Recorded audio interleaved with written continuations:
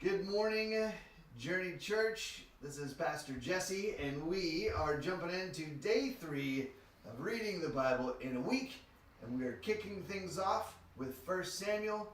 God is so good, and I love that we get to spend time in His Word all week. Now, 1 Samuel. 1 Samuel chapter 1. There was a certain man of Ramathoim of the hill country of Ephraim, whose name was Elkanah, the son of Jeroboam, son of Elah, son of Tohu, son of Zophah, an Ephrathite.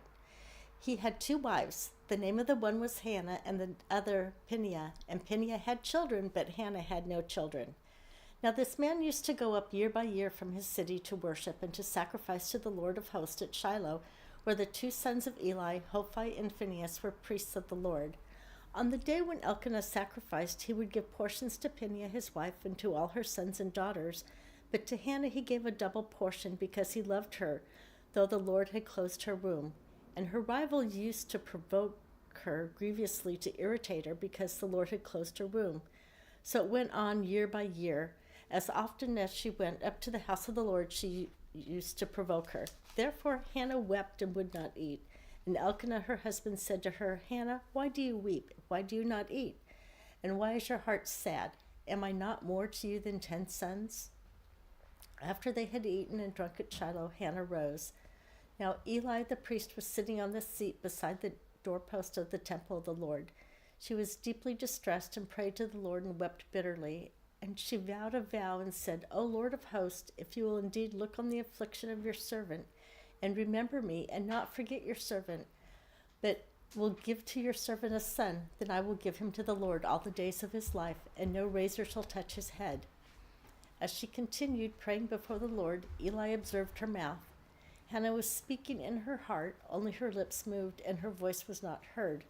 Therefore Eli took her to be a drunken woman. And Eli said to her, How long will you go on being drunk? Put your wine away from you. But Hannah answered, No, my lord, I am a woman troubled in spirit. I have drunk neither wine nor strong drink, but I have been pouring out my soul before the Lord.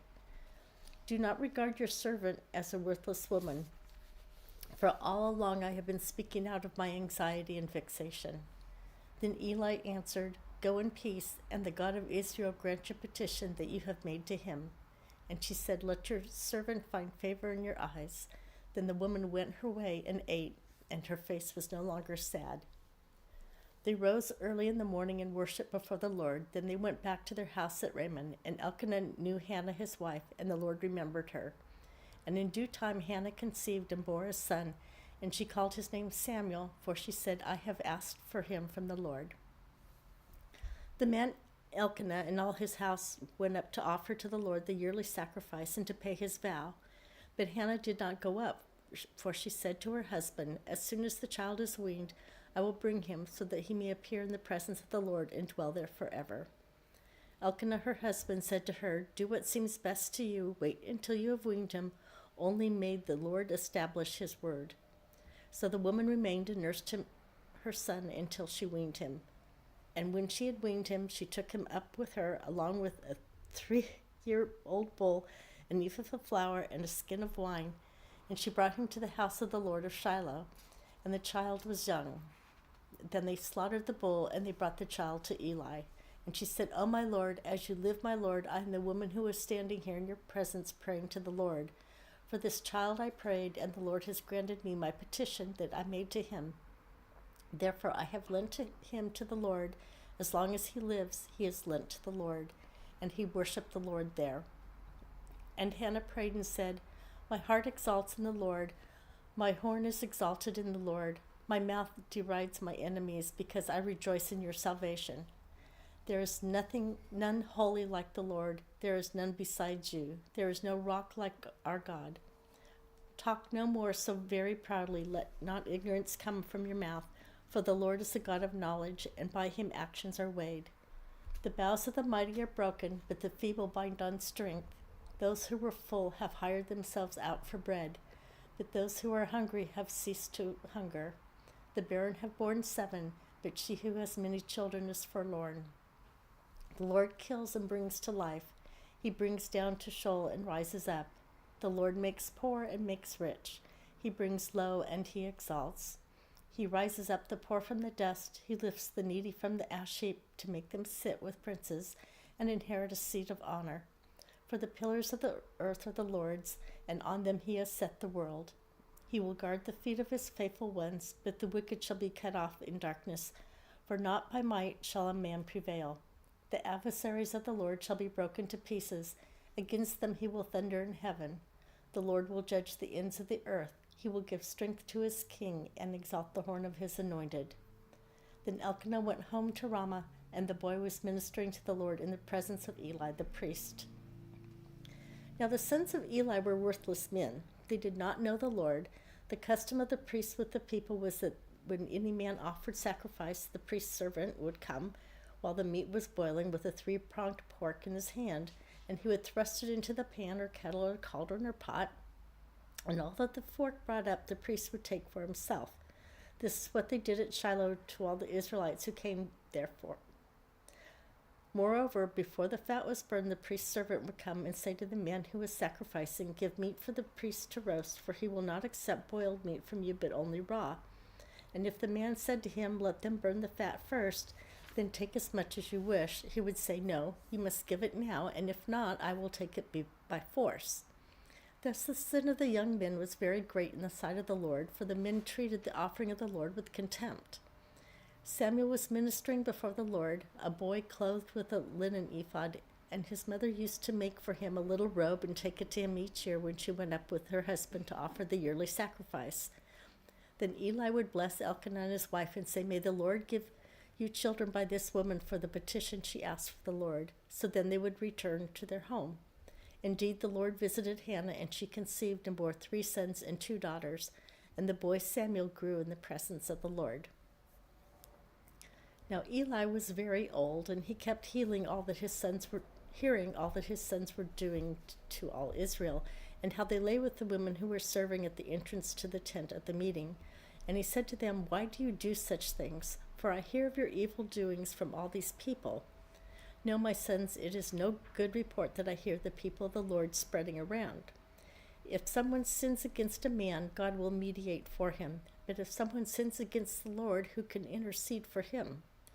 But they would not listen to the voice of their father, for it was the will of the Lord to put them to death. Now the boy Samuel continued to grow, both in stature and in favor with the Lord and also with man. And there came a man of God to Eli and said to him, "Thus says the Lord, did I indeed reveal myself to the house of your father when they were in Egypt, subject to the house of Pharaoh? Did I choose him out of all the tribes of Israel to be my priest, to go up to my altar, to burn incense, to wear an ephod before me? I give to the house of your father all my offerings by fire from the people of Israel. Why then do you scorn my sacrifices and my offerings that I commanded for my dwelling, and honor your sons above me by fattening yourselves on the choicest parts of every offering to my people Israel? Therefore the Lord, the God of Israel, declares, I promised that your house and the house of your father should go in and out before me forever. But now the Lord declares, far be it from me, for those who honor me I will honor, and those who despise me shall be lightly esteemed. Behold, the days are coming when I will cut off your strength and the strength of your father's house, so that there will not be an old man in your house. Then in distress you will look with envious eye on all the prosperity that shall be bestowed on Israel, and there shall not be an old man in your house forever. The only one of you who I shall not cut off from my altar shall be spared to weep his eyes out, to grieve his heart, and all the descendants of your house shall die by the sword of men.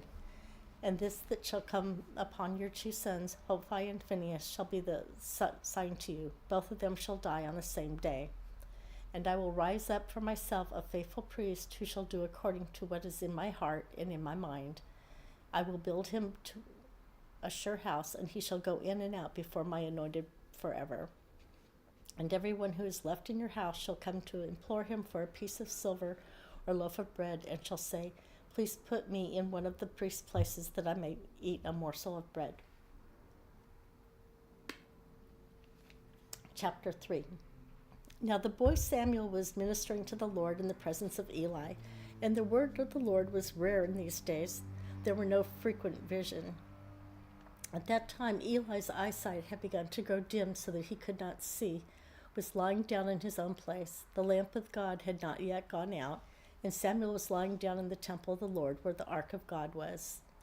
Then the Lord called Samuel, and he said, "Here I am." And he ran to Eli and said, "Here I am, for you called me." But he said, "I did not call. Lie down again." So he went and lay down again.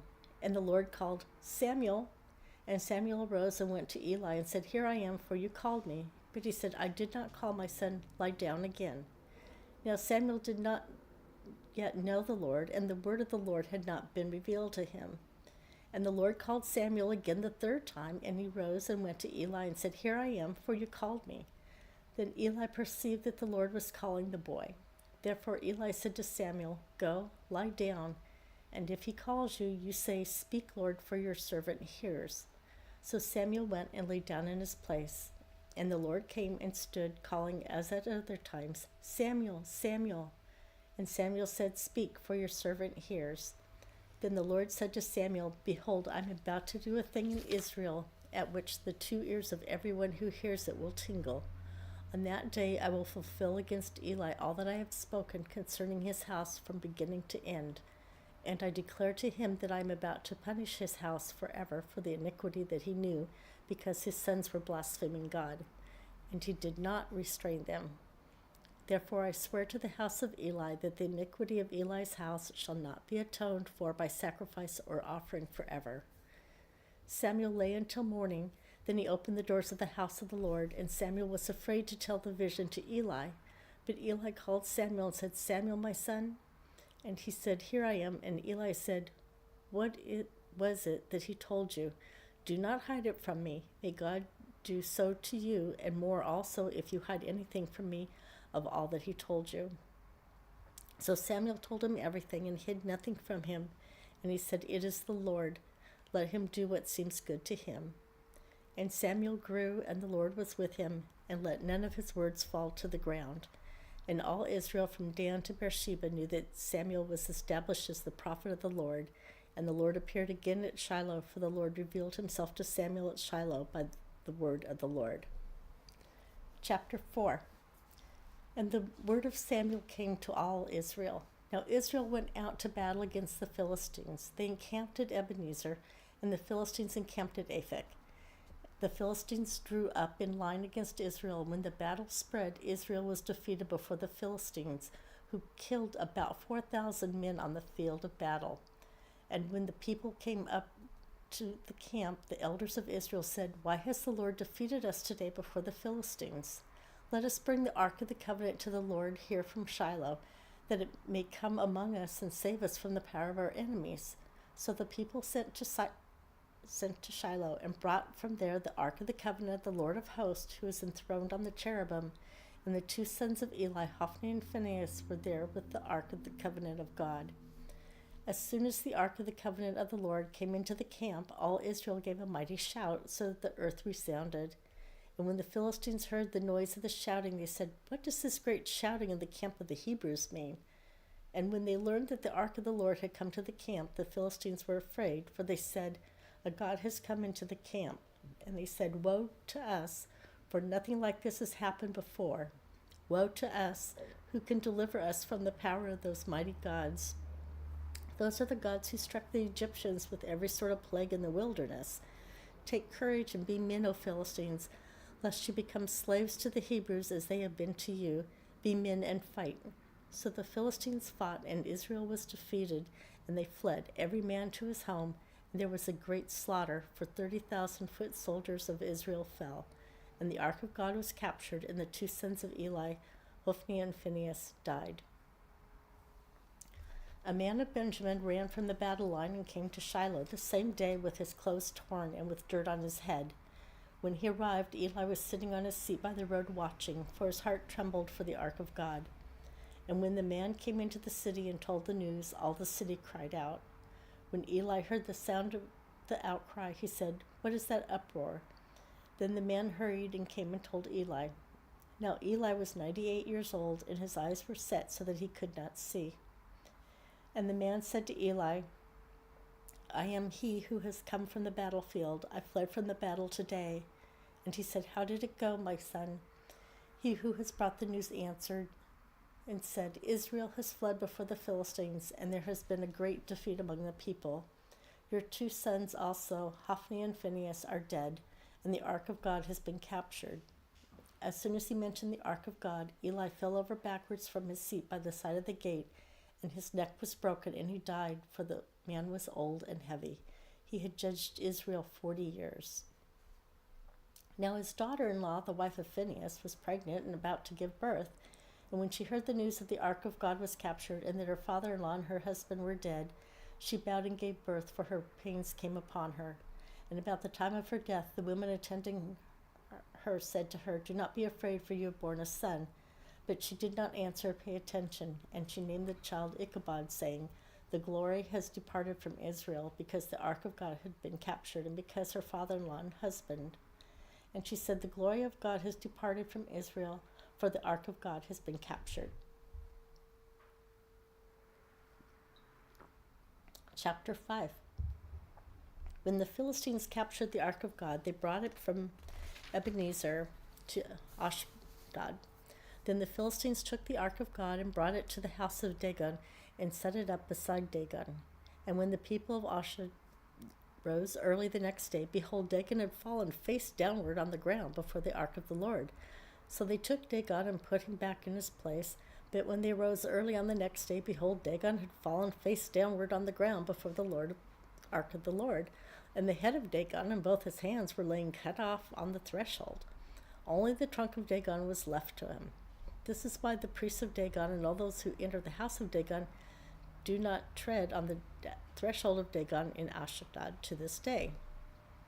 The hand of the Lord was heavy against the people of Ashdod, and he terrified and afflicted them with tumors, both Ashdod and its territory.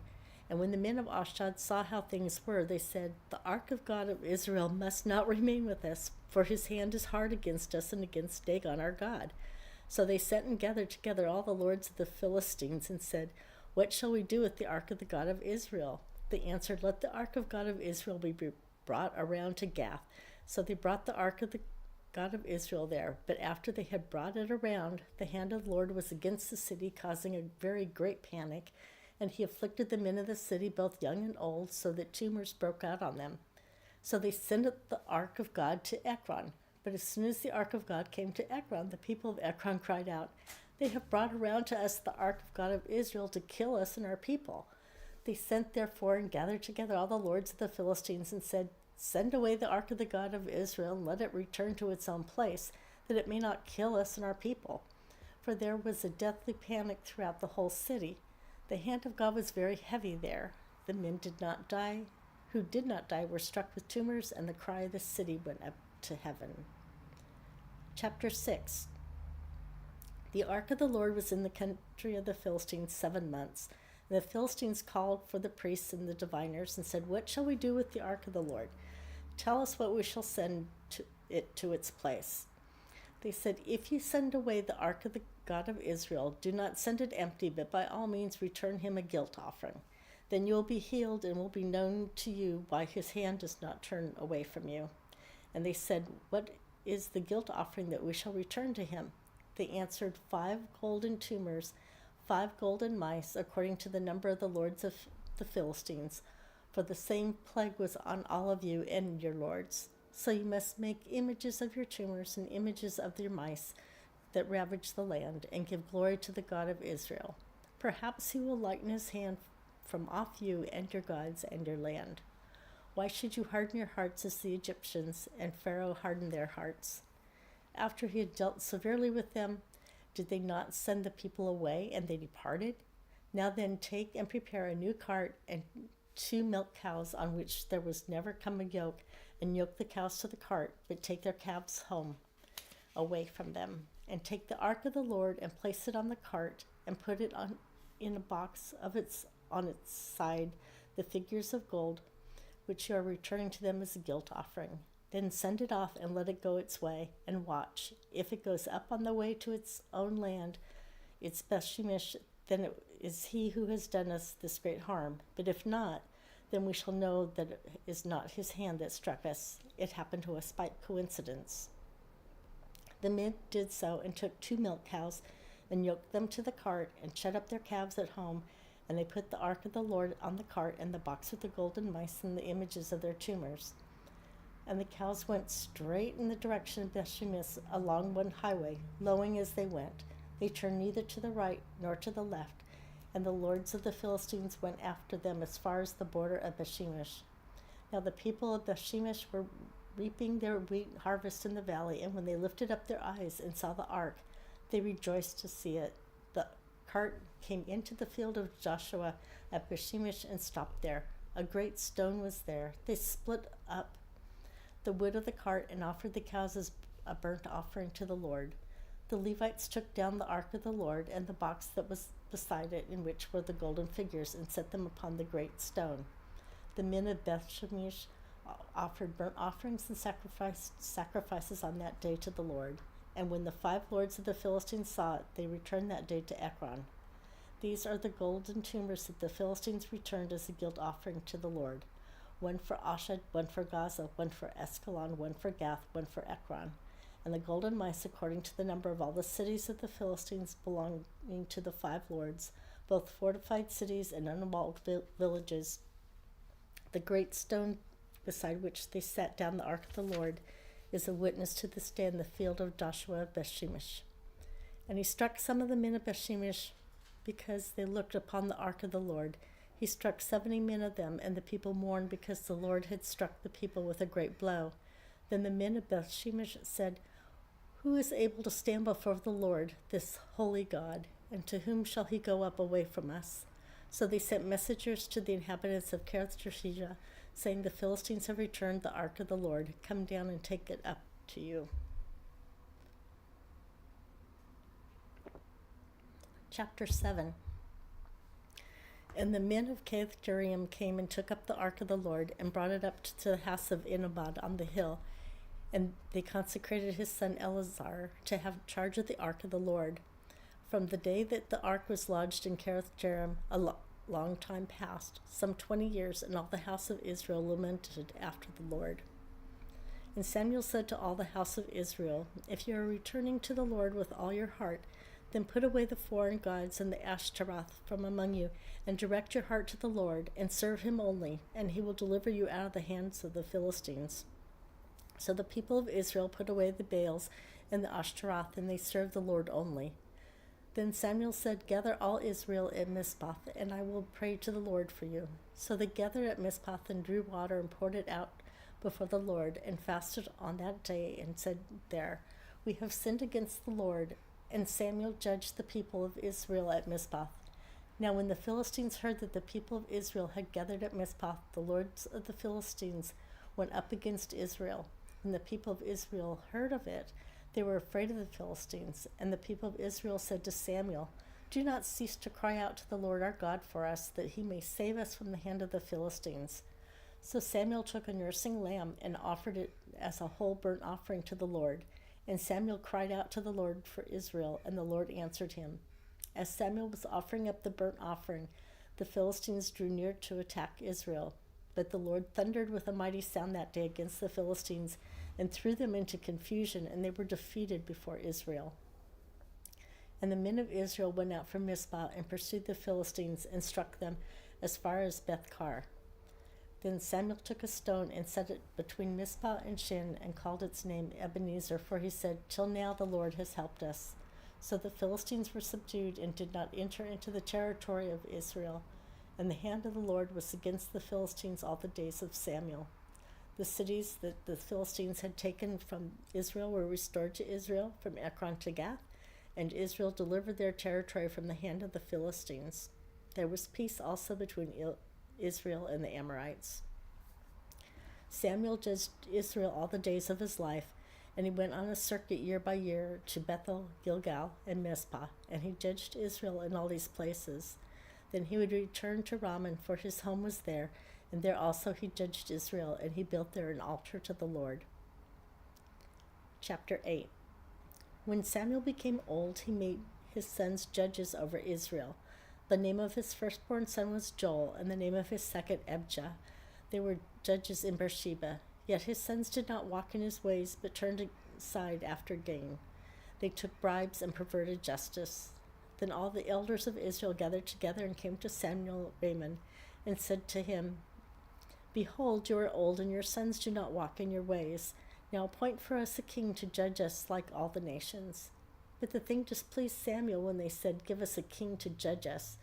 And Samuel prayed to the Lord, and the Lord said to Samuel, Obey the voice of the people in all they say to you, for they have not rejected you, but they have rejected me from being king over them, according to all the deeds that they have done from the day I brought them up out of Egypt, even to this day, forsaking me and serving other gods. So they are also doing to you. Now then, obey their voice. Only you shall solemnly warn them and show them the ways of the king who shall reign over them. So Samuel told all the words of the Lord to the people who were asking for the king from them. He said, These will be the ways of the king who will reign over you. He will take your sons and appoint them to his chariots and to be his horsemen and to run before the chariots. And he will appoint for himself commanders of thousands and commanders of fifties, and some to plow his ground and reap his harvest, and to make his implements of war and the equipment of his chariots. He will take your daughters to be perfumers and cooks and bakers, and he will take the best of your fields in vineyards and olive orchards and give them to his servants. He will take the tenth of your grain and of your vineyards and give it to his officers and to his servants. He will take your male servants and female servants and the best of your young men and your donkeys, and he will put them to his work. He will take the tenth of your flocks, and you shall be his slaves. And in that day you will cry out because of your king, whom you have chosen for yourselves, but the Lord will not answer you in that day. But the people refused to obey the voice of Samuel, and they said, No, but there shall be a king over us, that we also may be like the nations, and that our king may judge us and go out before us and fight our battles. And when Samuel had heard all the words of the people, he repeated them in the ears of the Lord, and the Lord said to Samuel, Obey their voice and make them a king. Samuel then said to the men of Israel, Go every man to his city. Okay, chapter 9.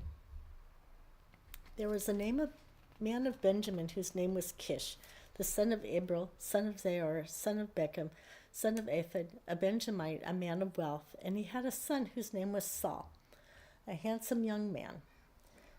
There was not a man among the people of Israel more handsome than he, for his shoulders upward he was taller than any of the people.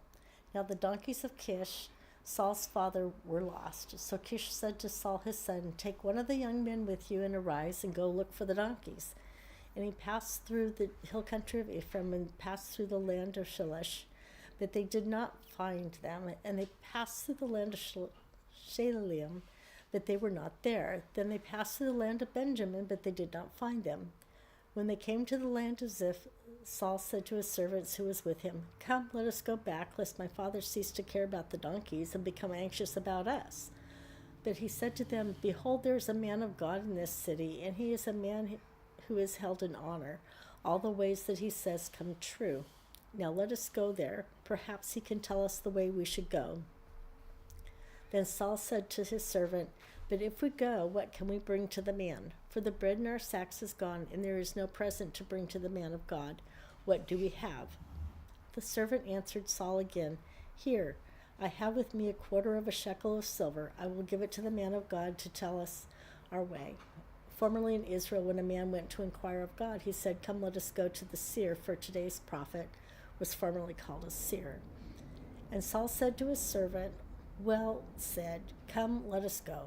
So they went to the city where the man of God was. As they went up the hill to the city, they met young women coming out to draw water and said to them, Is the seer here? They answered, He is. Behold, he is just ahead of you. Hurry, he is just now to the city, because the people have a sacrifice today in the high place. As soon as you enter the city, you will find him before he goes up to the high place to eat. For the people will not eat until he comes, since he must bless the sacrifice. Afterward, those who are invited will eat. Now go up, for you will meet him immediately. So they went up to the city. As they were entering the city, they saw Samuel coming out towards them on his way up to the high place. Now the day before Saul came, the Lord had revealed to Samuel, Tomorrow about this time I will send to you a man from the land of Benjamin, You shall anoint him to be prince over my people Israel.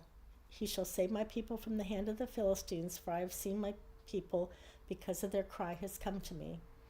When Samuel saw Saul, the Lord told him, Here is the man of whom I spoke to you.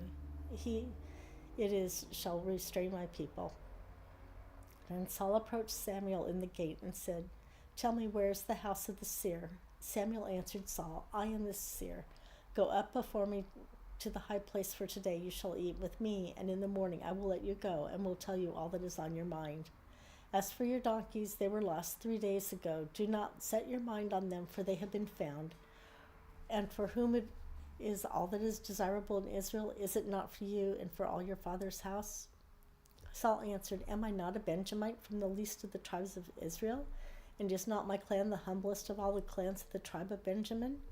Why then have you spoken to me in this way? Then Samuel took Saul and his young man and brought them to the hall and gave them a place at the head of those who had been invited, who were about 30 persons. And Samuel said to the cook, Bring the portion I gave you, of which I said to you, Put it aside. So the cook took up the leg and what was on it and set it before Saul. And Samuel said, See, what was kept is set before you. Eat, because it was kept for you until the hour appointed, that you may eat with the guests. So Saul ate with Samuel that day. And when they came down from the high place into the city, a bed was spread for Saul on the roof, and he lay down to sleep. Then at the break of dawn, Samuel called to Saul on the roof, Up, that I may send you on your way. So Saul arose, and both he and Samuel went out into the street. As they were going down to the outskirts of the city, Samuel said to Saul, Tell the servant to pass on before us, and when he has passed on, stop here yourself for a while, that I may make known to you the word of God. There you go. Okay. 30 minutes already? Thanks, Ruth.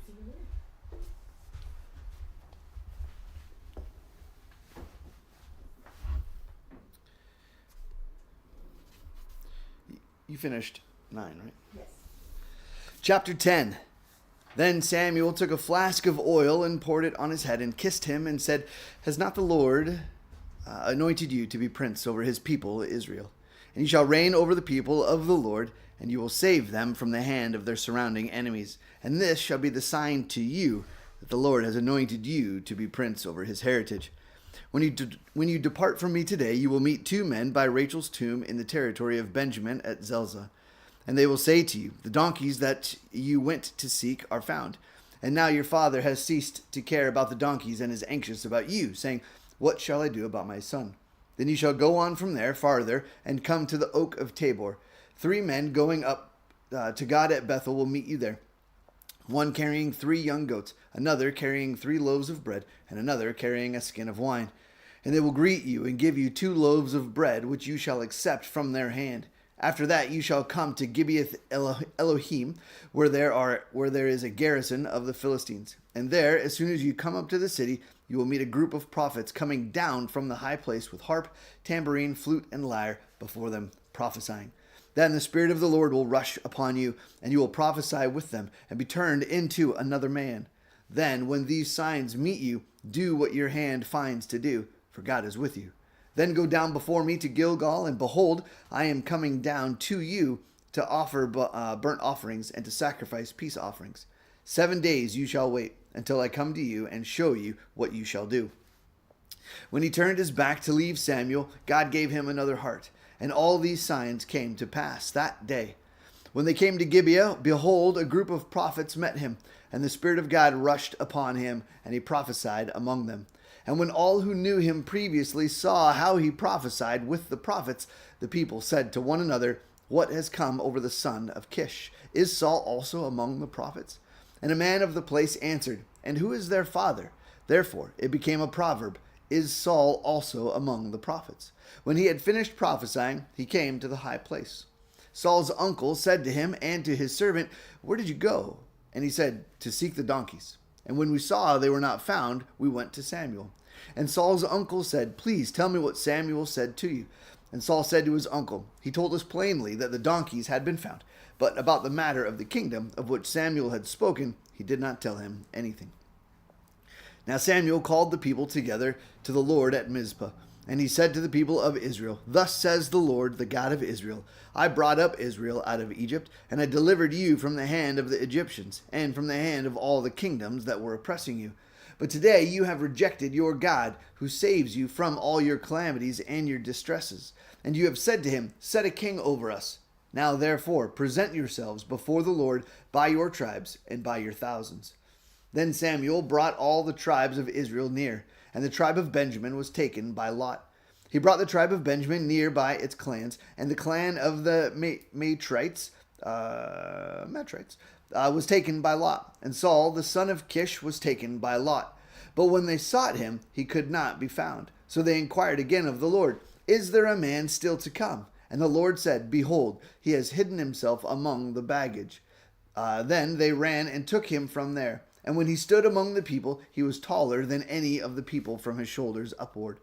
And Samuel said to all the people, Do you see him, whom the Lord has chosen? There is none like him among all the people. And all the people shouted, Long live the king. Then Samuel told the people the rights and duties of the kingship, and he wrote them in a book and laid it up before the Lord.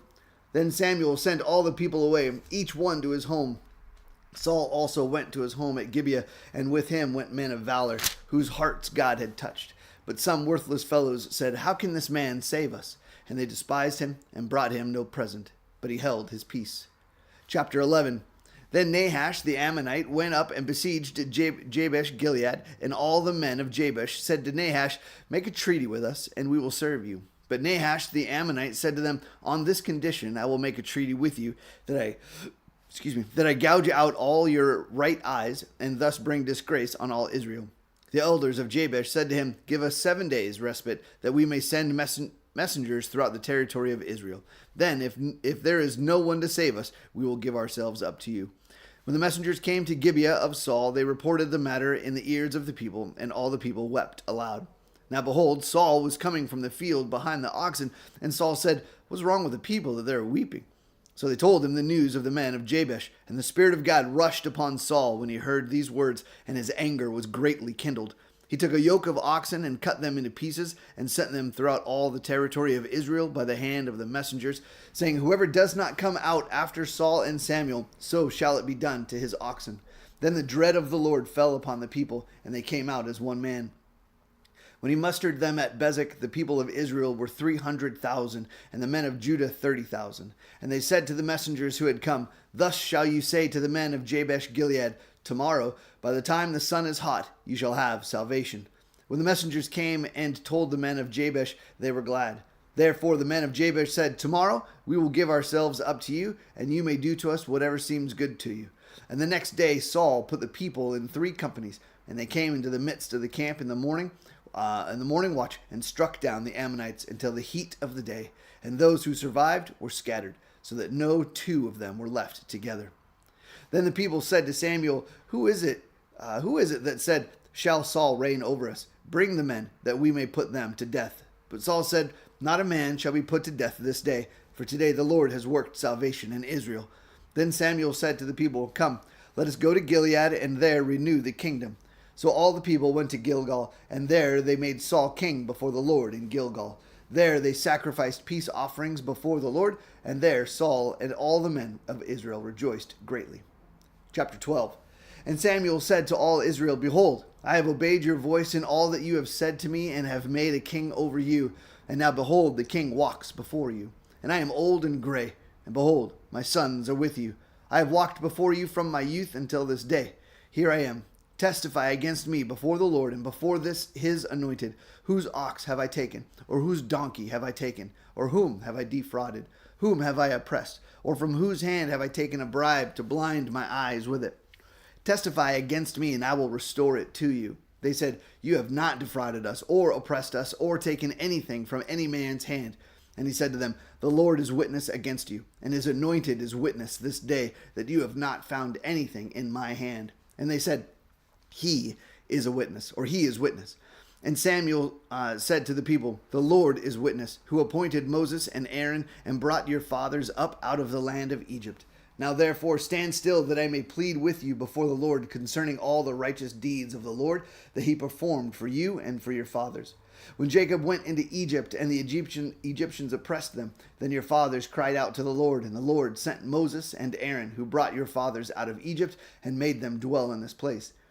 But they forgot the Lord their God, and he sold them into the hand of Sisera, commander of the army of Hazor, and into the hand of the Philistines, into the hand of the king of Moab, and they fought against them.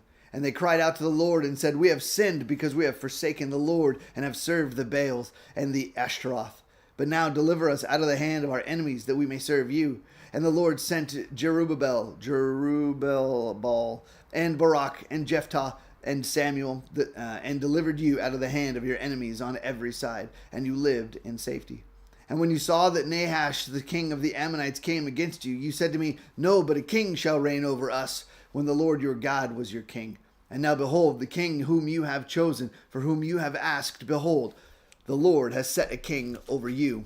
If you will fear the Lord and serve him and obey his voice and not rebel against the commandment of the Lord, and if both you and the king who reigns over you will follow the Lord your God, it will be well. But if you will not obey the voice of the Lord, but rebel against the commandment of the Lord, then the hand of the Lord will be against you and your king. Now therefore stand still and see this great thing that the Lord will do before your eyes. Is it not wheat harvest today? I will call upon the Lord that he may send thunder and rain, and you shall know and see that your wickedness is great, which you have done in the sight of the Lord, in asking for yourselves a king. So Samuel called upon the Lord, and the Lord sent thunder and rain that day, and all the people greatly feared the Lord and Samuel. And all the people said to Samuel, Pray for your servants to the Lord your God, that we may not die, for we have added to all our sins this evil to ask for ourselves a king. And Samuel said to the people, Do not be afraid. You have done all this evil. Yet do not turn aside from following the Lord, but serve the Lord with all your heart. Do not turn aside after empty things that cannot profit or deliver, for they are empty. For the Lord will not forsake his people for his great name's sake, because it has pleased the Lord to make you a people for himself. Moreover, as for me, far be it from me that I should sin against the Lord by ceasing to pray for you, and I will instruct you in the good and the right way. Only fear the Lord and serve him faithfully with all your heart, for consider what great things he has done for you.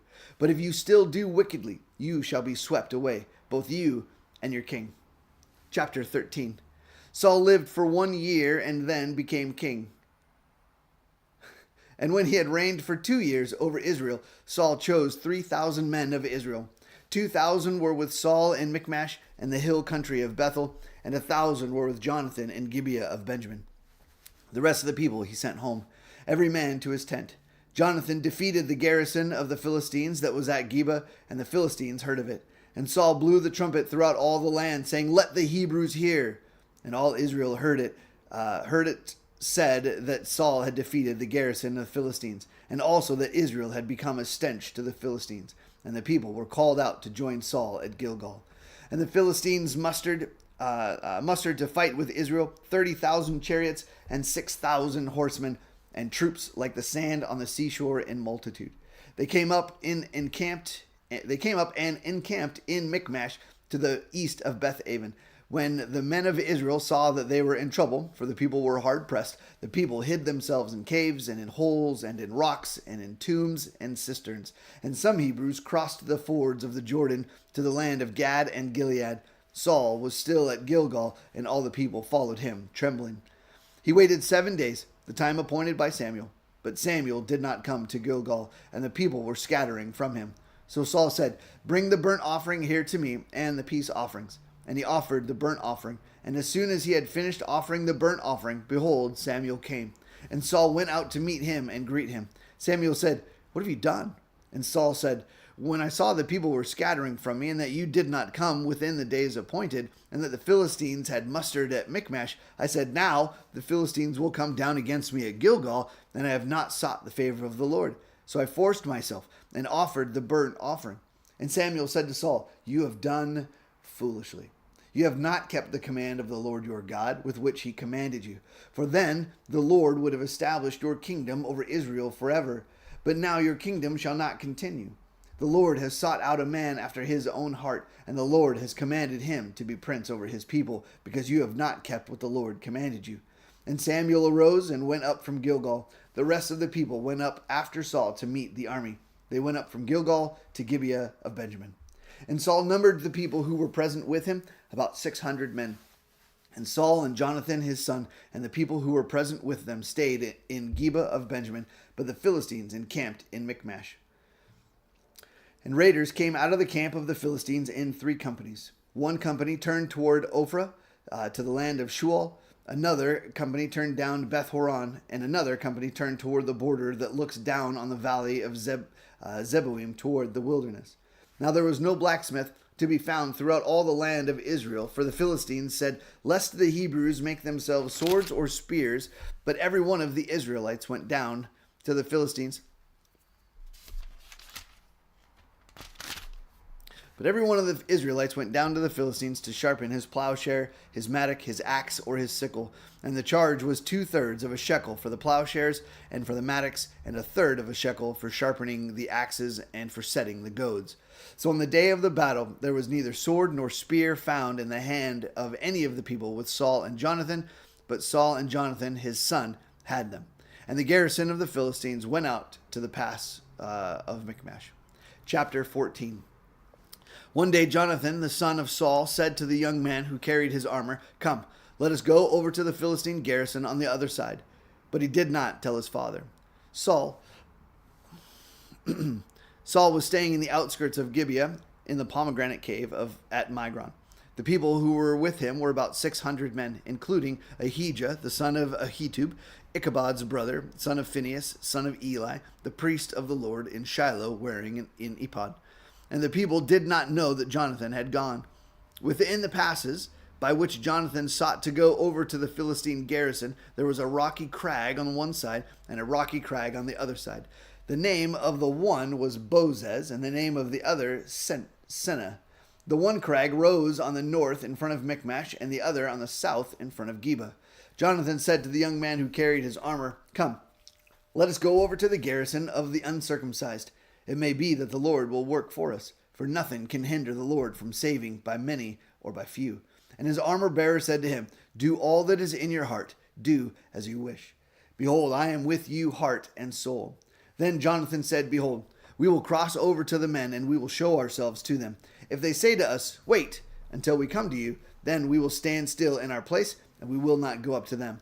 But if they say, 'Come up to us,' then we will go up, for the Lord has given them into our hand, and this shall be the sign to us." So both of them showed themselves to the garrison of the Philistines. And the Philistines said, "Look, Hebrews are coming out of the holes where they have hidden themselves." And the men of the garrison hailed Jonathan and his armor-bearer and said, "Come up to us, and we will show you a thing." And Jonathan said to his armor-bearer, "Come up after me, for the Lord has given them into the hand of Israel." Then Jonathan climbed up on his hands and feet, and his armor-bearer after him, and they fell before Jonathan, and his armor-bearer killed them after him. And that first strike which Jonathan and his armor-bearer made killed about 20 men within, as it were half a furrow's length in an acre of land. And there was a panic in the camp, in the field, and among all the people. The garrison and even the raiders trembled, the earth quaked, and it became a very great panic. And the watchmen of Saul in Gibeah of Benjamin looked, and behold, the multitude was dispersing here and there. Then Saul said to the people who were with him, Count and see who has gone from us." And when they had counted, behold, Jonathan and his armor-bearer were not there. So Saul said to Ahijah, "Bring the ark of God here," for the ark of God went at that time with the people of Israel. Now while Saul was talking to the priest, the tumult in the camp of the Philistines increased more and more. So Saul said to the priest, "Withdraw your hand." Then Saul and all the people who were with him rallied and went into battle. And behold, every Philistine's sword was against his fellow, and there was very great confusion. Now the Hebrews who had been with the Philistines before that time, and who had gone up with them into the camp, even they also turned to be with the Israelites who were with Saul and Jonathan. Likewise, when all the men of Israel who had hidden themselves in the hill country of Ephraim heard that the Philistines were fleeing, they too followed hard after them in the battle. So the Lord saved Israel that day, and the battle passed beyond Beth-aven. And the men of Israel had been hard pressed that day. So Saul had laid an oath on the people, saying, "Cursed be the man who eats food until it is evening, and I am avenged on my enemies." So none of the people had tasted food. Now, when all the people came to the forest, behold, there was honey on the ground. And when the people entered the forest, behold, the honey was dripping. But no one put his hand to his mouth, for the people feared the oath. But Jonathan had not heard his father's charge. The people with the oath had not charged the people with the oath. So he put out the tip of his staff that was in his hand and dipped it in the honeycomb and put his hand to his mouth, and his eyes became bright. Then one of the people said, "Your father strictly charged the people with an oath, saying, 'Cursed be the man who eats food this day.' And the people were faint. Then Jonathan said, 'My father has troubled the land. See how my eyes have become bright because I tasted a little of this honey? How much better if the people had eaten freely today of the spoil of their enemies that they found. For now the defeat among the Philistines has not been great.' They struck down the Philistines that day from Michmash to Ahijalon, and the people were very faint. The people pounced on the spoil and took sheep and oxen and calves and slaughtered them on the ground, and the people ate them with the blood. Then they told Saul, 'Behold, the people are sinning against the Lord by eating with the blood.' And he said, 'You have dealt treacherously. Roll a great stone to me here.' And Saul said, 'Disperse yourself among the people and say to them, Let every man bring his ox or his sheep and slaughter them here and eat. Do not sin against the Lord by eating with all the blood.' So every one of the people brought his ox with him that night, and they slaughtered them there. And Saul built an altar to the Lord. It was the first altar that he built to the Lord. Then Saul said, 'Let us go down after the Philistines by night and plunder them until the morning light. Let us not leave a man of them.' And they said, 'Do whatever seems good to you.' But the priests said, 'Let us draw near to God here.' And Saul inquired of God, 'Shall I go down after the Philistines? Will you give them into the hand of Israel?' But he did not answer him that day. And Saul said, 'Come here, all you leaders of the people, and know and see how this sin has arisen today.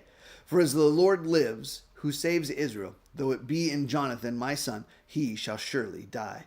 But there was not a man among all the people who answered him. Then he said to all Israel, 'You shall be on one side, and I and Jonathan my son will be on the other side.' And the people said to Saul, 'Do what seems good to you.' Therefore Saul said, 'O Lord God of Israel, why have you not answered your servant this day? If this guilt is in me or in Jonathan my son, O Lord God of Israel, give us Urim. But if this guilt is in your people Israel, give Thummim.' And Jonathan and Saul were taken, but the people escaped.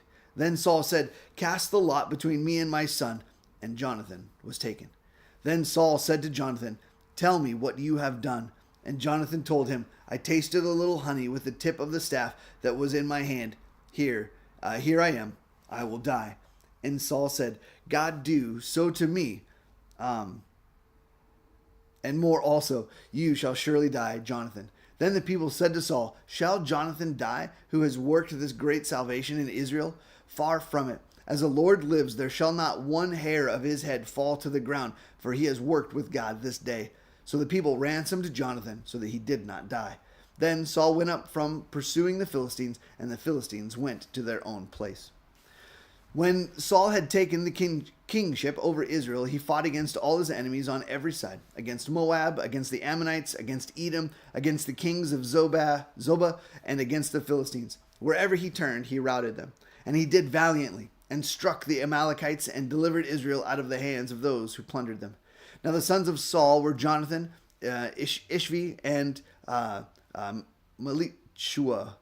And the names of his two daughters were these. The names of the firstborn was Merib, and the name of the younger, Michal. And the name of Saul's wife was Ahinoam, the daughter of Ahimaaz. And the name of the commander of his army was Abner, the son of Ner, Saul's uncle. Kish was the father of Saul, and Ner the father of Abner, who was the son of Abiel. And there was hard fighting against the Philistines all the days of Saul. And when Saul saw any strong man or any valiant man, he attached him himself. Chapter 15. And Samuel said to Saul, 'The Lord sent me to anoint you king over his people Israel. Now therefore listen to the words of the Lord. Thus says the Lord of hosts, I have noted what Amalek did to Israel in opposing them on the way when they came up out of Egypt. Now go and strike Amalek and devote to destruction all that they have. Do not spare them, but kill both man and woman, child and infant, ox and sheep, camel and donkey. So Saul summoned the people and numbered them in Telaim, 200,000 men on foot and 10,000 men of Judah. And Saul came to the city of Amalek and lay in wait in the valley. Then Saul said to the Kenites, Go, depart, go down from among the Amalekites, lest I destroy you with them. For you showed kindness to all the people of Israel when they came up out of Egypt. So the Kenites departed from Saul among the Amalekites, and Saul defeated the Amalekites from Havilah as far as Shur, which is east of Egypt. And he took Agag, the king of Amalekites, alive, and devoted to destruction all the people with the edge of the sword. But Saul and the people spared Agag and the best of the sheep and of the oxen and of the fattened calves and the lambs, and all that was good, and would not utterly destroy them. All that was despised and worthless they devoted to destruction. The word of the Lord came to Samuel. I regret that I have made Saul king, for he has turned back from following me and has not performed my commandments. And Samuel was angry, and he cried to the Lord all night. And Samuel rose early to meet Saul in the morning. And it was told Samuel, Saul came to Carmel. And behold, he set up a monument for himself, and turned and passed on and went down to Gilgal. And Samuel came to Saul, and Saul said to him, Blessed be you, and be you to the Lord. I have performed the commandment of the Lord. And Saul said, What then is this bleating of the sheep in my ears and the lowing of the oxen that I hear? Saul said, They have brought them from the Amalekites, for the people spared the best of the sheep and the oxen to sacrifice to the Lord your God, and the rest we have devoted to destruction. Then Samuel said to Saul, Stop! I will tell you what the Lord said to me this night. And he said to him, Speak. And Samuel said, Though you are little in your own eyes, you are not the head of the tribes of Israel. Or are you not the head of the tribes of Israel? The Lord anointed you king over Israel. And the Lord sent you on a mission and said, Go, devote to destruction the sinners, the Amalekites, and fight against them until they are consumed. Why then did you not obey the voice of the Lord? Why did you pounce on the spoil and do what was evil in the sight of the Lord? And Saul said to Samuel, I have obeyed the voice of the Lord. I have gone on mission on which the Lord sent me. I have brought Agag, the king of Amalek. I have devoted the Amalekites to destruction. But the people took of the spoil, sheep and oxen, the best of the things devoted to destruction, to sacrifice to the Lord your God in Gilgal. And Samuel said, Has the Lord as great delight in burnt offerings and sacrifices as in obeying the voice of the Lord? Behold, to obey is better than sacrifice, and to listen than the fat of rams. For rebellion is as the sin of divination, and presumption is as iniquity and idolatry. Because you have rejected the word of the Lord, he has also rejected you from being king.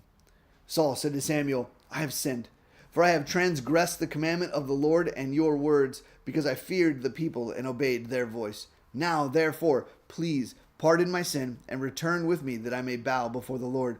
And Samuel said to Saul, I will not return with you, for you have rejected the word of the Lord, and the Lord has rejected you from being king over Israel. And Samuel turned to go away. Saul seized the skirt of his robe, and it tore.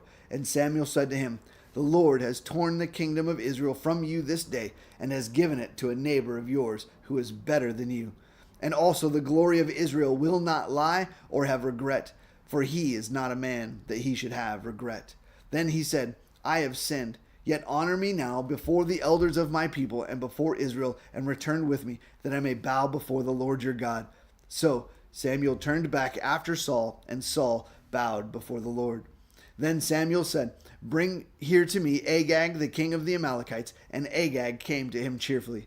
Agag said, Surely the bitterness of death is past. And Samuel said, As your sword has made women childless, so shall your mother be childless among women. And Samuel hacked Agag to pieces before the Lord in Gilgal. Then Samuel went to Ramah, and Saul went up to his house in Gibeah of Saul. And Samuel did not see Saul again until the day of his death. But Samuel grieved over Saul, and the Lord regretted that he had made Saul king over Israel.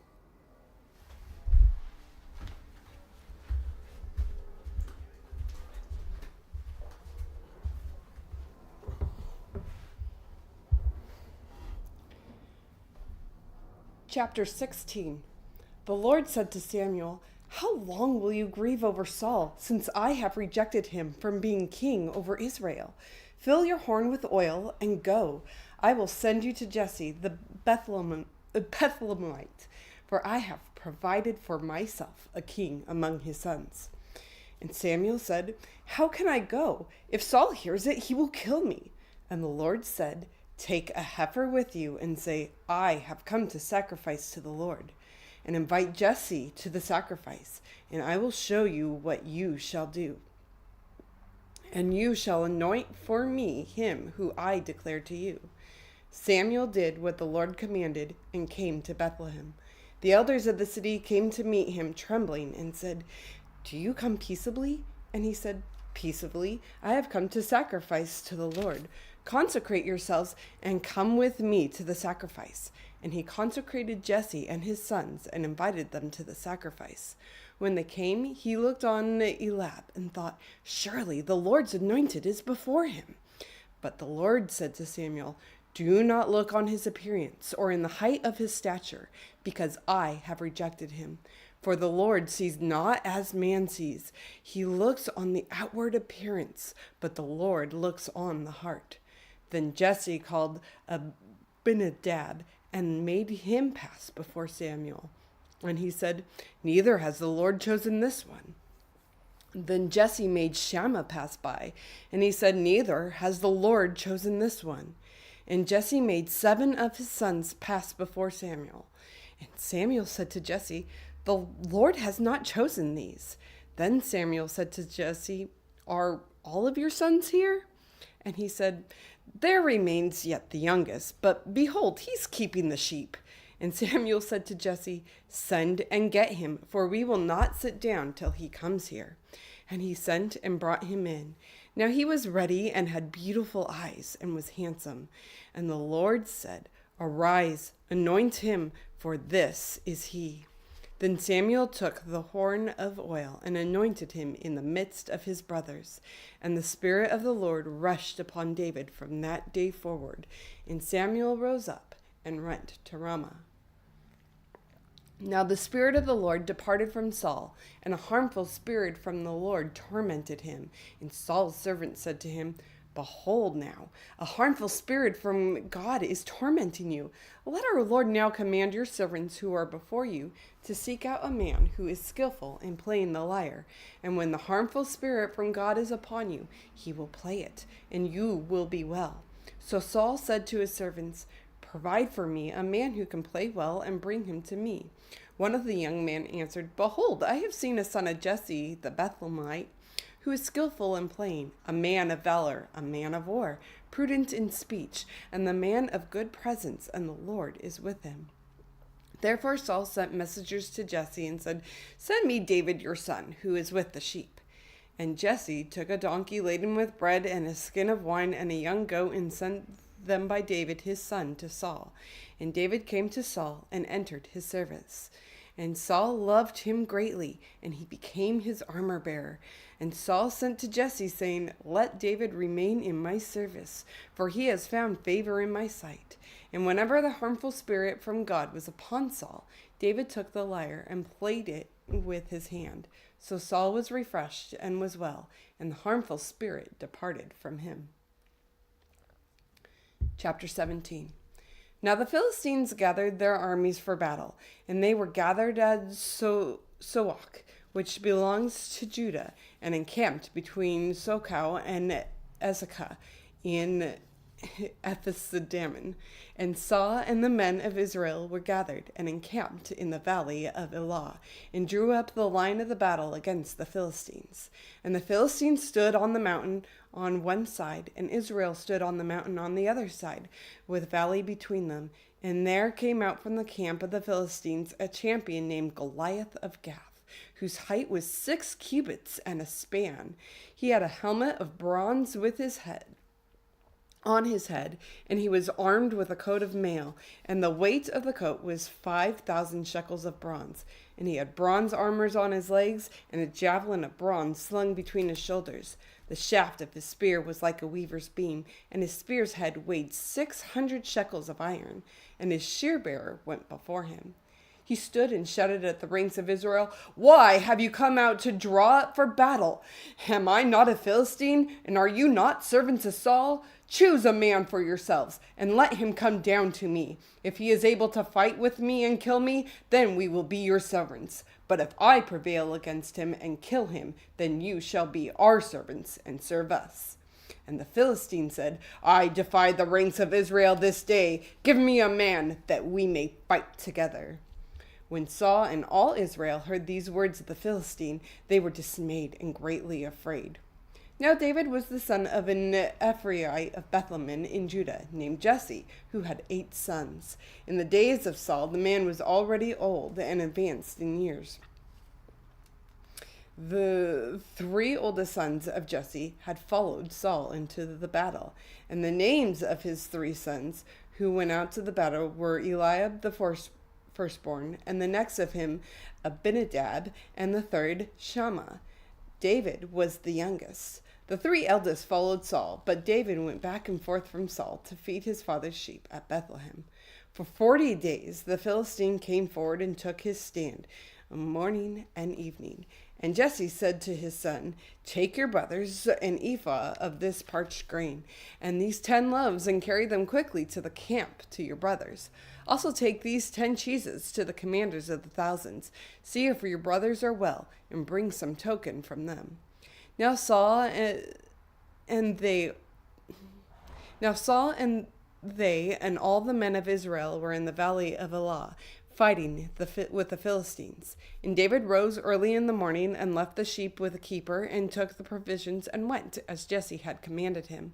And he came to the encampment at the host and was going out to the battle line, shouting the war cry. And Israel and the Philistines drew up for battle, army against army. And David left the things in charge of the keeper of the baggage, and ran to the ranks, and went and greeted his brothers. As he talked with them, behold, the champion, the Philistine of Gath, Goliath by name, came out of the ranks of the Philistines, and spoke the same words as before. And David heard him. All the men of Israel, when they saw the man, fled from him and were much afraid. And the men of Israel said, "Have you seen this man who has come up? Surely he has come up to defy Israel. And the king will enrich the man who kills him with great riches, and will give him his daughter, and make his father's house free in Israel." And David said to the men who stood by him, "What shall be done for the man who kills this Philistine and takes away the reproach from Israel? For who is this uncircumcised Philistine, that he should defy the armies of the living God?" And the people answered him in the same way, "So shall it be done to the man who kills him." Now Eliab, the eldest brother, heard when he spoke to the men. And Eliab's anger kindled against David, and he said, "Why have you come down? And with whom have you left those few sheep in the wilderness? I know your presumption and the evil of your heart, for you have come down to see the battle." And David said, "What have I done now? Was it not but a word?" And he turned away from him toward another, and spoke in the same way. And the people answered him again as before. When the words that David spoke were heard, they repeated before Saul, and he sent before him. And David said to Saul, "Let no man's heart fail because of him. Your servant will go and fight with this Philistine." And Saul said to David, "You are not able to go against this Philistine to fight with him, for you are but a youth, and he has been a man of war from his youth." But David said to Saul, "Your servant used to keep sheep for his father, and when there came a lion or a bear or took a lamb from the flock, I went after him and struck him and delivered it out of his mouth. And if he arose against me, I caught him by his beard and struck him and killed him. Your servant has struck down both lions and bears. This uncircumcised Philistine shall be like one of them, for he has defied the armies of the living God." And David said, "The Lord who delivered me from the paw of the lion and from the paw of the bear will deliver me from the hand of this Philistine." And Saul said to David, "Go, and the Lord be with you." Then Saul clothed David with his armor. He put a helmet of bronze on his head and clothed him with a coat of mail. And David strapped his sword over his armor, and he tried in vain to go, for he had not tested them. Then David said to Saul, I cannot go with these, for I have not tested them." So David put them off.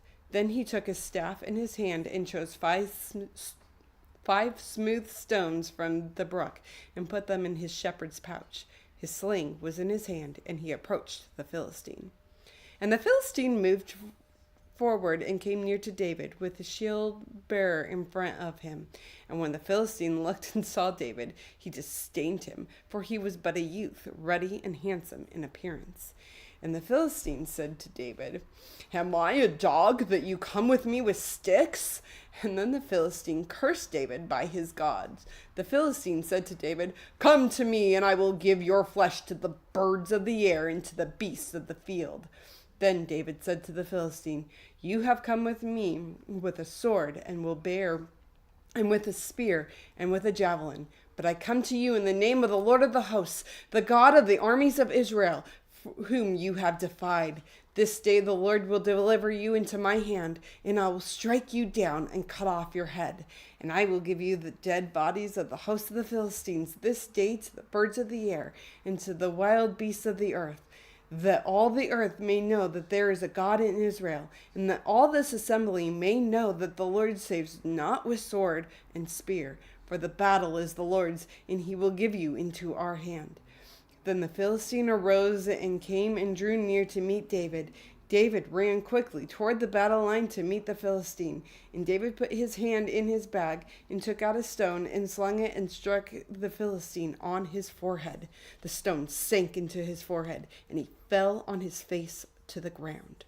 So David prevailed over the Philistine with a sling and with a stone, and struck the Philistine and killed him. There was no sword in the hand of David. Then David ran and stood over the Philistine and took his sword and drew it out of its sheath and killed him and cut off his head with it. When the Philistines saw that their champion was dead, they fled. And the men of Israel and Judah rose with a shout and pursued the Philistines as far as Gath at the gates of Ekron, so that the wounded Philistines fell on the way from Sharam as far as Gath and Ekron. And the people of Israel came back from chasing the Philistines, and they plundered their camp. And David took the head of the Philistine and brought it to Jerusalem, and he put his armor in his tent. As soon as Saul saw David go out against the Philistine, he said to Abner, the commander of the army, "Abner, whose son is this youth?" And Abner said, "As your soul lives, O king, I do not know." And the king said, "Inquire whose son this boy is." And as soon as David returned from striking down the Philistine, Abner took him and brought him before Saul with the head of the Philistine in his hand. And Saul said to them, "Whose son are you, young man?" And David answered, "I am the son of your servant, Jesse the Bethlehemite." Chapter 18. As soon as he finished speaking to Saul, the soul of Jonathan was knit to the soul of David, and Jonathan loved him as his own soul. And Saul took him that day and would not let him return to his father's house. Then Jonathan made a covenant with David because he loved him as his own soul. And Jonathan stripped himself of the robe that was on him and gave it to David, and his armor, and even his sword and his bow and his belt. And David went out and was successful wherever Saul went with him, so that Saul sent him over the men of war.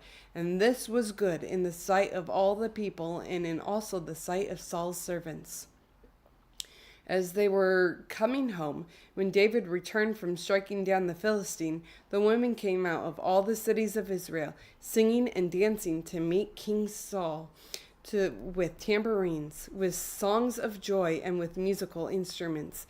And the women sang to one another as they celebrated, "Saul has struck down his thousands, and David his 10,000s."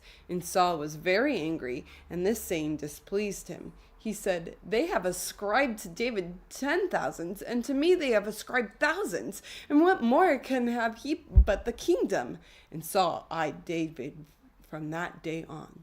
The next day, a harmful spirit from God rushed upon Saul, and he raved within his house while David was playing the lyre, as he did day by day. Saul had a spear in his hand, and Saul hurled the spear, for he thought, "I will pin David to the wall." But David evaded him twice. Saul was afraid of David because the Lord was with him, but he departed from Saul. So Saul removed him from his presence and made him a commander of 1,000. And he went out and came in before the people. And David had success in all his undertakings, for the Lord was with him. And when Saul saw that he had great success, he stood in fearful awe of him. But all Israel and Judah loved David, for he went out and came in before them. Then Saul said to David, "Here is my elder daughter Merab. I will give her to you for a wife. Only be valiant for me and fight the Lord's battles." For Saul thought, "Let not my hand be against him, but the hand of the Philistines be against him." And David said to Saul, "Who am I, and who are my relatives of my father's clan in Israel, that I should be the son-in-law to the king?" But at the time when Merab, Saul's daughter, should have been given to David, she was given to Adriel the Metholite for a wife. Now Saul's daughter Michal loved David, and they told Saul, and the thing pleased him. Saul thought, "Let me give her to him, that she may be a snare for him, and that the hand of the Philistines may be against him." Therefore Saul said to David the second time, "You shall now be my son-in-law." And Saul commanded his servants, "Speak to David in private and say, 'Behold, the king has delight in you, and all of his servants love you. Now then, become the king's son-in-law.'" And Saul's servants spoke these words in the ears of David. And David said, "Does it seem to you a little thing to become the king's son-in-law, since I am a poor man and have no reputation?" And the servants of Saul told him, "Thus and so did David speak." Then Saul said, "Thus shall you say to David that the king desires no bride price, except 100 foreskins of the Philistines, that he may be avenged of the king's enemies." Now Saul thought to make David fall by the hand of the Philistines. And when his servants told David these words, it pleased David well to be the king's son-in-law. Before the time had expired, David arose and went, along with his men, and killed 200 of the Philistines. And David brought their foreskins, which were given in full number to the king, that he might become the king's son-in-law. And Saul gave him his daughter Michal for a wife. But when Saul saw and knew that the Lord was with David, and that Michal, Saul's daughter, loved him, Saul was even more afraid of David. So Saul was David's enemy continually. Then the commanders of the Philistines came out to the battle, and as often as they came out, David had more success than all the servants of Saul, so that his name was highly esteemed.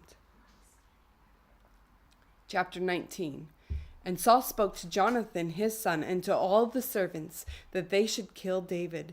But Jonathan, Saul's son, delighted much in David. And Jonathan told David, "Saul, my father, seeks to kill you. Therefore be on your guard in the morning. Stay in the secret place and hide yourself. And I will go out and stand beside my father in the field where you are. And I will speak to my father about you. And if I learn anything, I will tell you."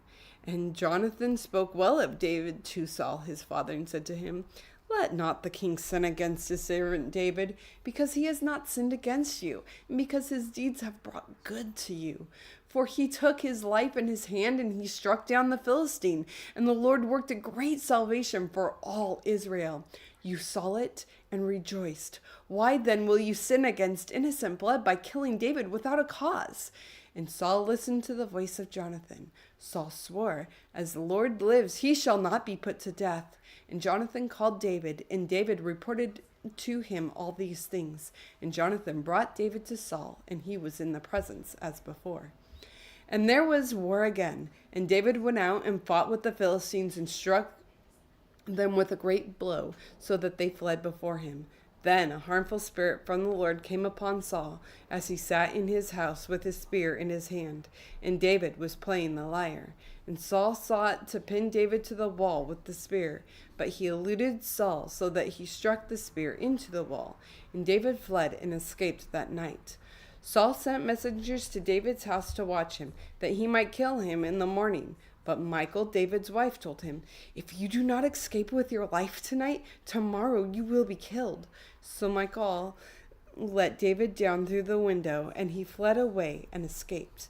Michal took an image and laid it on the bed and put a pillow of the goat's hair on its head and covered it with the clothes. And when Saul sent messengers to take David, she said, "He is sick." Then Saul sent the messengers to see David, saying, "Bring him up to me in the bed, that I may kill him." And when the messengers came in, behold, the image was in the bed, with the pillow of goat's hair at its head.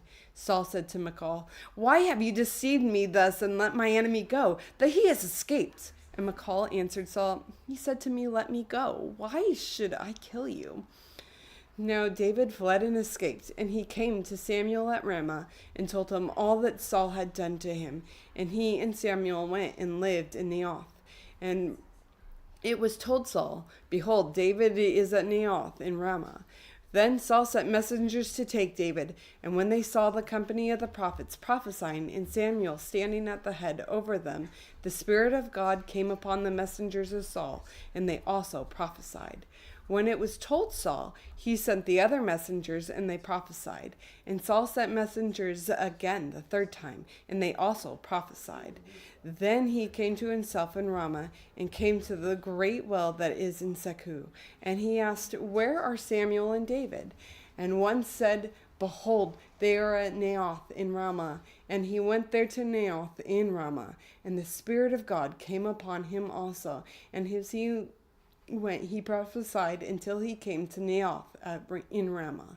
And he too stripped off his clothes, and he too prophesied before Samuel, and lay naked all that day and all that night. Thus it is said, "Is Saul also among the prophets?" Chapter 20. Then David fled from Naioth in Ramah, and came and said before Jonathan, "What have I done? What is my guilt, and what is my sin before your father, that he seeks my life?" And he said to him, "Far from it, you shall not die. Behold, my father does nothing, either great or small, without disclosing it to me. And why should my father hide this from me? It is not so." But David vowed again, saying, "Your father knows well that I have found favor in your eyes, and he thinks, 'Do not let Jonathan know this, lest he be grieved.' But truly, as the Lord lives, and as your soul lives, there is but a step between me and death." Then Jonathan said to David, "Whatever you say, I will do for you." David said to Jonathan, "Behold, tomorrow is the new moon, and I should not fail to sit at the table with the king. But let me go, that I may hide myself in the field until the third day at evening. If your father misses me at all, then say, 'David earnestly asked leave of me to run to Bethlehem, his city, for there is a yearly sacrifice for all the clan.' If he says, 'Good,' it will be well with your servant. But if he is angry, then know that harm is determined by him. Therefore deal kindly with your servant, for you have brought your servant to a covenant of the Lord with you. But if there is guilt in me, kill me yourself, for why should you bring me to your father?" And Jonathan said, "Far be it from you. If I knew that it was determined by my father that harm should come to you, would I not tell you?" Then David said to Jonathan, "Who will tell me if your father answers you roughly?" And Jonathan said to David, "Come, let us go out to the field." So they both went out to the field. And Jonathan said to David, "The Lord, the God of Israel, be witness. When I have sounded out my father about this time tomorrow, or the third day, behold, if he is well disposed towards David, shall I not then send and disclose it to you? But should it please my father to do you harm, the Lord do so to Jonathan, and more also, if I do not disclose it to you, and send you away, that you may go in safety. May the Lord be with you, as he has been with my father. If I am still alive, show me the steadfast love of the Lord, that I may not die, and do not cut off your steadfast love from my house forever, when the Lord cuts off every one of the enemies of David from the face of the earth." And Jonathan made a covenant with the house of David, saying, "May the Lord take vengeance on David's enemies." And Jonathan made David swear again by his love for him, for his soul loved him as he loved his own soul. Then Jonathan said to him, "Tomorrow is the new moon, and you will be missed, because your seat will be empty. On the third day go down quickly to the place where you hid yourself from the matter was in hand, and remain beside the stone heap, and I will shoot 3 arrows to the side of it, as though I shot at a mark. And behold, I will send the boy, saying, 'Go, find the arrows.' If I say to the boy, 'Look, the arrows are on this side of you, take them,' then you are to come. For as the Lord lives, it is safe for you, and there is no danger. But if I say to the youth, 'Look, the arrows are beyond you,' then go, for the Lord has sent you away. And as for the matter which you and I have spoken, behold, the Lord is between you and me forever." So David hid himself in the field, and when the new moon came, the king sat down to eat food. The king sat on his seat, as at other times, and the seat by the wall. Jonathan sat opposite, and Abner by Saul's side, but David's place was empty. Yet Saul did not say anything that day, for he thought, "Something has happened to him. He is not clean. Surely he is not clean." But on the second day, the day after the new moon, David's place was empty. And Saul said to Jonathan his son, "Why has not the son of Jesse come to the meal, either yesterday or today?" Jonathan answered Saul, "David earnestly asked leave of me to go to Bethlehem. He said, 'Let me go, for our clan holds a sacrifice in the city, and my brother has commanded me to be there. So now, if I have found favor in your eyes, let me get away and see my brothers.' For this reason he has not come to the king's table." Then Saul's anger was kindled against Jonathan, and he said to him, "You son of a perverse, rebellious woman, do I not know that you have chosen the son of Jesse to your own shame, and that the shame of your mother's nakedness? For as long as the son of Jesse lives on the earth, neither you nor your kingdom shall be established. Therefore send and bring him to me, for he shall surely die." Then Jonathan answered Saul his father, "Why should he be put to death? What has he done?" But Saul hurled his spear at him to strike him. So Jonathan knew that his father was determined to put David to death. And Jonathan rose from the table in fierce anger and ate no food the second day of the month, for he was grieved for David, and because his father had disgraced him. In the morning, Jonathan went out to the field to the appointment with David, and with him a little boy. And he said to his boy, "Run and find the arrows that I shoot." And as the boy ran, he shot an arrow beyond him. And when the boy came to the place that the arrow that Jonathan had shot, Jonathan called after the boy and said, "Is not the arrow beyond you?" And Jonathan called after the boy, "Hurry, be quick, do not stay." So Jonathan's boy gathered up the arrows and came to his master. But the boy knew nothing. Only Jonathan and David knew the matter. And Jonathan gave his weapons to his boy and said to him, "Go and carry them to the city." And as soon as the boy had gone, David rose from beside the stone heap and fell on his face to the ground and bowed 3 times. And they kissed one another and wept with one another, David weeping the most. Then Jonathan said to David, "Go in peace, because we have sworn both of us in the name of the Lord, saying, 'The Lord shall be between me and you, and between my offspring and your offspring forever.'" And he rose and departed, and Jonathan went into the city. Chapter 21. Then David came to Nob to Ahimelech the priest. And Ahimelech came to meet David, trembling, and said to him, "Why are you alone, and no one with you?" And David said to Ahimelech the priest, "The king has charged me with the matter, and said to me, 'Let no one know anything of the matter about which I send you, and with which I have charged you. I have made an appointment in the young men for such and such a place. Now then, what do you have on hand? Give me 5 loaves of bread, and whatever is here."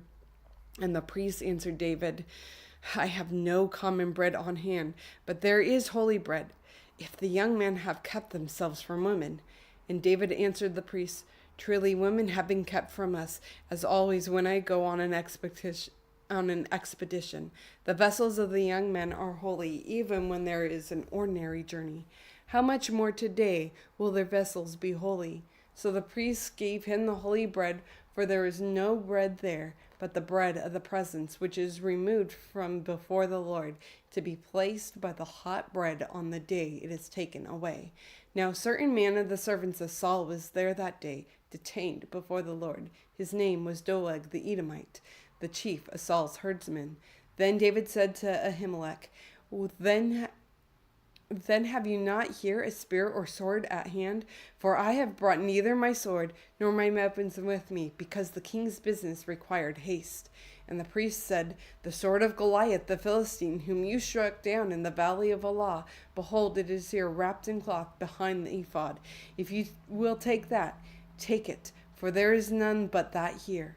And David said, There is none like that. Give it to me. And David rose and fled that day from Saul and went to Achish, the king of Gath.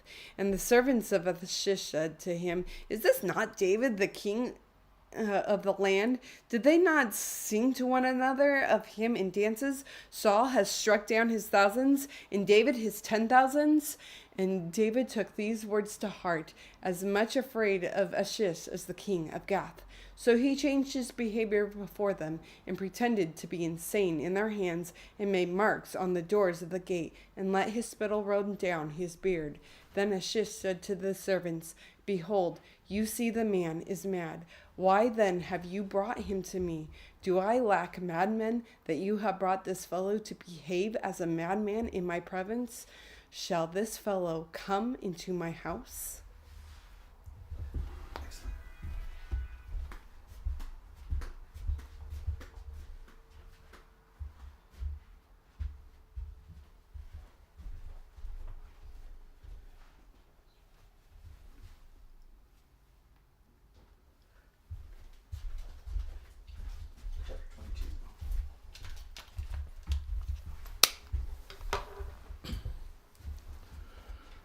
Chapter 22. Chapter 22.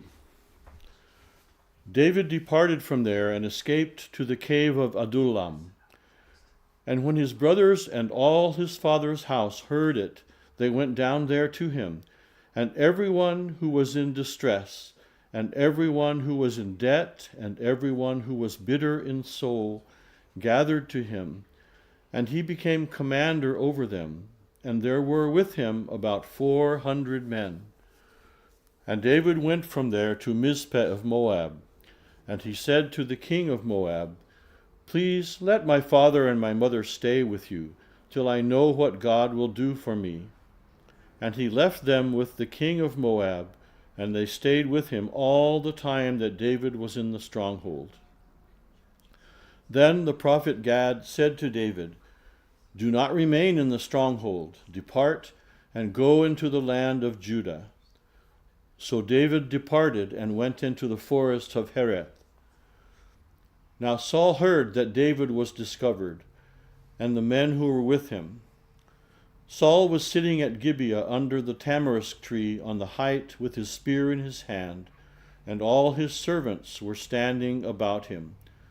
And Saul said to his servants who stood about him, Hear now, people of Benjamin, will the son of Jesse give every one of you fields and vineyards? Will he make you all commanders of thousands and commanders of hundreds, that all of you have conspired against me? No one discloses to me when my son makes a covenant with the son of Jesse. None of you is sorry for me, or discloses to me that my son has stirred up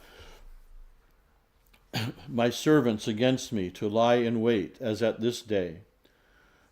Then answered Doeg the Edomite, who stood by the servants of Saul, I saw the son of Jesse coming to Nob, to Ahimelech the son of Ahitub, and he inquired of the Lord for him, and gave him provisions, and gave him the sword of Goliath the Philistine. Then the king sent to summon Ahimelech the priest, the son of Ahitub, and all his father's house, the priests who were at Nob, and all of them came to the king. And Saul said, Hear now, son of Ahitub. And he answered, Here I am, my lord. And Saul said to him, Why have you conspired against me? you and the son of Jesse, in that you have given him the bread and a sword, and have inquired of God for him, so that he has risen against me to lie in wait, as at this day."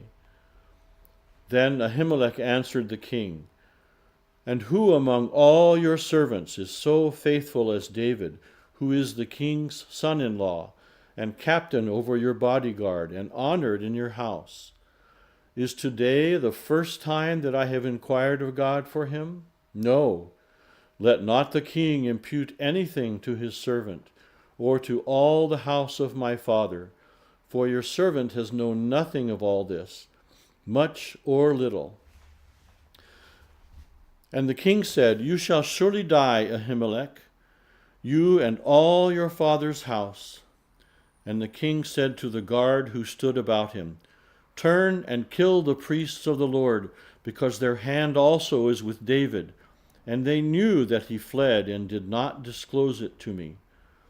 But the servants of the king would not put out their hand to strike the priests of the Lord. Then the king said to Doeg, "You turn and strike the priests." And Doeg the Edomite turned and struck down the priests, and he killed on that day 85 persons who wore the linen ephod. And Nob, the city of the priests, he put to the sword, both man and woman, child and infant, ox, donkey, and sheep he put to the sword. But one of the sons of Ahimelech, the son of Ahitub, named Abiathar, escaped and fled after David. And Abiathar told David that Saul had killed the priests of the Lord. And David said to Abiathar, "I knew on that day when Doeg the Edomite was there, that he would surely tell Saul, 'I have occasioned the death of all the persons of your father's house.' Stay with me, do not be afraid, for he who seeks my life seeks your life. With me you shall be in safekeeping." Chapter 23. Now they told David, "Behold, the Philistines are fighting against Keilah and are robbing the threshing floors." Therefore David inquired of the Lord, "Shall I go and attack these Philistines?" And the Lord said to David, "Go and attack the Philistines and save Keilah." But David's men said to him, "Behold, we are afraid here in Judah. How much more then if we go to Keilah against the armies of the Philistines?" Then David inquired of the Lord again, and the Lord answered him, "Arise, go down to Keilah, for I will give the Philistines into your hand." And David and his men went to Keilah and fought with the Philistines, and brought away their livestock and struck them with a great blow. So David saved the inhabitants of Keilah. When Abiathar the son of Ahimelech had fled to David to Keilah, he had come down with an ephod in his hand. Now it was told Saul that David had come to Keilah, and Saul said, "God has given him into my hand, for he has shut himself in by entering a town that has gates and bars." And Saul summoned all the people to war, to go down to Keilah to besiege David and his men. David knew that Saul was plotting harm against him, and he said to Abiathar the priest, "Bring the ephod here." Then David said, "O Lord, the God of Israel, your servant has surely heard that Saul seeks to come to Keilah to destroy the city on my account. Will the men of Keilah surrender me into his hand? Will Saul come down, as your servant has heard? O Lord, the God of Israel, please tell your servant." And the Lord said, "He will come down." Then David said, "Will the men of Keilah surrender me and my men into the hand of Saul?" And the Lord said, "They will surrender you." Then David and his men, who were about 600, arose and departed from Keilah, and there went wherever they could go. When Saul was told that David had escaped from Keilah, he gave up the expedition. And David remained in the strongholds in the wilderness, in the hill country of the wilderness of Ziph. And Saul sought him every day, but God did not give him into his hand. David saw that Saul had come out to seek his life. David was in the wilderness of Ziph at Horesh, and Jonathan, Saul's son, rose and went to David at Horesh, and strengthened his hand in God. And he said to him, Do not fear, for the hand of Saul my father shall not find you. You shall be king over Israel, and I shall be next to you. Saul my father also knows this. And the two of them made a covenant before the Lord. David remained at Horesh, and Jonathan went home. Then the Ziphites went up to Saul at Gibeah, saying, Is not David hiding among us in the strongholds at Horesh, on the hill of Hachilah, which is south of Jeshimon? Now come down, O king, according to all your heart's desire to come down, and our part shall be to surrender him into the king's hand.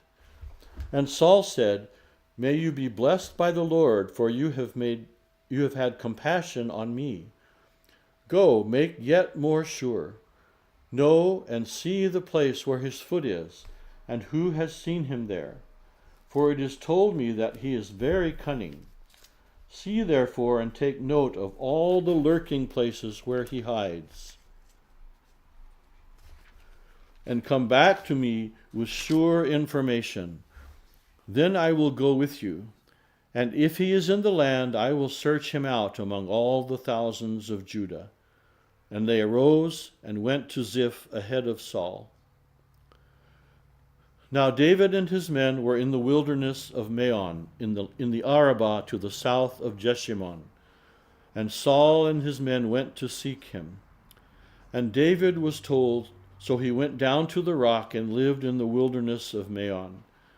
And when Saul heard that, he pursued after David in the wilderness of Maon. Saul went on one side of the mountain, and David and his men on the other side of the mountain. And David was hurrying to get away from Saul. As Saul and his men were closing in on David and his men to capture them, a messenger came to Saul, saying, Hurry and come, for the Philistines have made a raid against the land.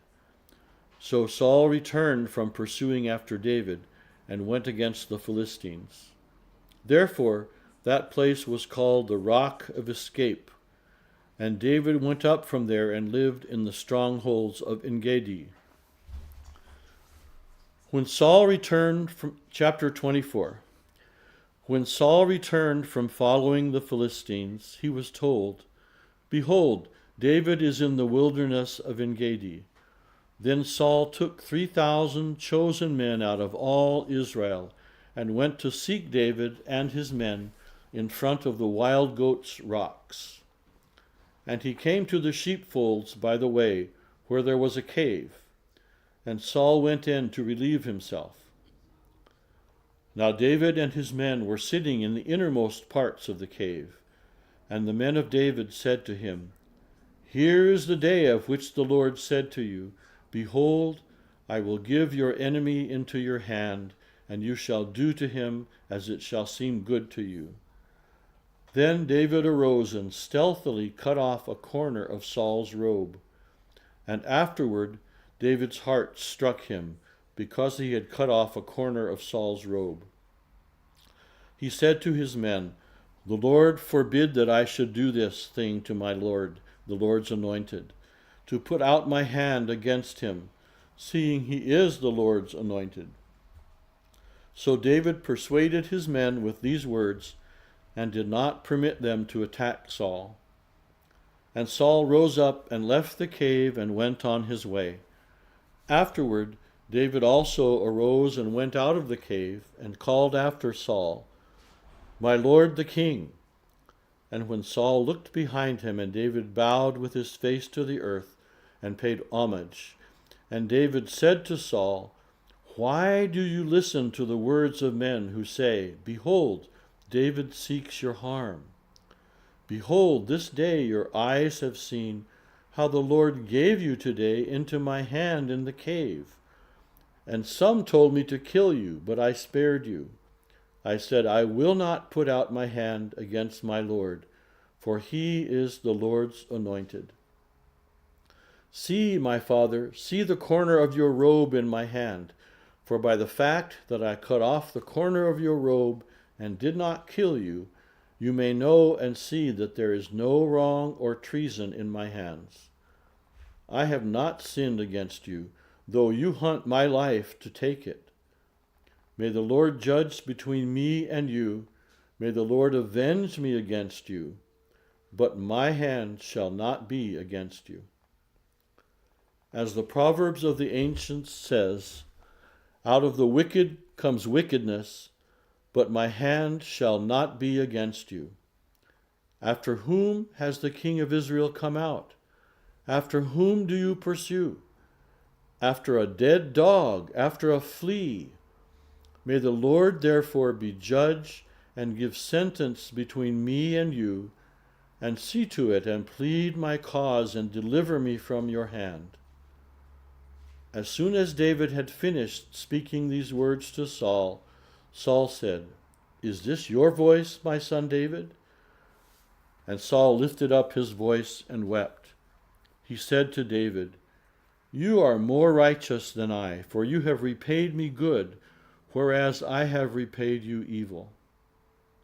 And you have declared this day how you have dealt well with me, in that you did not kill me when the Lord put me into your hands. For if a man finds his enemy, will he let him go away safe? So may the Lord reward you with good for what you have done to me this day. And now, behold, I know that you shall surely be king, and that the kingdom of Israel shall be established in your hand. Swear to me, therefore, by the Lord, that you will not cut off my offspring after me, and that you will not destroy my name out of my father's house. And David swore this to Saul. Then Saul went home, but David and his men went up to the stronghold. Chapter 25. Now Samuel died, and all Israel assembled and mourned for him, and they buried him in his house at Ramah. Then David rose and went down to the wilderness of Paran. And there was a man in Maon whose business was in Carmel. The man was very rich, and he had 3,000 sheep and 1,000 goats. He was shearing his sheep in Carmel. Now the name of the man was Nabal, and the name of his wife Abigail. The woman was discerning and beautiful, but the man was harsh and badly behaved. He was a Calebite. David heard in the wilderness that Nabal was shearing his sheep. So David sent 10 young men, and David said to the young men, Go up to Carmel and go to Nabal and greet him in my name. And thus you shall greet him, Peace be to you, and peace be to your house, and peace be to all that you have. I hear that you have shearers. Now your shepherds have been with us, and we did them no harm, and they missed nothing all the time they were in Carmel. Ask your young men, and they will tell you. Therefore, let my young men find favor in your eyes, for we come on a feast day.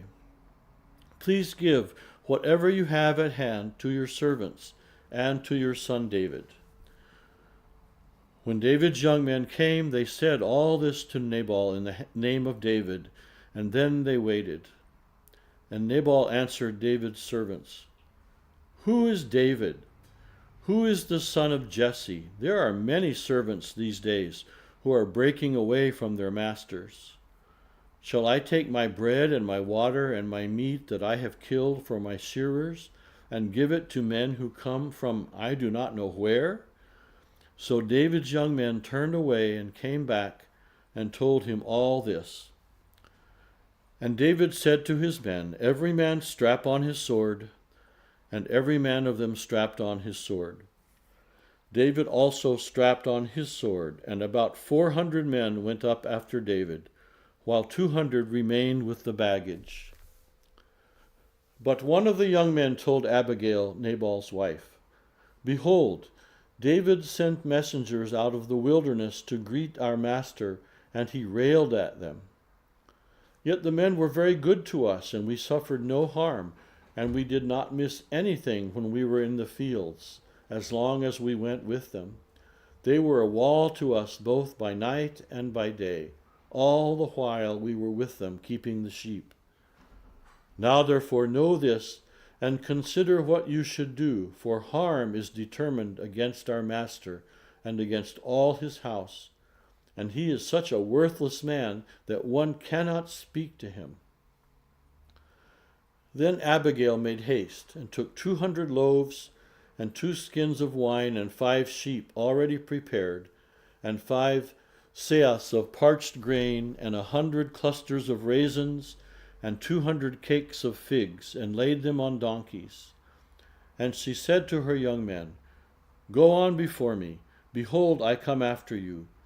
But she did not tell her husband Nabal. And as she rode on the donkey and came down under cover of the mountain, behold, David and his men came down toward her, and she met them.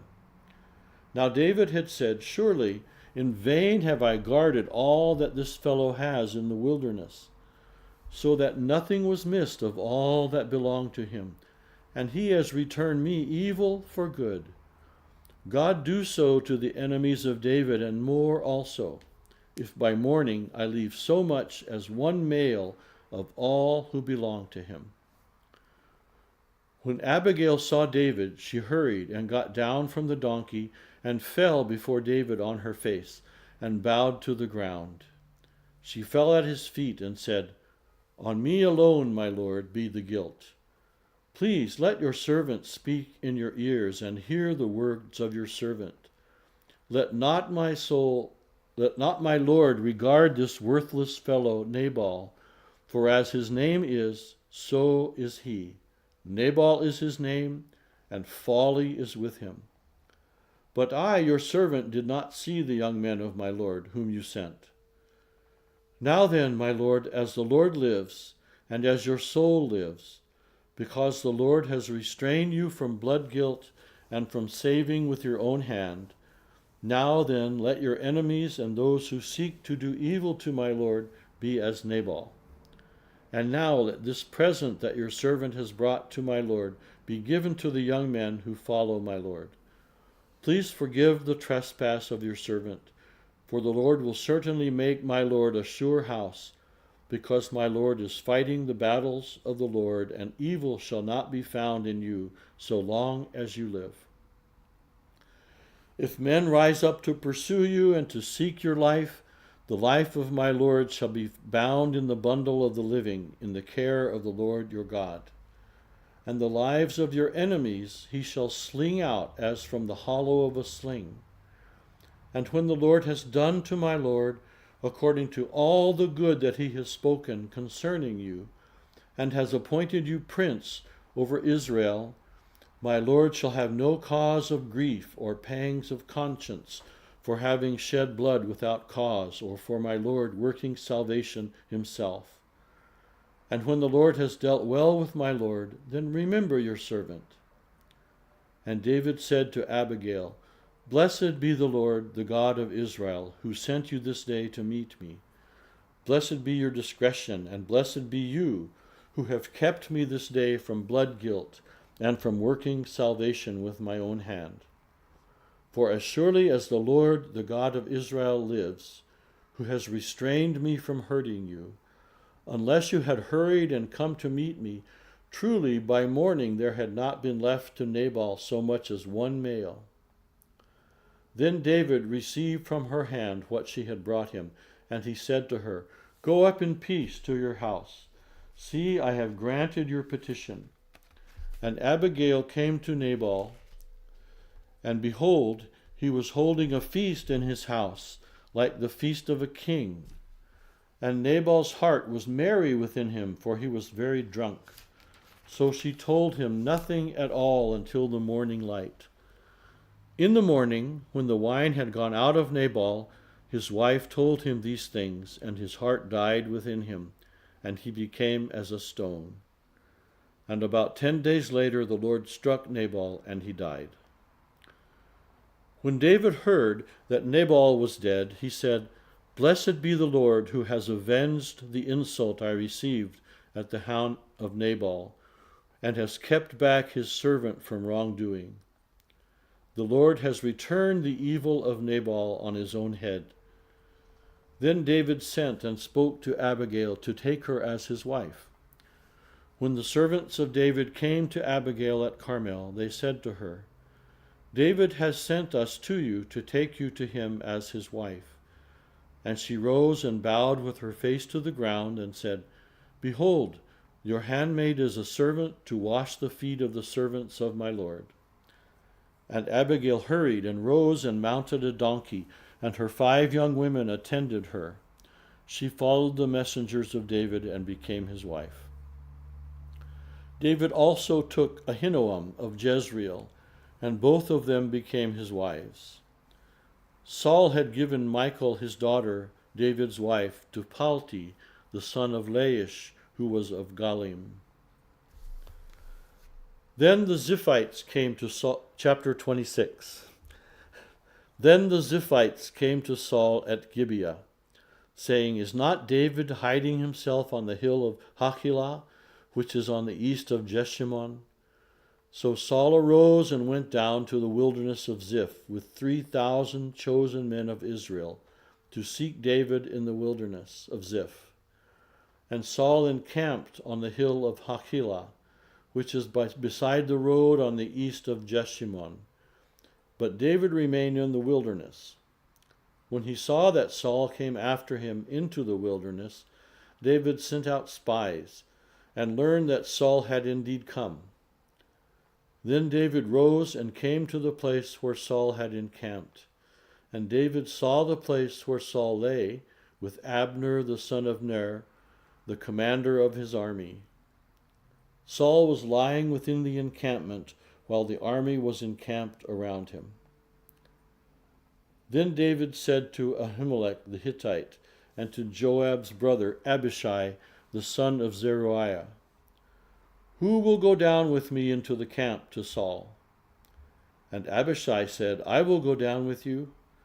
So David and Abishai went to the army by night, and there lay Saul sleeping within the encampment, with his spear stuck in the ground at his head, and Abner and the army lay round about him. Then Abishai said to David, "God has given your enemy into your hand this day. Now please let me pin him to the earth with one stroke of the spear, and I will not strike him twice." But David said to Abishai, "Do not destroy him, for who can put out his hand against the Lord's anointed and be guiltless?" And David said, "As the Lord lives, the Lord will strike him, or his day will come to die, or he will go down into battle and perish. The Lord forbid that I should put out my hand against the Lord's anointed. But take now the spear that is at his head, and the jar of water, and let us go." So David took the spear and the jar of water from Saul's head, and they went away. No man saw it or knew it, nor did any awake, for they were all asleep, because a deep sleep from the Lord had fallen upon them. Then David went over to the other side and stood afar off on the top of the hill, with a great space between them. And David called to the army and to Abner the son of Ner, saying, "Will you not answer, Abner?" Then Abner answered, "Who are you who calls to the king?" And David said to Abner, "Are you not a man? Who is like you in Israel? Why then have you not kept watch over your lord the king? For one of the people came in to destroy the king, your lord. This thing that you have done is not good. As the Lord lives, you deserve to die, because you have not kept watch over your lord, the Lord's anointed. And now see where the king's spear is, and the jar of water that was at his head." Saul recognized David's voice and said, "Is this your voice, my son David?" And David said, "It is my voice, my lord, O king." And he said, "Why does my lord pursue after his servant? For what have I done? What evil is on my hands? Now therefore, let my lord the king hear the words of his servant. If it is the Lord who has stirred you up against me, may he accept an offering. But if it is men, may they be cursed before the Lord. For they have driven me out this day, that I should have no share in the heritage of the Lord, saying, Go serve other gods. Now therefore, let not my blood fall to the earth away from the presence of the Lord. For the king of Israel has come out to seek a single flea, like one who hunts a partridge in the mountains. Then Saul said, I have sinned. Return, my son David, for I will no more do you harm, because my life was precious in your eyes this day. Behold, I have acted foolishly and have made a great mistake. And David answered and said, Here is the spear, O king. Let one of the young men come over and take it.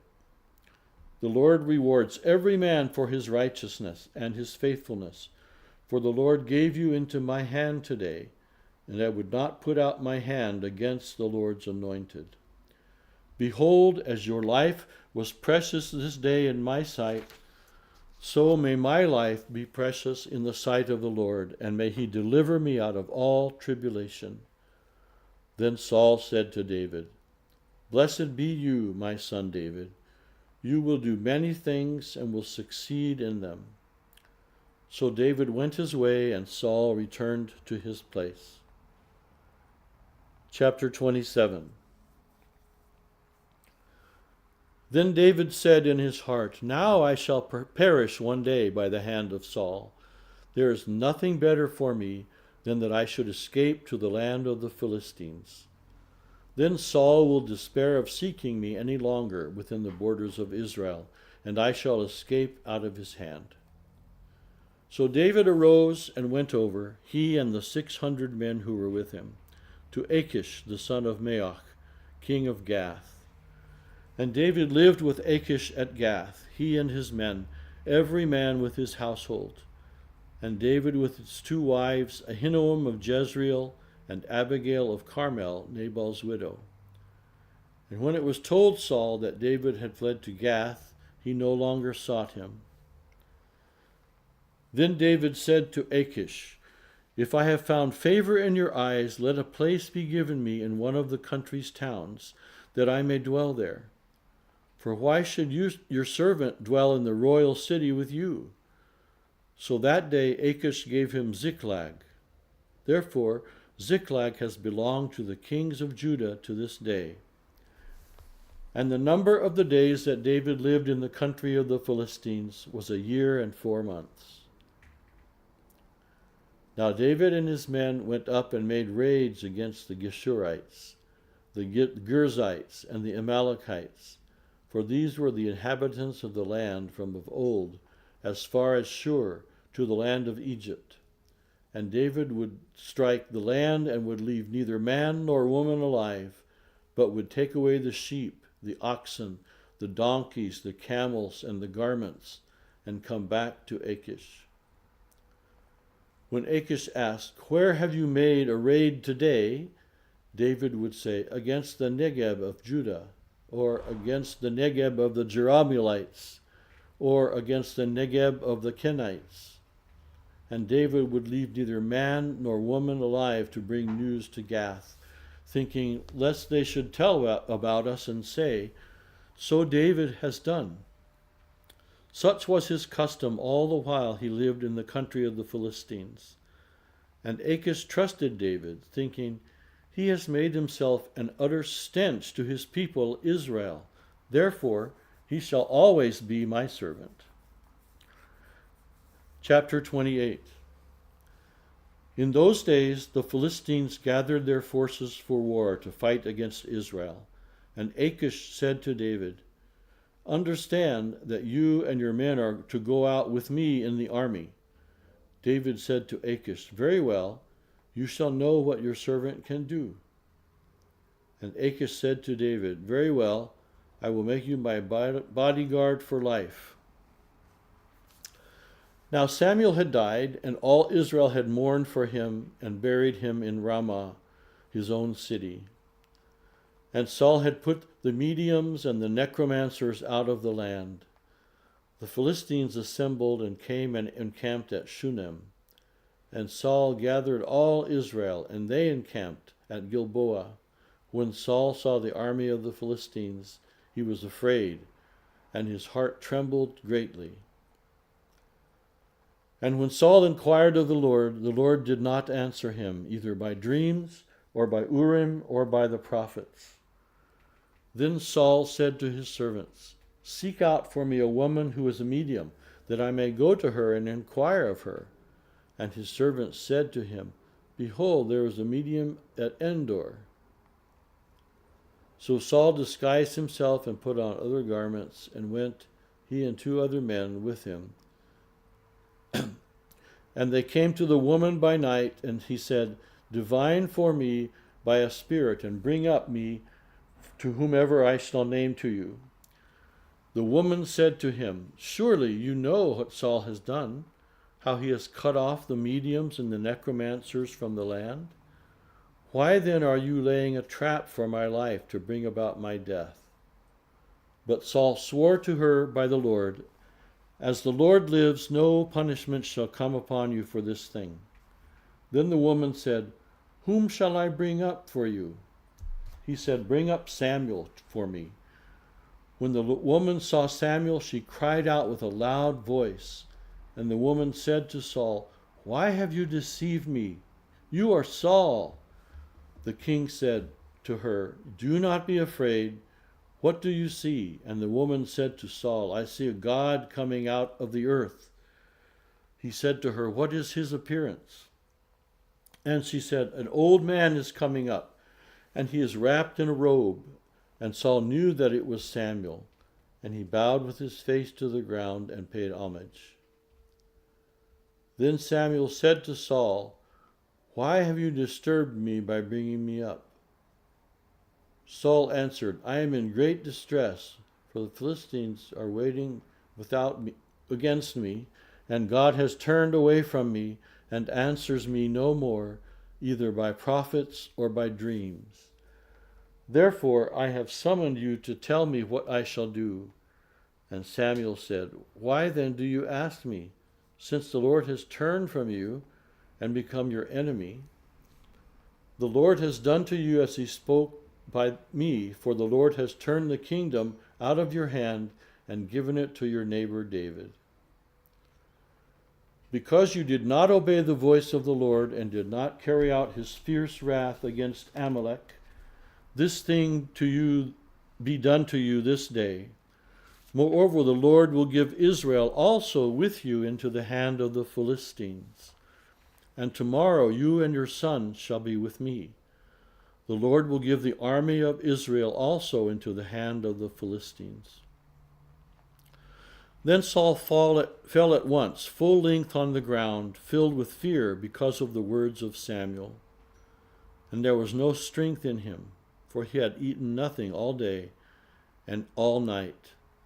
And the woman came to Saul, and when she saw that he was terrified, she said to him, "Behold, your servant has obeyed you. I have taken my life in my hand and have listened to my voice. Listen to what you have said to me. Now, therefore, you also obey your servant. Let me set a morsel of bread before you and eat when you go on your way." He refused and said, "I will not eat." But his servants, together with the woman, urged him, and he listened to their words. So he arose from the earth and sat on the bed. Now the woman had a fattened calf in the house, and she quickly killed it, and she took flour and kneaded it, and baked unleavened bread of it. And she put it before Saul and his servants, and they ate. Then they rose and went away that night. Chapter 29. Now the Philistines had gathered all their forces at Aphek, and the Israelites were encamped by the spring that is in Jezreel. As the lords of the Philistines were passing out by hundreds and by thousands, and David and his men were passing on in the rear with Achish, the commanders of the Philistines said, "What are these Hebrews doing here?" And Achish said to the commanders of the Philistines, "Is this not David, the servant of Saul, king of Israel, who has been with me now for days and for years? And since he deserted to me, I have found no fault in him to this day."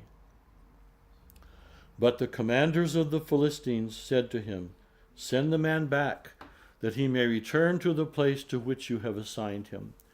He shall not go down with us to battle, lest in the battle he become an adversary to us. For how could this fellow reconcile himself to his Lord? Would it not be with the heads of the men here? Is not this David, of whom they sing to one another in dances? Saul has struck down his thousands, and David his 10,000s. Then Achish called David and said to him, "As the Lord live, you have been honest, and to us it seems right that you should march out and in with me in the campaign, for I have found nothing wrong in you from the day of your coming to me to this day. Nevertheless, the lords do not approve of you. So go back now and go peaceably, that you may not displease the lords of the Philistines." And David said to Achish, "But what have I done? What have you found in your servant from the day I entered your service until now, that I may not go and fight against the enemies of my lord and the king?" And Achish answered David and said, "I know that you are as blameless in my sight as an angel of God. Nevertheless, the commanders of the Philistines have said, 'He shall not go up with us to the battle.' Now then, rise early in the morning with the servants of your Lord, who came with you, and start early in the morning and depart as soon as you have light." So David set out with his men early in the morning to sitting in the land of the Philistines. But the Philistines went up to Jezreel. Chapter 30. Now when David and his men came to Ziklag on the third day, the Amalekites had made a raid against the Negeb and against Ziklag. They had overcome Ziklag and burned it with fire, and taken captive the women and all who were in it, both small and great. They killed no one, but carried them off and went their way. And when David and his men came to the city, they found it burned with fire, and their wives and sons and daughters taken captive. Then David and the people who were with him raised their voices and wept until they had no more strength to weep. David's 2 wives also had been taken captive, Ahinoam of Jezreel, and Abigail the widow of Nabal at Canaan. And David was greatly distressed, for the people spoke to stoning him, because all the people were bitter in soul, each for his sons and daughters. But David strengthened himself in the Lord his God. And David said to Abiathar the priest, the son of Ahimelech, "Bring me the shepherd, bring me the ephod." So Abiathar brought the ephod to David, and David inquired of the Lord, "Shall I pursue after this band? Shall I overtake them?" He answered him, "Pursue, for you shall surely overtake and shall surely rescue." So David set out, and the 600 men who were with him, and they came to the brook Besor, where were those who left behind stayed. But David pursued, he and 400 men. 200 stayed behind, who were too exhausted to cross the brook Besor. They found an Egyptian in the open country and brought him to David, and they gave him bread, and he ate. They gave him water to drink, and they gave him a piece of cake of figs and 2 clusters of raisins.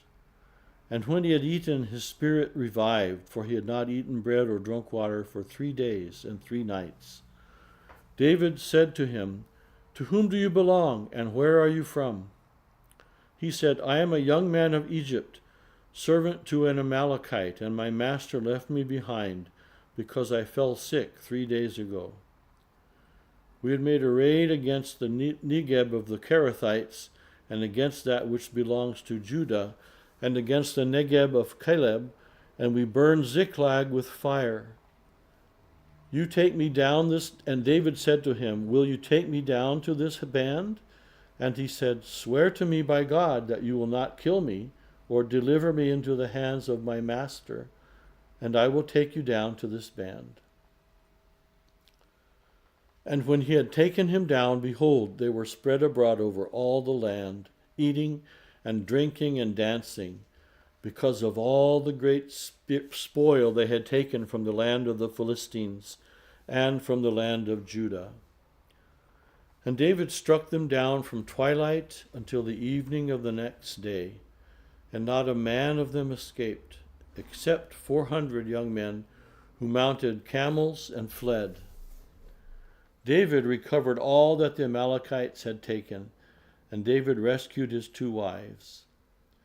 Nothing was missing, neither small or great, sons or daughters, spoil or anything that had been taken.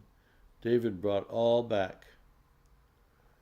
David also captured all the flocks and herbs, and the people drove the livestock before him and said, this is David's spoil. Then David came to the 200 men who had been too exhausted to follow David, and who had been left at the brook Besor, and they went out to meet David and to meet the people who were with him. And when David came near to the people, he greeted them. Then all the wicked and worthless fellows among the men who had gone with David said, because they did not go with us, we will not give them any of the spoil that we have received, except that each man may lead away the wife and children and depart. But David said, you shall not do so, my brothers, with what the Lord has given us. He has preserved us and given into our hand the band of that came against us. Who would listen to you in this matter? For as his share is who goes down into the battle, so shall his share be who stays by the baggage. They shall share alike. And he made it a statute and a rule for Israel from that day forward to this day. When David came to Ziklag, he sent part of the spoil to his friends, the elders of Judah, saying, here is a present to present for you. It was for those in Bethel, in Ramoth of the Negeb, in Jatir, in Aror, in Siphmoth, in Eshtemoa, in Rakal, in the cities of the Jerahmeelites, in the cities of the Kenites, in Hormah, in Borashan, in Atach, in Hebron, for all the places where David and his men had named. Chapter 31. Now the Philistines were fighting against Israel, and the men of Israel fled before the Philistines, and fell slain on Mount Gilboa.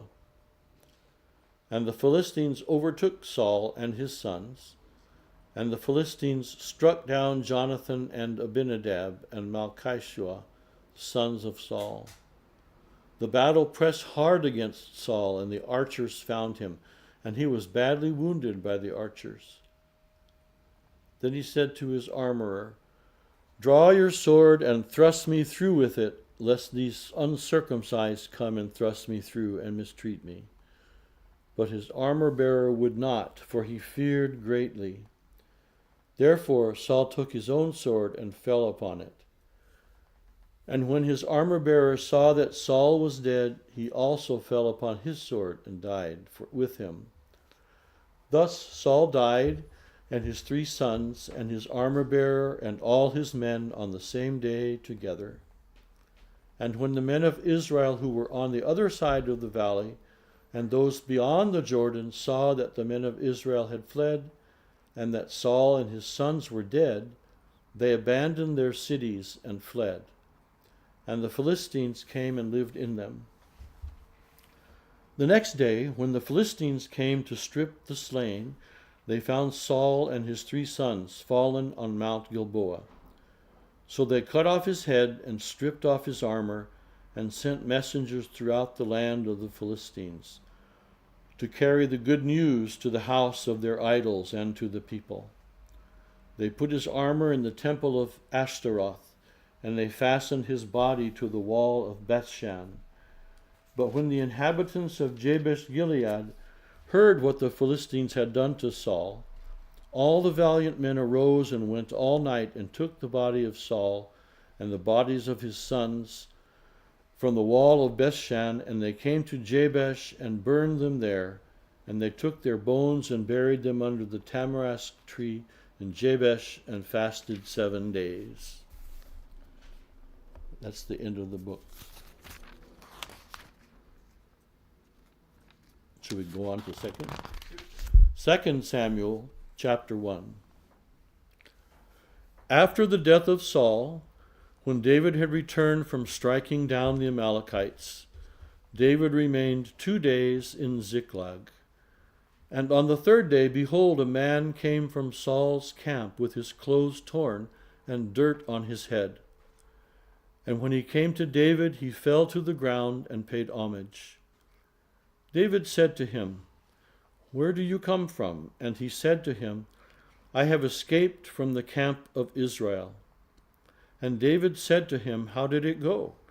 Tell me." And he answered, "The people fled from the battle, and also many of the people have fallen and are dead.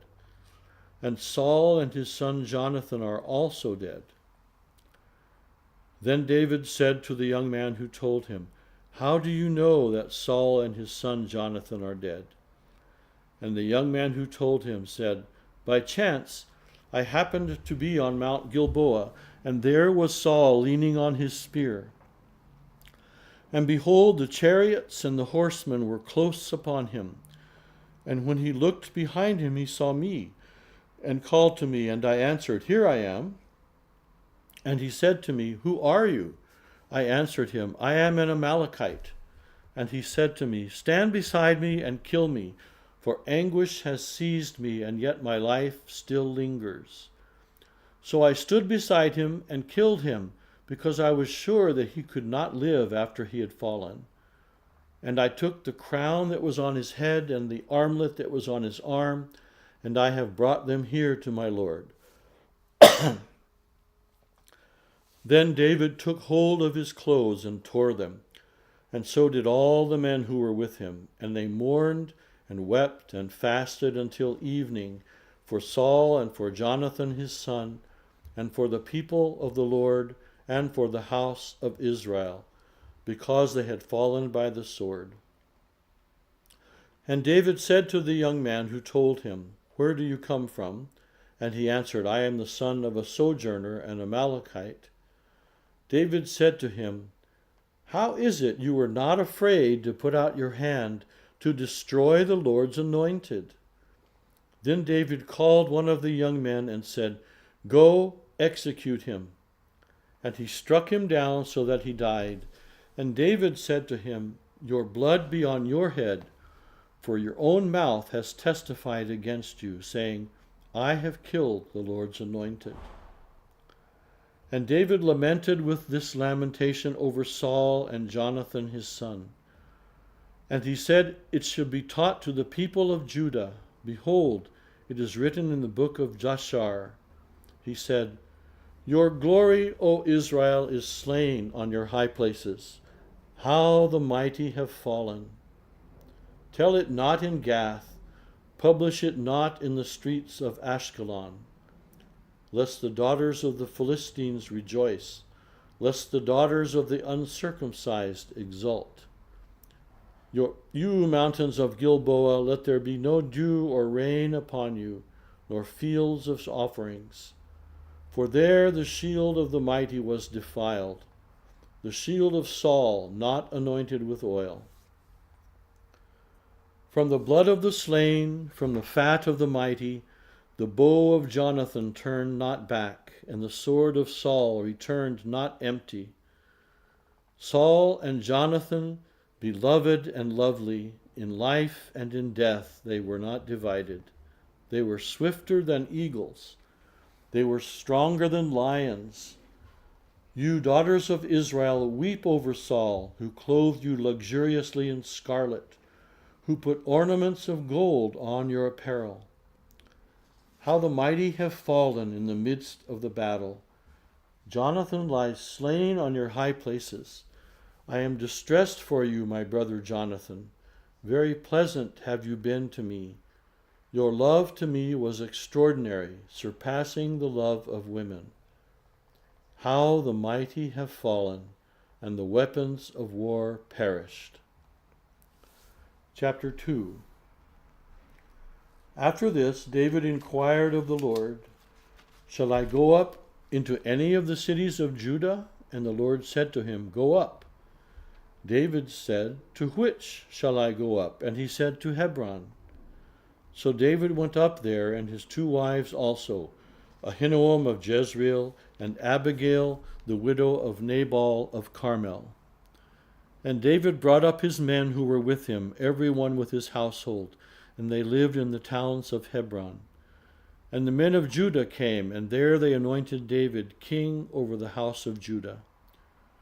When they told David it was the men of Jabesh Gilead who buried Saul, David sent messengers to the men of Jabesh Gilead and said to them, "May you be blessed by the Lord, because you have showed this loyalty to Saul your Lord and buried him. Now may the Lord show steadfast love and faithfulness to you. And I will do good to you because you have done this thing. Now therefore let your hands be strong and be valiant, for Saul your Lord is dead, and the house of Judah has anointed me king over them." But Abner, the son of Ner, commander of Saul's army, took Ishbosheth, the son of Saul, and brought him over to Mahanaim. And he made him king over Gilead and the Asherites and Jezreel and Ephraim and Benjamin and all Israel. Ishbosheth, Saul's son, was 40 years old when he began to reign over Israel. And he reigned 2 years. But the house of Judah followed David. And the time that David was king in Hebron over the house of Judah was 7 years and 6 months. Abner, the son of Ner, and the servants of Ishbosheth, the son of Saul, went out from Mahanaim of Gibeon. And Joab, the son of Zeruiah, and the servants of David went out and met them at the pool of Gibeon. And they sat down, the one on the one side of the pool, and the other on the other side of the pool. And Abner said to Joab, "Let the young men arise and compete before us." And Joab said, "Let them arise." Then they arose and passed over by number, 12 for Benjamin and Ishbosheth the son of Saul, and 12 of the servants of David. And each caught his opponent by the head, and thrust his sword in his opponent's side, so they fell down together. Therefore that place was called Helkath Hazurim, which is at Gibeon. And the battle was very fierce that day, and Abner and the men of Israel were beaten before the servants of David. And the 3 sons of Zeruiah were there, Joab, Abishai, and Asahel. Now Asahel was as swift of foot as a wild gazelle, and Asahel pursued Abner, and as he went, he turned neither to the right hand nor to the left from following Abner. Then Abner looked behind him and said, "Is it you, Asahel?" And he answered, "It is I." Abner said to him, "Turn aside to your right hand or to your left, and seize one of the young men and take his spoil." But Asahel would not turn aside from following him. And Abner said again to Asahel, "Turn aside from following me. Why should I strike you to the ground? How then could I lift up my face to your brother Joab? But he refused to turn aside. Therefore Abner struck him in the stomach with the butt of his spear, so that the spear came out at his back. And he fell there and died where he was. And all who came to the place where Asahel had fallen and died stood still. But Joab and Abishai pursued Abner, and as the sun was going down, they came to the hill of Anmah, which lies before Giah on the way to the wilderness of Gibeon. And the people of Benjamin gathered themselves together behind Abner and became one group and took their stand on the top of a hill. Then Abner called to Joab, "Shall the sword devour forever? Do you not know that the end will be bitter? How long will it be before you tell your people to turn from the pursuit of their brothers?" And Joab said, "As God lives, if you had not spoken, surely the men would not have given up the pursuit of their brothers until the morning." So Joab blew the trumpet, and all the men stopped and pursued Israel no more, nor did they fight any more. And Abner and his men went all that night through the Arabah. They crossed the Jordan, and marching the whole morning, they came to Mahanaim. Joab returned from the pursuit of Abner, and when he had gathered all the people together, there were missing from David's servants 19 men besides Asahel. But the servants of David had struck down of Benjamin 360 of Abner's men. And they took up Asahel and buried him in the tomb of his father, which was at Bethlehem. And Joab and his men marched all night, and the day broke upon them at Hebron.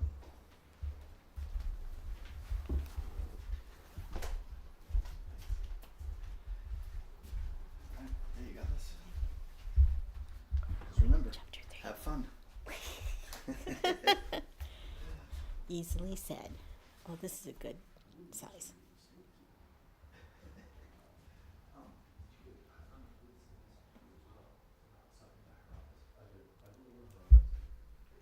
Chapter 3. There was a long war between the house of Saul and the house of David, and David grew stronger and stronger, while the house of Saul became weaker and weaker, and sons were born to David at Hebron. This firstborn was Amnon and Ahinoam of Jezreel, and his second Chelub of Abigail, and the widow of Nabal of Carmel, and the third Absalom, the son of Maacah, the daughter of Talmai, king of Geshur, and the fourth Adoniah, the son of Haggath, and the fifth Shepheth, the son of Abital, and the sixth Ithream of Eglah, David's wife. There were born to David in Hebron.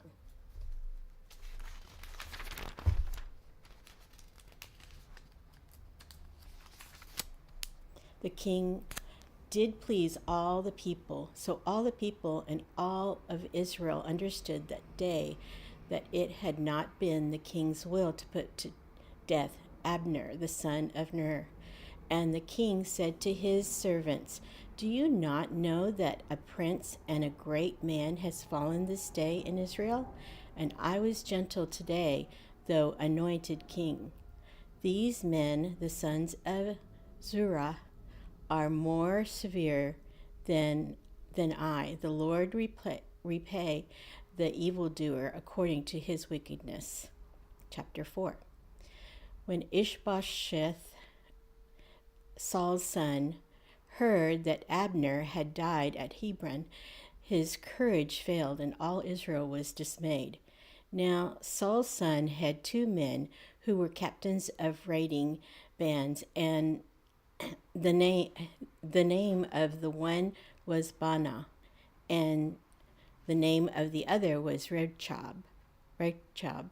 Sons of Rimmon, a man of Benjamin from Beeroth, for Beeroth also is counted part of Benjamin. The Beerothites fled to Gideon and have been sojourners there to this day. Jonathan, the son of Saul, had a son who was crippled in his feet. He was 5 years old when the news about Saul and Jonathan came from Jezreel, and his nurse took him up and fled. And as she fled in her haste, he fell and became lame. And his name was Mephibosheth.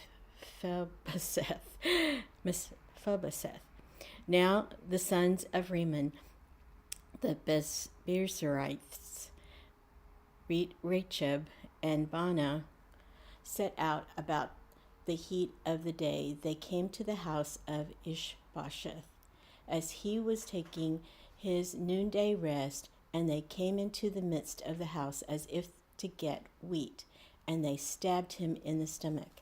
Then Rechab and Baanah his brother escaped.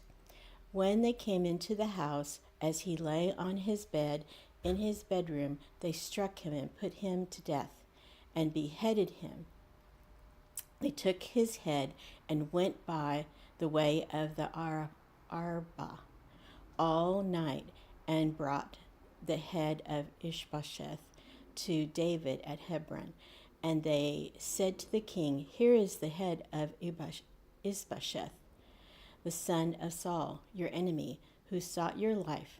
The Lord has avenged my lord the king this day on Saul and on his offspring." But David answered Rechab, Baanah, his brother, the sons of Rimmon, the Beerzerites, "As the Lord lives, who has redeemed my life out of every adversity, when one told me, 'Behold, Saul is dead,' and though he was bringing good news, I seized him and killed him at Ziklag, which was the reward I gave him for his news. How much more, when wicked men have killed a righteous man and in his own house on his bed, shall I not require his blood at your hand and destroy you from the earth?" And David commanded his young men, and they killed them and cut off their hands and feet and hanged them beside the pool of Hebron. But they took the head of Ishbosheth and buried it in the tomb of Abner at Hebron. Chapter 5. Then all the tribes of Israel came to David at Hebron and said, "Behold, we are your bone and flesh. In times past, when Saul was king over us, it was you who led out and brought in Israel.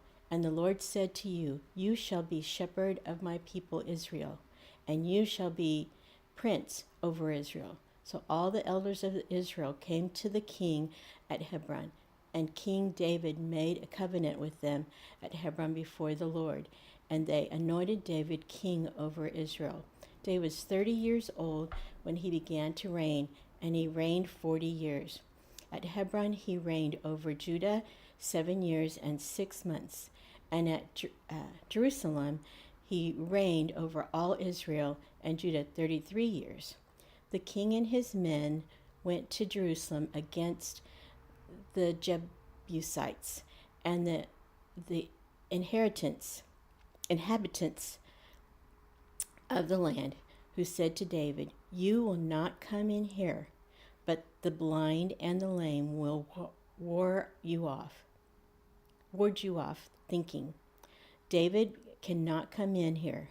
Nevertheless, David took the stronghold of Zion, that is, the city of David. And David said on that day, 'Whoever would strike the Jebusites, let him get up the water shift to attack the lame and the blind, who are hated by David's soul. Therefore it is said, the blind and the lame shall not come into the house.' And David lived in the stronghold and called it the city of David.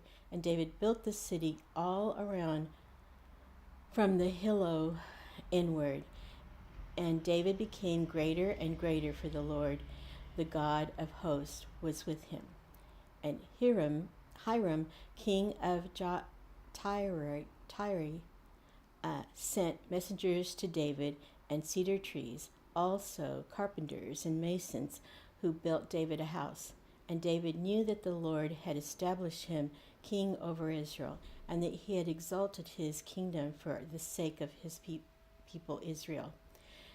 And David took more concubines and wives from Jerusalem after he came from Hebron, and more sons and daughters were born to David.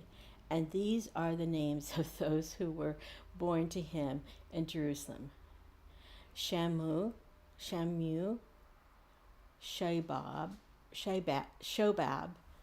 Nathan, Solomon, Ibhar, Elisha, Nibheg, Japhia, Elishama, Elida, Eliphalet. When the Philistines heard that David had been anointed king over Israel, all the Philistines went up to search for David. But David heard it and went down to the stronghold. Now the Philistines had come and spread out in the valley of Rephaim. And David inquired of the Lord, "Shall I go up against the Philistines? Will you give them into my hand?" And the Lord said to David, "Go up. I will certainly give the Philistines into your hands." And David came to Baal-perazim, and David defeated them there. And he said, the Lord has broken through my enemies before me like a broken flood. Therefore the name of the place is called Baal-perazim. And the Philistines left their idols there, and David and his men carried them away. The Philistines came up yet again and spread out in the valley of Rephaim. And when David inquired of the Lord, he said, "You shall not go around to their rear and come against them opposite the balsam trees. And when you hear the sound of marching in the tops of the balsam trees, then rouse yourself from then, for then the Lord has gone out before you to strike down the enemy of the Philistines." And David did as the Lord commanded him, and struck down the Philistines from Geba and Jezer. David, chapter 6. David again gathered all the chosen men of Israel, 30,000, and David arose and went with all the people who were with him from Bela, Judah, to bring up from there the ark of God, which is called the name of the Lord of hosts, who sits enthroned on the cherubim. And they carried the ark of God on a new cart and brought it out of the house of Abinadab, which was on the hill.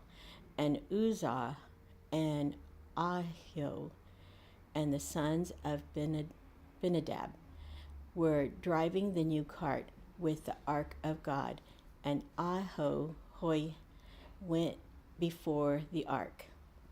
And David and all the house of Israel were celebrating before the Lord with songs and lyres and harps and tambourines and castanets and cymbals. And when they came to the threshing floor of Nacon, Uzzah put on his hand to the ark of God and took hold of it, for the oxen stumbled. And the anger of the Lord was kindled against Uzzah, and God struck him down there because of his error, and he died there beside the ark of God. And David was angry because the Lord had broken out against Uzzah, and that place is called Perez Uzzah to this day. And David was afraid of the Lord that day. And he said, "How can the ark of the Lord come to me?" So David was not willing to take the ark of the Lord into the city of David, but David took it aside to the house of Obed-Edom the Gittite. And the ark of the Lord remained in the house of Obed-Edom, the Gittite, 3 months. And the Lord blessed Obed-Edom and all his household. And it was King David, the Lord has, And it was told King David, "The Lord has blessed the household of Obed-Edom and all that belongs to him because of the ark of God." So David went and brought up the ark of God from the house of Obed-Edom and to the city of David with rejoicing. And when when those who bore the ark of the Lord had gone 6 steps, he sacrificed an ox and a fattened animal. And David danced before the Lord with all his might. And David was wearing a linen ephod. So David and all the house of Israel brought up the ark of the Lord with shouting and with the sound of the horn. As the ark of the Lord came into the city of David, Michal, the daughter of Saul, looked out the window and saw King David leaping and dancing before the Lord, and she despised him in her heart. And they brought in the ark of the Lord and set it in its place inside the tent that David had pitched for it. And David offered burnt offerings and peace offerings before the Lord. And when David had finished offering the burnt offerings and peace offerings, he blessed the people in the name of the Lord of hosts, and distributed among all the people, the whole multitude of Israel, both men and women, a cake of bread, a portion of meat, and a cake of raisins to each one.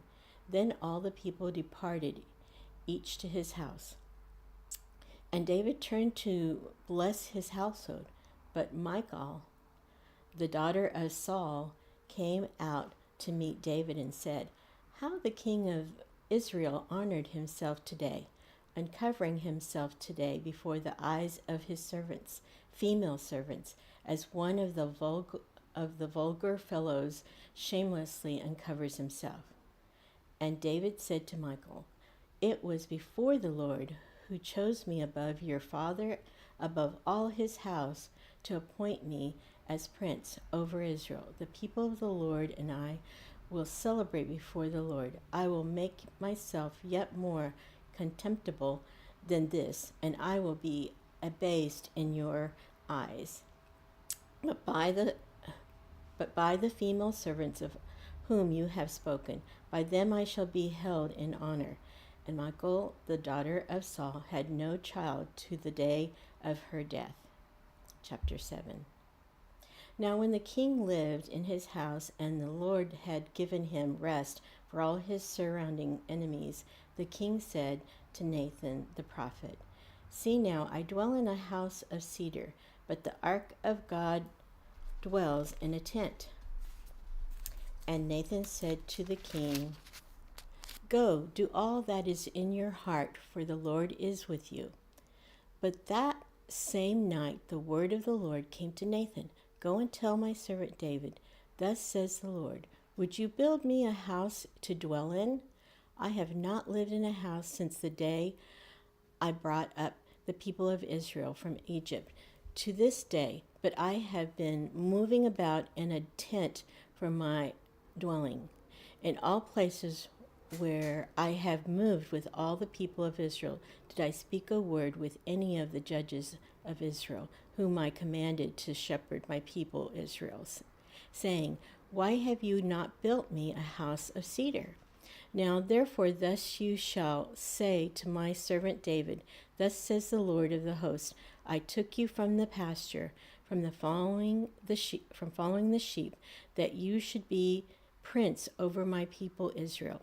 And I have been with you wherever you went, and have cut off all your enemies from before you. And I will make for you a great name, like the name of the great ones of the earth. And I will appoint a place for my people Israel, and will plant them, so that they may dwell in their own place, and be disturbed no more. And violent men shall afflict them no more, as formerly from the time that I appointed judges over my people Israel. And I will give you rest for all your enemies. Moreover, the Lord declares to you that the Lord will make you a house. When your days are fulfilled and you lie down with your fathers, I will raise up your offerings after you, who shall come from your body, and I will establish his kingdom. He shall build a house for my name, and I will establish the throne of his kingdom forever. I will be to him a father, and he shall be to me a son. And when he commits iniquity, I will discipline him with the rod of men, with the stripes of the sons of men. But my steadfast love will not depart from him, as I took it from Saul, who I put away from before you. And your house and your kingdom shall be made sure forever before me. Your throne shall be established forever. In accordance with all these words, and in accordance with all this vision, Nathan spoke to David. Then King David went in and sat before the Lord and said, Who am I, O Lord, and what is my house that you have brought me thus far? And yet this was a small thing in your eyes. O Lord God, you have spoken also of your servant's house for a great while to come. And this is instruction for mankind, O Lord God. And what more can David say to you? For you know your servant, O Lord God. Because of your promise, and according to your own heart, you have brought about all this good greatness to make your servant know it. Therefore you are great, O Lord, for there is none like you, and there is no God besides you, according to all that we have heard with our ears. And who is like your people Israel, the one nation on earth whom God went to redeem, to be his people, making himself a name and doing for them great and awesome things by driving out before your people, whom you redeemed for yourself from Egypt, a nation and its gods. And you established for yourself your people Israel to be your people forever. And you, O Lord, became their God. And now, O Lord, confirm forever the word that you have spoken concerning your servant and concerning his house, and do as you have spoken. And your name will be magnified forever, saying, The Lord of hosts is God over Israel, and the house of your servant David will be established before you. For you, O Lord of hosts, the God of Israel, have made this revelation to your servant, saying, I will build you a house. Therefore your servant has found courage to pray this prayer to you. And now, O Lord God, you are God, and your words are true, and you have promised this good thing to your servant. Now therefore may it please you to bless the house of your servant, so that it continue forever before you. For you, O Lord, have spoken, and with your blessing shall the house of your servant be blessed forever. Chapter 8. After this, David defeated the Philistines and subdued them, and David took Megathama out of the hand of the Philistines. And he defeated Moab, and he measured them with a line, making them lie down on the ground. 2 lines he measured to be put to death, and 1 full line to be spared. And the Moabites became servants to David and brought tribute. David also defeated Hadadezer, the son of Rehob, king of Zobah. As he went to restore his power at the river of Euphrates, and David took from him 17,000 horsemen and 20,000 foot soldiers, and David hand-strung hamstrung all of the chariot horses, but left enough for 100 chariots. And when the Syrians of Damascus came to help Hadadezer, king of Zobah, David struck down 22,000 men of the Syrians. Then David put garrisons in Aram of Damascus, and the Syrians became servants to David and brought tribute. The Lord gave victory to David wherever he went. And David took the shields of gold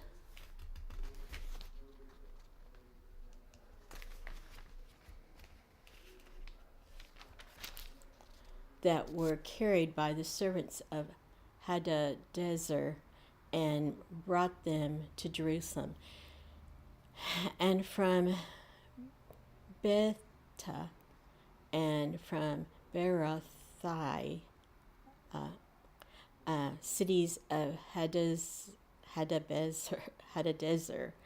King David took very much bronze. When Toi, king of Hamath, heard that David had defeated the whole army of Hadadezer, Toi sent his son Joram to King David to ask about his health and to bless him, because he had fought against Hadadezer and defeated him. For Hadadezer had often been at war with Toi, and Joram brought with him articles of silver, gold, and of bronze.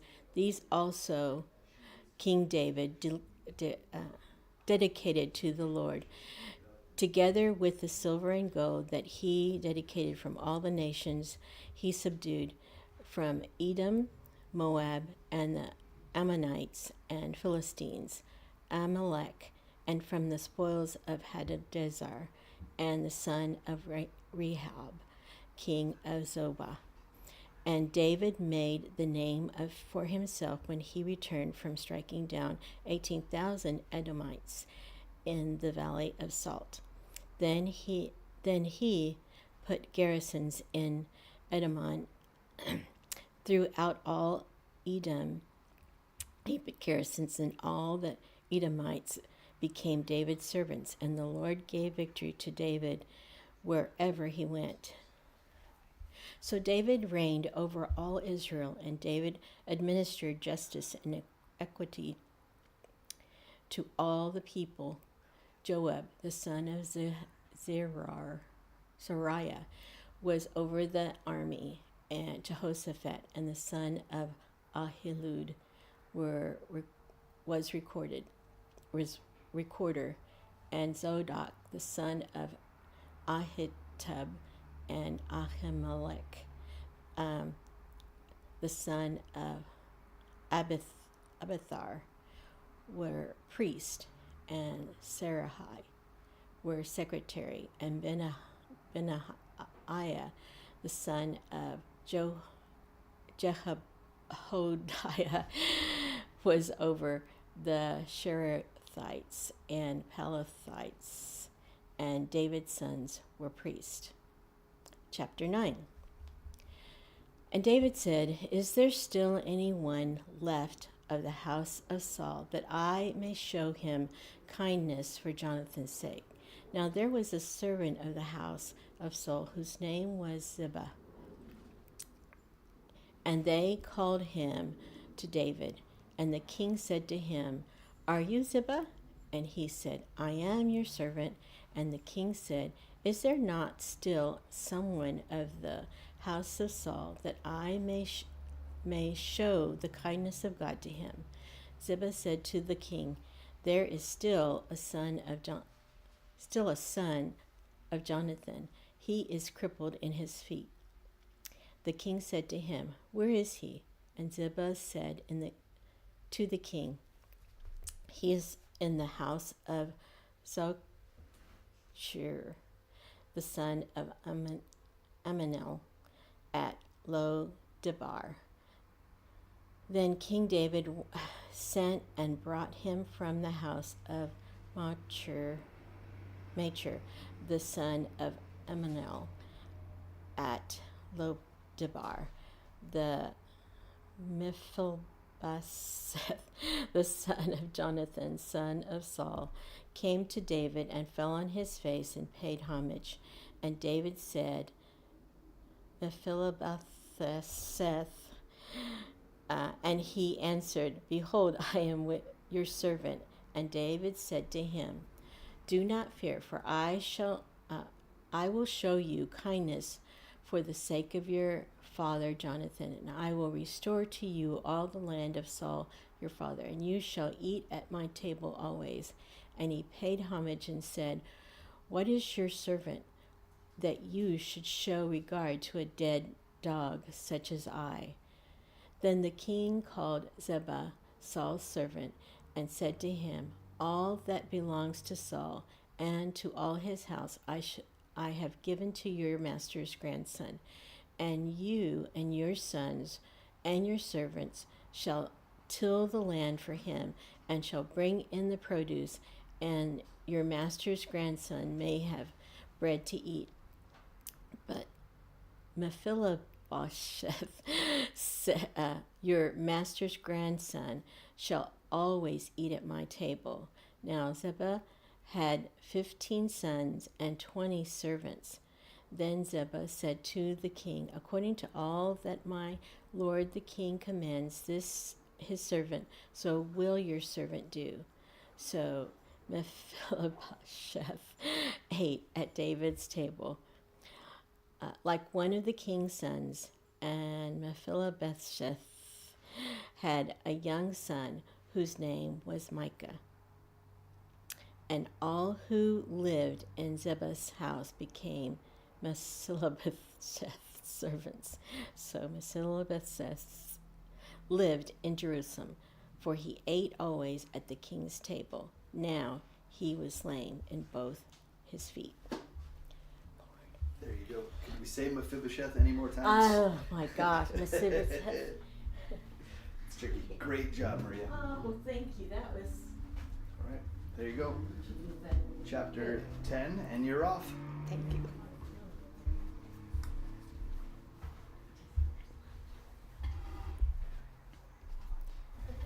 Second Samuel chapter 10. After this, the king of the Ammonites died, and Hanun his son reigned in his place. And David said, I will deal loyally with Hanun the son of Nahash, as his father dealt loyally with me.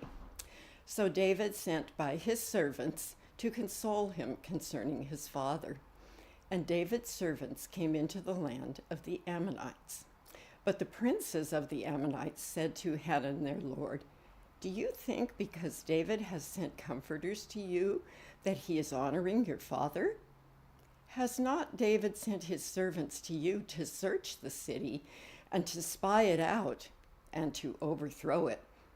So Hanun took David's servants and shaved off half the beard of each and cut off their garments in the middle at their hips and sent them away. When it was told David, he sent to meet them, for the men were greatly ashamed. And the king said, Remain at Jericho until your beards have grown, and then return. When the Ammonites saw that they had become a stench to David, the Ammonites sent and hired the Syrians of Beth-Rehob and the Syrians of Zobah, 20,000 foot soldiers, and the king of Mecca with 1,000 men, and the men of Tob, 12,000 men. And when David heard of it, he sent Joab and all the host of the mighty men. And the Ammonites came out and drew up in battle array at the entrance of the gate. And the Syrians of Zobah and Rehob and the men of Tob and Mecca were by themselves in the open country. When Joab saw that the battle was set against him both in front and in the rear, he chose some of the best men of Israel and arrayed them against the Syrians. The rest of his men he put in charge of Abishai his brother, and he arrayed them against the Ammonites. And he said, If the Syrians are too strong for me, then you shall help me. But if the Ammonites are too strong for you, then I will come and help you. Be of good courage, and let us be courageous for our people and for the cities of our God, and may the Lord do what seems good to him." So Joab and the people who were with him drew near to battle against the Syrians, and they fled before him. And when the Ammonites saw that the Syrians fled, they likewise fled before Abishai and entered the city. Then Joab returned from fighting against the Ammonites and came to Jerusalem. But when the Syrians saw that they had been defeated by Israel, they gathered themselves together, and Hadadezer sent and brought out the Syrians who were beyond the Euphrates. They came to Helam with Shobah, the commander of the army of Hadadezer, at their head. And when it was told David, he gathered all Israel together and crossed the Jordan and came to Helam. The Syrians arrayed themselves against David and fought with him. And the Syrians fled before Israel, and David killed of the Syrians the men of 700 chariots and 40,000 horsemen, and wounded Shobach, the commander of their army, so that he died there. And when all the kings who were servants of Hadadezer saw that they had been defeated by Israel, they made peace with Israel and became subject to them. So the Syrians were afraid to save the Ammonites anymore. Chapter 11. In the spring of the year, the time when kings go out to battle, David sent Joab and his servants with him and all Israel. And they ravaged the Ammonites and besieged Rabbah. But David remained at Jerusalem. It happened late one afternoon when David arose from his couch and was walking on the roof of the king's house that he saw from the roof a woman bathing, and the woman was very beautiful. And David sent and inquired about the woman, and one said, "Is not this Bathsheba, the daughter of Eliam, the wife of Uriah the Hittite?" So David sent messengers and took her, and she came to him, and he lay with her. Now she had been purifying herself from her uncleanness. Then she returned to her house, and the woman conceived, and she sent and told David, "I am pregnant." So David sent word to Joab, "Send me Uriah the Hittite." And Joab sent Uriah to David. When Uriah came to him, David asked how Joab was doing and how the people were doing and how the war was going. Then David said to Uriah, "Go down to your house and wash your feet." And Uriah went out of the king's house, and there followed him a present from the king. But Uriah slept at the door of the king's house with all the servants of his lord and did not go down to his house. When they told David, Uriah did not go down to his house. David said to Uriah, "Have you not come from a journey? Why did you not go down to your house?" Uriah said to David, "The ark and Israel and Judah dwell in booths, and my lord Joab and the servants of my lord are camping in the open field. Shall I then go to my house to eat and to drink and to lie with my wife? As you live and as your soul lives, I will not do this thing." Then David said to Uriah, Remain here today also, and tomorrow I will send you back." So Uriah remained in Jerusalem that day and the next. And David invited him, and he ate in his presence and drank, so that he made him drunk. And in the evening he went out to lie on his couch with the servants of his lord, but he did not go down to his house. In the morning David wrote a letter to Joab and sent it by the hand of Uriah. In the letter he wrote, "Set Uriah in the forefront of the hardest fighting, and then draw back from him, that he may be struck down and die." And as Joab was besieging the city, he assigned Uriah to the place where he knew there were valiant men. And the men of the city came out and fought with Joab, and some of the servants of David among the people fell. Uriah the Hittite also died. Then Joab sent and told David all the news about the fighting. And he instructed the messenger, "When you have finished telling all the news about the fighting to the king, then if the king's anger rises, and if he says to you, 'Why did you go so near the city to fight? Did you not know that they would shoot from the wall? Who killed Abimelech, the son of Jerubbesheth? Did not a woman cast an upper millstone on him from the wall, so that he died at Thebez? Why did you go so near the wall?' Then you shall say, 'Your servant Uriah the Hittite is dead also.'" So the messenger went and came and told David all that Joab had sent him to tell. The messenger said to David, "The men gained an advantage over us and came out against us in the field. But we drove them back to the entrance of the gate. Then the archers shot at your servants from the wall. Some of the king's servants are dead, and your servant Uriah the Hittite is dead also." David said to the messenger, "Thus shall you say to Joab, 'Do not let this matter displease you, for the sword devours now one and now another. Strengthen your attack against the city and overthrow it, and encourage him.'" When the wife of Uriah heard that Uriah, her husband, was dead, she lamented over her husband. And when the mourning was over, David sent and brought her to his house, and she became his wife and bore him a son. But the thing that David had done displeased the Lord. And the Lord sent, chapter 12, and the Lord sent Nathan to David. He came to him and said to him, "There were 2 men in a certain city, the one rich and the other poor. The rich man had very many flocks and herds, but the poor man had nothing but one little ewe lamb, which he had bought. And he brought it up, and it grew up with him and with his children.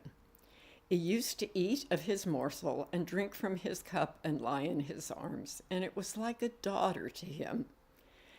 Now there came a traveler to the rich man, and he was unwilling to take one of his own flock or herd to prepare for the guest who had come to him. But he took the poor man's lamb and prepared it for the man who had come to him.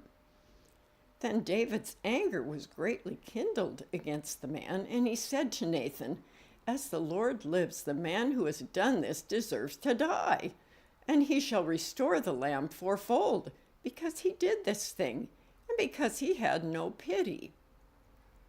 Nathan said to David, "You are the man.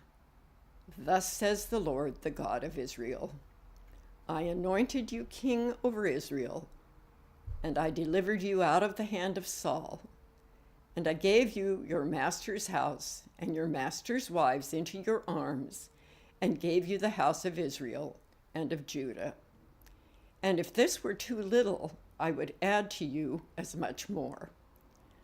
Why have you despised the word of the Lord to do what is evil in his sight? You have struck down Uriah the Hittite with the sword, and have taken his wife to be your wife, and have killed him with the sword of the Ammonites. Now, therefore, the sword shall never depart from your house. And because you have despised me and have taken the wife of Uriah the Hittite to be your wife. Thus says the Lord, behold, I will raise up evil against you out of your own house, and I will take your wives before your eyes and give them to your neighbor, and he shall lie with your wives in the sight of this sun. For you did it secretly, but I will do this thing before all Israel and before the sun." David said to Nathan, "I have sinned against the Lord. And Nathan said to David, "The Lord also has put away your sin. You shall not die. Nevertheless, because by this deed you have utterly scorned the Lord, the child who is born to you shall die." Then Nathan went to his house.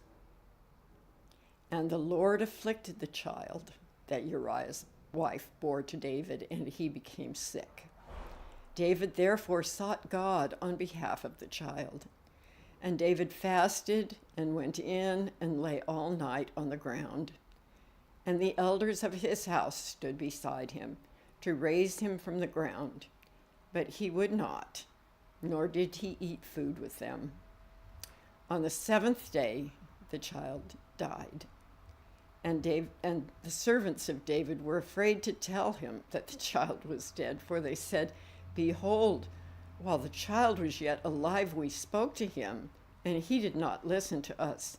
How then can we say to him, the child is dead? He may do himself some harm." But when David saw that his servants were whispering together, David understood that the child was dead. And David said to his servants, "Is the child dead?" They said, "He is dead."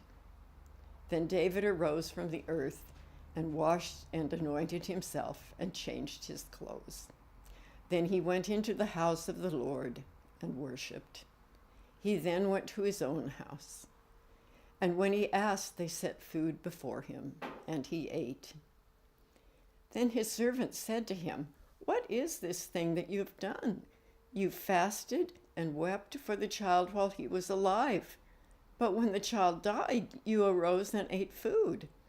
He said, "While the child was still alive, I fasted and wept, for I said, 'Who knows whether the Lord will be gracious to me that the child may live?' But now he is dead. Why should I fast? Can I bring him back again? I shall go to him, but he will not return to me." Then David comforted his wife Bathsheba, and she went in to her and lay with her, and she bore a son, and he called his name Solomon. And the Lord loved him and sent a message by Nathan the prophet. So he called his name Jedediah, because of the Lord. Now Joab fought against Rabbah of the Ammonites and took the royal city. And Joab sent messengers to David and said, "I have fought against Rabbah. Moreover, I have taken the city of waters. Now then, gather the rest of the people together and encamp against the city and take it, lest I take the city and it be called by my name." So David gathered all the people together and went to Rabbah and fought against it and took it. And he took the crown of their king from his head. The weight of it was a talent of gold, and in it was a precious stone, and it was placed on David's head. And he brought out the spoil of the city, a very great amount. And he brought out the people who were in it and set them to labor with saws and iron picks and iron axes, and made them toil at the brick kilns. And thus he did to all the cities of the Ammonites. Then David and all the people returned to Jerusalem. Now in chapter 13, now Absalom, David's son, had a beautiful sister whose name was Tamar. And after a time, Amnon, David's son, loved her. And Amnon was so tormented that he made himself ill because of his sister Tamar, for she was a virgin, and it seemed impossible to Amnon to do anything to her. But Amnon had a friend whose name was Jonadab, the son of Shimeah, David's brother. And Jonadab was a very crafty man. And he said to him, "O son of the king, why are you so haggard morning after morning? Will you not tell me?" Amnon said to him, "I love Tamar, my brother Absalom's sister." Jonadab said to him, "Lie down on your bed and pretend to be ill. And when your father comes to see you, say to him, 'Let my sister Tamar come and give me bread to eat, and prepare the food in my sight, that I may see it and eat it from her hand.'" So Amnon lay down and pretended to be ill.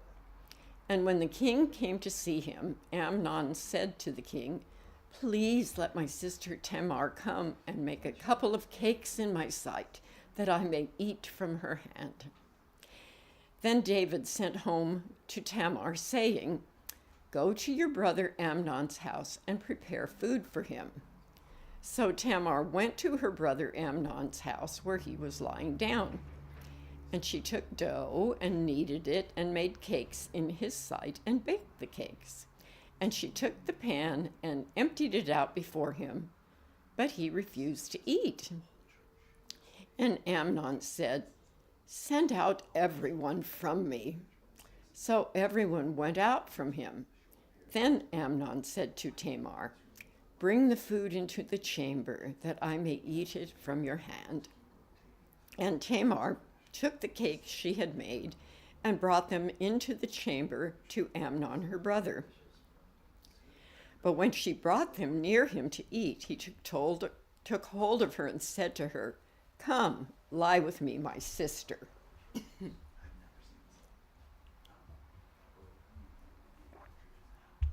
She answered him, "No, my brother, do not violate me, for such a thing is not done in Israel.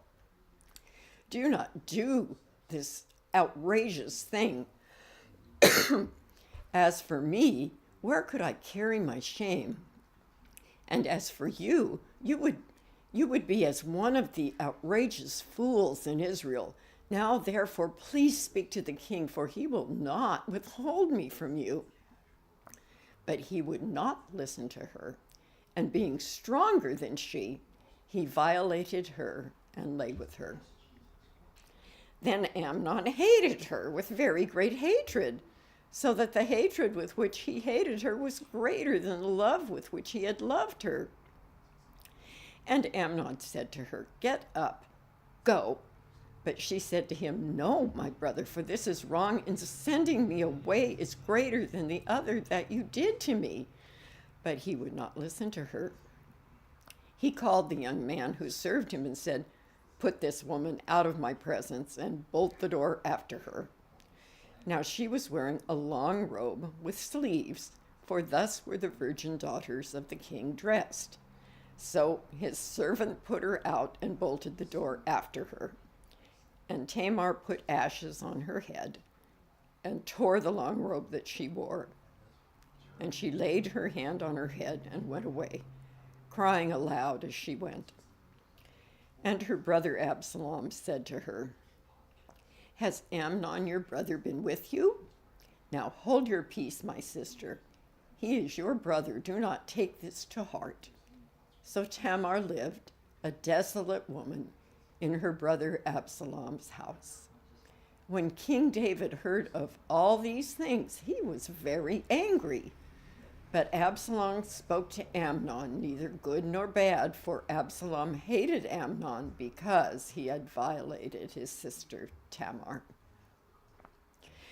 After 2 full years, Absalom had sheep shearers at Baal Hazor, which is near Ephraim, and Absalom invited all the king's sons. And Absalom came to the king and said, "Behold, your servant has sheep shearers.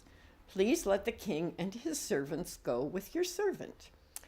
But the king said to Absalom, "No, my son, let us not all go, lest we be burdensome to you." He pressed him, but he would not go, but gave him his blessing. Then Absalom said, "If not, please let my brother Amnon go with us." And the king said to him, "Why should he go with you?" But Absalom pressed him until he let Amnon and all the king's sons go with him. Then Absalom commanded his servants, "Mark when Amnon's heart is merry with wine, and when I say to you, 'Strike Amnon,' then kill him. Do not fear, have I not commanded you?" Be courageous, be valiant. So the servants of Absalom did to Amnon as Absalom had commanded. Then all the king's sons arose, and each mounted his mule and fled. While they were on their way, news came to David. Absalom has struck down all the king's sons, and not one of them is left. Then the king arose and tore his garments and lay on the earth.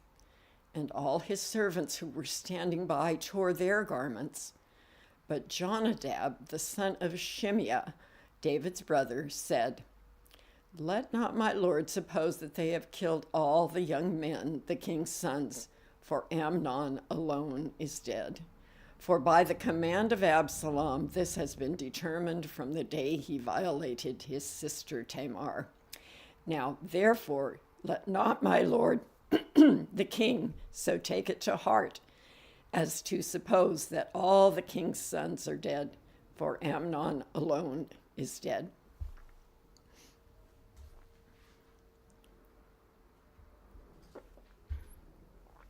But Absalom fled, and the young man who kept the watch lifted up his eyes and looked, and behold, many people were coming from the road behind him by the side of the mountain. And Jonadab said to the king, "Behold, the king's sons have come, as your servant said, so it has come about." And as soon as he had finished speaking, behold, the king's sons came and lifted up their voice and wept. And the king also and all his servants wept very bitterly. But Absalom fled and went to Talmai, the son of Ammihud, king of Geshur. And David mourned for his son day after day. So Absalom fled and went to Geshur and was there for 3 years. And the spirit of the king longed to go out to Absalom, because he was comforted about Amnon, since he was dead. Now Joab, the son of Zeruiah, knew that the king's heart went out to Absalom. And Joab sent to Tekoa and brought from there a wise woman and said to her, "Pretend to be a mourner and put on mourning garments. Do not anoint yourself with oil, but behave like a woman who has been mourning many days for the dead. Go to the king and speak thus to him." So Joab put the words in her mouth. When the woman of Tekoa came to the king, she fell on her face to the ground and paid homage and said, "Save me, O king." And the king said to her, "What is your trouble?" She answered, "Alas, I am a widow. My husband is dead, and your servant had 2 sons, and they quarreled with one another in the field. There was no one to separate them, and one struck the other and killed him. And now the whole clan has risen against your servant, and they say, 'Give up the man who struck his brother, that we may put him to death for the life of his brother whom he killed.' And so they would destroy the heir also. Thus they would quench my coal that is left and leave to my husband neither name nor remnant on the face of the earth." Then the king said to the woman, "Go to your house, and I will give orders concerning you." And the woman of Tekoa said to the king, "On me be the guilt, my lord the king, and on my father's house. Let the king and his throne be guiltless." The king said, "If anyone says anything to you, bring him to me, and he shall never touch you again." Then she said, "Please let the king invoke the Lord, your God, that the avenger of blood kill no more, and my son not be destroyed." He said, "As the Lord lives, not one hair of your son shall fall to the ground." Then the woman said, "Please let your servant speak a word to the Lord the king, my lord the king." He said, "Speak." And the woman said, "Why have you planned such a thing against the people of God? For in giving this decision, the king convicts himself, inasmuch as the king does not bring his banished one home again. We must all die. We are like water spilled on the ground, which cannot be gathered up again. But God will not take away life, and he devises means so that the banished one will not remain an outcast. Now I have come to say this to my lord the king, because the people have made me afraid. And your servant thought, I will speak to the king. It may be that the king will perform the request of his servant. For the king will hear and deliver his servant from the hand of the man who would destroy me and my son together from the heritage of God. And your servant thought, the word of my lord the king will set me at rest. For my lord the king is like the angel of God to discern good and evil. The Lord your God be with you. Then the king answered the woman, do not hide from me anything I ask you. And the woman said, let my lord the king speak. The king said, is the hand of Joab with you in all this? The woman answered and said, as surely as you live, my lord the king, one cannot turn to the right hand or to the left from anything that my lord the king has said. It was your servant Joab who commanded me. It was he who put all these words in the mouth of your servant. In order to change the course of things, your servant Joab did this. But my Lord has wisdom like the wisdom of the angel of God to know all things that are on the earth. Then the king said to Joab, behold now, I grant this. Go bring back the young man Absalom. And Joab fell on his face to the ground and paid homage and blessed the king. And Joab said, today your servant knows that I have found favor in your sight, my lord the king, in that the king has granted the request of his servant. So Joab arose and went to Geshur and brought Absalom to Jerusalem. And the king said, let him dwell apart in his own house. He is not to come into my presence. So Absalom lived apart in his own house and did not come into the king's presence. Now in all Israel there was no one so much to be praised for his handsome appearance as Absalom. From the sole of his foot to the crown of his head there was no blemish in him. And when he cut the hair of his head, for at the end of every year he used to cut it, when it was heavy on him, he cut it. He weighed the hair of his head 200 shekels by the king's weight. There were born to Absalom 3 sons and 1 daughter, whose name was Tamar. She was a beautiful woman. So Absalom lived 2 full years in Jerusalem without coming into the king's presence. Then Absalom sent for Joab to send him to the king. But Joab would not come to him.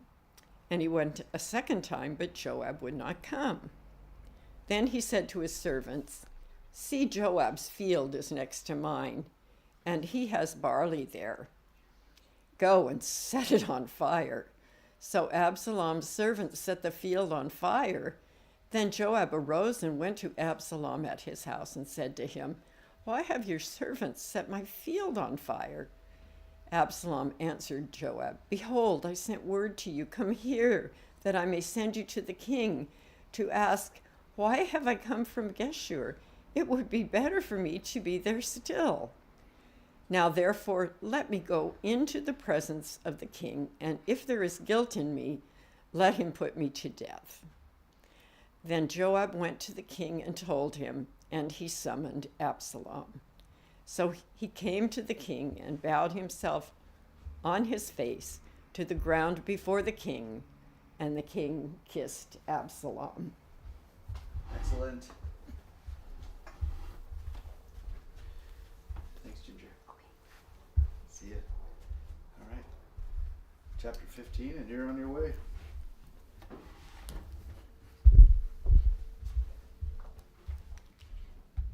God's holy word, 2 Samuel chapter 15. After this, Absalom got himself a chariot and horses and 50 men to run before him. And Absalom used to rise early and stand beside the way of the gate. And when any man had a dispute to come before the king for judgment, Absalom would call to him and say, "From what city are you?" And when he said, "Your servant is such and such a tribe in Israel," Absalom would say to him, "See, your claims are good and right, and there is no man designated by the king to hear you." Then Absalom would say, "Oh, that I were judge in this land. Then every man with a dispute or cause might come to me, and I would give him justice. And whenever a man came near to pay homage to him, he would put out his hand and take hold of him and kiss him." Thus Absalom did to all of Israel who came to the king for judgment. So Absalom stole the hearts of the men of Israel. And at the end of 4 years, Absalom said to the king, "Please let me go and pay my vow, which I have vowed to the Lord in Hebron. For your servant vowed a vow where I lived at Geshur in Aram, saying, 'If the Lord will indeed bring me back to Jerusalem, then I will offer worship to the Lord.' The king said to him, 'Go in peace.' So he arose and went to Hebron. But Absalom sent secret messengers throughout all of the tribes of Israel, saying, 'As soon as you hear the sound of the trumpet, then say, Absalom is the king at Hebron.' With Absalom went 200 men from Jerusalem who were invited guests, and they went in their innocence and knew nothing. And while Absalom was offering sacrifices, he sent for Ahithophel, the Gibeonite, David's counselor from the city of Gilo, and the conspiracy grew strong, and the people with Absalom kept increasing. And a messenger came to David, saying, 'The hearts of the men of Israel have gone after Absalom.' Then David said to all his servants who were with him at Jerusalem, 'Arise and let us flee, or else there will be no escape for us from Absalom. Go quickly, lest he overtake us quickly and bring down ruin on us, and strike the city with the edge of the sword.' And the king's servants said to the king, 'Behold, your servants are ready to do whatever my lord the king decides.' So the king went out, and all his households after him, and the king left 10 concubines to keep the house. And the king went out, and all the people after him, and they halted at the last house. And all his servants passed by him, and all the Jeshreelites, and all the Philippites, and all the 600 Gittites who had followed him from Gath, passed on before the king. When the king said to Ittai, the Gittite, 'Why do you also go with us? Go back and stay with the king, for you are a foreigner, and also an exile from your home. You came only yesterday, and shall I today make you wander with us? Since I go, I know not where. Go back and take your brothers with you, and may the Lord show steadfast love and faithfulness to you.' But Ittai answered the king, 'As the Lord lives, and as my lord the king lives, wherever my lord the king shall be, whether for death or for life, there also your servant be.' And David said to Ittai, 'Go then, pass on.' So Ittai the Gittite passed on with all his men and all the little ones who were with him. And all the land wept aloud as all the people passed by. And the king crossed the brook Kidron, and all the people passed on toward the wilderness. And Abiathar came up, and behold, Zadok came also with all the Levites bearing the ark of the covenant of the Lord. And they set down the ark of God until the people had all passed out of the city. Then the king said to Zadok, "Carry the ark of God back into the city. If I find favor in the eyes of the Lord, he will bring me back and let me see both it and his dwelling place. But if he says, I have no pleasure in you, behold, here I am. Let him do to me what seems good to him." The king also said to Zadok the priest, "Are you not a seer?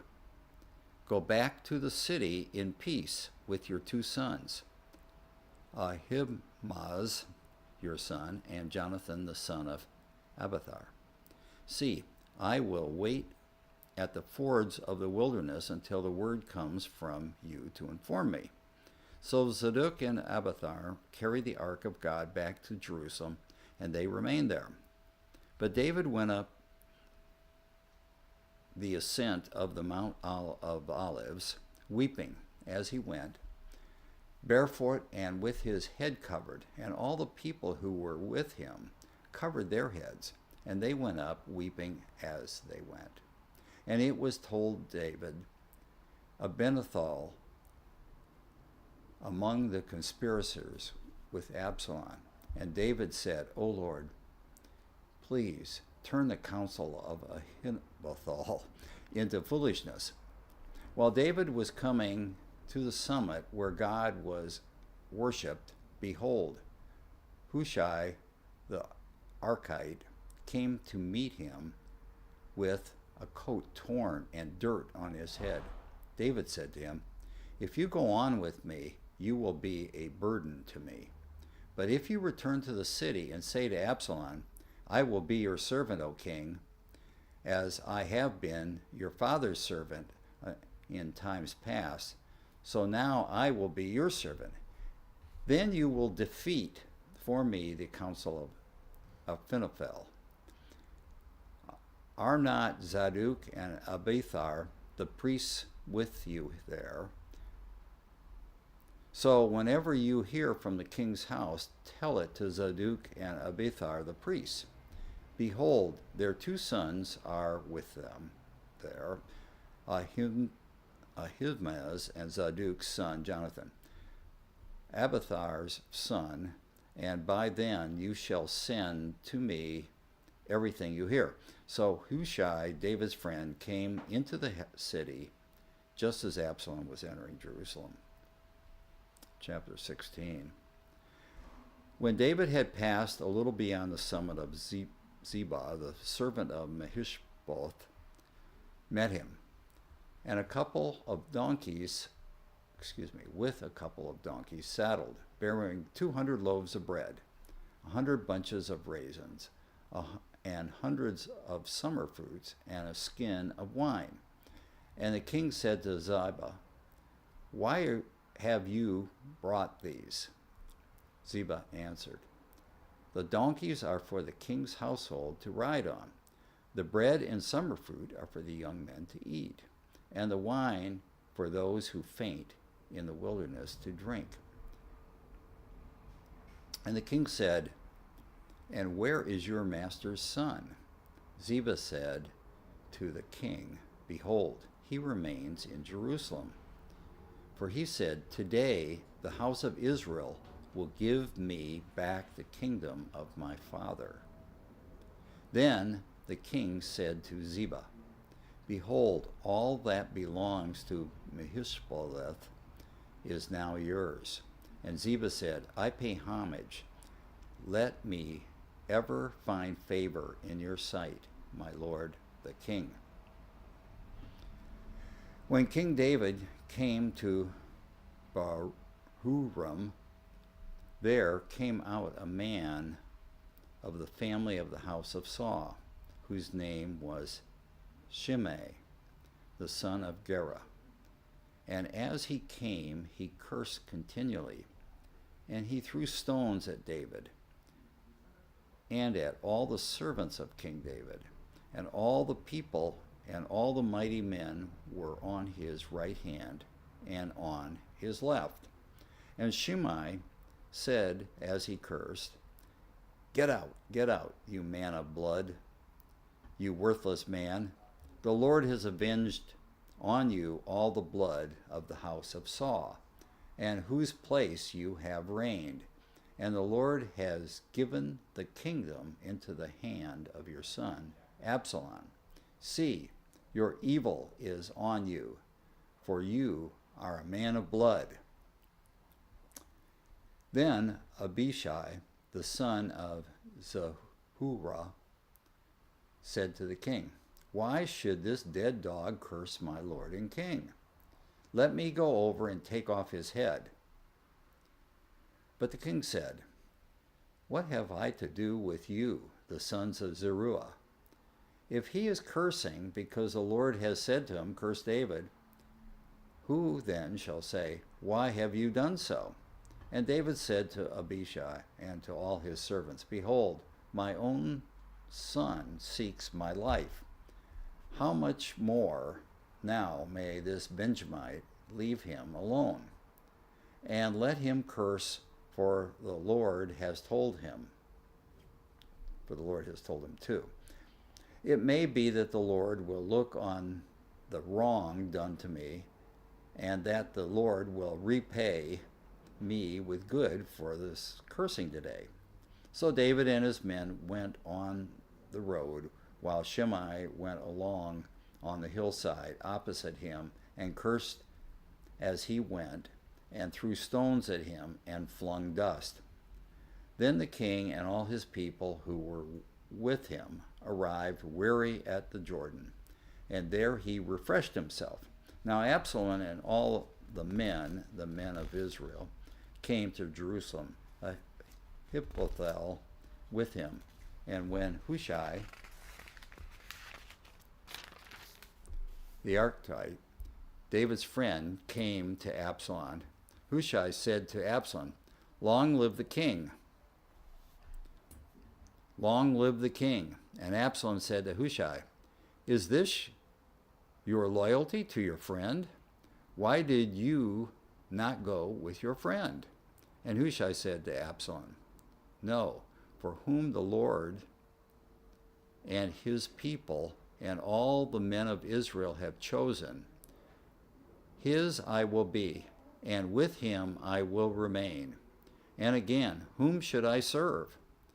Should it not be his son? And as I have served your father, so I will serve you. Then Absalom said to Ahithophel, give your counsel. What shall we do? Ahithophel said to Absalom, go in to your father's concubines, whom he has left to keep the house. And all Israel will hear that you have made yourself a stench to your father, and all the hands of all who are with you will be strengthened. So they pitched a tent for Absalom on the roof, and Absalom went in to his father's concubines in the sight of all Israel. Now in those days the counsel Ahithophel gave was as one consulted the word of God. So was all the counsel of Ahithophel esteemed, both by David and by Absalom. Moreover, chapter 17. Moreover, Ahithophel said to Absalom, let me choose 12,000 men, and I will arise and pursue David tonight. I will come upon him while he is weary and discouraged, and throw him into a panic, and all the people who are with him will flee. I will strike down only the king, and I will bring all the people back to you, as a bride comes home to her husband. You seek the life of only one man, and all the people will be at peace. And the advice seemed right in the eyes of Absalom and in all the elders of Israel. Then Absalom said, call Hushai the Archite also, and let us hear what he has to say. And when Hushai came to Absalom, Absalom said to him, "Thus has Ahithophel spoken. Shall we do as he says? If not, you speak." Then Hushai said to Absalom, "This time the counsel that Ahithophel has given is not good." Hushai said, "You know that your father and his men are mighty men, and that they are enraged like the bear robbed of her cubs in the field. Besides, your father is expert in war. He will not spend the night with the people. Behold, even now he has hidden himself in one of the pits or in some other place. And as soon as some of the people fall at the first attack, whoever hears it will say, 'There has been a slaughter among the people who follow Absalom.' Then even the valiant men, even the valiant man whose heart is like the heart of a lion will utterly melt with fear, and all Israel knows that your father is a mighty man, and that those who are with him are valiant men.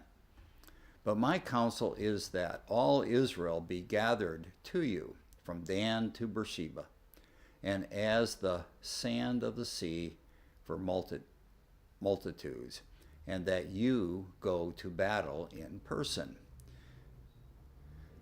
So we shall come upon him in some place where he is to be found, and we shall light upon him as the dew falls on the ground, and of him and all the men with him not one will be left.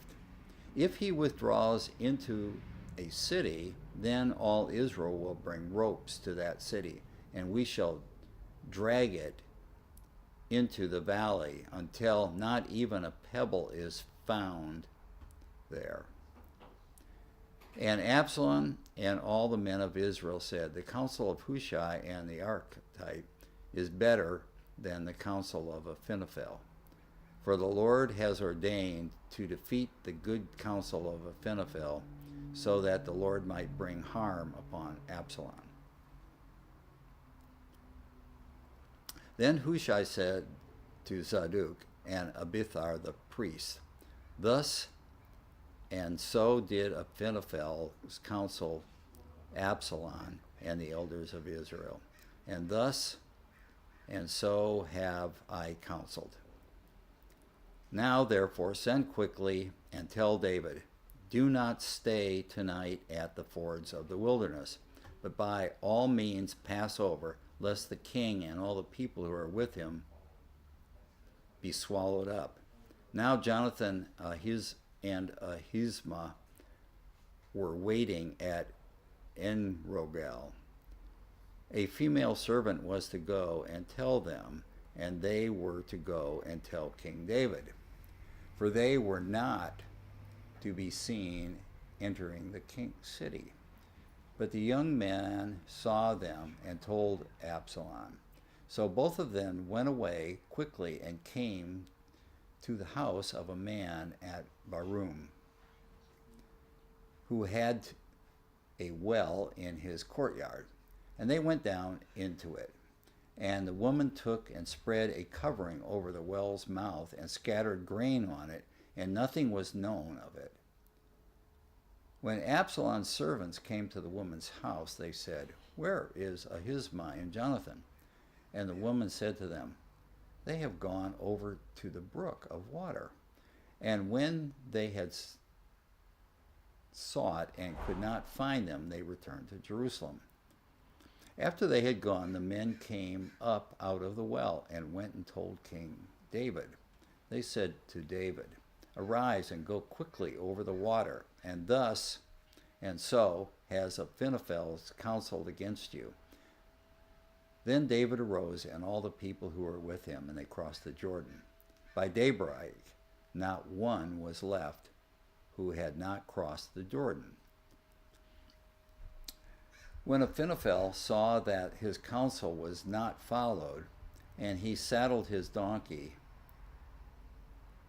and went off home to his own city.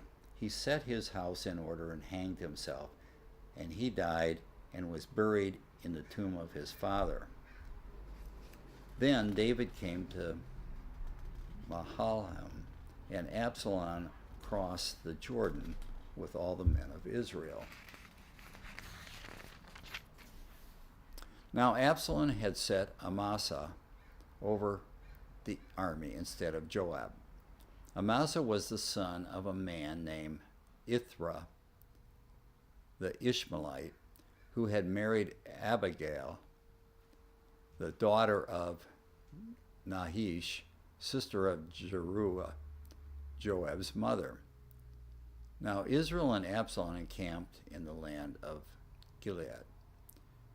Then David came to Mahanaim, Shobah the son of Nahish from Rabbah of the Ammonites, and Maktar the son of Amiel from Lo-debar, and Barzillai the Gittite from Rogelim, brought beds, basins, and earthen vessels, wheat, barley, flour, parched grains, beans, and lentils, honey and curds, and sheep and cheese from the herd for David and the people with him to eat. And they said, "The people are hungry and weary and thirsty in the wilderness." Chapter 18. Then David mustered the men who were with him and set over them commanders of thousands and commanders of hundreds. And David sent out the army, 1/3 under the command of Joab, 1/3 under the command of Abishai, the son of Zeruiah, Joab's brother, and 1/3 under the command of Ittai, the Gittite. And the king said to the men, "I myself will go out with you." But the men said, "You shall not go out, for if we flee, they will not care about us. If half of us die, they will not care about us. But you are worth 10,000 of us. Therefore it is better that you send us help from the city." The king said to them, "Whatever seems best to you, I will do." So the king stood at the side of the gate while all the army marched out by hundreds and by thousands. And the king ordered Joab and Abishai and Ittai, "Deal gently for my sake with the young man Absalom." And all the people heard when the king gave orders, and all the commanders about Absalom. So the army went out into the field against Israel, and the battle was fought in the forest of Ephraim, and the men of Israel were defeated there by the servants of David, and the loss there was great on that day, 20,000 men. The battle spread over the face of all the country, and the forest devoured more people that day than the sword. And Absalom happened to meet the servants of David.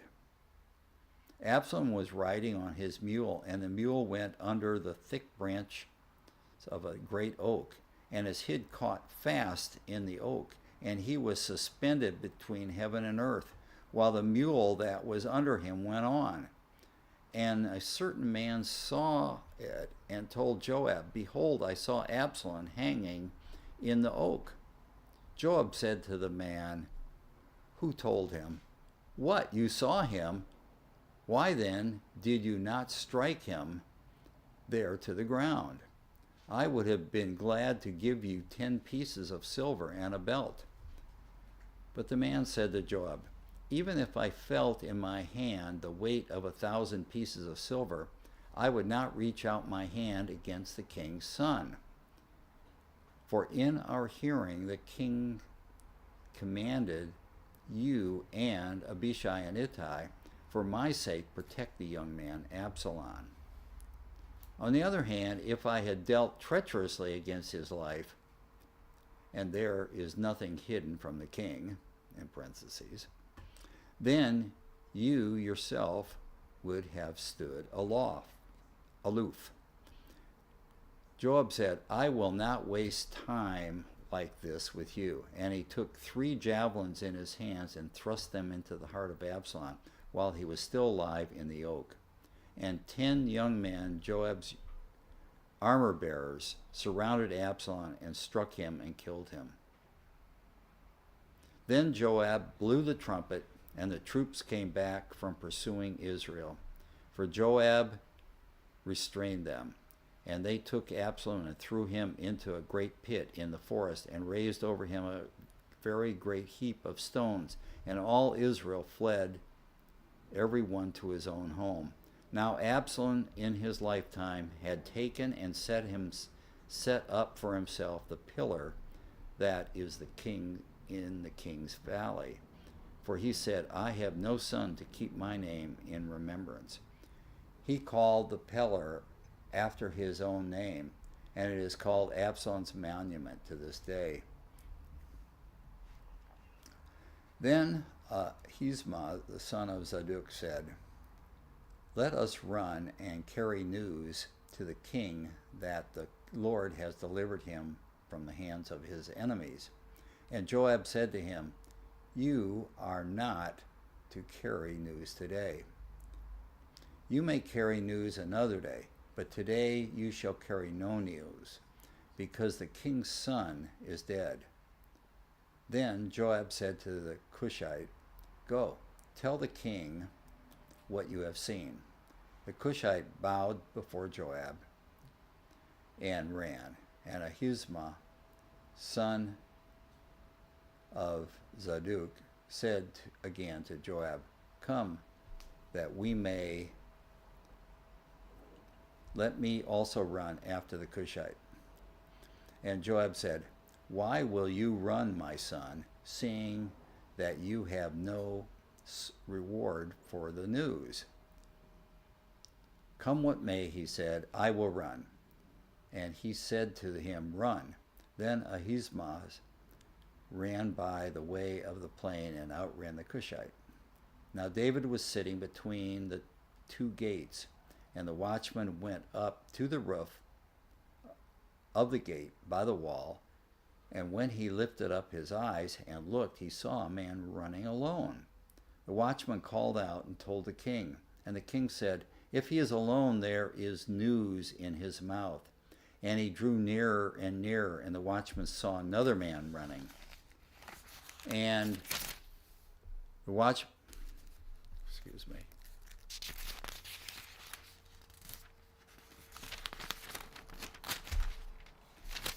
And the watchman called to the gate and said, See another man running alone. The king said, He also brings news. The watchman said, I think the running of the first is like the running of Ahisamach, the son of Zadok.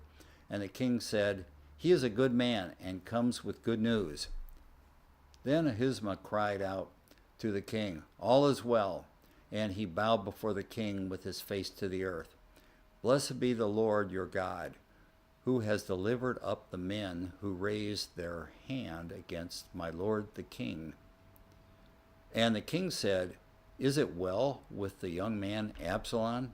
Ahisamach answered, When Joab sent the king's servants, your servant, I saw a great commotion, but I do not know what it was. And the king said, Turn aside and stand here. And so he turned aside and stood still. Then behold, the Cushite came, and the Cushite said, Good news for my lord, the king, for the Lord has delivered you this day from the hand of all who rose up against you. The king said to the Cushite, Is it well with the young man Absalom? And the Cushite answered, May the enemies of my lord the king and all who rise up against you for evil be like that young man. And the king was deeply moved, and went up to the chamber over the gate and wept. And as he wept, he said, O my son Absalom, my son Absalom, would I had died instead of you. O Absalom, my son, my son. There you go. That's it. That's 30. Thanks, Norm. Sure. Great job. Great job. All right. And Miss Melanie's up. Chapter 19, I think is where we're at. All right.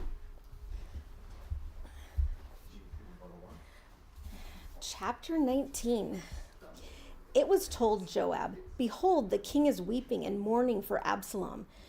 So the victory that day was turned into mourning for all the people, for the people heard that day, "The king is grieving for his son." And the people stole into the city that day, as people steal and who are ashamed when they flee in battle. The king covered his face, and the king cried with a loud voice, "Oh, my son Absalom! Oh, Absalom, my son, my son!" Then Joab came into the house to the king and said, "You have today covered with shame the faces of all your servants who have this day saved your life, and the lives of your sons and your daughters, and the lives of your wives and your concubines, because you love those who hate you and hate those who love you. For you have made it clear today that commanders and servants are nothing to you. For today I know that if Absalom were alive and all of us were dead today, then you would be pleased. Now therefore arise, go out and speak kindly to your servants. For I swear by the Lord, if you do not go, not a man will stay with you this night. And this will be worse for you than all the evil that has come upon you from your youth until now." Then the king arose and took his seat in the gate, and the people were all told, "Behold, the king is sitting in the gate." And all the people came before the king. Now Israel had fled every man to his own home, and all the people were arguing throughout all the tribes of Israel, saying, "The king delivered us from the hand of our enemies and saved us from the hand of the Philistines, and now he has fled out of the land from Absalom. But Absalom, whom we anointed over us, is dead in battle. Now therefore, why do you say nothing about bringing the king back?" And King David sent his message to Zadok and Abiathar, the priest. "Say to the elders of Judah, why should you be the last to bring the king back to his house when the word of all Israel has come to the king? You are my brothers, you are my bone and my flesh. Why then should you be the last to bring back the king? And say to Amasa, are you not my bone and my flesh? God do so to me and more also if you are not commander of my army from now on in place of Joab." And he swayed the heart of all the men of Judah as one man, so that they sent word to the king, "Return both you and all your servants." So the king came back to the Jordan, and Judah came to Gilgal to meet the king and to bring the king over to the Jordan. And Shimei, the son of Jerah, the Benjaminite from Bahurim, hurried to come down with the men of Judah to meet King David. And with him were 1,000 men from Benjamin. And Ziba, the servant of the house of Saul, with his 15 sons and his 20 servants, rushed down to the Jordan before the king. And they crossed the ford to bring over the king's household and to do his pleasure.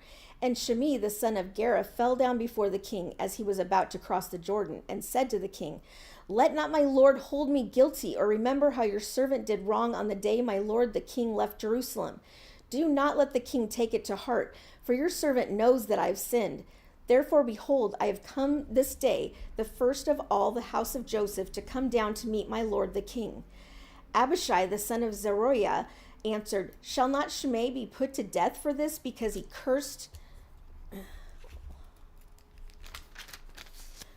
the Lord's anointed?" But David said, "What have I to do with you, you sons of Zeruiah, that you should this day be as an adversary to me?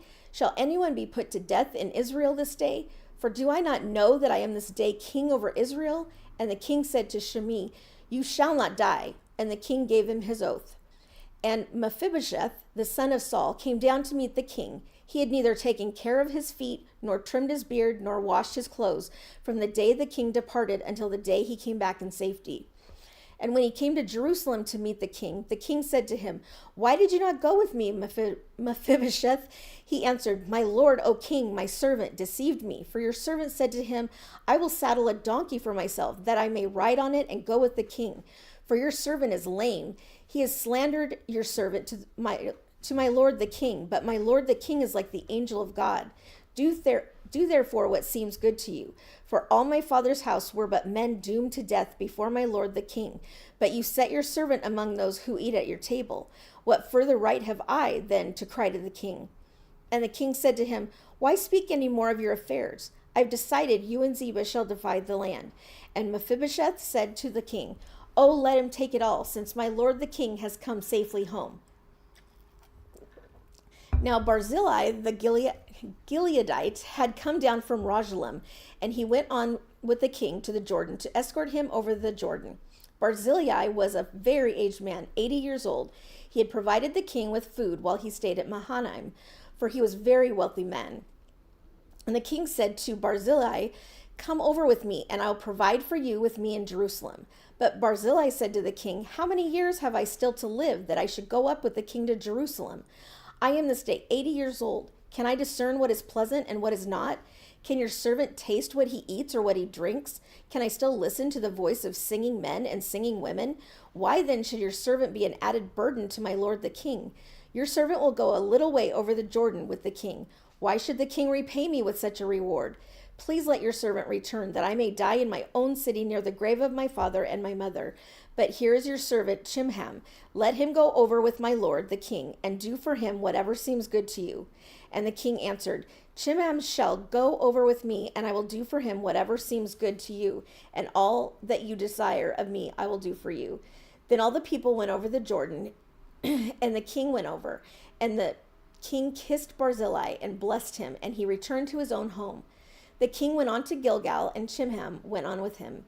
All the people of Judah and also half the people of Israel brought the king on his way. Then all the men of Israel came to the king and said to the king, "Why have our brothers, the men of Judah, stolen you away and brought the king and his household over the Jordan and all David's men with them?" All the men of Judah answered the men of Israel, "Because the king is our close relative.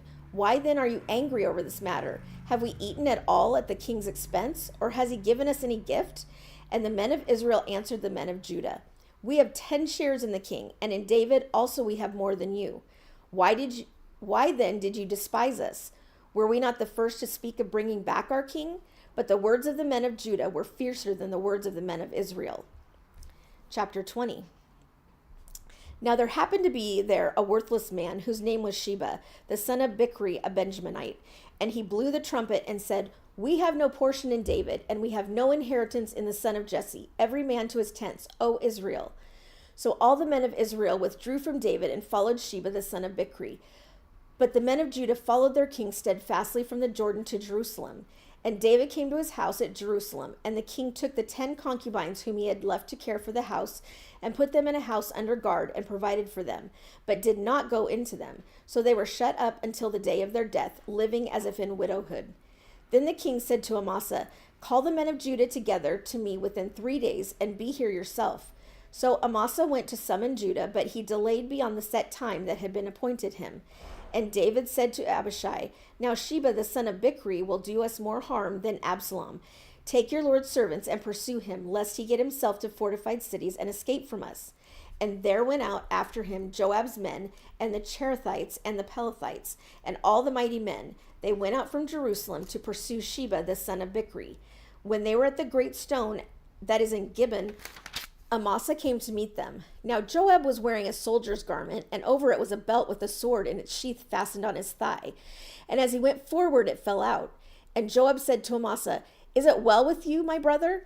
And Joab took Amasa by the beard with his right hand to kiss him.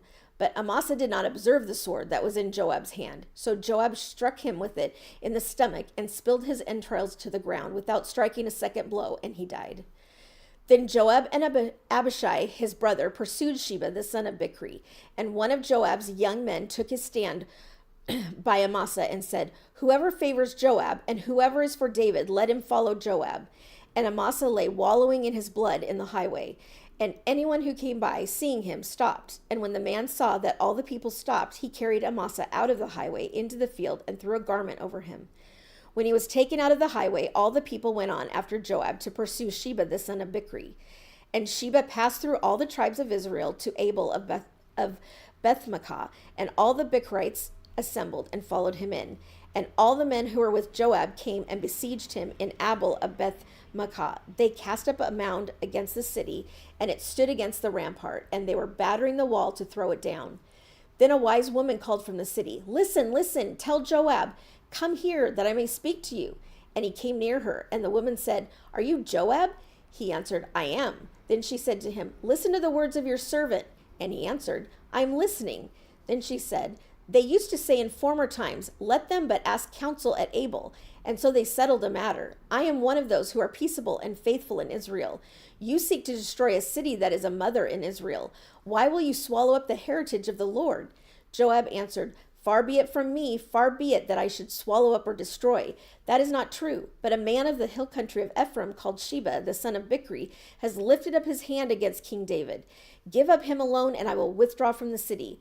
And the woman said to Joab, behold, his head shall be thrown to you over the wall. Then the woman went to all the people in her wisdom, and they cut off the head of Sheba, the son of Bichri, and threw it out to Joab. So he blew the trumpet, and they dispersed from the city, every man to his home. And Joab returned to Jerusalem to the king. Now Joab was in command of all the army of Israel, and Benaiah, the son of Jehoiada, was in command of the Cherethites and the Pelethites, and Adoram was in charge of the forced labor, and Jehoshaphat, the son of Ahilud, was the recorder, and Sheva was secretary, and Zadok and Abiathar were priests, and Ira the Jerite was also David's priest. Chapter 21. Now there was a famine in the days of David for 3 years, year after year, and David sought the face of the Lord, and the Lord said, there is blood guilt on Saul and on his house because he put the Gibeonites to death. So the king called the Gibeonites and spoke to them. Now the Gibeonites were not of the people of Israel, but of the remnant of the Amorites. Although the people of Israel had sworn to spare them, Saul had sought to strike them down in his zeal for the people of Israel and Judah. And David said to the Gibeonites, what shall I do for you? And how shall I make atonement that you may bless the heritage of the Lord? The Gibeonites said to him, it is not a matter of silver or gold between us and Saul or his house, neither is it for us to put any man to death in Israel. And he said, what do you say that I shall do for you? They said to the king, the man who consumed us and planned to destroy us, so that we should have no place in all the territory of Israel. Let 7 of his sons be given to us, so that we may hang them before the Lord at Gibeah of Saul, the chosen of the Lord. And the king said, I will give them. But the king spared Mephibosheth, and the son of Saul's son Jonathan, because the oath of the Lord that was between them, between David and Jonathan, the son of Saul. The king took the 2 sons of Rizpah, the daughter of Ai, whom she bore to Saul, Armoni and Mephibosheth, and the 5 sons of Merab, the daughter of Saul, whom she bore to Adriel, the son of Barzillai, the Maholathite, and he gave them into the hands of the Gibeonites, and they hanged them on the mountain before the Lord, and the 7 of them perished together. They were put to death in the first days of harvest, at the beginning of barley harvest. Then Rizpah, the daughter of Ai, took sackcloth and spread it for herself on the rock from the beginning of harvest until rain fell upon them from the heavens. And she did not allow the birds of the air to come upon them by day, or the beasts of the field by night. When David was told what Rizpah, the daughter of Ai, the concubine of Saul, had done, David went and took the bones of Saul and the bones of his son Jonathan from the men of Jabesh Gilead, who had stolen them from the public square of Bethshan, where the Philistines had hanged them, on the day the Philistines killed Saul on Gilboa. And he brought up from there the bones of Saul and the bones of his son Jonathan. And they gathered the bones of those who were hanged. And they buried the bones of Saul and his son Jonathan in the land of Benjamin, in Zelah, in the tomb of Kish, his father. And they did all that the king commanded, and after that God responded to the plea for the land. There was war again between the Philistines and Israel. And David went down together with his servants, and they fought against the Philistines, and David grew weary. And Ishbenob, one of the descendants of the giants whose spear weighed 300 shekels of bronze, and who was armed with a new sword, thought to kill David. But Abishai, the son of Zeruiah, came to his aid and attacked the Philistine and killed him. Then David's men swore to him, you shall no longer go out with us to battle, lest you quench the lamp of Israel. After this there was again war with the Philistines at Gob. Then Sibbecai the Hushathite struck down Saph, who was one of the descendants of the giants. And there was again war with the Philistines at Gob, and Elhanan, the son of Jer-Oregim, the Bethlehemite, struck down Goliath the Gittite, the shaft of whose spear was like a weaver's beam. And there was again war at Gath, where there was a man of great stature, who had 6 fingers on each hand, and 6 toes on each foot, 24 in number, and also he was descended from the giants. And when he taunted Israel, Jonathan, the son of Shimei, David's brother, struck him down. These 4 were descended from the giants in Gath, and they fell by the hand of David and by the hand of his servants. Chapter 22. And David spoke to the Lord the words of this song on the day when the Lord delivered him from the hand of all his enemies and from the hand of Saul. He said, "The Lord is my rock and my fortress and my deliverer, my God, my rock in whom I take refuge, my shield and the horn of my salvation, my stronghold and my refuge, my Savior, you save me from violence. I call upon the Lord who is worthy to be praised, and I'm saved from my enemies. For the waves of death encompassed me, the torrents of destruction assailed me, the cords of Sheol entangled me, the snares of death confronted me. In my distress I called upon the Lord, to my God I called. From his temple he heard my voice, and my cry came to his ears. Then the earth reeled and rocked, the foundations of the heavens trembled and quaked because he was angry. Smoke went up from his nostrils, and devouring fire from his mouth, glowing coals flamed forth from him. He bowed the heavens and came down. Thick darkness was under his feet. He rode on a cherub and flew. He was seen on the wings of the wind. He made darkness around him his canopy, thick clouds a gathering of water. Out of the brightness before him, coals of fire flamed forth. The Lord thundered from heaven, and the Most High uttered his voice. And he sent out arrows and scattered them, lightning and routed them. Then the channels of the sea were seen. The foundations of the world were laid bare at the rebuke of the Lord, at the blast of the breath of his nostrils. He sent from on high, he took me. He drew me out of many waters. He rescued me from my strong enemy, from those who hated me, for they were too mighty for me. They confronted me in the day of my calamity, but the Lord was my support. He brought me out into a broad place. He rescued me because he delighted in me. The Lord dealt with me according to my righteousness. According to the cleanness of my hands, he rewarded me. For I have kept the ways of the Lord and have not wickedly departed from my God. For all his rules were before me, and from his statutes I did not turn aside. I was blameless before him, and I kept myself from guilt. And the Lord has rewarded me according to my righteousness, according to my cleanness in his sight. With the merciful you show yourself merciful. With the blameless man you show yourself blameless. With the purified you deal purely, and with the crooked you make yourself seem tortuous. You save a humble people, but your eyes are on the haughty to bring them down. For you are my lamp, O Lord, and my God lightens my darkness. For by you I can run against a troop, and by my God I can leap over a wall. This God, his way is perfect. The word of the Lord proves true. He is a shield for all those who take refuge in him. For who is God but the Lord? And who is a rock except our God? This God is my strong refuge, and he has made my way blameless. He made my feet like the feet of a deer and set me secure on the heights. He trains my hands for war so that my arms can bend a bow of bronze. You have given me the shield of your salvation, and your gentleness made me great. You gave a wide place for my steps under me, and my feet did not slip. I pursued my enemies and destroyed them, and did not turn back until they were consumed. I consumed them, I thrust them through so that they did not rise. They fell under my feet, for you equipped me with strength for the battle. You made those who rise under me sink under me. Those who rise against me sink under me. You made my enemies turn their backs to me, those who hated me, and I destroyed them. They looked, but there was none to save. They cried to the Lord, but he did not answer them. I beat them fine as the dust of the earth. I crushed them and stamped them down like the mire of the streets. You delivered me from strife with my people. You kept me as the head of the nations. People whom I had not known served me. Foreigners came cringing to me. As soon as they heard of me, they obeyed me. Foreigners lost heart and came trembling out of their fortresses. The Lord lives, and blessed be my rock, and exalted be my God, the rock of my salvation. The God who gave me vengeance and brought down peoples under me, who brought me out from my enemies. You exalted me above those who rose against me. You delivered me from men of violence. For this I will praise you, O Lord, among the nations, and sing praises to your name. Great salvation he brings to his king, and shows steadfast love to his anointed, to David and his offspring forever. Chapter 23. Now these are the last words of David. The oracle of David, the son of Jesse, the oracle of the man who was raised on high, the anointed of the God of Jacob, the sweet psalmist of Israel. The Spirit of the Lord speaks by me. His word is on my tongue. The God of Israel has spoken. The rock of Israel has said to me, when one rules justly over men, ruling in the fear of God, he dawns on them like the morning light, like the sun shining forth on a cloudless morning, like rain that makes grass to sprout from the earth. For does not my house stand so with God? For he's made me with an everlasting covenant, ordered in all things and secure. For will he not cause to prosper all my help and my desire?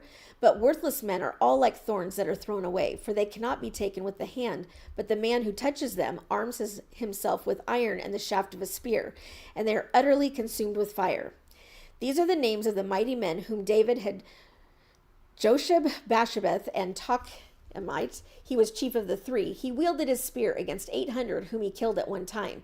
And next to him was among the three mighty men was Eleazar the son of Dodo, son of Ahohi.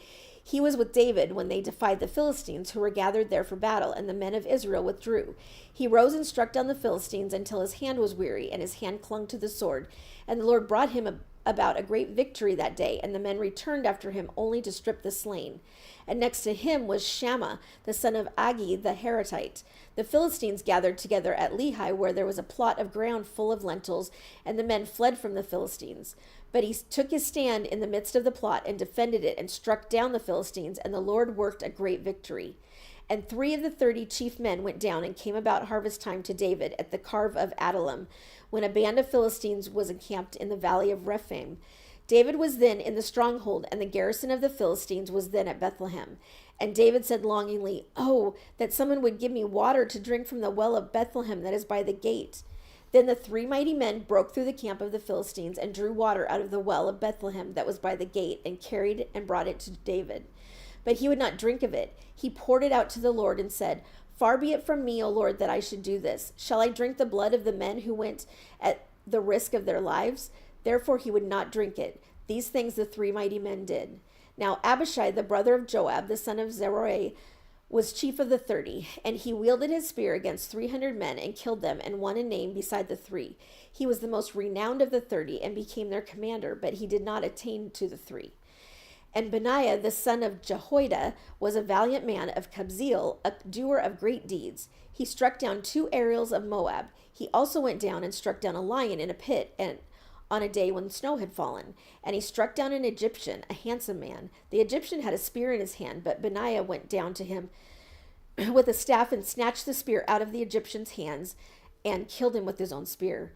Those things did Benaiah, the son of Jehoiada, and won a name beside the 3 mighty men. He was renowned among the 30, but he did not attain to the 3. And David set him over his bodyguard. Asahel, the brother of Joab, was one of the 30.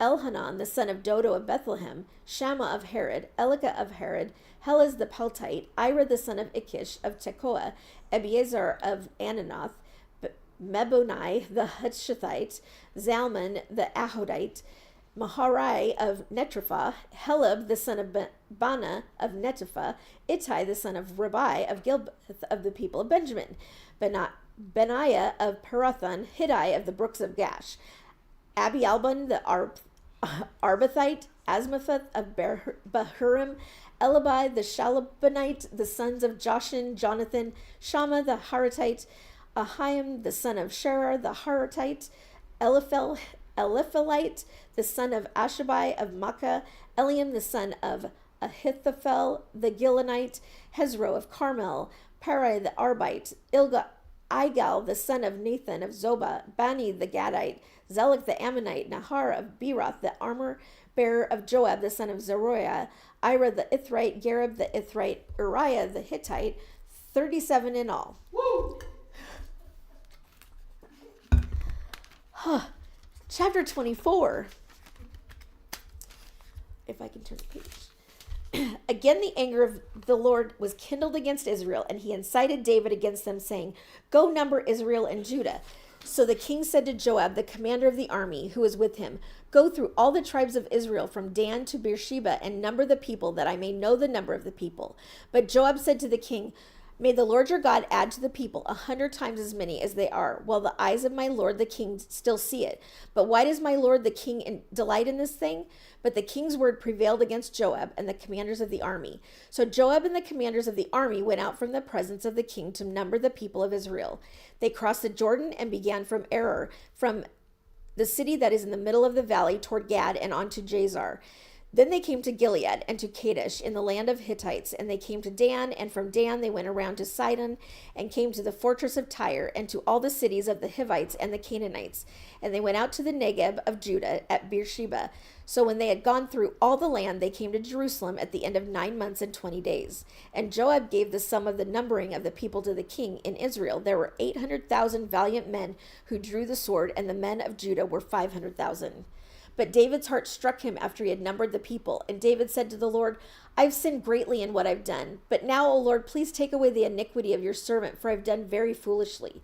And when David arose in the morning, the word of the Lord came to the prophet Gad, David's seer, saying, Go and say to David, Thus says the Lord, 3 things I offer you. Choose one of them, that I may do it to you.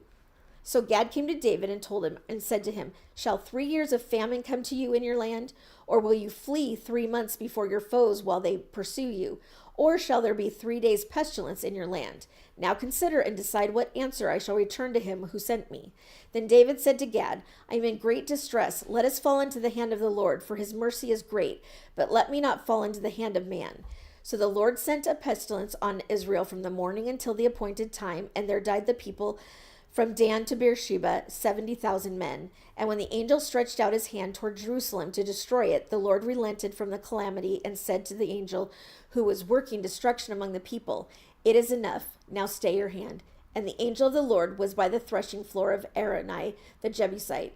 Then David spoke to the Lord when he saw the angel who was striking the people and said, Behold, I have sinned and I have done wickedly. But these sheep, what have they done? Please let your hand be against me and against my father's house. And Gad came that day to David and said to him, Go up, raise an altar to the Lord on the threshing floor of Araunah the Jebusite. So David went up at Gad's word, as the Lord commanded. And when Araunah looked down, he saw the king and his servants coming on toward him. And Araunah went out and paid homage to the king with his face to the ground. And Araunah said, Why has my lord the king come to his servant? David said, To buy the threshing floor from you, in order to build an altar to the Lord, that the plague may be averted from the people.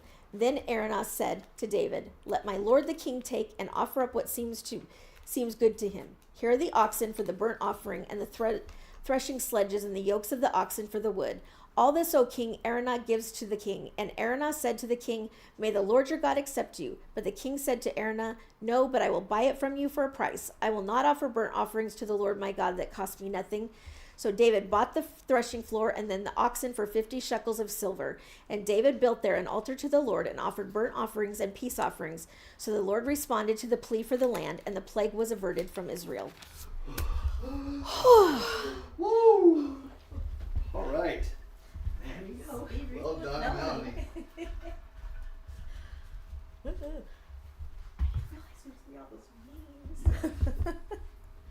We love the names, Melanie.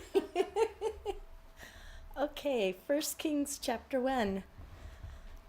Now King David was old and advanced in years, and although they clothed him with clothes, he could not get warm. Therefore his servant said to him, Let a young woman be sought for my lord the king, and let her wait on the king and be in his service. Let her lie in your arms, that my lord the king may be warm. So they sought for a beautiful young woman throughout all the territory of Israel, and found Azbeg the Shimonite, and brought her to the king. The young woman was very beautiful, and she was of service to the king, and attended to him, but the king knew her not.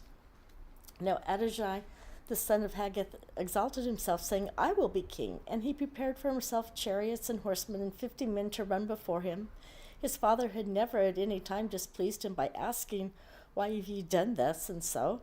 He was also a very handsome man, and he was born next after Absalom. He conferred with Joab, the son of Zeruiah, and with Abthar the priest, and they followed Adonijah and helped him. But Zodak the priest, and Benani the son of Joab, and Nathan the prophet, and Shimei and Rhea and David's mighty men were not with Adonijah.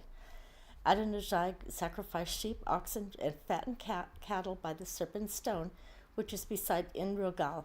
And he invited all of his brothers, the king's sons, and all the royal officials of Judah. But he did not invite Nathan the prophet, nor Benjai, or the mighty men, or Solomon his brother.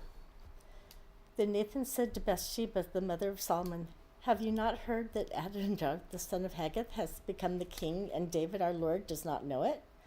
Now therefore come, let me give you advice, that you may save your own life and the life of your son Solomon.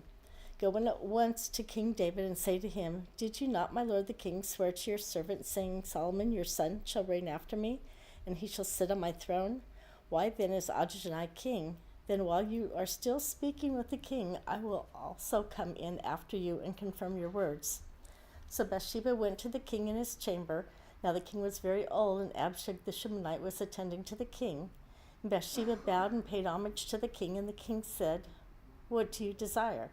She said to him, My lord, you swore to your servant by the Lord your God, saying, Solomon your son shall reign after me, and he shall sit on my throne. And now behold, Adonai is king, although you, my lord the king, do not know it. He has sacrificed oxen, fattened cattle, sheep in abundance, and he has invited all the sons of the king, Abra the priest, and Joab the commander of the army. But Solomon your servant he has not invited. And now, my lord the king, the eyes of all Israel are on you, to tell them who shall sit on the throne of my lord the king after him. Otherwise it will come to pass, when my lord the king sleeps with his fathers, that I and my son Solomon will be counted offenders. While she was still speaking with the king, Nathan the prophet came in, and they told the king, Here is Nathan the prophet. And when he came in before the king, he bowed before the king, with his face to the ground. And Nathan said, My lord the king, have you said, Adonai shall reign after me, and he shall sit on my throne? For he has gone down this day, and has sacrificed oxen, fattened cattle, and sheep in abundance, and has invited all the king's sons and commanders of the army, and Abiathar the priest. And behold, they are eating and drinking before him, and saying, Long live King Adonai. But me, your servant, and Zodok the priest, and Benani the son of Jehoiada, and your servant Solomon, he has not been invited. Had this thing been brought about by my lord the king, and you have not told your servants who should sit on the throne of my lord the king after him? Then King David answered, Call Bathsheba to me. So she came into the king's presence and stood before the king. And the king swore, saying, As the Lord lives, who has redeemed my soul out of every adversity, as I swore to you by the Lord the God of Israel, saying, Solomon your son shall reign after me, and he shall sit on my throne in my place, even so I will do this day. Then Bathsheba bowed with her face to the ground and paid homage to the king and said, May my lord King David live forever. King David said, Call to me Zodok the priest, Nathan the prophet, and Benani the son of Jehoiada. So they came before the king, and the king said to them, Take with you the servants of your lord, and have Solomon my son ride on my own mule, and bring him down to Gihon. And let Zodok the priest and Nathan the prophet there anoint him king over Israel. Then blow the trumpet and say, Long live King Solomon.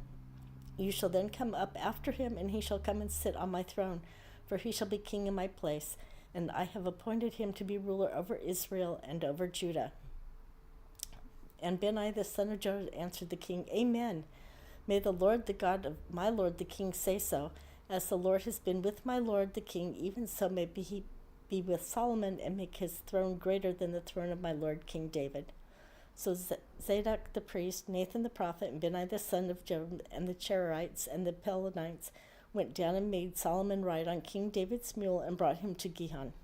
There Zadok the priest took the horn of oil from the tent and anointed Solomon. Then they blew the trumpet, and all the people said, Long live King Solomon! And all the people went up after him, playing on pipes and rejoicing with great joy, so that the earth was split by their noise. Adonai and all the guests who were with him heard it as they finished feasting. And when Joab heard the sound of the trumpet, he said, What does this uproar in the city mean? While he was still speaking, behold, Jonathan, the son of Abiathar, the priest, came. And Adonai said, Come in, for you are a worthy man, and bring good news. Jonathan answered Adonai, No, for our lord King David has made Solomon king, and the king has set with him Zadok the priest, Nathan the prophet, and Benani the son of Jehoiada, and the Cherarites and the Pelethites. And they had made him ride on the king's mule, and Zadok the priest and Nathan the prophet have anointed him king of Gihon, and they have gone up from there rejoicing, so that the city is in an uproar. This is the noise that you have heard. Solomon sits on the royal throne. Moreover, the king's servants came to congratulate our lord King David, saying, May your God make the name of Solomon more famous than yours, and make his throne greater than your throne. And the king bowed himself on the bed. And the king also said, Blessed be the Lord, the God of Israel, who has granted someone to sit on my throne this day, mine own eyes seeing it. Then all the guests at Adonai trembled and rose, and each went his own way. And Adonai feared Solomon, so he arose and went and took hold of the horns of the altar. Then it was told Solomon, Behold, Adonai fears King Solomon, for behold, he has laid hold of the horns of the altar, saying, Let King Solomon swear to me first that he will not put his servant to death with the sword. And Solomon said, if he will show himself a worthy man, not one of his hairs shall fall to the earth, but if wickedness is found in him, he shall die. So King Solomon sent, and they brought him down from the altar, and he came and paid homage to King Solomon, and Solomon said to him, go to your house. Chapter 2. When David's time to die drew near, he commanded Solomon his son, saying, I'm about to go the way of all the earth. Be strong and show yourself a man, and keep the charge of the Lord your God, walking in his ways and keeping his statutes, his commands, his rules, and his testimonies, as it is written in the law of Moses, that you may prosper in all that you do and wherever you turn, that the Lord may establish his word that he spoke concerning me, saying, if your sons pay close attention to their way, to walk before me in faithfulness with all their heart and with all their soul, you shall not lack a man on the throne of Israel. Moreover, you also know that Joab the son of Zeruiah did to me, how he dealt with the two commanders of the armies of Israel, Abner the son of Ner, Amasa the son of Jether, whom he killed, avenging in time of peace for blood that had been shed in war, and putting the blood of war on the belt around his waist, on the sandals of his feet. Act therefore according to your wisdom, but do not let his gray head go down to Sheol in peace, but deal loyally with the sons of Barzillai and Gileadite, and let them be among those who eat at your table with such loyalty. They met me when I fled from Absalom your brother, and there is also with you Shimei the son of Geri, and the Benjamite from Baram, who cursed me with a grievous curse on the day when I went to Menahem.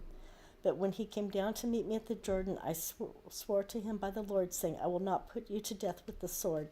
Now therefore do not hold him guiltless, for you are a wise man. You will know what you ought to do to him, and you shall bring his gray head down with blood to Sheol. Then David slept with his fathers and was buried in the city of David. And the time that David reigned over Israel was 40 years. He reigned 7 years in Hebron and 33 years in Jerusalem. So Solomon sat on the throne of David, his father, and his kingdom was firmly established. Then Adonai, the son of Haggith, came to Bathsheba, the mother of Solomon, and she said, do you come peacefully? He said, peacefully.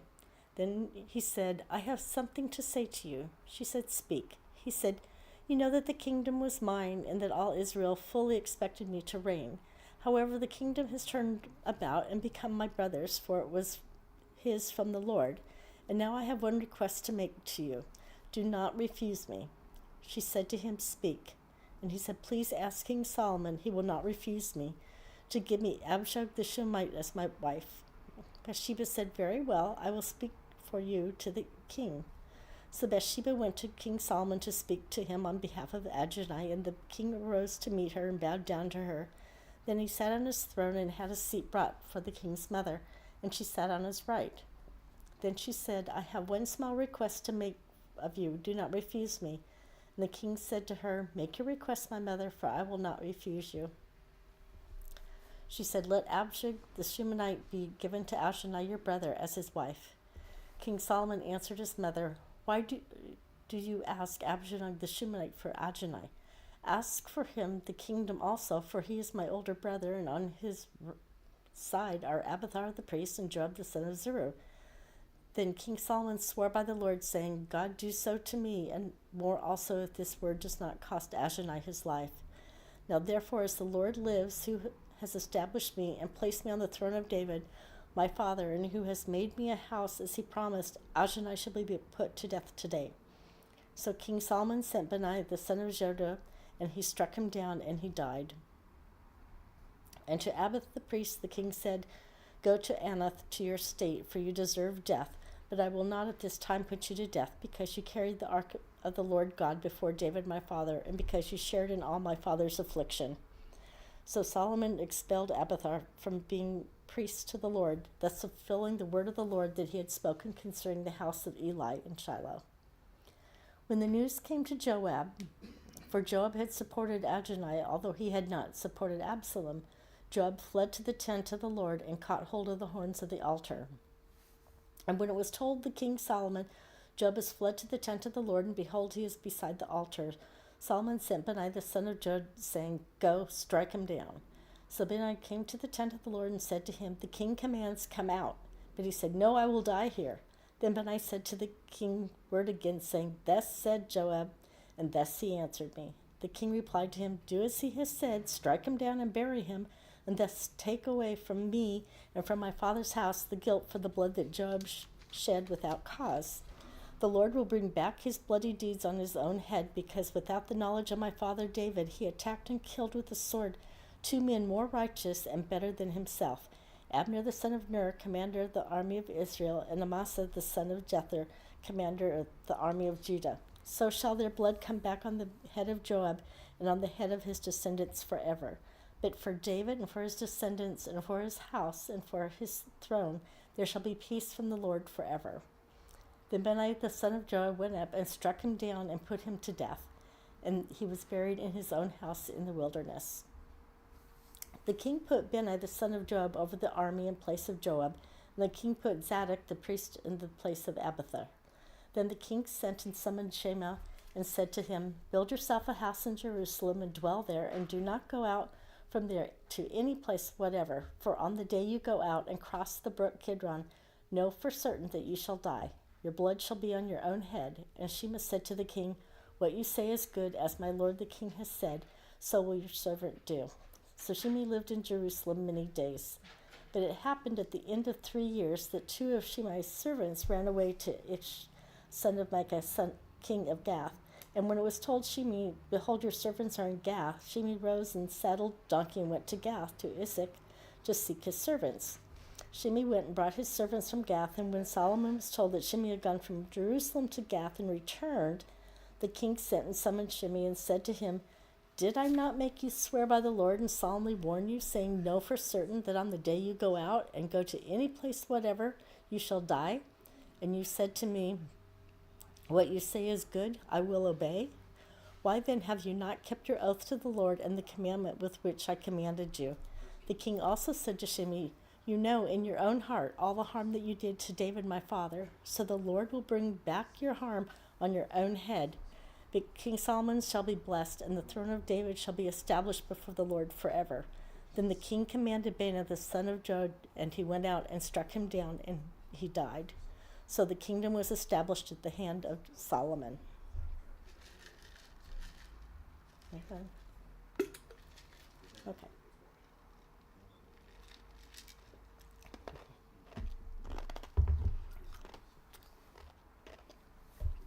Chapter 3.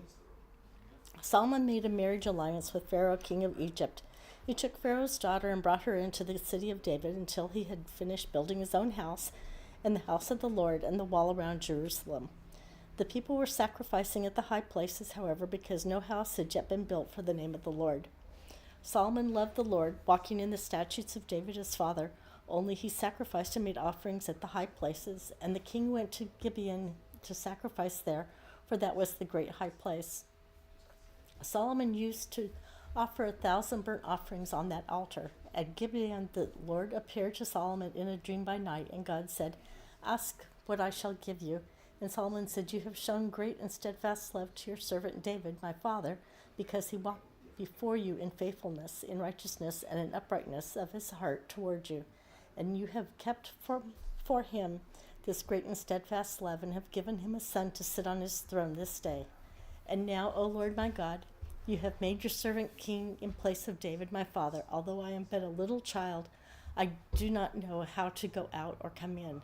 And your servant is in the midst of your people, whom you have chosen, a great people, too many to be numbered or counted for multitude. Give your servant, therefore, an understanding mind to govern your people, that I may discern between good and evil. For who is able to govern this, your great people?" It pleased the Lord that Solomon had asked this, and God said to him, "Because you have asked this, and have not asked for yourself long life or riches or the life of your enemies, but you have asked for yourself understanding to discern what is right. Behold, I now do according to your word. Behold, I give you a wise and discerning mind, so that none like you has been before you, and none like you shall arise after you. I give you also what you have not asked, both riches and honor, so that no other king shall compare with you all your days. And if you walk in my ways, keeping my statutes and my commandments, as your father David walked, then I will lengthen your days." And Solomon awoke, and behold, it was a dream. Then he came to Jerusalem and stood before the ark of the covenant of the Lord, and offered up burnt offerings and peace offerings, and made a feast for all his servants. Then 2 prostitutes came to the king and stood before him. The one woman said, "O my lord, this woman and I live in the same house, and I gave birth to a child while she was in the house. Then on the 3rd day after I gave birth, this woman also gave birth, and we were alone. There was no one else with us in the house, only we 2 were in the house. And this woman's son died in the night because she lay on him. And she arose at midnight and took my son from beside me, while your servant slept, and laid him at her breast, and laid her dead son at my breast. When I arose in the morning to nurse my child, behold, he was dead. Then when I looked at him closely in the morning, he was not the child that I had borne." But the other woman said, "No, the living child is mine, and the dead child is yours." The first said, "No, the dead child is yours, and the living child is mine." Thus they spoke before the king. Then the king said, "The one says, 'This is my son that is alive, and your son is dead.' And the other says, 'No, but your son is dead, and my son is the living one.' And the king said, 'Bring me a sword.' So the sword was brought before the king, and the king said, 'Divide the living child in 2, and give half to the one and half to the other.' Then the woman whose son was alive said to the king, because her heart yearned for her son, 'O my lord, give her the living child, but by no means put him to death.' But the others said, 'He shall be neither mine nor yours, divide him.' Then the king answered and said, 'Give the living child to the first woman, and by no means put him to death. She is his mother.' And all Israel heard of the judgment that the king had rendered, and they stood in awe of the king, because they perceived that the wisdom of God was in him to do justice. Chapter 4. King Solomon was king over all Israel, and these were his high officials. Ezra the son of Zodek was the priest. Eliphor and Ajai, the sons of Sheash, were secretaries. Jehoshaphat the son of Ehud was recorder. Benai the son of Joha was the commander of the army. Zodek and Ephar were priests. Azarah and the son of Nathan was over the officers. Zebah the son of Nathan was a priest and the king's friend. Asher was in charge of the palace. Adonam the son of Adar was in charge of the forced labor. Solomon had 12 officers over all Israel who provided food for the king and his household. Each man had to make provision for 1 month in the year. These were their names: Ben-Hur in the hill country of Ephraim, Ben-Decker in Mezach, Shilbim, Bethshemesh, and Elbanah, Ben-Heshid in Eruth. To him belonged Zochar and all the land of Epher. Ben-Abib and all the Nathan Dor. He had Tebeth, the son of Solomon, as his wife. Benai, the son of Elud, in the Tamach. Machiah and all the Bashan that is beside the Zeran, below Jezreel, and from Beth-Shin to Beth-Belosh, as far as the other side of Jehoam. Ben-Kibber and Ramoth-Gilead. He had the villages of Jair and the son of Manas, which are in Gilead, and he had the region of Argob, which is in Bashan, 60 great cities with walls and bronze bars. Adam, the son of Edu in Menem, Azim in Naphtali, he had taken Basemath, the daughter of Solomon, as his wife. Beni, the son of Hushah, in Asher and Beloth. Jehoshaphat, the son of Peru, in Ashar. Shimi, the son of Elar, in Benjamin. Gerber, the son of Uriah, in the land of Gilead, the country of Shihon, king of the Amorites, and Og, king of Bashan. And there was one governor who was over the land. Judah and Israel were as many as the sand by the sea. They ate and drank and were happy. Solomon ruled over all the kingdoms from the Euphrates to the land of the Philistines and to the border of Egypt. They brought tribute and served Solomon all the days of his life. Solomon's provisions for 1 day was 30 cores of fine flour and 60 cores of meal, 10 fat oxen, 20 pasture-fed cattle, 100 sheep, besides deer, gazelles, roebucks, and fattened fowl. For he had dominion over all the region west of the Euphrates, from Tipshah to Gaza, over all the kings west of the Euphrates, and he had peace on all sides around him. And Judah and Israel lived in safety, from Dan even to Beersheba, every man under his vine, under his fig tree, all the days of Solomon.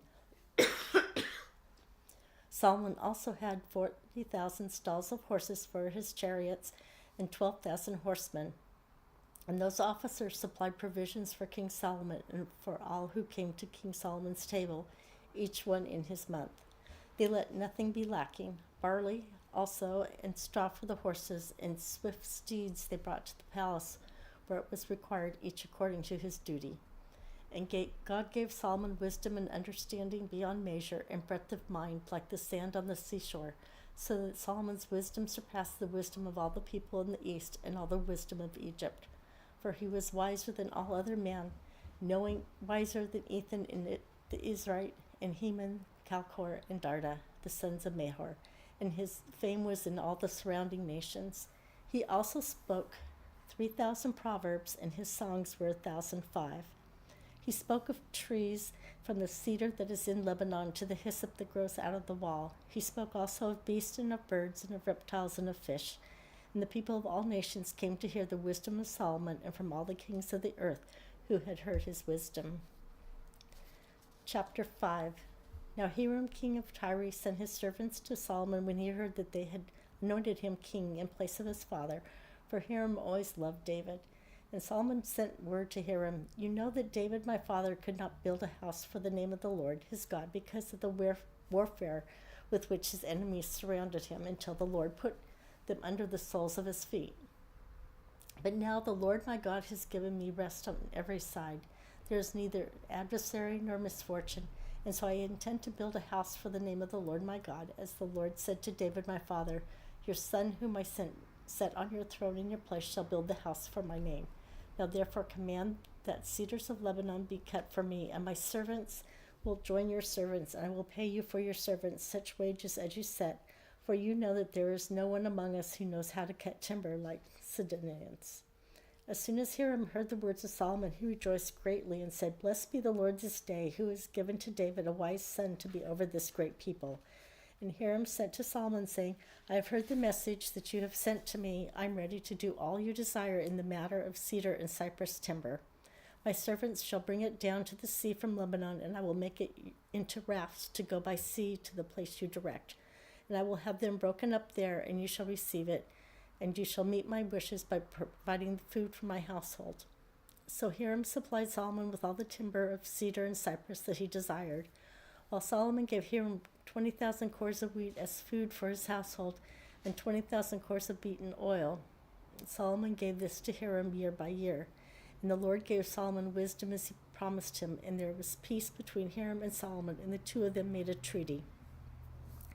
King Solomon drafted forced labor out of all Israel, and the draft numbered 30,000 men, and he sent them to Lebanon, 10,000 a month in shifts.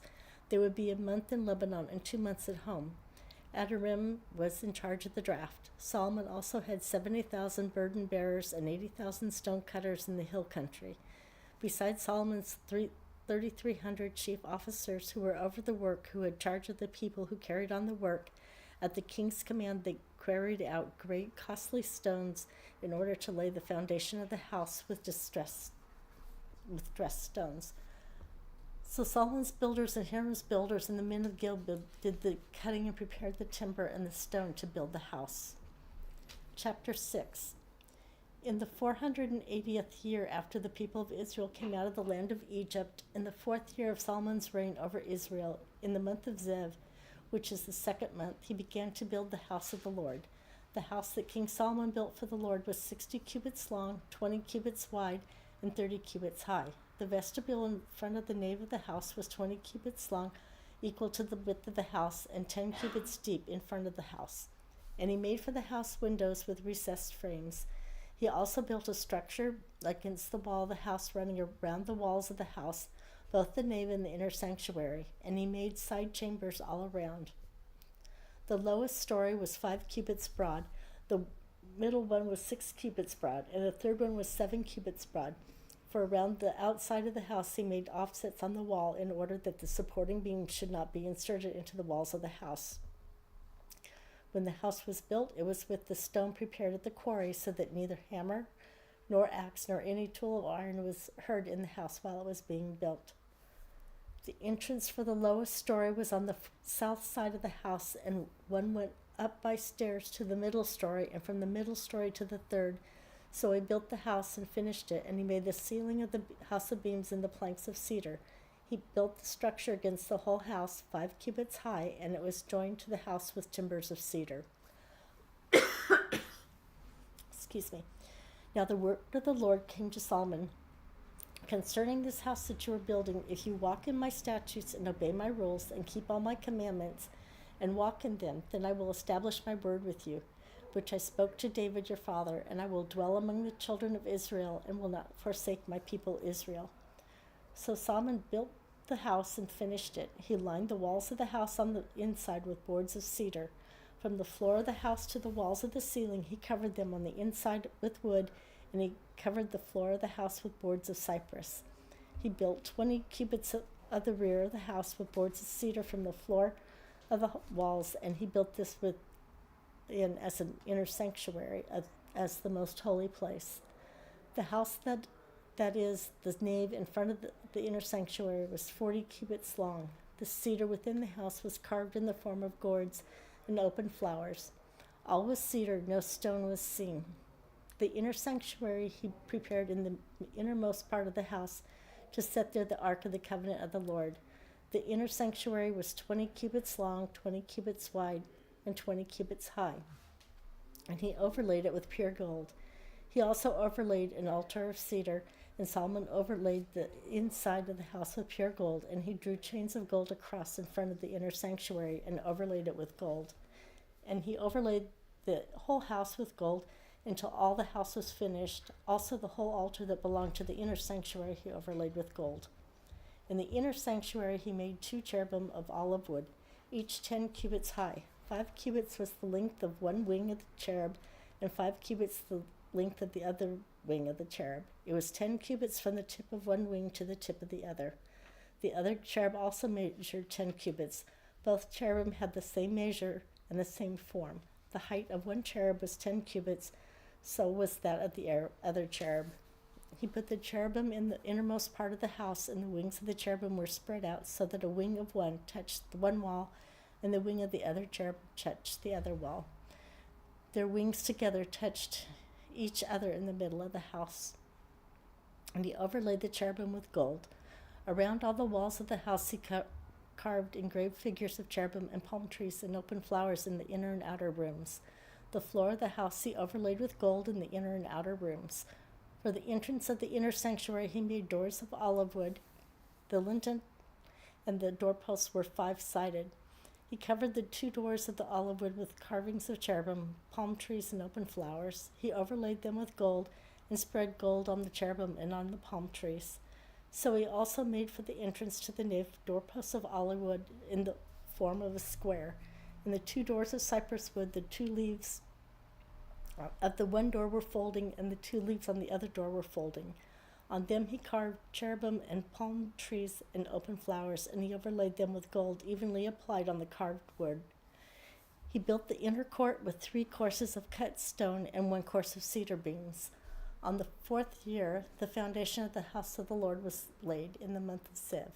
And in the 11th year of the month of Bul, which is the 8th month, the house was finished in all its parts, according to all its specifications.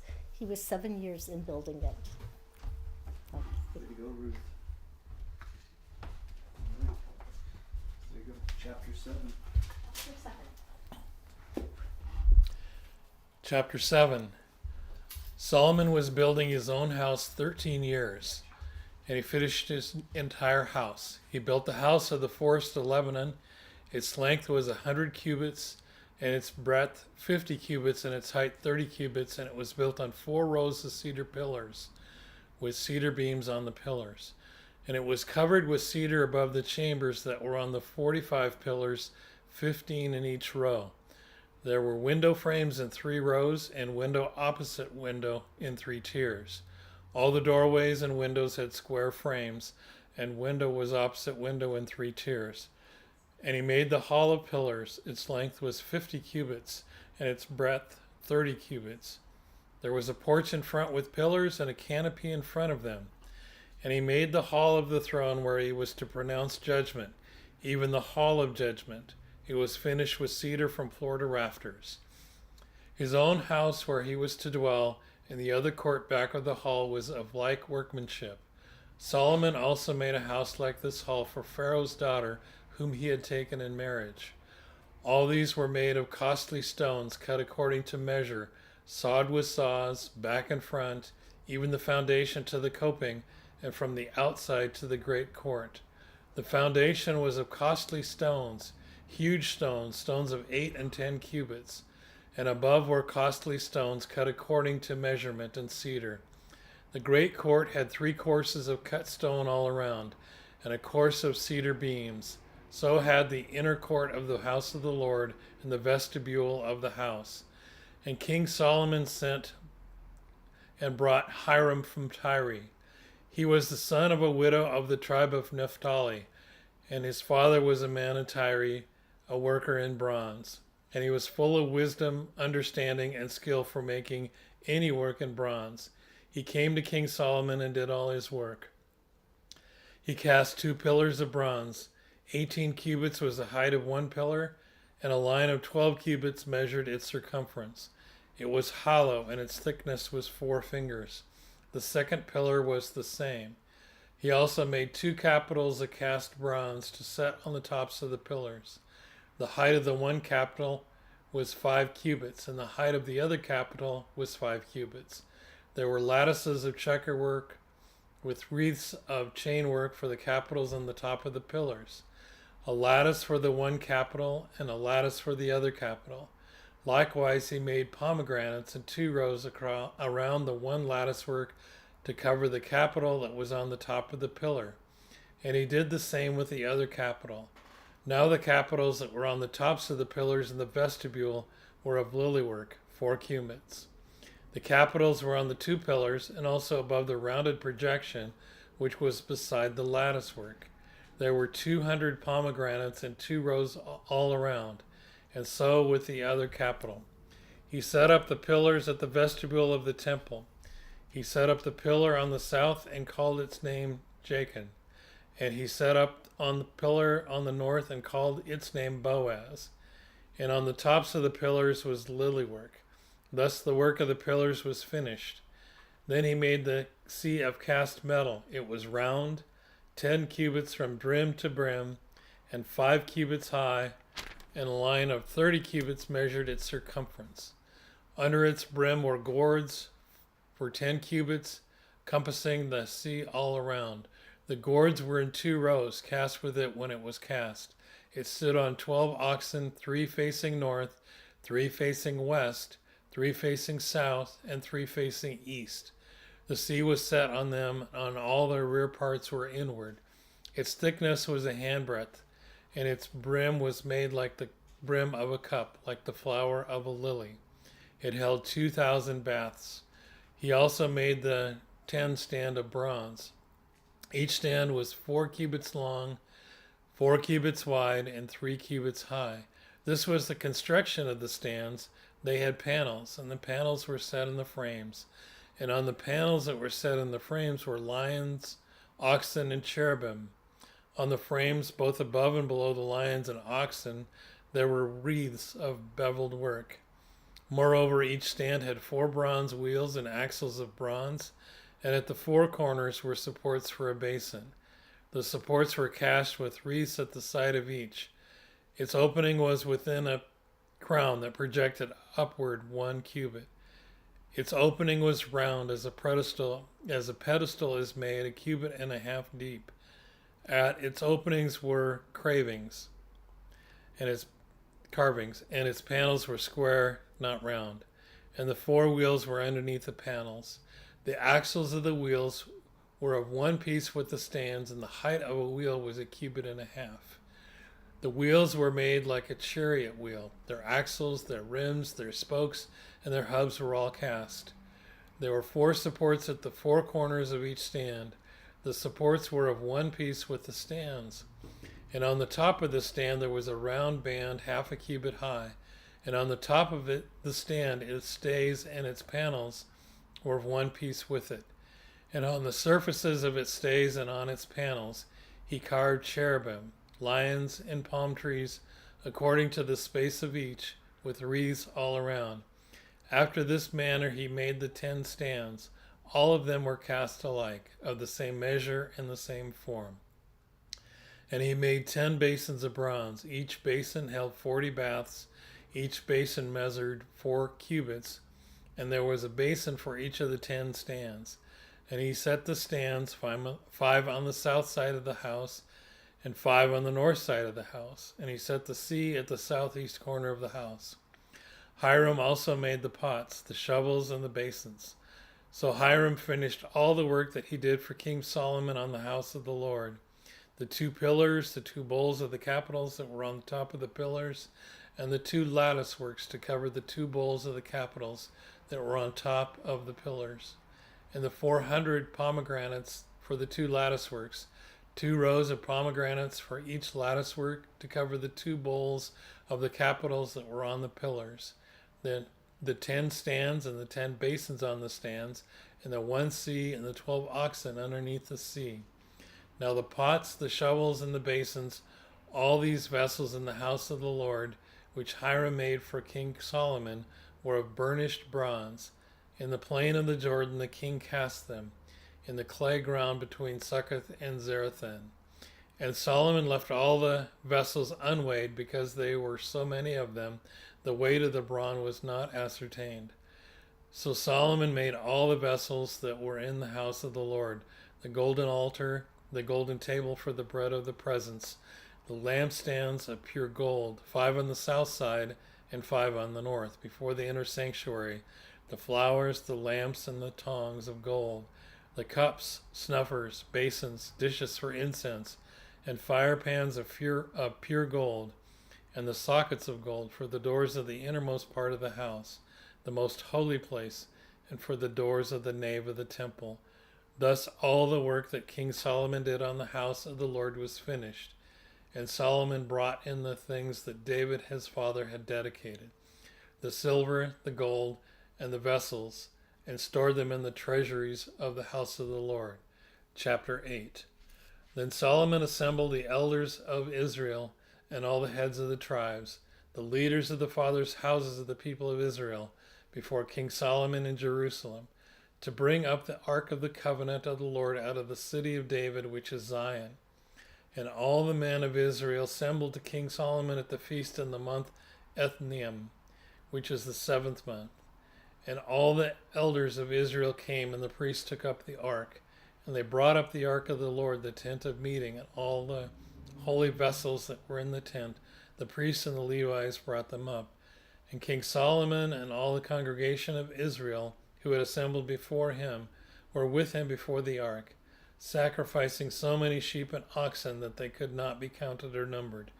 Then the priests brought the ark of the covenant of the Lord to its place in the inner sanctuary of the house, in the most holy place, underneath the wings of the cherubim.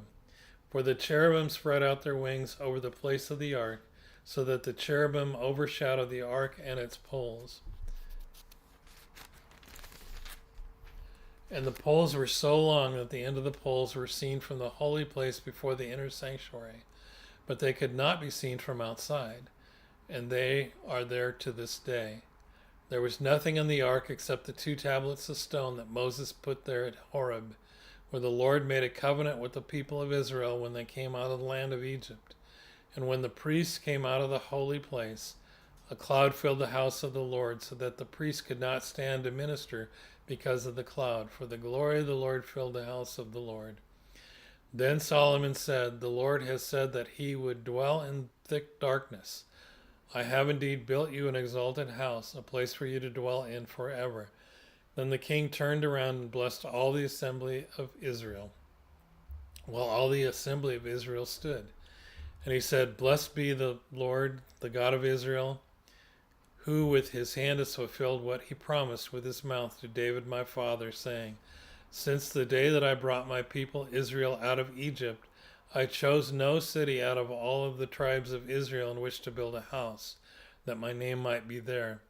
But I chose David to be over my people Israel. Now it was in the heart of David my father to build a house for the name of the Lord, the God of Israel. But the Lord said to David my father, Whereas it was in your heart to build a house for my name, You did well that it was in your heart. Nevertheless, you shall not build a house, but your son who shall be born to you shall build a house for my name. Now the Lord has fulfilled his promise that he made, for I have risen in the place of David my father, and sit on the throne of Israel, as the Lord promised, and I have built the house for the name of the Lord, the God of Israel. And there I have provided a place for the ark, in which is the covenant of the Lord that he made with our fathers when he brought them out of the land of Egypt.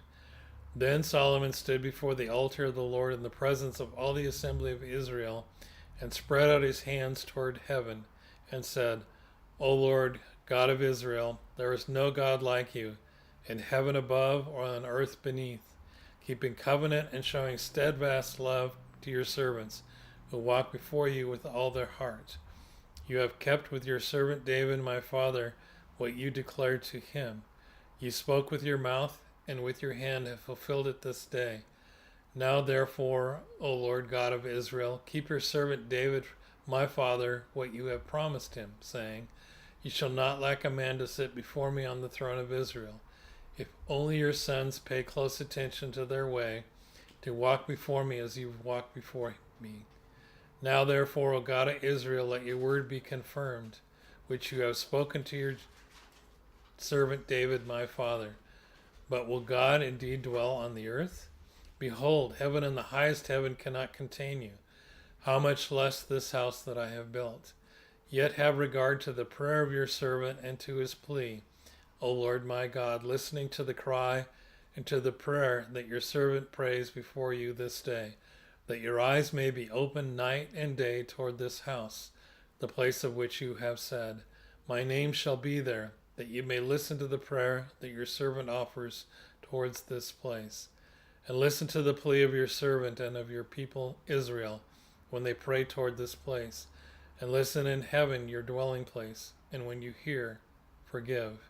If a man sins against his neighbor and is made to take an oath and comes and swears his oath before your altar in this house, then hear in heaven and act and judge your servants, condemning the guilty by bringing his conduct on his own head, and vindicating the righteous by rewarding him according to his righteousness.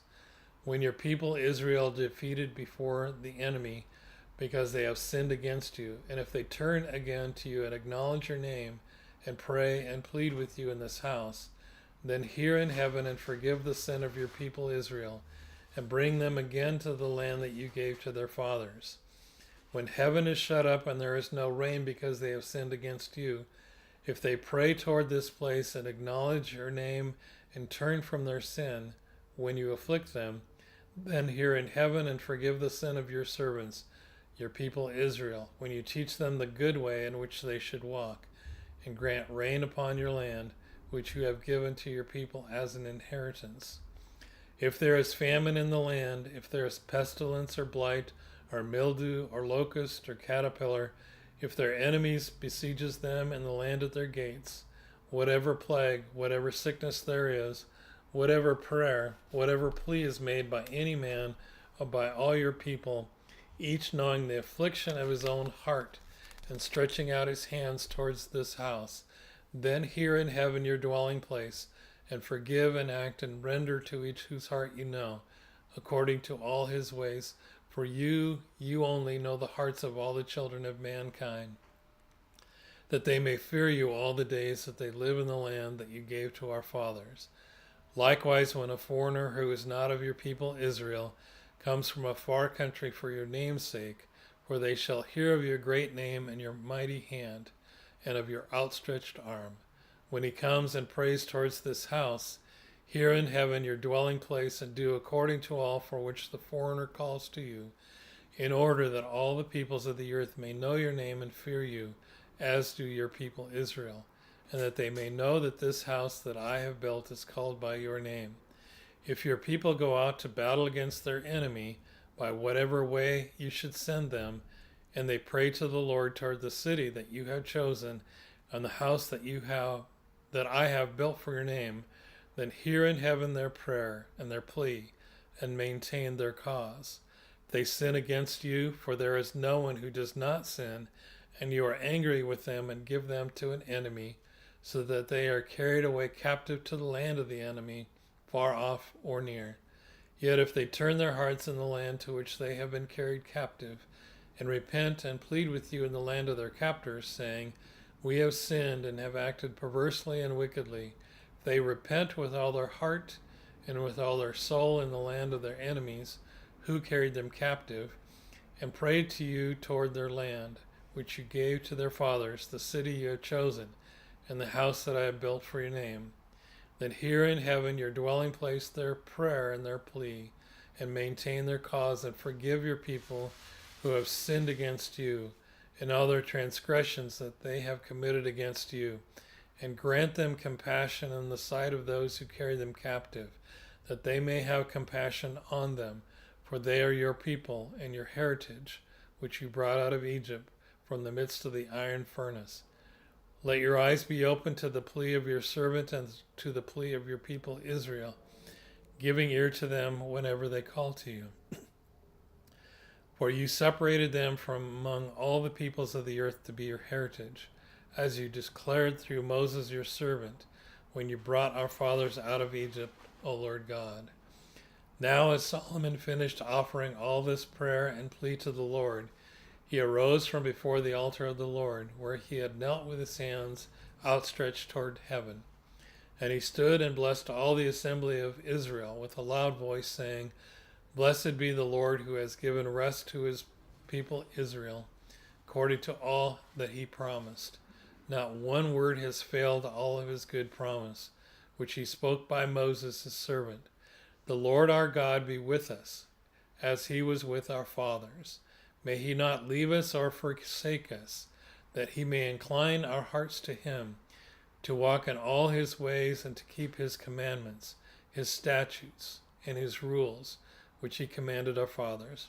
Let these words of mine, with which I have pleaded before the Lord, be near to the Lord our God day and night, and may he maintain the cause of his servant and the cause of his people Israel, as each day requires, that all the peoples of the earth may know that the Lord is God, there is no other.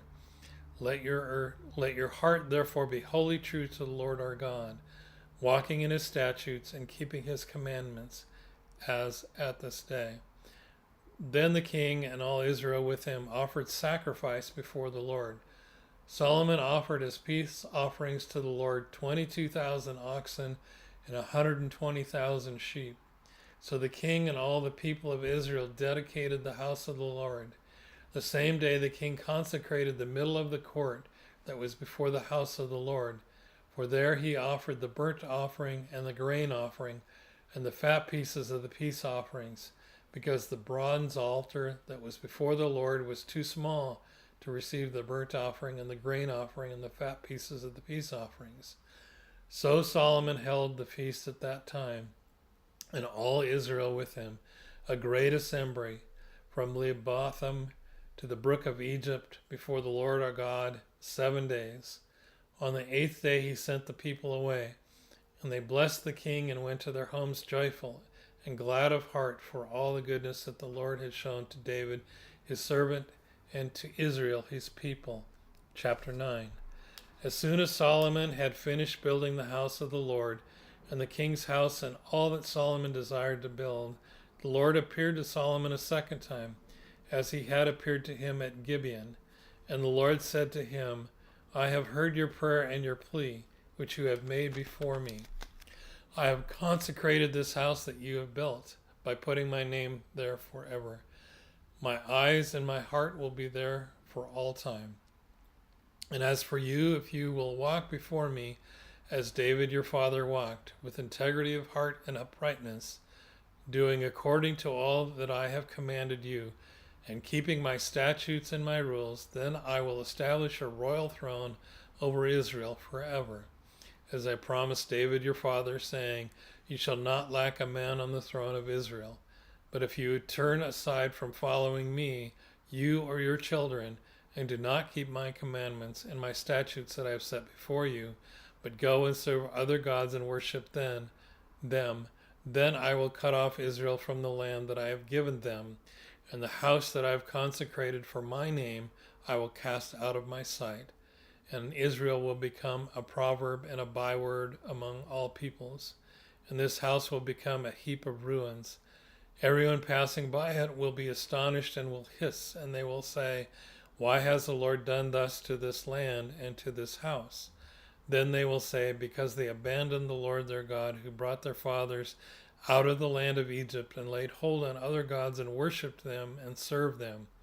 Therefore the Lord has brought all this disaster on them." At the end of 20 years in which Solomon had built the two houses, the house of the Lord and the king's house, and Hiram king of Tyre had supplied Solomon with cedar and cypress timber and gold, as much as he desired, King Solomon gave to Hiram 20 cities in the land of Galilee. But when Hiram came from Tyre to see the cities that Solomon had given him, they did not please him. Therefore he said, "What kind of cities are these that you have given me, my brother?" So they are called the land of Cabul to this day. Hiram had sent to the king 120 talents of gold. And this is the account of the forced labor that King Solomon drafted to build the house of the Lord and his own house, and the Millo and the wall of Jerusalem, and Hazor and Megiddo and Gezer.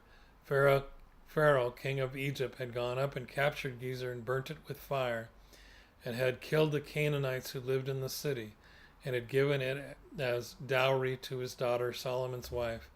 So Solomon rebuilt Gezer, and lower Beth Horon, and Baalath and Tamar in the wilderness in the land of Judah, and all the store cities that Solomon had, and the cities for his chariots, and the cities for his horsemen, and whatever Solomon desired to build in Jerusalem, in Lebanon, and in all the land of his dominion.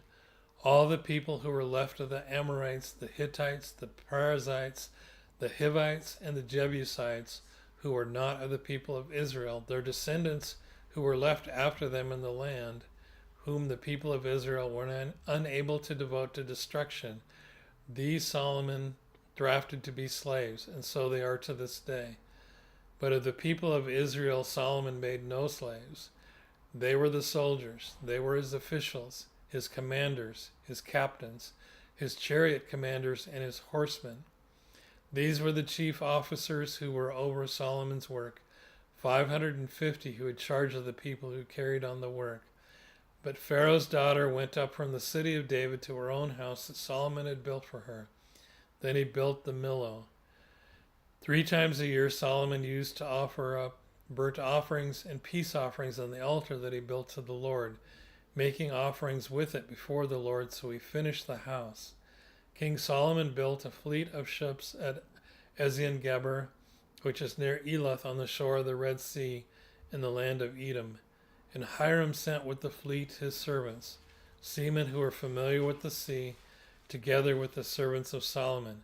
And they went to Ophir and brought from their gold 420 talents, and they brought it to King Solomon. Chapter 10. Now when the queen of Sheba heard of the fame of Solomon concerning the name of the Lord, she came to test him with hard questions. She came to Jerusalem with a very great retinue, with camels bearing spices and very much gold and precious stones. And when she came to Solomon, she told him all that was on her mind, and Solomon answered all her questions. There was nothing hidden from the king that he could not explain to her. And when the queen of Sheba had seen all the wisdom of Solomon, the house that he had built, the food of his table, the seating of his officials, and the attendance of his servants, their clothing, his cupbearers, and his burnt offerings that he offered at the house of the Lord, there was no more breath in her. And she said to the king, "The report was true that I heard in my own land of your words and of your wisdom, but I did not believe the reports until I came and my own eyes had seen it. And behold, the half was not told me. Your wisdom and prosperity surpassed the reports that I heard. Happy are your men, happy are your servants, who continually stand before you and hear your wisdom. Blessed be the Lord your God, who has delighted in you and set you on the throne of Israel. Because the Lord loved Israel forever, he has made you king, that you may execute justice and righteousness." Then she gave the king 120 talents of gold, and a very great quantity of spices and precious stones. Never again came such an abundance of spices as these that the queen of Sheba gave to King Solomon. Moreover, the fleet of Hiram, which brought gold from Ophir, brought from Ophir a very great amount of almug wood and precious stones. And the king made of the almug wood supports for the house of the Lord and for the king's house, also lyres and harps for the singers. No such almug wood has come or been seen to this day. And King Solomon gave to the queen of Sheba all that she desired, whatever she asked besides what was given her by the bounty of King Solomon. So she turned and went back to her own land with her servants. Now the weight of gold that came to Solomon in 1 year was 666 talents of gold, besides that which came from the explorers, and from the business of the merchants, and from all the kings of the west, and from the governors of the land. King Solomon made 200 large shields of beaten gold. 600 shekels of gold went to each shield, and he made 300 shields of beaten gold. 3 minas of gold went into each shield, and the king put them in the house of the forest of Lebanon. The king also made a great ivory throne and overlaid it with the finest gold. The throne had 6 steps, and the throne had a round top, and on each side of the seat were armrests and 2 lions standing beside the armrests, while 12 lions stood there, one on each end of a step on the 6 steps. The like of it was never made in any kingdom. All King Solomon's drinking vessels were of gold, and all the vessels of the house of the forest of Lebanon were of pure gold. None were of silver. Silver was not considered as anything in the days of Solomon. For the king had a fleet of ships of Tarshish at sea with the fleet of Hiram. Once every 3 years the fleet of ships of Tarshish used to come bringing gold, silver, ivory, apes, and peacocks. Thus King Solomon excelled all the kings of the earth in riches and in wisdom. And the whole earth sought the presence of Solomon to hear his wisdom, which God had put into his mind. Every one of them brought his present, articles of silver and gold, garments, myrrh, spices, horses, and mules, so much year by year. And Solomon gathered together chariots and horsemen. He had 1,400 chariots and 12,000 horsemen, whom he stationed in the chariot cities and with the king in Jerusalem. And the king made silver as common in Jerusalem as stone, and he made cedar as plentiful as the sycamore of the Shephelah. And Solomon's import of horses was from Egypt and Kue, and the king's traders received them from Kue at a price. A chariot could be imported from Egypt for 600 shekels of silver, and a horse for 150. And so through the king's traders they were exported to all the kings of the Hittites and the kings of Syria.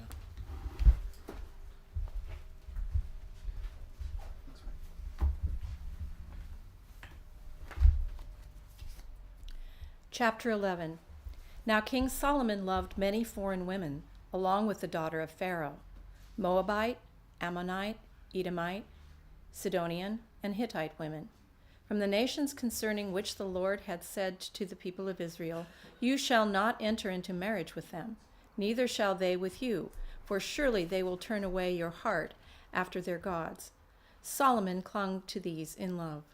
He had 700 wives, who were princesses, and 300 concubines. And his wives turned away his heart, for when Solomon was old, his wives turned away his heart after other gods, and his heart was not wholly true to the Lord his God, as was the heart of David his father. For Solomon went after Ashtaroth, the goddess of the Sidonians, and after Milcom, the abomination of the Ammonites. So Solomon did what was evil in the sight of the Lord, and did not wholly follow the Lord, as David his father had done. Then Solomon built a high place for Chemosh, the abomination of Moab, and for Molech, the abomination of the Ammonites, on the mountain east of Jerusalem.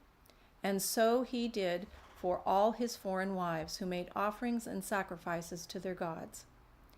And the Lord was angry with Solomon, because his heart had turned away from the Lord. And the God of Israel, who had appeared to him twice, and had commanded him concerning this thing, that he should not go after other gods, but he did not keep what the Lord commanded. Therefore the Lord said to Solomon, Since this has been your practice, and you have not kept my covenant and my statutes that I have commanded you, I will surely tear the kingdom from you and will give it to your servant. Yet for the sake of David your father, I will not do it in your days, but will tear it out of the hand of your son. However, I will not tear away all the kingdom, but I will give one tribe to your son, for the sake of David my servant, and for the sake of Jerusalem that I have chosen. And the Lord raised up an adversary against Solomon, Hadad the Edomite.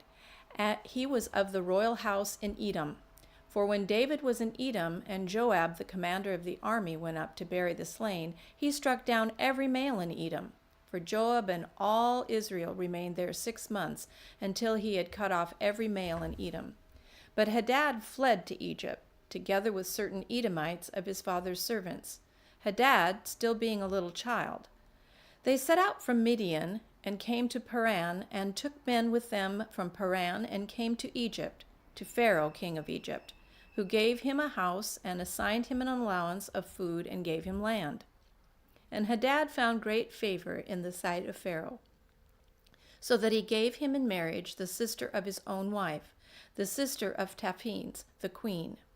And the sister of Taphanes bore him Genubath, his son, who Taphanes weaned in Pharaoh's house. And Genubath was in Pharaoh's house among the sons of Pharaoh. But when Hadad heard in Egypt that David slept with his fathers, and that Joab the commander of the army was dead, Hadad said to Pharaoh, "Let me depart, that I may go to my own country." But Pharaoh said to him, "What have you lacked with me, that you are now seeking to go to your own country?" And he said to him, "Only let me depart." God also raised up as an adversary to him Rezon, the son of Eliada, who had fled from his master Hadazezer, the king of Zobah. And he gathered men about him and became leader of a marauding band. After the killing by David, and they went to Damascus and lived there and made him king in Damascus. He was an adversary of evil of Israel all the days of Solomon, doing harm as Hadad did. And he loathed Israel and reigned over Syria. Jeroboam, the son of Nebat, an Ephraimite of Zedorah, a servant of Solomon, whose mother's name was Zeruiah, a widow, also lifted up his hand against the king. And this was the reason why he lifted up his hand against the king. Solomon built the Millo, and closed up the breach of the city of David his father. The man Jeroboam was very able, and when Solomon saw that the young man was industrious, he gave him charge over all the forced labor of the house of Joseph. And at that time, when Jeroboam went out of Jerusalem, the prophet Ahijah the Shilonite found him on the road. Now Ahijah had dressed himself in a new garment, and the two of them were alone in the open country. Then Ahijah laid hold of the new garment that was on him and tore it into 12 pieces. And he said to Jeroboam, "Take for yourself 10 pieces, for thus saith the Lord, the God of Israel, Behold, I am about to tear the kingdom from the hand of Solomon, and will give you 10 tribes. But he shall have 1 tribe for the sake of my servant David, and for the sake of Jerusalem, the city I have chosen out of all the tribes of Israel. Because they have forsaken me and worshipped Ashtoreth, the goddess of the Sidonians, Chemosh, the god of Moab, and Milcom, the god of the Ammonites. And they have not walked in my ways, doing what is right in my sight, and keeping my statutes and my rules, as David his father did. Nevertheless, I will not take the whole kingdom out of his hand, but I will make him ruler all the days of his life, for the sake of David my servant, whom I chose, who kept my commandments and my statutes. But I will take the kingdom out of his son's hands, and will give it to you, 10 tribes. Yet to his son I will give 1 tribe, that David my servant may always have a lamp before me in Jerusalem, the city where I have chosen to put my name. And I will take you, and you shall reign over all that your soul desires, and you shall be king over Israel. And if you will listen to all that I command you, and will walk in my ways, and do what is right in my eyes by keeping my statutes and my commandments, as David my servant did, I will be with you, and will build you a sure house, as I built for David, and I will give Israel to you.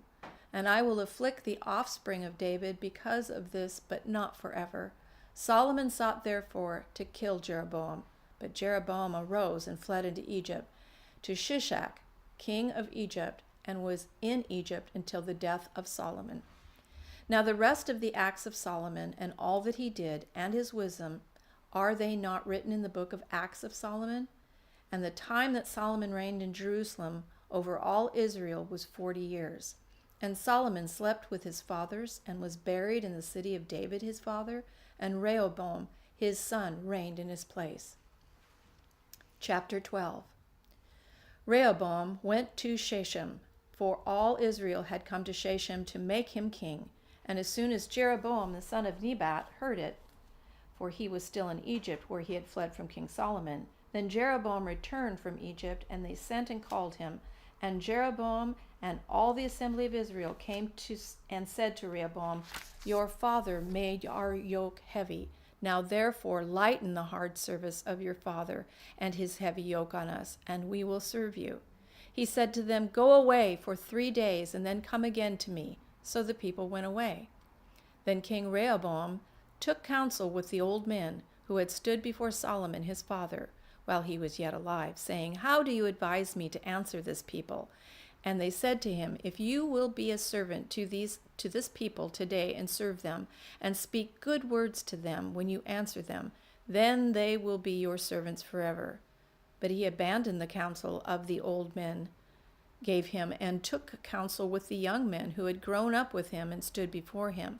And he said to them, What do you advise that we answer this people who have said to me, Lighten this yoke that your father put on us? And the young men who had grown up with him said to him, Thus shall you speak to this people who said to you, Your father made our yoke heavy, but you lighten it for us. Thus shall you say to them, My little finger is thicker than my father's thighs. And now, whereas my father laid on you a heavy yoke, I will add to your yoke. My father disciplined you with whips, but I will discipline you with scorpions. So Jeroboam and all the people came to Rehoboam the 3rd day, and as the king said, Come to me again the 3rd day. And the king answered the people harshly, and forsaking the counsel that the old men had given him, he spoke to them accordingly to the counsel of the young men, saying, My father made your yoke heavy, but I will add to your yoke. My fathers disciplined you with whips, but I will discipline you with scorpions. So the king did not listen to the people, for it was a turn of affairs brought about by the Lord, that he might fulfill his word, which the Lord spoke by Ahijah the Shilonite to Jeroboam the son of Nebat.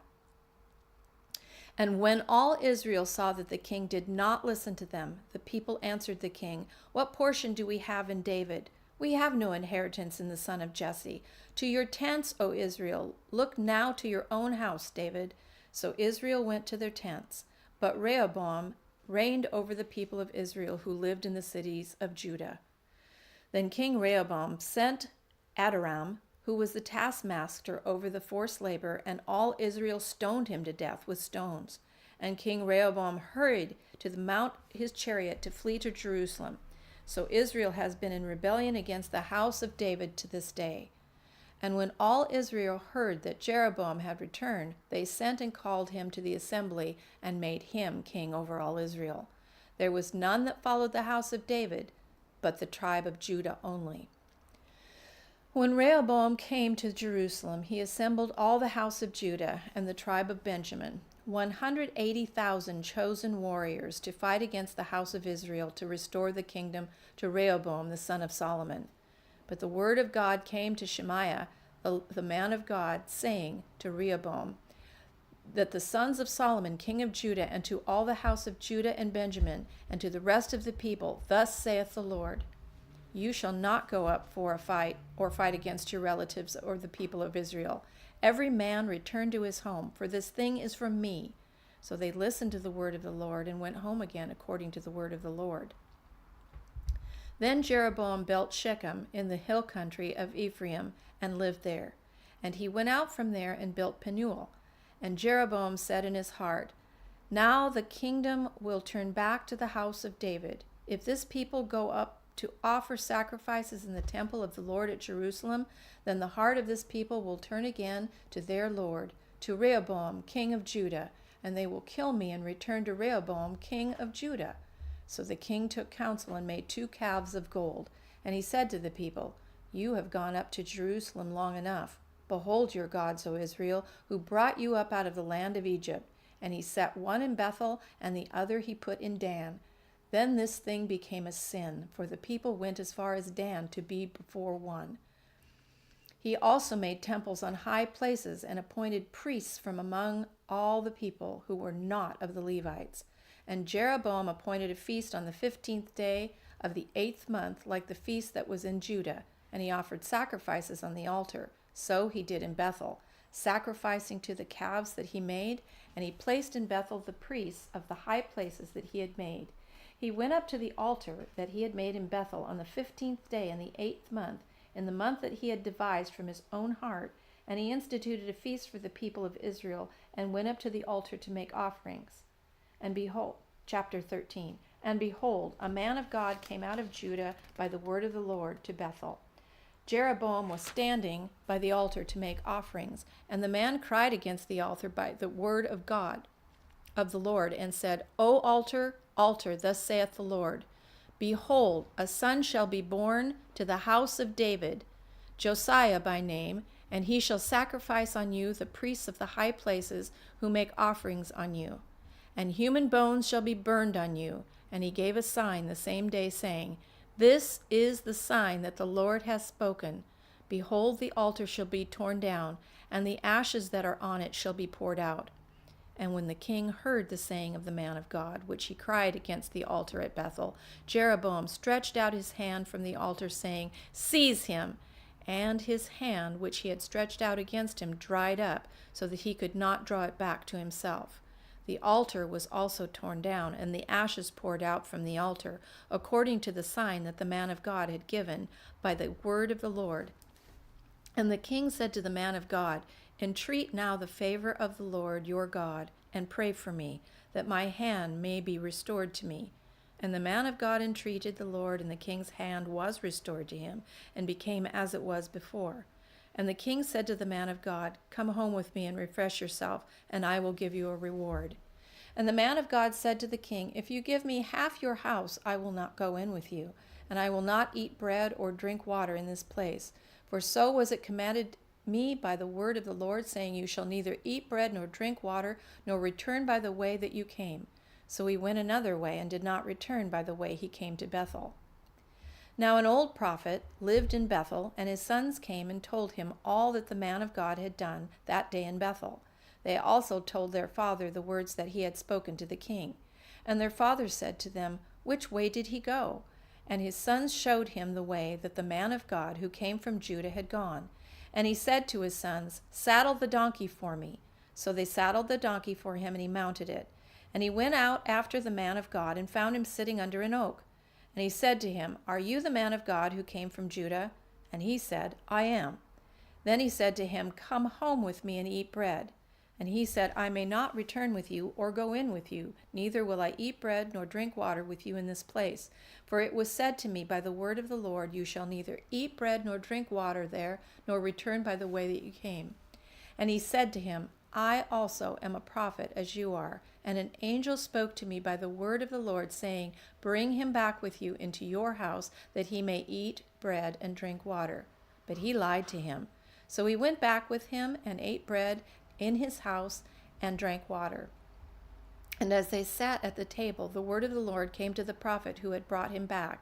And he cried to the man of God who came from Judah, "Thus saith the Lord, because you have disobeyed the word of the Lord, and have not kept the command that your Lord God commanded you, but you have come back and have eaten bread and drunk water in the place which he said to you, Eat no bread and drink no water, your body shall not come to the tomb of your fathers."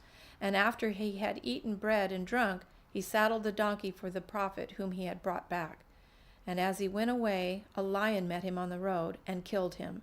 And his body was thrown into the road, and the donkey stood beside it. The lion also stood beside the body, and behold, men passed by, and saw the body thrown in the road, and the lion standing by the body, and they came and told it in the city where the old prophet lived. And when the prophet who had brought him back from the way heard of it, he said, "It is the man of God who disobeyed the word of the Lord." Therefore the Lord has given him to the lion, which has torn him and killed him, according to the word that the Lord spoke to him. And he said to his sons, Saddle the donkey for me. And they saddled it. And he went and found his body thrown in the road, and the donkey and the lion standing beside the body. The lion had not eaten the body or torn the donkey. And the prophet took up the body of the man God had and laid it on the donkey and brought it back to the city to mourn and to bury him. And he laid the body in his own grave, and they mourned over him, saying, Alas, my brother. And after he buried him, he said to his sons, When I die, bury me in the grave which the man of God is buried. Lay my bones beside his bones. For the saying that he called out by the word of the Lord against the altar in Bethel and against all the houses of the high places that are in the city of Samaria shall surely come to pass. After this thing, Jeroboam did not return from his evil way, but made priests for the high places again from among all the people. Any who would, he ordained to be priests of the high places. And this thing became sin to the house of Jeroboam, so as to cut it off and to destroy it from the face of the earth. Chapter 14. At that time, Abijah, the son of Jeroboam, fell sick. And Jeroboam said to his wife, Arise and disguise yourself, that it not be known that you are the wife of Jeroboam, and go to Shiloh. Behold, Ahijah the prophet is there, who said of me that I should be king over this people. Take with you 10 loaves, some cakes, and a jar of honey, and go to him. He will tell you what shall happen to the child. Jeroboam's wife did so. She arose and went to Shiloh, and came to the house of Ahijah. Now Ahijah could not see, for his eyes were dim because of his age. And the Lord said to Ahijah, Behold, the wife of Jeroboam is coming to inquire of you concerning her son, for he is sick. Thus and thus you shall say to her. When she came, she pretended to be another woman. But when Ahijah heard the sound of her feet, as she came in at the door, he said, Come in, wife of Jeroboam. Why do you pretend to be another? For I am charged with unbearable news for you. Go, tell Jeroboam, Thus saith the Lord, the God of Israel, because I exalted you from among the people, and made you leader over my people, and tore the kingdom away from the house of David, and gave it to you, and yet you have not been like my servant David, who kept my commandments, and followed me with all his heart, doing only that which was right in my eyes, but you have done evil above all who were before you, and have gone and made for yourself other gods and metal images, provoking me to anger, and have cast me behind your back. Therefore, behold, I will bring harm upon the house of Jeroboam, and will cut off from Jeroboam every male, both bond and free in Israel, and will burn up the house of Jeroboam as a man burns up dung until it is all gone. Anyone belonging to Jeroboam who dies in the city, the dogs shall eat, and anyone who dies in the open country, the birds of the heavens shall eat, for the Lord has spoken it. Arise, therefore, go to your house. When your feet enter the city, the child shall die, and all Israel shall mourn for him and bury him, for he only of Jeroboam shall come to the grave, because in him there is found something pleasing to the Lord, the God of Israel in the house of Jeroboam. Moreover, the Lord will raise up for himself a king over Israel, who shall cut off the house of Jeroboam today. And henceforth the Lord shall strike Israel as a reed is shaken in the water, and root up Israel out of this good land that he gave to their fathers, and scattered them beyond the Euphrates, because they have made their Asherim, provoking the Lord to anger. And he will give Israel up because of the sins of Jeroboam, which he sinned and made Israel to sin. Then Jeroboam's wife arose and departed, and came to Tirzah. And as she came to the threshold of the house, the child died. And all Israel buried him and mourned for him, according to the word of the Lord, which he spoke by his servant Ahijah the prophet. Now the rest of the acts of Jeroboam, how he warred and how he reigned, behold, they are written in the book of Chronicles of the kings of Israel. And the time that Jeroboam reigned was 22 years, and he slept with his fathers, and Nadab his son reigned in his place. Now Rehoboam, the son of Solomon, reigned in Judah.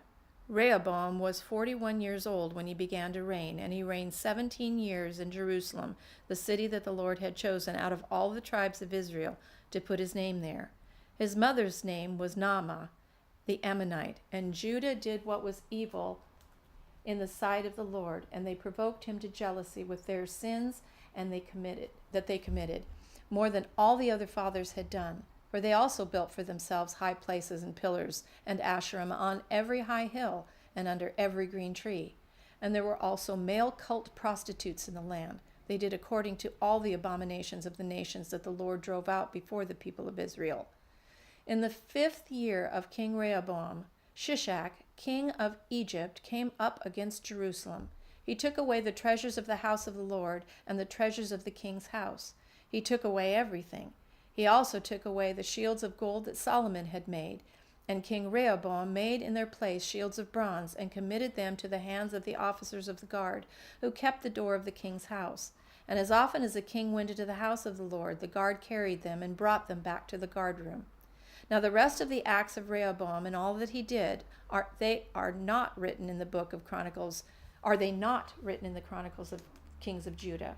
There was a war between Rehoboam and Jeroboam continually, and Rehoboam slept with his fathers and was buried with his fathers in the city of David. His mother's name was Naamah the Ammonite, and Abijam his son reigned in his place. Now in the 18th year of King Jeroboam, the son of Nebat, Abijam began to reign over Judah. He reigned for 3 years in Jerusalem. His mother's name was Maacah, the daughter of Abishalom. And he walked in all the sins that his fathers did before him, and his heart was not wholly true to the Lord his God, as the heart of David, his father. Nevertheless, for David's sake, the Lord God gave him a lamp in Jerusalem, setting up his son after him and establishing Jerusalem, because David did what was right in the eyes of the Lord, and did not turn aside from anything that he commanded him all the days of his life, except in the matter of Uriah the Hittite. Now there was a war between Rehoboam and Jeroboam all the days of his life, and the rest of the acts of Abijam and all that he did, are they not written in the book of the Chronicles of the Kings of Judah? And there was a war between Abijam and Jeroboam, and Abijam slept with his fathers, and they buried him in the city of David, and Asa his son reigned in his place. In the 20th year of Jeroboam, king of Israel, Asa began to reign over Judah, and he reigned 41 years in Jerusalem. His mother's name was Maacah, the daughter of Abishalom, and Asa did what was right in the eyes of the Lord, as David his fathers had done. He put away the male cult prostitutes out of the land and removed all the idols his fathers had made. He also removed Maacah his mother from being mother, because she had made an abominable image for Asherah. And Asa cut down her image and burned it at the brook of Kidron. But the high places were not taken away. Nevertheless, the heart of Asa was wholly true to the Lord all his days. And he brought into the house of the Lord the sacred gifts of his fathers and his own sacred gifts, silver and gold and vessels. And there was a war between Asa and Baasha, king of Israel, all their days. Baasha, king of Israel, went up against Judah and built Ramah, that he might permit no one to go out or come in to Asa, king of Judah. Then Asa took all the silver and all the gold that were left in the treasures of the house of the Lord and the treasures of the king's house, and gave them into the hands of his servants. And King Asa sent them to Ben-Hadad, the son of Tebrimon, the son of Hizion, king of Syria, who lived in Damascus, saying, Let there be a covenant between me and you, as there was between my father and your father. Behold, I am sending you a present of silver and gold. Go break your covenant with Baasha, king of Israel, that he may withdraw from me. And Ben-Hadad listened to King Asa, and sent the commanders of his army against the cities of Israel, and conquered Ijon, Dan, Abel-Beth-Maacah, and all of Chinneroth, with all of the land of Naphtali. And when Baasha heard of it, he stopped building Ramah, and he lived in Tirzah. Then King Asa made a proclamation to all Judah. None was exempt, and they carried away the stones of Ramah and its timber, with which Baasha had been building, and with them King Asa built Geba of Benjamin and Mizpah. Now with the rest of the acts of Asa, all his might, and all that he did, and the cities that he built, are they not written in the book of Chronicles of the Kings of Judah? But in his old age he was diseased in his feet, and Asa slept with his father, and was buried with his fathers in the city of David his father, and Jehoshaphat his son reigned in his place. Nadab, the son of Jeroboam, began to reign over Israel in the 2nd year of Asa the king of Judah, and he reigned over Israel 2 years. He did what was evil in the sight of the Lord, and walked in the way of his father, and in his sin, which he made to Israel to sin. Baasha, the son of Ahijah of the house of Issachar, conspired against him, and Baasha struck him down at Gibbethon, which belonged to the Philistines, for Nadab and all of Israel were laying siege to Gibbethon. So Baasha killed him in the 3rd year of Asa king of Judah, and reigned in his place. And as soon as he was killed, he killed all the house of Jeroboam. He left to the house of Jeroboam not one that breathed, until he had destroyed it, according to the word of the Lord that he spoke by his servant Ahijah the Shilonite. It was for the sins of Jeroboam that he sinned, and that he made Israel to sin, and because of the anger to which he provoked the Lord, the God of Israel. Now the rest of the acts of Nadab and all that he did, are they not written in the book of the Chronicles of the Kings of Israel? That there was a war between Asa and Baasha, the king of Israel, all their days. In the 3rd year of Asa king of Judah, Baasha the king of Ahijah began to reign over all of Israel at Tirzah, and he reigned 24 years, and did what was evil in the sight of the Lord, and he walked in the way of Jeroboam, and in his sin which he made Israel to sin. Just like that. Well done. Well done. All right. Chapter 16. Right. Here we go. Chapter 16. And the word of the Lord came to Jehu, the son of Hanani, against Baasha, saying, Since I exalted you out of the dust and made you leader over my people Israel, and you have walked in the way of Jeroboam, and have made my people Israel to sin, provoking me to anger with their sins, behold, I will utterly sweep away Baasha and his house, and I will make your house like the house of Jeroboam, the son of Nebat. Anyone belonging to Baasha who dies in the city, the dogs shall eat, and anyone of his who dies in the field, the birds of the heavens shall eat. Now the rest of the acts of Baasha, and what he did, and his might, are they not written in the book of the Chronicles of the Kings of Israel? And Baasha slept with his fathers, and was buried at Tirzah, and Elah his son reigned in his place. Moreover, the word of the Lord came by the prophet Jehu, the son of Hanani, against Baasha and his house, both because of all the evil that he did in the sight of the Lord, provoking him to anger with the work of his hands, in being like the house of Jeroboam, and also because he destroyed it. In the 26th year of Asa king of Judah, Elah the son of Baasha began to reign over Israel in Tirzah, and he reigned 2 years. But his servant Zimri, commander of half of his chariots, conspired against him. When he was at Tirzah, drinking himself drunk in the house of Arza, who was over the household in Tirzah, Zimri came in and struck him down, and killed him in the 27th year of Asa king of Judah, and reigned in his place. When he began to reign, as soon as he had seated himself on his throne, he struck down all the house of Baasha. He did not leave him a single male of his relatives or his friends. Thus Zimri destroyed all the house of Baasha, according to the word of the Lord, which he spoke against Baasha by Jehu the prophet. For all the sins of Baasha and the sins of Elah his son, which they sinned, and which they made Israel to sin, provoking the Lord God of Israel to anger with their idols. Now the rest of the acts of Elah and all that he did, are they not written in the book of the Chronicles of the Kings of Israel? In the 27th year of Asa king of Judah, Zimri reigned 7 days in Tirzah. Now the troops were encamped against Gibbethon, which belonged to the Philistines, and the troops who were encamped heard it, said, Zimri has conspired, and he has killed the king. Therefore all Israel made Omri, the commander of the army, king over Israel that day in the camp. So Omri went up from the Gibbethon, and all Israel with him, and they besieged Tirzah.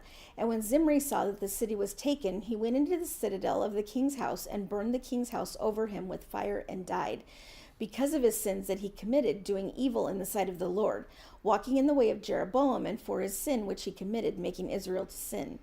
Now the rest of the acts of Zimri, and the conspiracy that he made, are they not written in the book of the Chronicles of the Kings of Israel? Then the people of Israel were divided into 2 parts. Half of the people followed Tibni, the son of Ginath, to make him king, and half followed Omri. But the people who followed Omri overcame the people who followed Tibni, the son of Ginath. So Tibni died, and Omri became king. In the 31st year of Asa king of Judah, Omri began to reign over Israel, and he reigned for 12 years. 6 years he reigned in Tirzah. He bought the hill of Samaria from Shemer for 2 talents of silver, and he fortified the hill, and called the name of the city that he built Samaria, after the name of Shemer, the owner of the hill. Omri did what was evil in the sight of the Lord, and did more evil than all who were before him.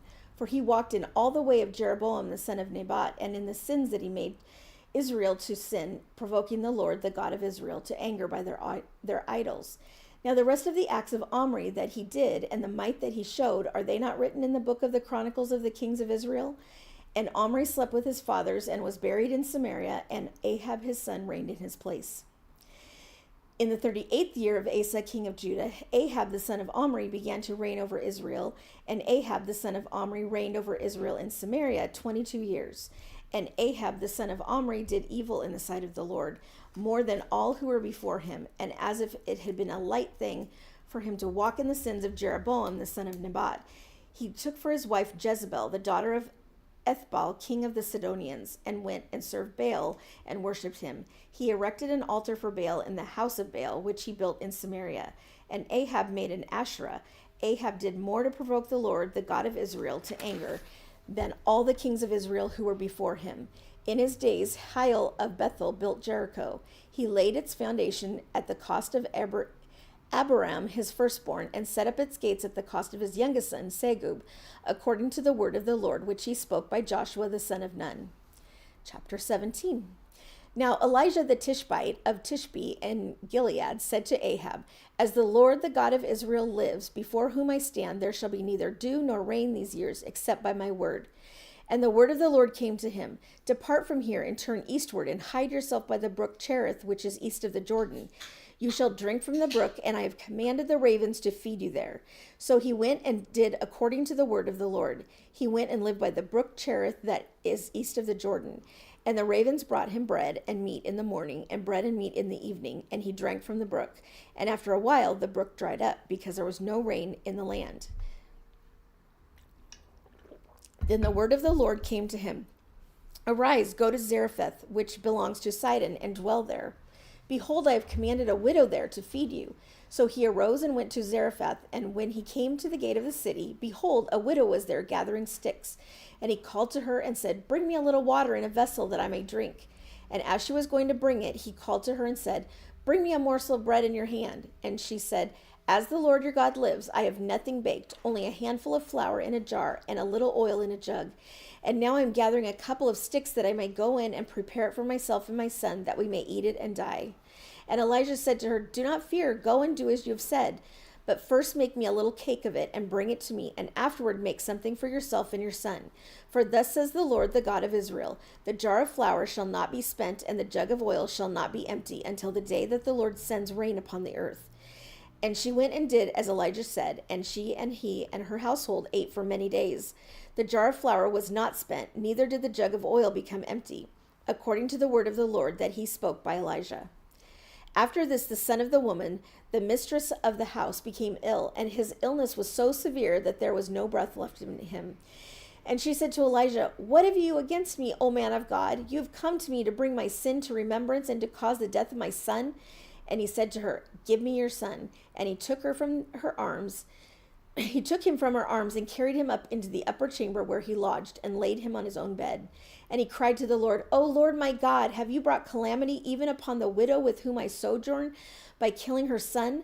Then he stretched himself upon the child 3 times and cried to the Lord, O Lord my God, let this child's life come into him again.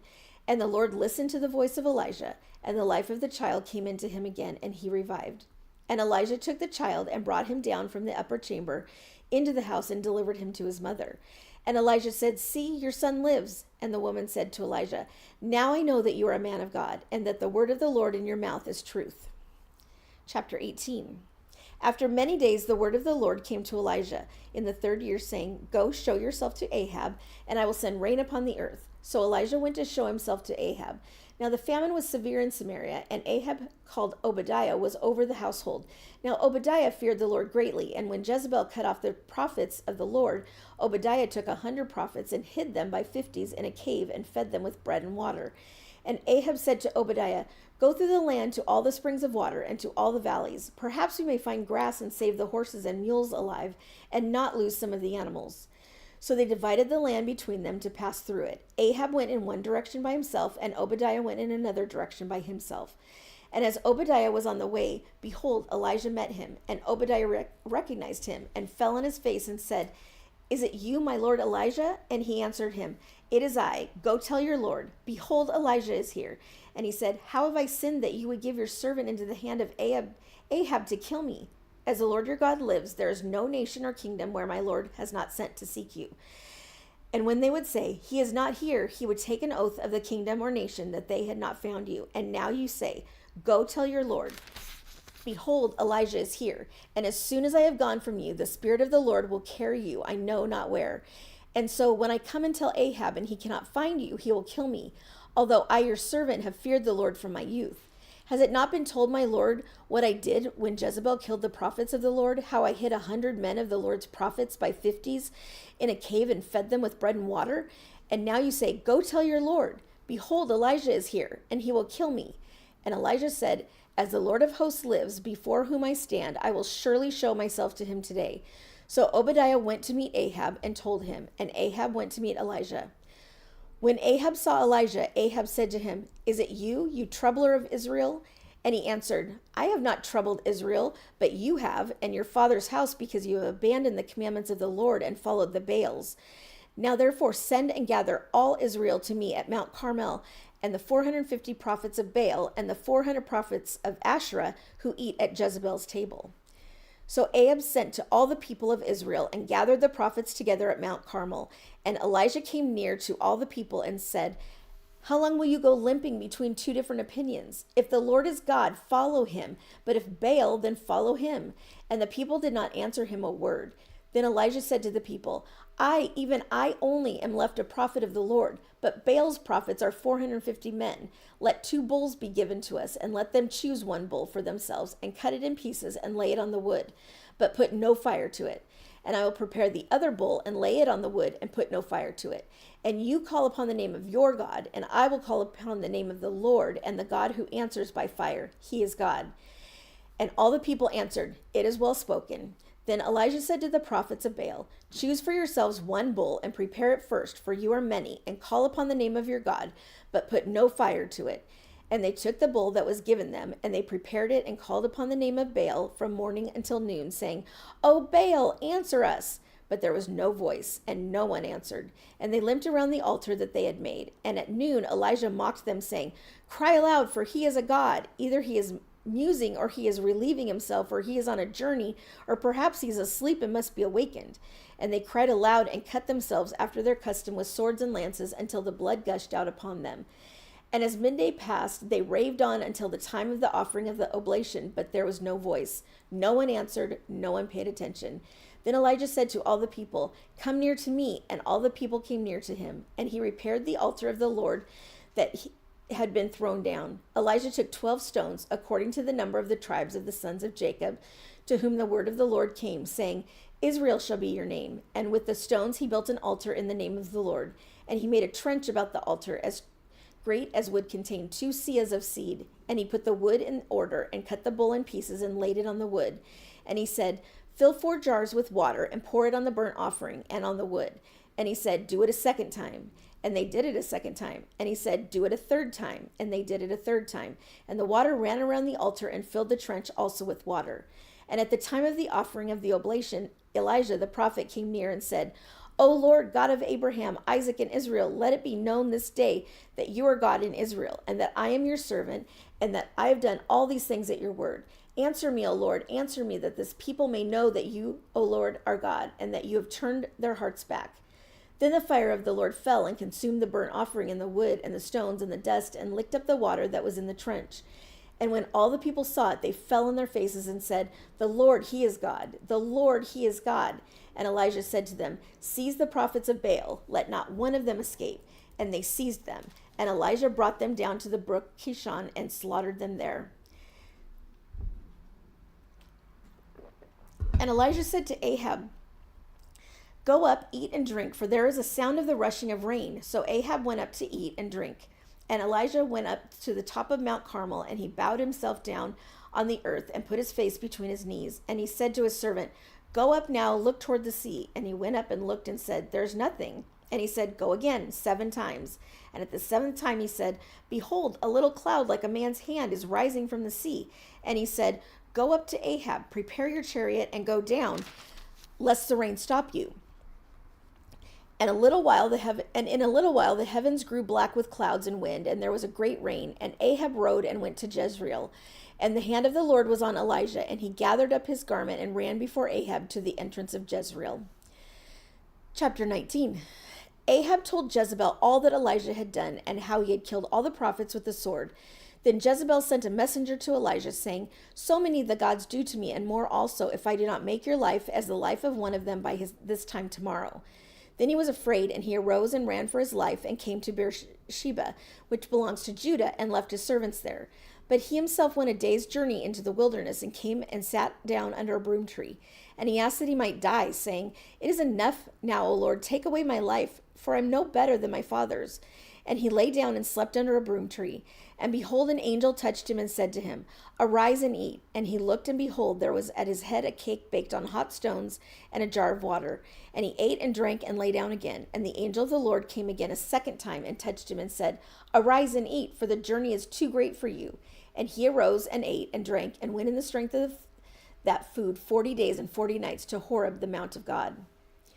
There he came to a cave and lodged in it. And behold, the word of the Lord came to him. And he said to him, "What are you doing here, Elijah?" He said, "I've been very jealous for the Lord, the God of hosts. For the people of Israel have forsaken your covenant, thrown down your altars, and killed your prophets with the sword. And even I only am left, and they seek my life to take it away." And he said, "Go out and stand on the mount before the Lord." And behold, the Lord passed by, and a great and strong wind tore the mountains and broke in pieces the rocks before the Lord. But the Lord was not in the wind. And after the wind, an earthquake, but the Lord was not in the earthquake. And after the earthquake, a fire, but the Lord was not in the fire. And after the fire, the sound of a low whisper. And when Elijah heard it, he wrapped his face in his cloak and went out and stood at the entrance of the cave. And behold, there came a voice to him and said, "What are you doing here, Elijah?" He said, "I've been very jealous for the Lord, the God of hosts, for the people of Israel have forsaken your covenant, thrown down your altars, and killed your prophets with the sword. And even I only am left, and they seek my life to take it away." And the Lord said to him, "Go, return on your way to the wilderness of Damascus. And when you arrive, you shall anoint Hazael to be king over Syria. And Jehu, the son of Nimshi, you shall anoint to be king over Israel. And Elisha, the son of Shaphat, of Abel-Meholah, you shall anoint to be prophet in your place. And the one who escapes from the sword of Hazael shall Jehu put to death, and the one who escapes from the sword of Jehu shall Elisha put to death. Yet I will leave 7,000 in Israel, all the knees that have not bowed to Baal, and every mouth that has not kissed him." So he departed from there and found Elisha, the son of Shaphat, who was plowing with 12 yoke of oxen in front of him, and he was with the 12th. Elijah passed by him and cast his cloak upon him. And he left the oxen and ran after Elijah and said, "Let me kiss my father and my mother, and then I will follow you." And he said to him, "Go back again, for what have I done to you?" And he returned from following him and took the yoke of oxen and sacrificed them and boiled their flesh with the yokes of the oxen and gave it to the people, and they ate.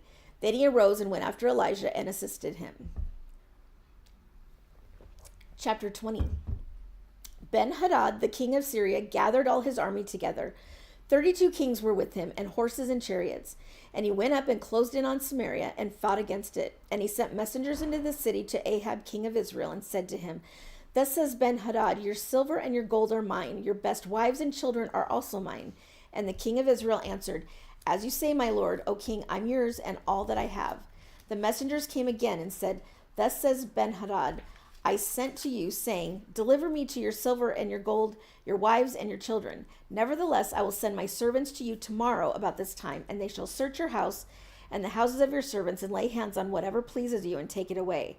Then the king of Israel called all the elders of the land and said, "Mark now and see how this man is seeking trouble, for he sent me to me for my wives and my children and for my silver and my gold, and I did not refuse him." And all the elders and all the people said to him, "Do not listen or consent." So he said to the messengers of Ben-Hadad, "Tell my lord the king, all that you first demanded of your servant I will do, but this thing I cannot do." And the messengers departed and brought him word again. Ben-Hadad sent to him and said, "The gods do so to me, and more also, if the dust of Samaria shall suffice for handfuls for all the people who follow me." And the king of Israel answered, "Tell him, let not him who straps on his armor boast himself as he who takes off." When Ben-Hadad heard this message, as he was drinking with the kings in the booths, he said to his men, "Take your positions," and they took their positions against the city. And behold, a prophet came near to Ahab, king of Israel, and said, Thus says the Lord, have you seen all this great multitude? Behold, I will give it into your hand this day, and you shall know that I am the Lord. And Ahab said, by whom? He said, thus says the Lord, by the servants of the governors of the districts. Then he said, who shall begin the battle? He answered you. Then he mustered the servants of the governors of the districts, and they were 232. And after them he mustered all the people of Israel, 7,000. And they went out at noon while Ben-Hadad was drinking himself drunk in the booths, he and the 32 kings who helped him. The servants of the governors of the district went out first, and Ben-Hadad sent out scouts, and they reported to him, men are coming out from Samaria. He said, if they have come out for peace, take them alive, or if they have come out for war, take them alive. So these went out of the city, the servants of the governors of the districts and the army that followed them, and each struck down his man. The Syrians fled, and Israel pursued them, but Ben-Hadad, king of Syria, escaped on a horse with horsemen. And the king of Israel went out and struck the horses and chariots, and struck the Syrians with a great blow. Then the prophet came near to the king of Israel and said to him, come strengthen yourself, and consider well what you have to do, for in the spring the king of Syria will come up against you. And the servants of the king of Syria said to him, they're gods and gods of the hills, and so they were stronger than we. But let us fight against them in the plain, and surely we will be stronger than they. And do this, remove the kings each from his post, and put commanders in their places, and muster an army like the army that you have lost, horse for horse and chariot for chariot. Then we will fight against them in the plain, and surely we shall be stronger than they. And he listened to their voice and did so. In the spring, Ben-Hadad mustered the Syrians and went up to Aphek to fight against Israel. And the people of Israel were mustered and were provisioned and went against them. The people of Israel encamped before them like 2 little flocks of goats. But the Syrians filled the country, and a man of God came near and said to the king of Israel, thus says the Lord, because the Syrians have said, the Lord is a God of the hills, but he is not a God of the valleys. Therefore I will give you all this great multitude into your hand, and you shall know that I am the Lord.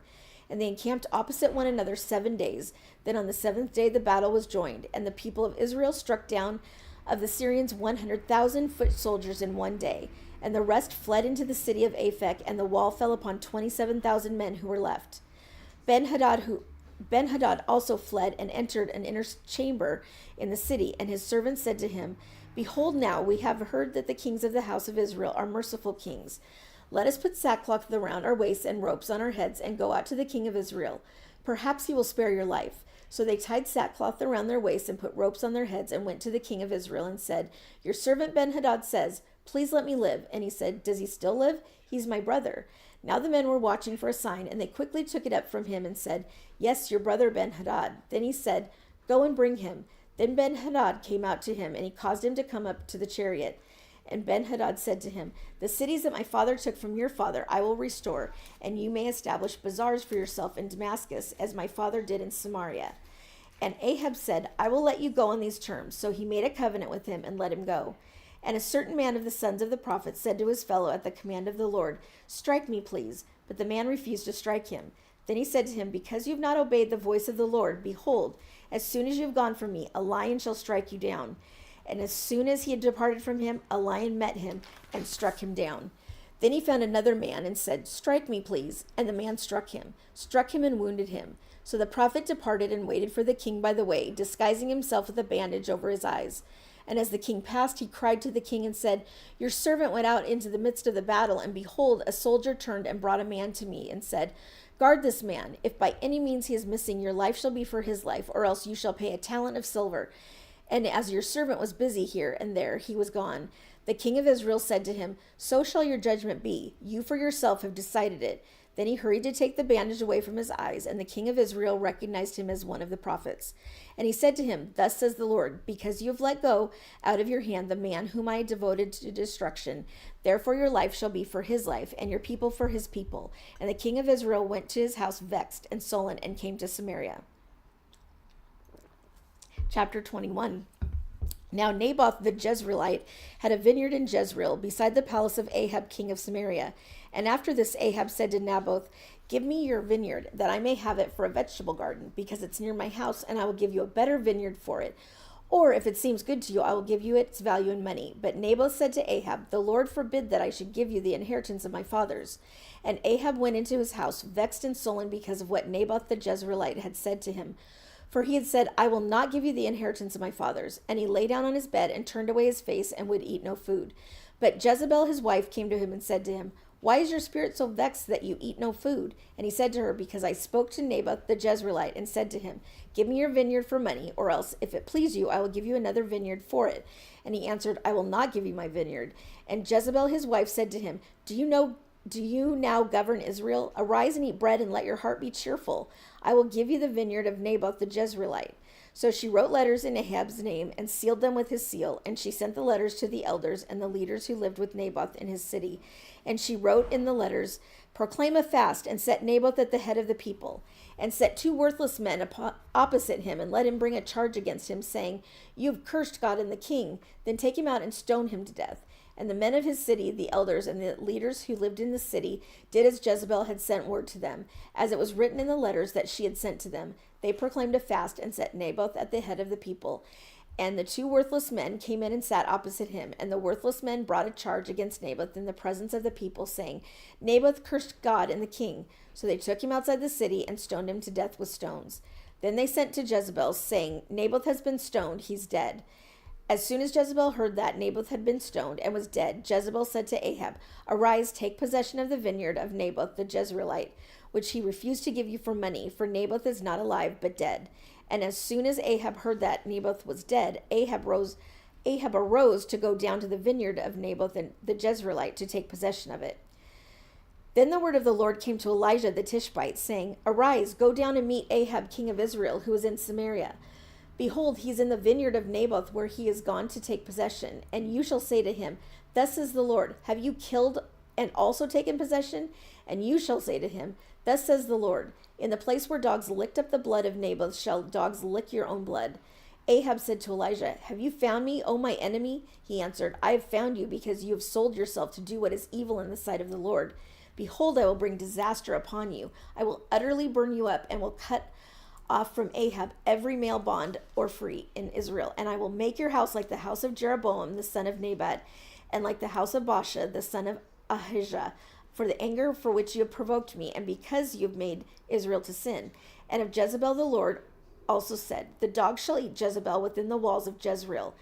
Anyone belonging to Ahab who dies in the city, the dogs shall eat, and anyone of his who dies in the open country, the birds of the heaven shall eat." There was none who sold himself to do what was evil in the sight of the Lord like Ahab, whom Jezebel his wife incited. He acted very abominably in going after idols, as the Amorites had done, whom the Lord cast out before the people of Israel. And when Ahab heard those words, he tore his clothes and put sackcloth on his flesh, and fasted and lay in sackcloth, and went about dejectedly. And the word of the Lord came to Elijah the Tishbite, saying, "Have you seen how Ahab has humbled himself before me? Because he has humbled himself before me, I will not bring the disaster in his days, but in his son's days I will bring the disaster upon his house." Chapter 22. For 3 years, Syria and Israel continued without war, but in the 3rd year, Jehoshaphat, the king of Judah, came down to the king of Israel. And the king of Israel said to his servants, "Do you know Ramoth Gilead belongs to us, and we keep quiet and do not take it out of the hand of the king of Syria?" And he said to Jehoshaphat, "Will you go with me to battle at Ramoth Gilead?" And Jehoshaphat said to the king of Israel, "I am as you are, my people as your people, my horses as your horses." And Jehoshaphat said to the king of Israel, "Inquire first for the word of the Lord."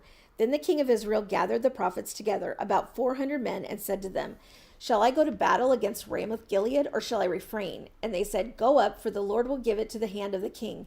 But Jehoshaphat said, "Is there not here another prophet of the Lord for whom we may inquire?" And the king of Israel said to Jehoshaphat, "There is yet one man by whom we may inquire of the Lord, Micaiah the son of Imlah, but I hate him, for he never prophesies good concerning me, but evil." And Jehoshaphat said, "Let not the king say so." Then the king of Israel summoned an officer and said, "Bring quickly Micaiah the son of Imlah." Now the king of Israel and Jehoshaphat the king of Judah were sitting on their thrones, arrayed in their robes, at the threshing floor at the entrance of the gate of Samaria. And all the prophets were prophesying before them. And Zedekiah the son of Chanah made for himself horns of iron and said, "Thus says the Lord, with these you shall push the Syrians until they're destroyed." And all the prophets prophesied so, and said, "Go up to Ramoth Gilead and triumph. The Lord will give it into the hand of the king." And the messenger who went to summon Micaiah said to him, "Behold, the words of the prophets with one accord are favorable to the king. Let your word be like the word of one of them, and speak favorably." But Micaiah said, "As the Lord lives, what the Lord says to me, that I will speak." And when he had come to the king said to him, "Micaiah, shall we go to Ramoth Gilead to battle, or shall we refrain?" And he answered him, "Go up in triumph. The Lord will give it into the hand of the king." But the king said to him, "How many times shall I make you swear that you speak to me nothing but the truth in the name of the Lord?" And he said, "I saw all Israel scattered on the mountains as sheep that have no shepherd. And the Lord said, These have no master. Let each return to his home in peace." And the king of Israel said to Jehoshaphat, "Did I not tell you that he would not prophesy good concerning me, but evil?" And Micaiah said, "Therefore hear the word of the Lord. I saw the Lord sitting on his throne, and all the host of heaven standing beside him on his right hand and on his left. And the Lord said, Who will entice Ahab, that he may go up and fall at Ramoth Gilead?" And one said one thing, and another said another. Then a spirit came forward and stood before the Lord, saying, "I will entice him." And the Lord said to him, "By what means?" And he said, "I'll go out, and I will be a lying spirit in the mouth of all his prophets." And he said, "You are to entice him, and you shall succeed. Go out and do so. Now therefore, behold, the Lord has put a lying spirit in the mouth of all these your prophets. The Lord has declared disaster for you." Then Zedekiah the son of Chenaanah came near and struck Micaiah on the cheek and said, "How did the Spirit of the Lord go from me to speak to you?" And Micaiah said, "Behold, you shall see on that day, when you go into an inner chamber to hide yourself." And the king of Israel said, "Seize Micaiah and take him back to Amon, the governor of the city, and to Joash, the king's son, and say, Thus says the king, put this fellow in prison and feed him meager rations of bread and water until I come in peace." And Micaiah said, "If you return in peace, the Lord has not spoken by me." And he said, "Hear, all you peoples." So the king of Israel and Jehoshaphat the king of Judah went up to Ramoth Gilead, and the king of Israel said to Jehoshaphat, "I will disguise myself and go into battle, but you wear your robes." And the king of Israel disguised himself and went into battle. Now the king of Syria had commanded the 32 captains of the chariots, "Fight with neither small nor great, but only with the king of Israel." And when the captains of the chariots saw Jehoshaphat, they said, "It is surely the king of Israel." So they turned to fight against him, and Jehoshaphat cried out. And when the captains of the chariots saw that it was not the king of Israel, they turned back from pursuing him. But a certain man drew his bow at random and struck the king of Israel between the scale armor and the breastplate. Therefore he said to the driver of his chariot, "Turn around and carry me out of the battle, for I'm wounded." And the battle continued that day, and the king was propped up in his chariot facing the Syrians, until at evening he died. And the blood of the wound flowed into the bottom of the chariot. And about sunset a cry went through the army, every man to his city and every man to his country. So the king died and was brought to Samaria, and they buried the king in Samaria. And they washed the chariot by the pool of Samaria, and the dogs licked up his blood, and the prostitutes washed themselves in it, according to the word of the Lord that he had spoken. Now the rest of the acts of Ahab and all that he did, and the ivory house that he built, and all the cities that he built, are they not written in the book of the Chronicles of the kings of Israel? So Ahab slept with his fathers, and Ahaziah his son reigned in his place. Jehoshaphat the son of Asa began to reign over Judah in the 4th year of Ahab king of Israel. Jehoshaphat was 35 years old when he began to reign, and he reigned 25 years in Jerusalem. His mother's name was Azubah, the daughter of Shilhi. He walked in all the way of Asa his father. He did not turn aside from it, doing what was right in the sight of the Lord. Yet the high places were not taken away, and the people still sacrificed and made offerings on the high places. Jehoshaphat also made peace with the king of Israel. Now the rest of the acts of Jehoshaphat and his might that he showed, and how he warred, are they not written in the book of the Chronicles of the kings of Judah? And from the land he exterminated the remnant of the male cult prostitutes who remained in the days of his father Asa. There was no king in Edom. A deputy was king. Jehoshaphat made ships of Tarshish to go to Ophir for gold, but they did not go, for the ships were wrecked at Ezion-Geber. Then Ahaziah, the son of Ahab, said to Jehoshaphat, "Let my servants go with your servants in the ships." But Jehoshaphat was not willing. And Jehoshaphat slept with his fathers and was buried with his fathers in the city of David his father, and Jehoram his son reigned in his place. Ahaziah the son of Ahab began to reign over Israel in Samaria in the 17th year of Jehoshaphat, king of Judah, and he reigned 2 years over Israel. He did what was evil in the sight of the Lord, and walked in the way of his father, and in the way of his mother, and in the way of Jeroboam the son of Nebat, who made Israel to sin. He served Baal and worshipped him, and provoked the Lord, the God of Israel, to anger in every way that his father had done. And breathe. Well done, Melanie.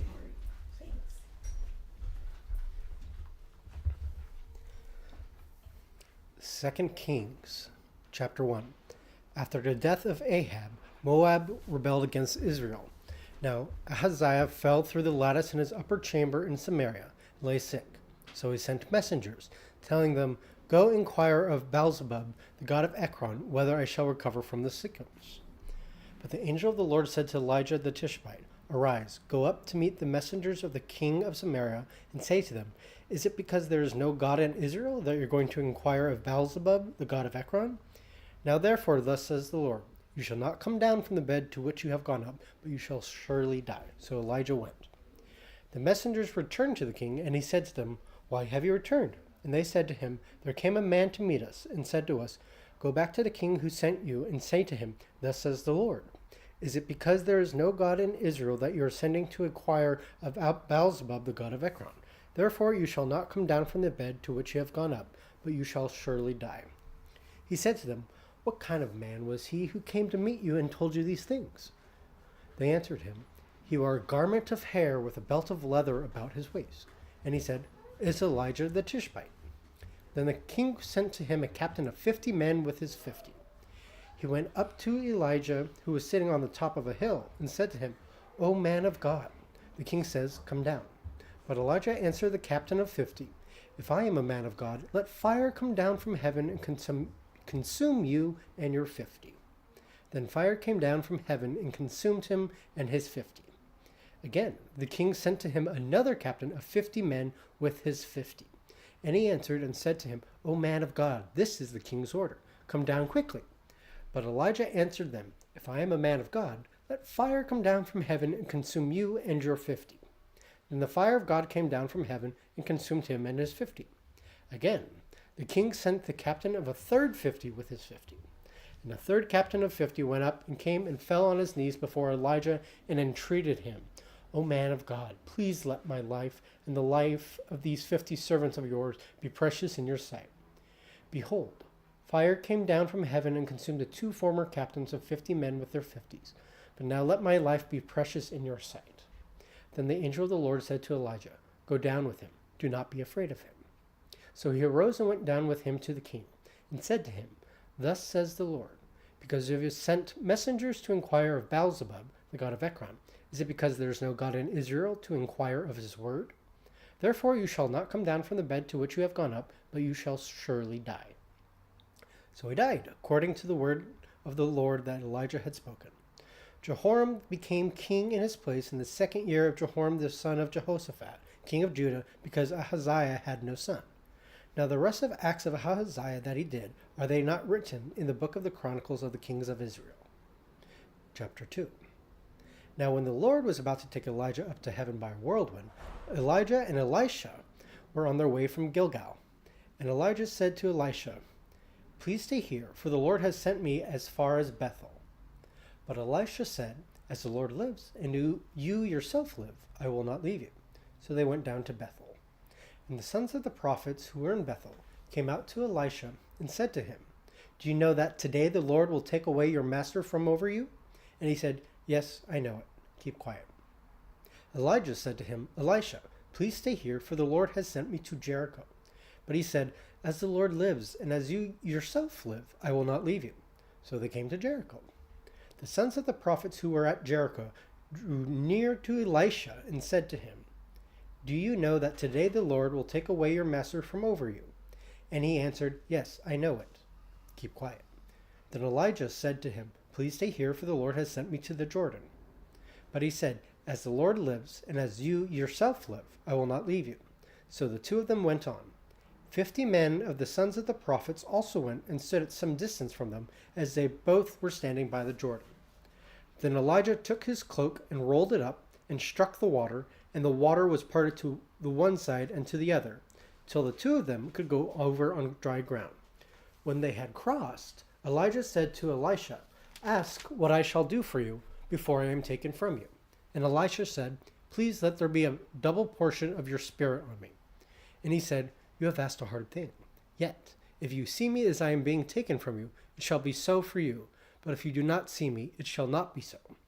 And as they still went on and talked, behold, chariots of fire and horses of fire separated the two of them. And Elijah went up by a whirlwind into heaven. And Elisha saw it, and he cried, my father, the chariots of Israel and its horsemen. And he saw him no more. Then he took hold of his own clothes and tore them in 2 pieces. And he took up the cloak of Elijah that had fallen from him, and went back and stood on the bank of the Jordan. Then he took the cloak of Elijah that had fallen from him, and struck the water, saying, where is the Lord, the God of Elijah? And when he had struck the water was parted to the one side and to the other, and Elisha went over. Now when the sons of the prophets who were at Jericho saw him opposite them, they said, the spirit of Elijah rests on Elisha. They came to meet him and bowed to the ground before him. And they said to him, behold, now there are with your servants 50 strong men. Please let them go and seek your master. It may be that the Spirit of the Lord has caught him up and cast him upon some mountain or into some valley. And he said, you shall not send. But when they urged him still, he was ashamed. He said, send. They sent therefore 50 men, and for 3 days they sought him and did not find him. And they came back to him while he was staying at Jericho. And he said to them, did I not say to you, do not go? Now the men of the city said to Elisha, behold, the situation of this city is pleasant, as my Lord sees, but the water is bad and the land is unfruitful. He said, bring me a new bowl and put salt in it. So they brought it to him. Then he went to the spring of water and threw salt in it and said, thus says the Lord, I have healed this water. From now on neither death nor miscarriage shall come from it. So water has been healed to this day, according to the word that Elisha spoke. He went up from there to Bethel, and while he was going up on the way, some small boys came out of the city and jeered at him, saying, go up, you bald head, go up, you bald head. And he turned around, and when he saw them, he cursed them in the name of the Lord. And 2 she-bears came out of the woods and tore 42 of the boys. From there he went on to Mount Carmel, and from there he went to Samaria. Chapter 3. In the 18th year of Jehoshaphat king of Judah, Jehoram the son of Ahab became king over Israel in Samaria, and he reigned 12 years. He did what was evil in the sight of the Lord, though not like his father and mother, for he put away the pillar of Baal and his father had made. Nevertheless, he clung to the sin of Jeroboam the son of Nebat, which he made Israel to sin. He did not depart from it. Now Mesha the king of Moab was a sheep breeder, and he had to deliver to the king of Israel 100,000 lambs and the wool of 100,000 rams. But when Ahab died, the king of Moab rebelled against the king of Israel. So King Jehoram marched out of Samaria at that time and mustered all Israel. And he went and sent word to Jehoshaphat king of Judah, the king of Moab has rebelled against me. Will you go with me to battle against Moab? And he said, I will go. I am as you are, my people as your people, my horses as your horses. Then he said, by which way shall we march? Jehoram answered, by the way of the wilderness of Edom. So the king of Israel went with the king of Judah and the king of Edom. When they had made a circuitous march of 7 days, there was no water for the army or for the animals that followed them. Then the king of Israel said, alas, the Lord has called these 3 kings to give them into the hand of Moab. And Jehoshaphat said, is there no prophet of the Lord here, through whom we may inquire of the Lord? Then one of the king of Israel's servants answered, Elisha the son of Shaphat is here, who poured water on the hands of Elijah. And Jehoshaphat said, the word of the Lord is with him.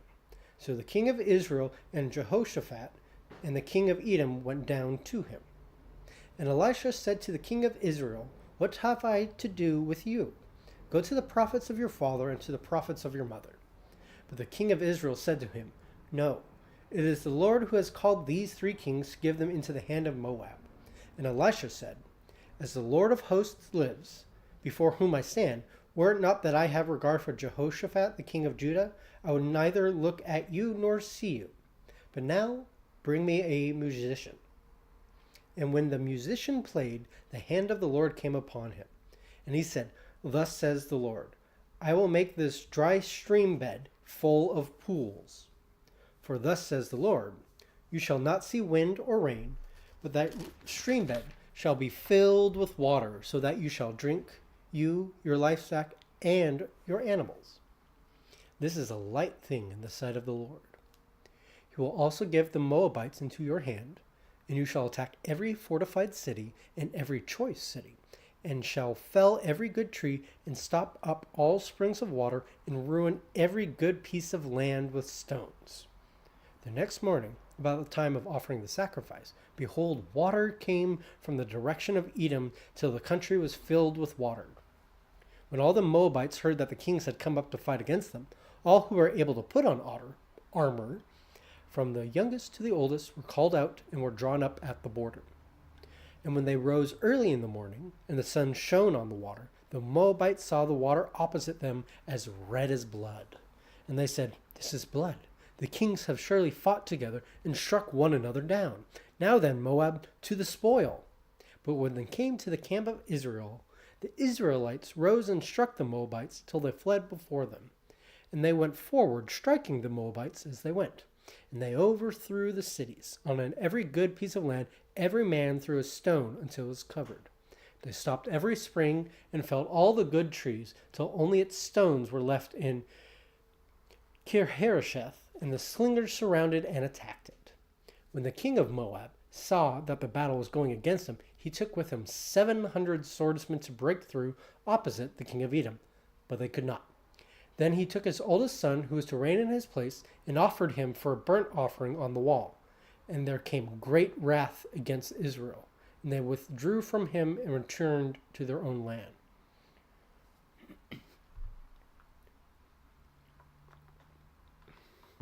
Chapter 4.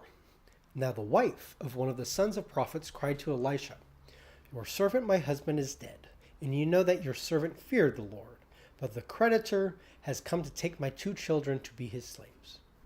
And Elisha said to her, "What shall I do for you? Tell me, what have you in the house?" And she said, "Your servant has nothing in the house except a jar of oil." Then he said, "Go outside, borrow vessels from all your neighbors, empty vessels, and not too few. Then go in and shut the door behind yourself and your sons, and pour into all these vessels. When one is full, set it aside."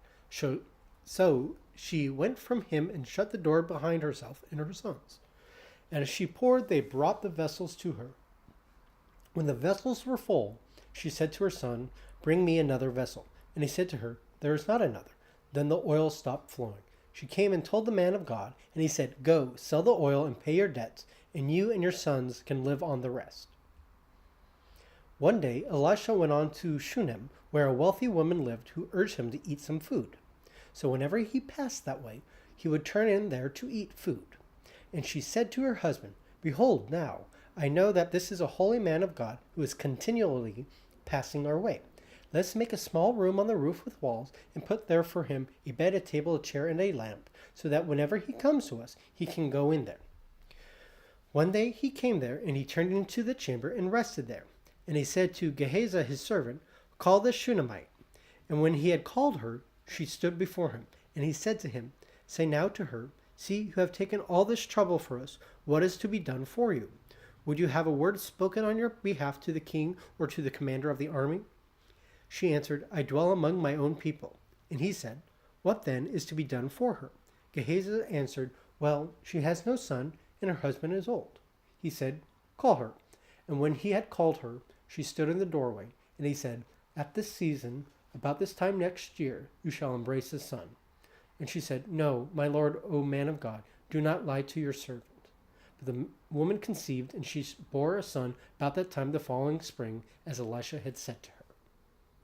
When the child had grown, he went out one day to his father among the reapers. And he said to his father, "Oh, my head, my head." The father said to his servant, "Carry him to his mother." And when he had lifted him and brought him to his mother, the child sat on her lap till noon, and then he died. And she went up and laid him on the bed of the man of God, and shut the door behind him, and went out. Then she called to her husband and said, "Send me one of the servants and one of the donkeys, that I may quickly go to the man of God and come back again." And he said, "Why will you go to him today? It is neither new moon nor Sabbath." She said, "All is well." Then she saddled the donkey, and she said to her servant, "Urge the animal on. Do not slacken the pace for me unless I tell you." So she set out and came to the man of God at Mount Carmel. When the man of God saw her coming, he said to Gehazi his servant, "Look, there is the Shunammite. Run at once to meet her and say to her, Is all well with you? Is all well with your husband? Is all well with the child? And she answered, All is well. And when she came to the mountain to the man of God, she caught hold of his feet. And Gehazi came to push her away. But the man of God said, Leave her alone, for she is in bitter distress, and the Lord has hidden it from me and has not told me. Then she said, Did I ask my Lord for a son? Did I not say, Do not deceive me? He said to Gehazi, Tie up your garment and take my staff in your hand and go. If you meet anyone, do not greet him. And if anyone greets you, do not reply. And lay my staff on the face of the child. Then the mother of the child said, As the Lord lives and as you yourself live, I will not leave you. So he arose and followed her. Gehazi went on ahead and laid the staff on the face of the child, but there was no sound nor sign of life. Therefore he returned to meet him and told him, The child has not awakened. When Elisha came into the house, he saw the child lying dead on his bed. So he went in and shut the door between the two of them and prayed to the Lord. Then he went up and lay on the child, putting his mouth on his mouth, his eyes on his eyes, and his hands on his hands. And as he stretched himself upon him, the flesh of the child became warm. Then he got up again and walked once back and forth in the house, and went up and stretched himself upon him. The child sneezed 7 times, and the child opened his eyes. Then he summoned Gehazi and said, Call the Shunammite. So he called her, and when she came to him, he said, Pick up your son. She came and fell at his feet, bowing to the ground. Then she picked up her son and went out. And Elisha came again to Gilgal, where there was a famine in the land. And as the sons of the prophets were sitting before him, he said to his servant, Set on the large pot and boil stew for the sons of the prophets. One of them went out into the field to gather herbs and found a wild vine and gathered from it his lap full of wild gourds and came and cut them up into the stew, not knowing what they were. And they poured out some for the men to eat. But while they were eating of the stew, they cried out, O man of God, there is death in the pot. And they could not eat it. He said, Then bring flour. And he threw it into the pot and said, Pour some out for the men, that they may eat. And there was no harm in the pot. A man came from Baal-shalishah, bringing the man of God fruit of the first fruits, 20 loaves of barley, and fresh ears of grain in his sack. And Elisha said, Give to the men that they may eat. But his servant said, How can I set this before 100 men?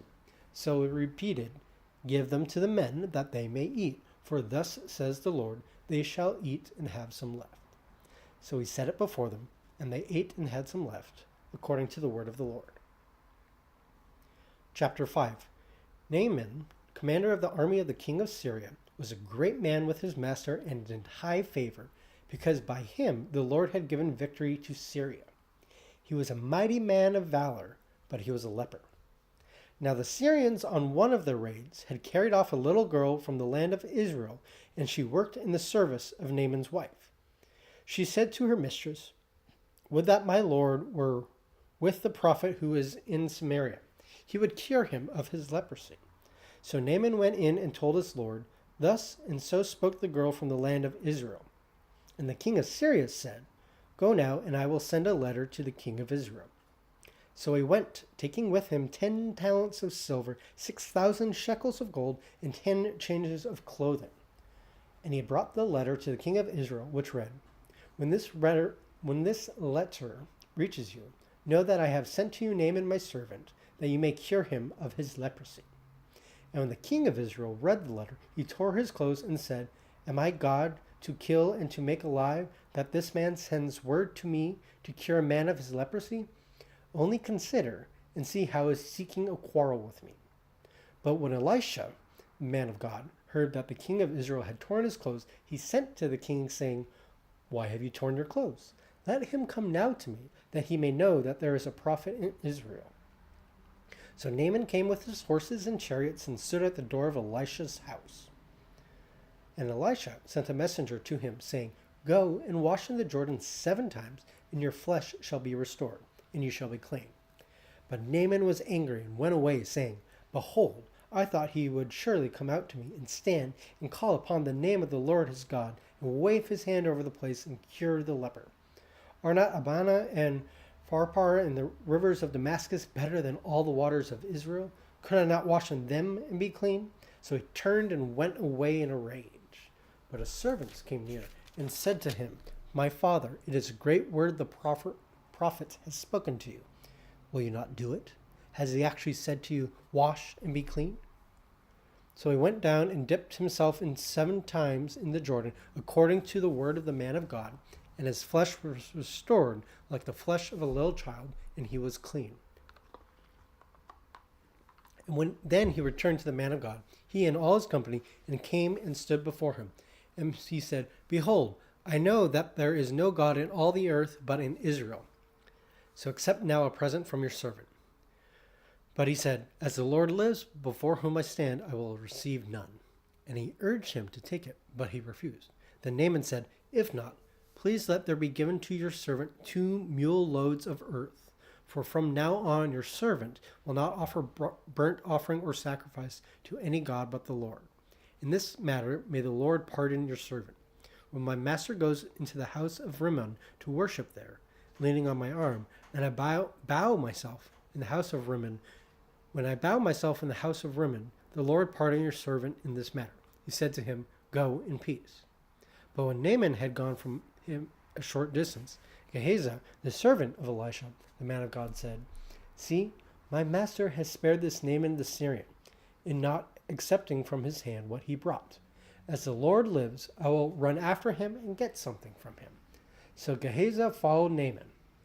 When Naaman saw someone running after him, he got down from the chariot to meet him and said, Is all well? And he said, All is well. My master has sent me to say, There have just now come to me from the hill country of Ephraim 2 young men of the sons of the prophets.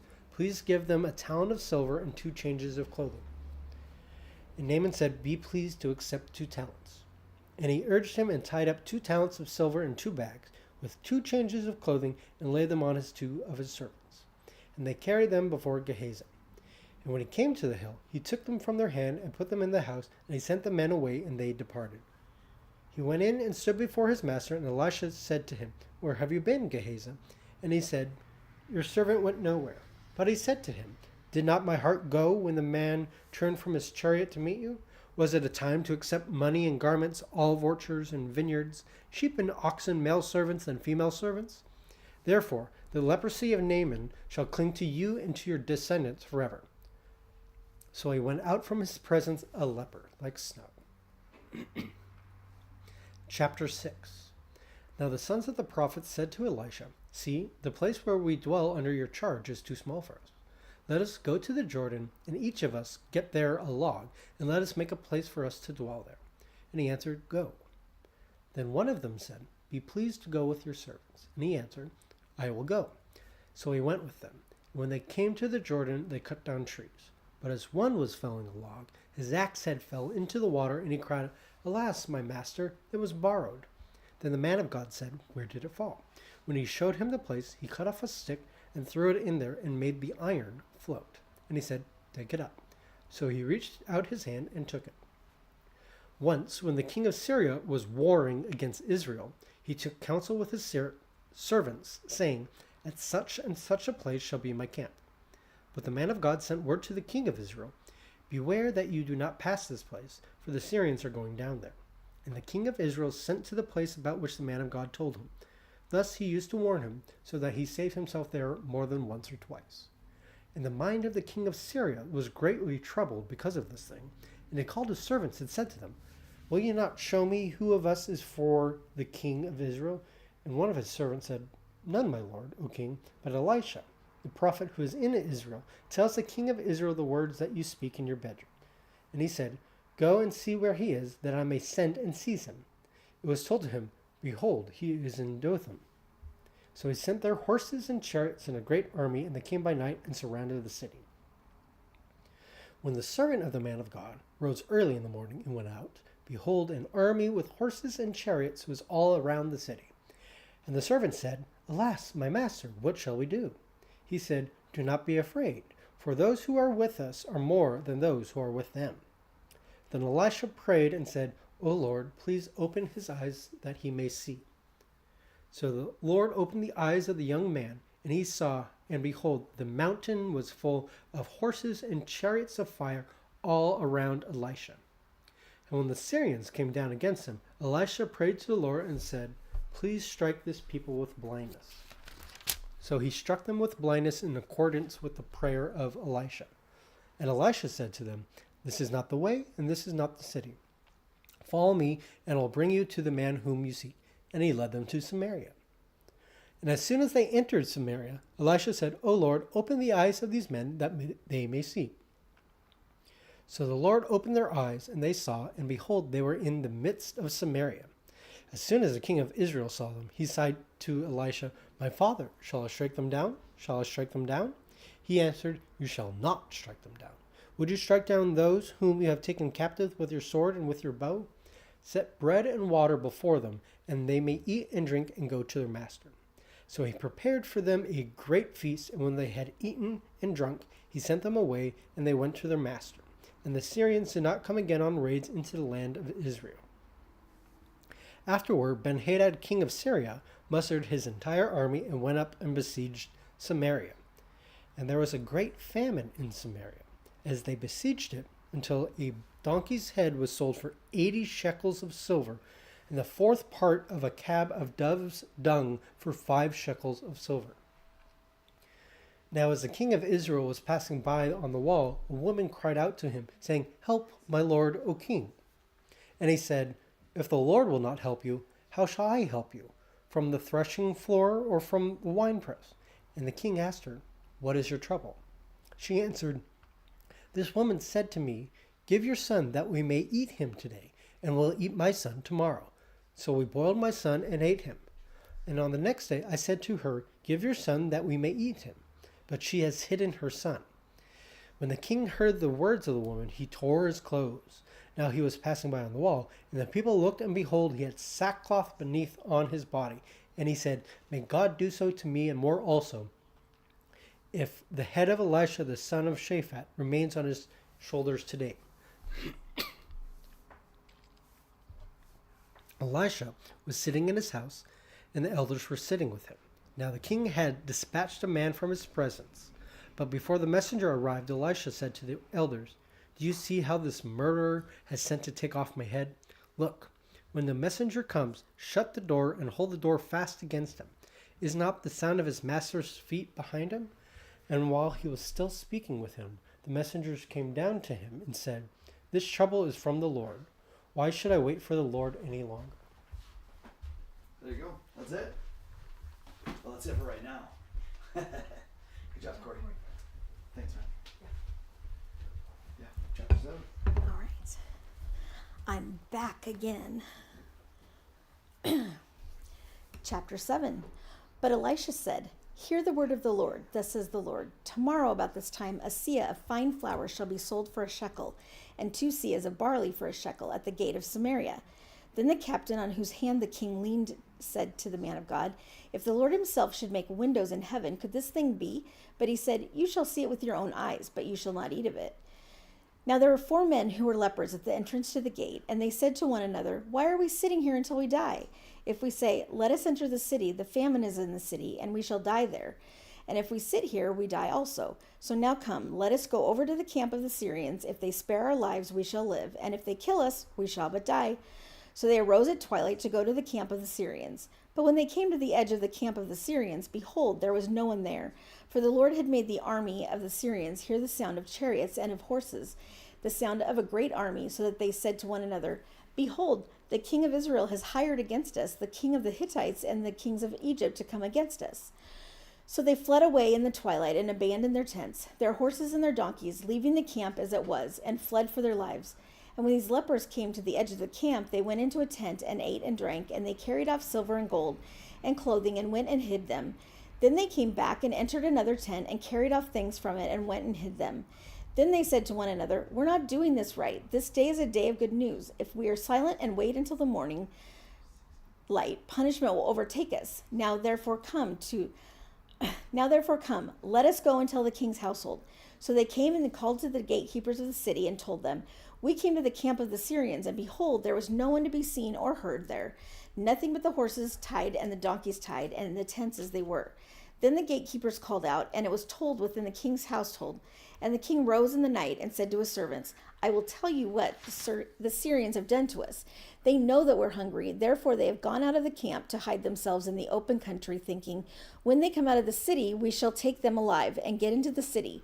And one of his servants said, let some men take 5 of the remaining horses, seeing that those who are left here will fare like the whole multitude of Israel, who have already perished. Let us send and see. So they took 2 horsemen, and the king sent them after the army of the Syrians, saying, go and see. So they went after them as far as the Jordan, and behold, all the way was littered with garments and equipment that the Syrians had thrown away in their haste. And the messengers returned and told the king. Then the people went out and plundered the camp of the Syrians. So a seah of fine flour was sold for a shekel, and 2 seahs of barley for a shekel, according to the word of the Lord. Now the king had appointed the captain on whose hand he leaned to have charge of the gate. And the people trampled him in the gate, so that he died, as the man of God had said when the king came down to him. For when the man of God had said to the king, 2 seahs of barley shall be sold for a shekel, and a seah of fine flour for a shekel, about this time tomorrow in the gate of Samaria. The captain had answered the man of God, if the Lord himself should make windows in heaven, could such a thing be? And he had said, you shall see it with your own eyes, but you shall not eat of it. And so it happened to him, for the people trampled him in the gate, and he died. Chapter 8. Now Elisha had said to the woman whose son he had restored to life, arise and depart with your household and sojourn wherever you can, for the Lord has called for a famine, and it will come upon the land for 7 years. So the woman arose and did according to the word of the man of God. She went with her household and sojourned in the land of the Philistines 7 years. And at the end of the 7 years, when the woman returned from the land of the Philistines, she went to appeal to the king for her house and her land. Now the king was talking with Gehazi, the servant of the man of God, saying, tell me all the great things that Elisha has done. And while he was telling the king how Elisha had restored the dead to life, behold, the woman whose son he had restored to life appealed to the king for her house and her land. And Gehazi said, my lord, O king, here is the woman, and here is her son, whom Elisha restored to life. And when the king asked the woman, she told him. So the king appointed an official for her, saying, restore all that was hers, together with all the produce of the fields, from the day that she left the land until now. Now Elisha came to Damascus. Ben-Hadad, the king of Syria, was sick. And when it was told him, the man of God is come here, the king said to Hazael, Take a present with you and go meet the man of God and inquire the Lord through him, saying, shall I recover from this sickness? So Hazael went to meet him and took a present with him, all kinds of goods of Damascus, 40 camels' loads. When he came and stood before him, he said, your son Ben-Hadad, king of Syria, has sent me to you, saying, shall I recover from this sickness? And Elisha said to him, go say to him, you shall certainly recover. But the Lord has shown me that he shall certainly die. And he fixed his gaze and stared at him until he was embarrassed. And the man of God wept. And Hazael said, why does my Lord weep? He answered, because I know the evil that you will do to the people of Israel. You will set on fire their fortresses, and you will kill their young men with the sword, and dash in pieces their little ones, and rip open their pregnant women. And Hazael said, what is your servant who is but a dog, that he should do this great thing? Elisha answered, the Lord has shown me that you are to be king over Syria. Then he departed from Elisha and came to his master, who said to him, what did Elisha say to you? And he answered, he told me that you would certainly recover. But the next day he took the bedcloth and dipped it in water and spread it over his face till he died. And Hazael became king in his place. In the 5th year of Joram, the son of Ahab, king of Israel, when Jehoshaphat was king of Judah, Jehoram, the son of Jehoshaphat, king of Judah, began to reign. He was 32 years old when he became king, and he reigned 8 years in Jerusalem. And he walked in the way of the kings of Israel, as the house of Ahab had done, for the daughter of Ahab was his wife. And he did what was evil in the sight of the Lord. Yet the Lord was not willing to destroy Judah for the sake of David his servant, since he promised to give a lamp to him and to his sons forever. In his days Edom revolted from the rule of Judah and set up a king of their own. Then Joram passed over to Zair with all his chariots and rose by night, and he and his chariot commanders struck the Edomites who had surrounded him. But his army fled home, so Edom revolted from the rule of Judah to this day. Then Libnah revolted at the same time. Now the rest of the acts of Joram and all that he did, are they not written in the book of the Chronicles of the kings of Judah? So Joram slept with his fathers and was buried with his fathers in the city of David, and Ahaziah his son reigned in his place. In the 12th year of Joram, the son of Ahab, king of Israel, Ahaziah the son of Jehoram, king of Judah, began to reign. Ahaziah was 22 years old when he began to reign, and he reigned 1 year in Jerusalem. His mother's name was Athaliah. She was a granddaughter of Omri, king of Israel. He also walked in the way of the house of Ahab, and did what was evil in the sight of the Lord, as the house of Ahab had done, for he was son-in-law to the house of Ahab. He went with Joram, the son of Ahab, to make war against Hazael, king of Syria, at Ramoth Gilead, and the Syrians wounded Joram. And King Joram returned to be healed in Jezreel of the wounds that the Syrians had given him at Ramah, when he fought against Hazael, king of Syria. And Ahaziah, the son of Jehoram, king of Judah, went down to see Jehoram, the son of Ahab, in Jezreel, because he was sick. Chapter 9.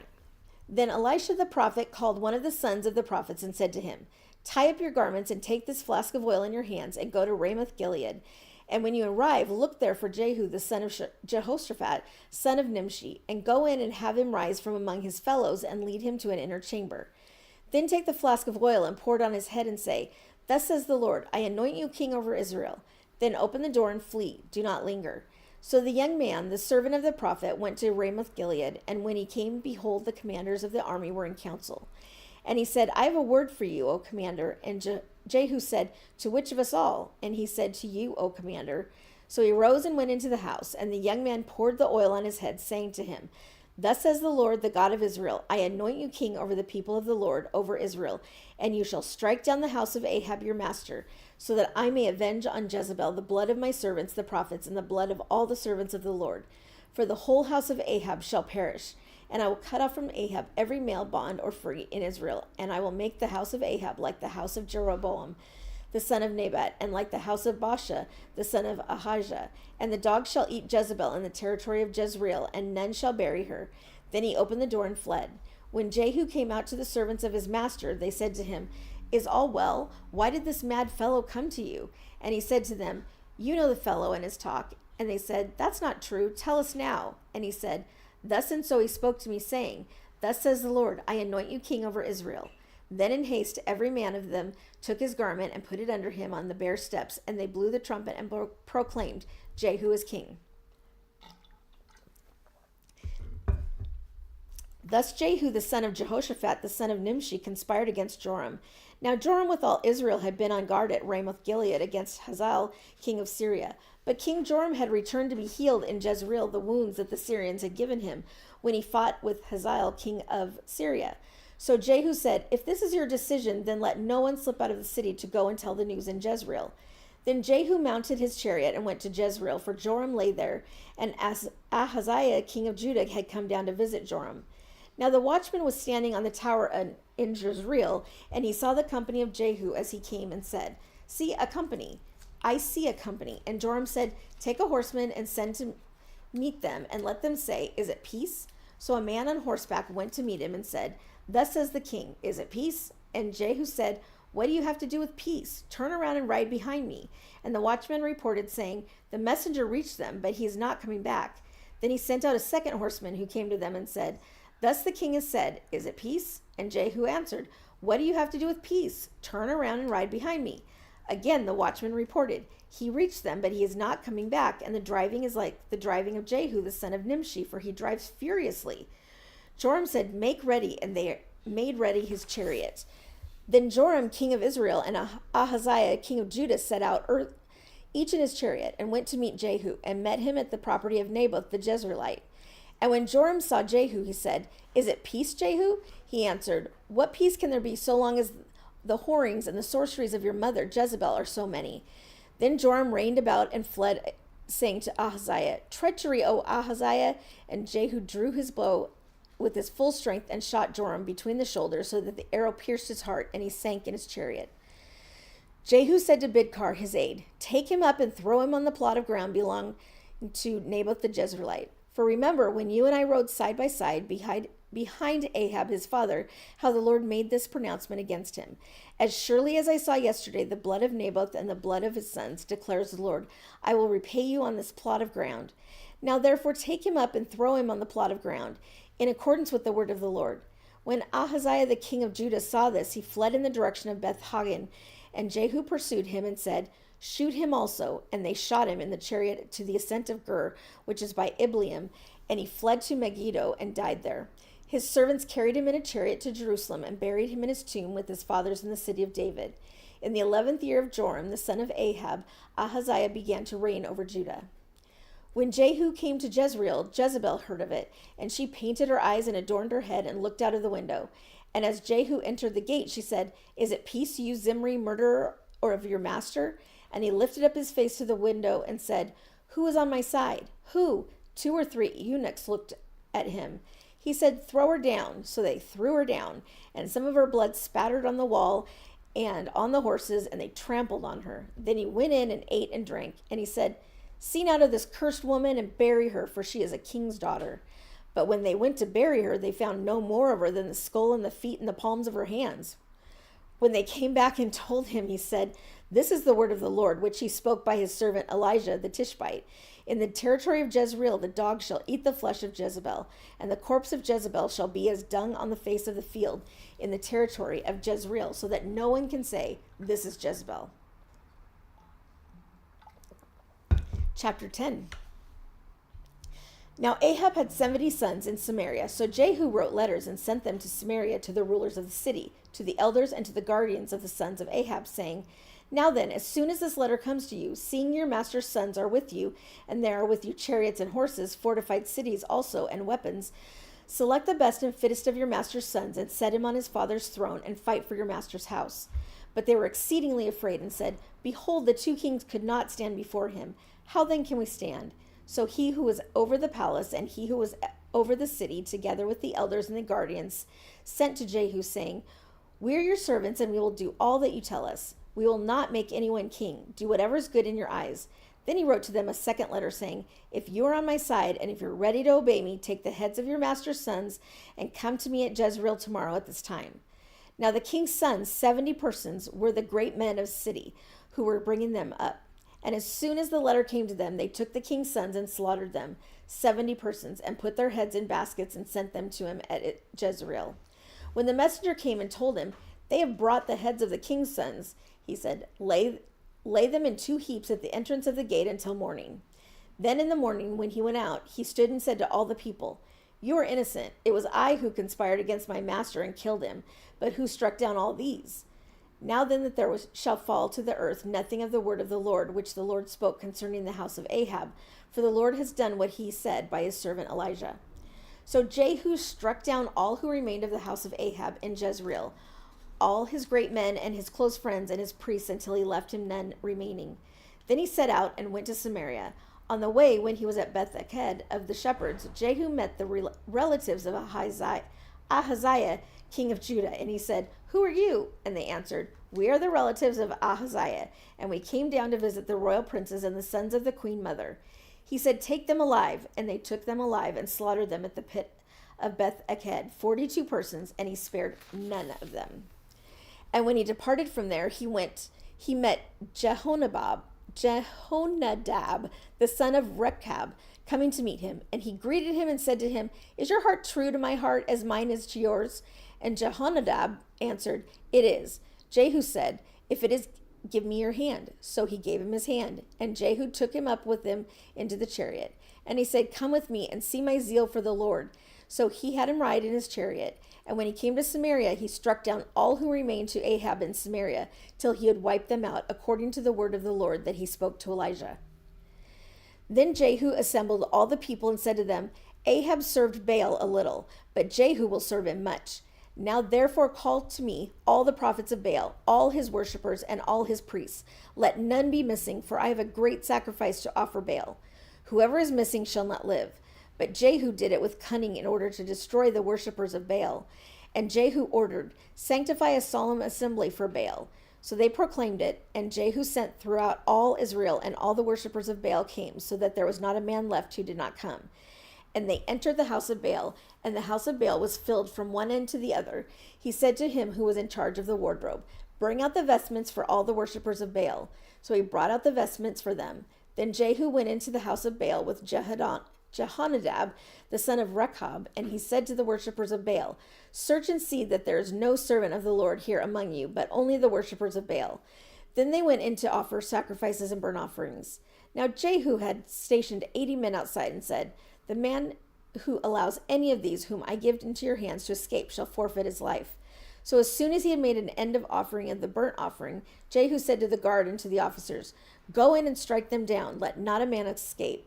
So when they put them to the sword, the guard and the officers cast them out and went into the inner room of the house of Baal. And they brought out the pillar that was in the house of Baal and burned it. And they demolished the pillar of Baal and demolished the house of Baal and made it a latrine to this day. Thus Jehu wiped out Baal from Israel. But Jehu did not turn aside from the sins of Jeroboam, the son of Nebat, which he made Israel to sin, that is, the golden calves that were in Bethel and in Dan. And the Lord said to Jehu, "Because you have done well in carrying out what is right in my eyes, and have done to the house of Ahab according to all that was in my heart, your sons of the 4th generation shall sit on the throne of Israel."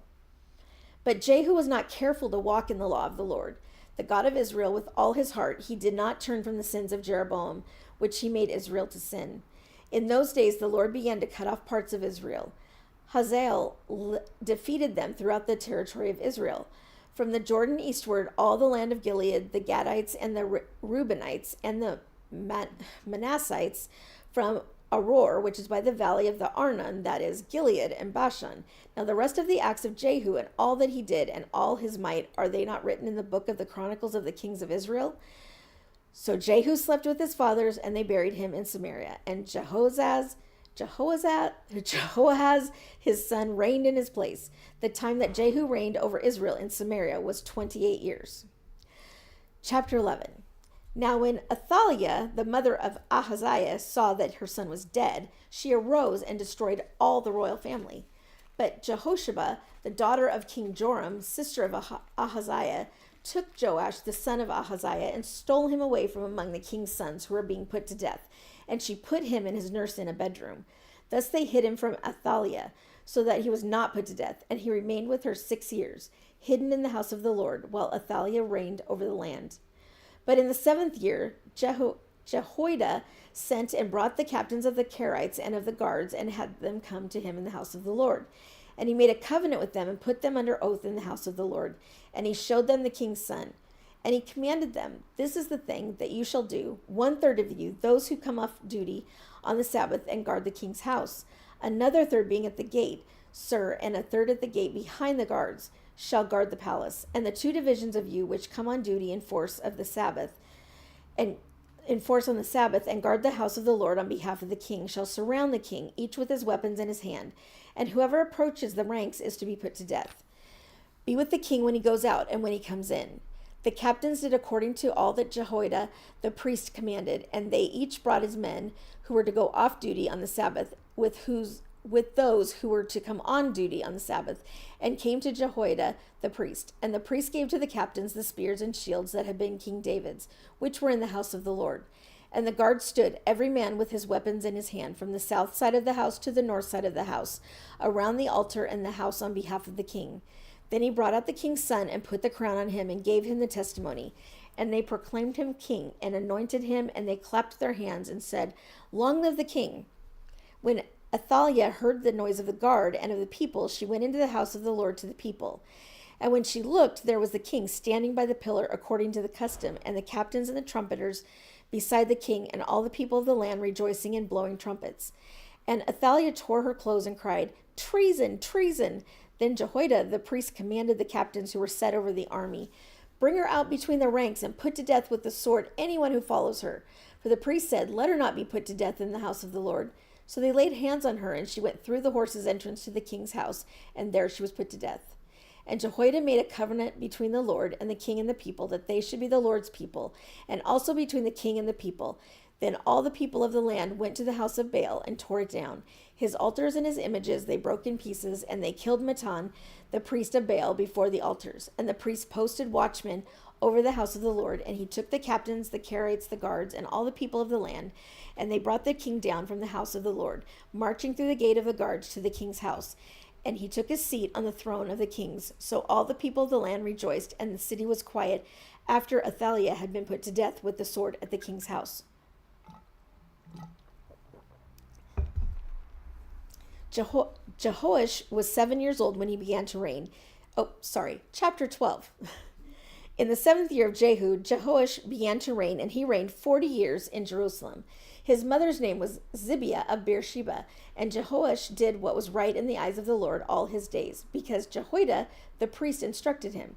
Nevertheless, the high places were not taken away. The people continued to sacrifice and make offerings on the high places. Jehoash said to the priests, all the money of the holy things that is brought into the house of the Lord, the money for which each man is assessed, the money from the assessment of persons, and the money that a man's heart prompts him to bring into the house of the Lord. Let the priests take each from his donor and let them repair the house wherever any need of repairs is discovered.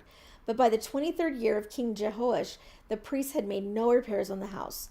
Therefore King Jehoash summoned Jehoiada the priest and the other priests and said to them, why are you not repairing the house? Now therefore take no more money from your donors, but hand it over for the repair of the house. So the priests agreed that they should take no more money from the people and that they should not repair the house. Then Jehoiada the priest took a chest and bored a hole in the lid of it and set it beside the altar on the right side as one entered the house of the Lord. And the priests who guarded the threshold put in it all the money that was brought into the house of the Lord. And whenever they saw that there was much money in the chest, the king's secretary and the high priest came up, and they bagged and counted the money that was found in the house of the Lord. Then they would give the money that was weighed out into the hands of the workmen who had the oversight of the house of the Lord. And they paid it out to the carpenters and the builders who worked on the house of the Lord, and to the masons and the stonecutters, as well as to buy timber and quarried stone for making repairs on the house of the Lord, and for any outlay for the repairs of the house. But there were not made for the house of the Lord basins of silver, snuffers, bowls, trumpets, or any vessels of gold or of silver from the money that was brought into the house of the Lord. For that was given to the workmen who were repairing the house of the Lord with it. And they did not ask for an accounting from the men, into whose hand they delivered the money to pay out to the workmen. For they dealt honestly. The money from the guilt offerings and the money from the sin offerings was not brought into the house of the Lord. It belonged to the priests. At that time, Hazael, king of Syria, went up and fought against Gath and took it. But when Hazael set his face to go up against Jerusalem, Jehoash, king of Judah, took all the sacred gifts that Jehoshaphat and Jehoram and Ahaziah, his fathers and kings of Judah, had dedicated, and his own sacred gifts, and all the gold that was found in the treasuries of the house of the Lord, and one of the king's house, and sent these to Hazael, king of Syria. Then Hazael went away from Jerusalem. Now the rest of the acts of Joash and all that he did, are they not written in the book and the chronicles of the kings of Judah? His servants arose and made a conspiracy and struck down Joash in the house of Millo, on the way that goes down to Silla. It was Jochazar, the son of Shimeath, and Jehozabad, the son of Shomer, his servants, who struck him down so that he died. And they buried him with his fathers in the city of David, and Amaziah, his son, reigned in his place. Chapter 13. In the 23rd year of Joash, the son of Ahaziah, king of Judah, Jehoahaz, the son of Jehu, began to reign over Israel and Samaria. Then he reigned 17 years. He did what was evil in the sight of the Lord, and followed the sins of Jeroboam, the son of Nebat, which he made Israel to sin. He did not depart from them. And the anger of the Lord was kindled against Israel, and he gave them continually into the hand of Hazael, king of Syria, and into the hand of Ben-Hadad, the son of Hazael. Then Jehoahaz sought the favor of the Lord, and the Lord listened to him, for he saw the oppression of Israel, how the king of Syria oppressed them. Therefore the Lord gave Israel a savior, so that they escaped from the hand of the Syrians, and the people of Israel lived in their homes as formerly. Nevertheless, they did not depart from the sins of the house of Jeroboam, which he made Israel to sin, but walked in them, and the Asherah also remained in Samaria. For there was not left to Jehoahaz an enemy. For there was not left to Jehoahaz an army of more than 50 horsemen and 10 chariots and 10,000 footmen, for the king of Syria had destroyed them and made them like the dust of threshing. Now the rest of the acts of Jehoahaz and all that he did and his might, are they not written in the book of the chronicles of the king of Israel? So Jehoahaz slept with his fathers, and they buried him in Samaria, and Joash his son reigned in his place. In the 37th year of Joash, king of Judah, Jehoash, the son of Jehoahaz, began to reign over Israel and Samaria, and he reigned 16 years. He also did what was evil in the sight of the Lord. He did not depart from all the sins of Jeroboam, the son of Nebat, which he made Israel to sin, but he walked in them. Now the rest of the acts of Joash, and all that he did, and the might with which he fought against Amaziah, king of Judah, are they not written in the book of the chronicles of the kings of Israel? So Joash slept with his fathers, and Jeroboam sat on his throne, and Joash was buried in Samaria with the kings of Israel. Now when Elisha had fallen sick with the illness of which he was to die, Joash, king of Israel, went down to him and wept before him, crying, my father, the chariots of Israel and its horsemen. And Elisha said to him, take a bow and arrows. So he took a bow and arrows. Then he said to the king of Israel, draw the bow. And he drew it. And Elisha laid his hands on the king's hands. And he said, open the window eastward. He opened it. Then Elisha said, shoot. And he shot. And he said, the Lord's arrow of victory, the arrow of victory over Syria. For you shall fight the Syrians in Aphek until you have made an end of them. And he said, take the arrows. And he took them. And he said to the king of Israel, strike the ground with them. And he struck 3 times and stopped. Then the man of God was angry with him and said, you should have struck 5 or 6 times. Then you would have struck down Syria until you made an end of it. But now you will strike down Syria only 3 times. So Elisha died, and they buried him. Now bands of Moabites used to invade the land in the spring of the year, and as a man was being buried, behold, a marauding band was seen, and the man was thrown into the grave of Elisha. And as soon as the man touched the bones of Elisha, he revived and stood on his feet. Now Hazael, king of Syria, oppressed Israel all the days of Jehoahaz, but the Lord was gracious to them and had compassion on them, and he turned toward them because of his covenant with Abraham, Isaac, and Jacob, and would not destroy them, nor has he cast them from his presence until now. When Hazael, king of Syria, died, Ben-Hadad, his son, became king in his place. Then Jehoash, the son of Jehoahaz, took again from Ben-Hadad, the son of Hazael, the cities that he had taken from Jehoahaz, his father, in war. 3 times Joash defeated him and recovered the cities of Israel. Chapter 14. In the 2nd year of Joash, the son of Joahaz, king of Israel, Amaziah, the son of Joash, king of Judah, began to reign. He was 25 years old when he began to reign, and he reigned 29 years in Jerusalem. His mother's name was Jehoaddan of Jerusalem, and he did what was right in the eyes of the Lord, yet not like David his father. He did in all things as Joash his father had done. But the high places were not removed. The people still sacrificed and made offerings on the high places. And as soon as the royal power was firmly in his hand, he struck down his servants who had struck down the king his father. But he did not put to death the children of the murderers, according to what is written in the book of the law of Moses, where the Lord commanded, fathers shall not be put to death because of their children, nor shall children be put to death because of their fathers, but each one shall die for his own sin. He struck down 10,000 Edomites in the valley of Salt, and took Selah by storm, and called it Joktheel, which is its name to this day.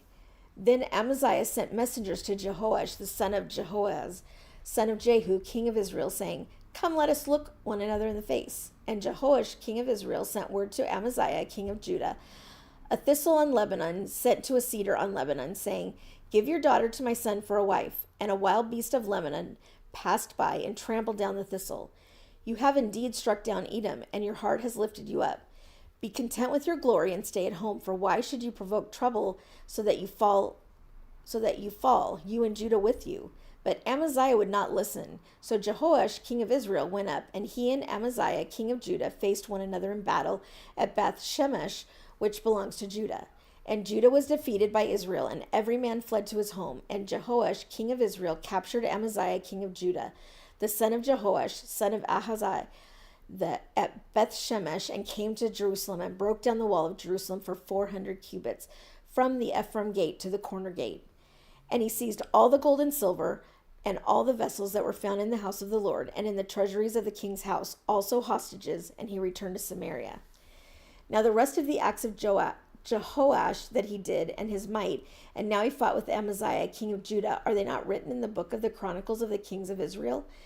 And Jehoash slept with his fathers, and was buried in Samaria with the kings of Israel, and Jeroboam his son reigned in his place. Amaziah the son of Joash, king of Judah, lived 15 years after the death of Jehoash, son of Jehoahaz, king of Israel. Now the rest of the deeds of Amaziah, are they not written in the book of the Chronicles of the kings of Judah? And they made a conspiracy against him in Jerusalem, and he fled to Lachish. But they sent after him to Lachish and put him to death there. And they brought him on horses, and he was buried in Jerusalem with his fathers in the city of David. And all the people of Judah took Azariah, who was 16 years old, and made him king instead of his father Amaziah. He built Elath and restored it to Judah after the king slept with his fathers. In the 15th year of Amaziah, the son of Joash, king of Judah, Jeroboam, the son of Joash, king of Israel, began to reign in Samaria. And he reigned 41 years. And he did what was evil in the sight of the Lord. He did not depart from all the sins of Jeroboam, the son of Nebat, which he made Israel to sin. He restored the border of Israel from Lebo-hamath as far as the sea of the Arabah, according to the word of the Lord, the God of Israel, which he spoke by his servant Jonah, the son of Amittai, the prophet, who was from Gath-hepher. For the Lord saw that the affliction of Israel was very bitter, for there was none left, bond or free, and there was none to help Israel. But the Lord had not said that he would blot out the name of Israel from under heaven. So he saved them by the hand of Jeroboam, the son of Joash. Now the rest of the acts of Jeroboam and all that he did, and his might, how he fought, and how he restored Damascus and Hamath to Judah in Israel, are they not written in the book of the Chronicles of the kings of Israel? And Jeroboam slept with his fathers, the king of Israel, and Zechariah his son reigned in his place. All right. Thank you. There you go. Chapter 15. Thank you. Chapter 15. In the 27th year of Jeroboam, king of Israel, Azariah, the son of Amaziah, king of Judah, began to reign. He was 16 years old when he began to reign, and he reigned 52 years in Jerusalem. His mother's name was Jecholiah of Jerusalem, and he did what was right in the eyes of the Lord, according to all that his father Amaziah had done. Nevertheless, the high places were not taken away. The people still sacrificed and made offerings on the high places. And the Lord touched the king so that he was a leper to the day of his death, and he lived in a separate house. And Jotham, the king's son, was over the household, governing the people of the land. Now the rest of the acts of Azariah and all that he did, are they not written in the book of Chronicles of the kings of Judah? And Azariah slept with his fathers, and they buried him with his fathers in the city of David, and Jotham his son reigned in his place. In the 28th year of Azariah king of Judah, Zechariah the son of Jeroboam reigned over Israel in Samaria 6 months. And he did what was evil in the sight of the Lord, as his fathers had done. He did not depart from the sins of Jeroboam the son of Nebat, which he made Israel to sin. Shallun the son of Jabesh conspired against him and struck him down at Ebleam and put him to death and reigned in his place. Now the rest of the deeds of Zechariah, behold, they are written in the book of the Chronicles of the kings of Israel. This was the promise of the Lord that he had given Jehu. Your sons shall sit on the throne of Israel to the 4th generation. And so it came to pass. Shallum, son of Jabesh, began to reign in the 39th year of Uzziah, king of Judah, and he reigned 1 month in Samaria. Then Menahem, the son of Gadi, came up from Tirzah and came to Samaria, and he struck down Shallum, the son of Jabesh in Samaria, and put him to death and reigned in his place. Now the rest of the deeds of Shallum and the conspiracy that he made, behold, they were written in the book of Chronicles of the kings of Israel. At that time, Menahem sacked Tifsa, and all who were in it and its territory from Tirzah on, because they did not open it to him. Therefore he sacked it, and he ripped open all the women in it who were pregnant. In the 39th year of Azariah king of Judah, Menahem the son of Gadi began to reign over Israel, and he reigned 10 years in Samaria. And he did what was evil in the sight of the Lord. He did not depart all his days from all the sins of Jeroboam son of Nebat, which he made Israel to sin. Pul, the king of Assyria, came against the land, and Menahem gave Pul 1,000 talents of silver that he might help him to confirm his hold on the royal power. Menahem exacted the money from Israel, that is, from all the wealthy men, 50 shekels of silver from every man, to give to the king of Syria. So the king of Syria turned back and did not stay there in the land. Now the rest of the deeds of Menahem and all that he did, are they not written in the book of Chronicles of the kings of Israel? And Menahem slept with his fathers, and Pekahiah and his son reigned in his place. In the 50th year of Azariah king of Judah, Pekahiah son of Menahem began to reign over Israel in Samaria, and he reigned 2 years. And he did what was evil in the sight of the Lord. He did not turn away from the sins of Jeroboam son of Nebat, which he made Israel to sin. And Pekah son of Remaliah, his captain, conspired against him with 50 men of the people of Gilead, and struck him down in Samaria in the citadel of the king's house with Argob and Ariah, and put him to death and reigned in his place. Now the rest of the deeds of Pekahiah and all that he did, behold, they are written in the book of Chronicles of the kings of Israel. In the 52nd year of Azariah king of Judah, Pekah the son of Remaliah began to reign over Israel in Samaria, and he reigned 20 years, and he did what was evil in the sight of the Lord. He did not depart from the sins of Jeroboam the son of Nebat, which he made Israel to sin. In the days of Pekah king of Israel, Tiglath-Pileser king of Assyria came and captured Ijon, Abel Beth Makkah, Genoa, Kadesh, Hazor, Gilead, and Galilee, all the land of Naphtali, and he carried the people captive to Assyria. Then Hoshea the son of Elah made a conspiracy against Pekah son of Remaliah, and struck him down and put him to death, and reigned in his place in the 20th year of Jotham son of Uzziah.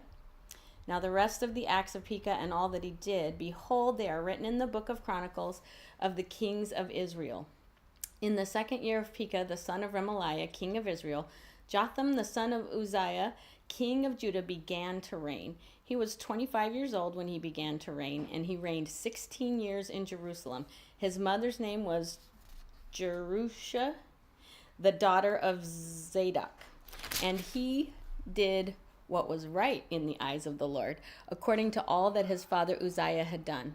Nevertheless, the high places were not removed. The people still sacrificed and made offerings on the high places. He built the upper gate of the house of the Lord. Now the rest of the acts of Jotham and all that he did, are they not written in the book of the Chronicles of the kings of Judah? In those days, the Lord began to send Rezin, the king of Syria, and Pekah, the son of Remaliah, against Judah.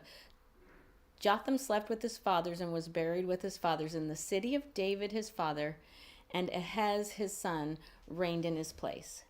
Chapter 16. In the 17th year of Pekah, the son of Remaliah, Ahaz, the son of Jotham, king of Judah, began to reign. Ahaz was 20 years old when he began to reign, and he reigned 16 years in Jerusalem. And he did not do what was right in the eyes of the Lord his God, as his father David had done, but he walked in the way of the kings of Israel. He even burned his son as an offering, according to the despicable practices of the nations whom the Lord drove out before the people of Israel. And he sacrificed and made offerings on the high places and on the hills and under every green tree.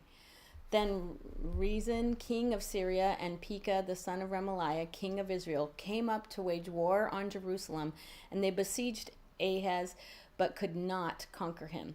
At that time, Rezin, king of Syria, recovered Elath from Syria and drove the men of Judah from Elath, and the Edomites came to Elath, where they dwell to this day. And Ahaz sent messengers to Tiglath-Pileser, king of Assyria, saying, I am your servant and your son. Come up and rescue me from the hand of the king of Syria and from the hand of the king of Israel, who are attacking me. Ahaz also took the silver and gold that was found in the house of the Lord and in the treasures of the king's house, and sent a present to the king of Assyria. And the king of Assyria listened to him.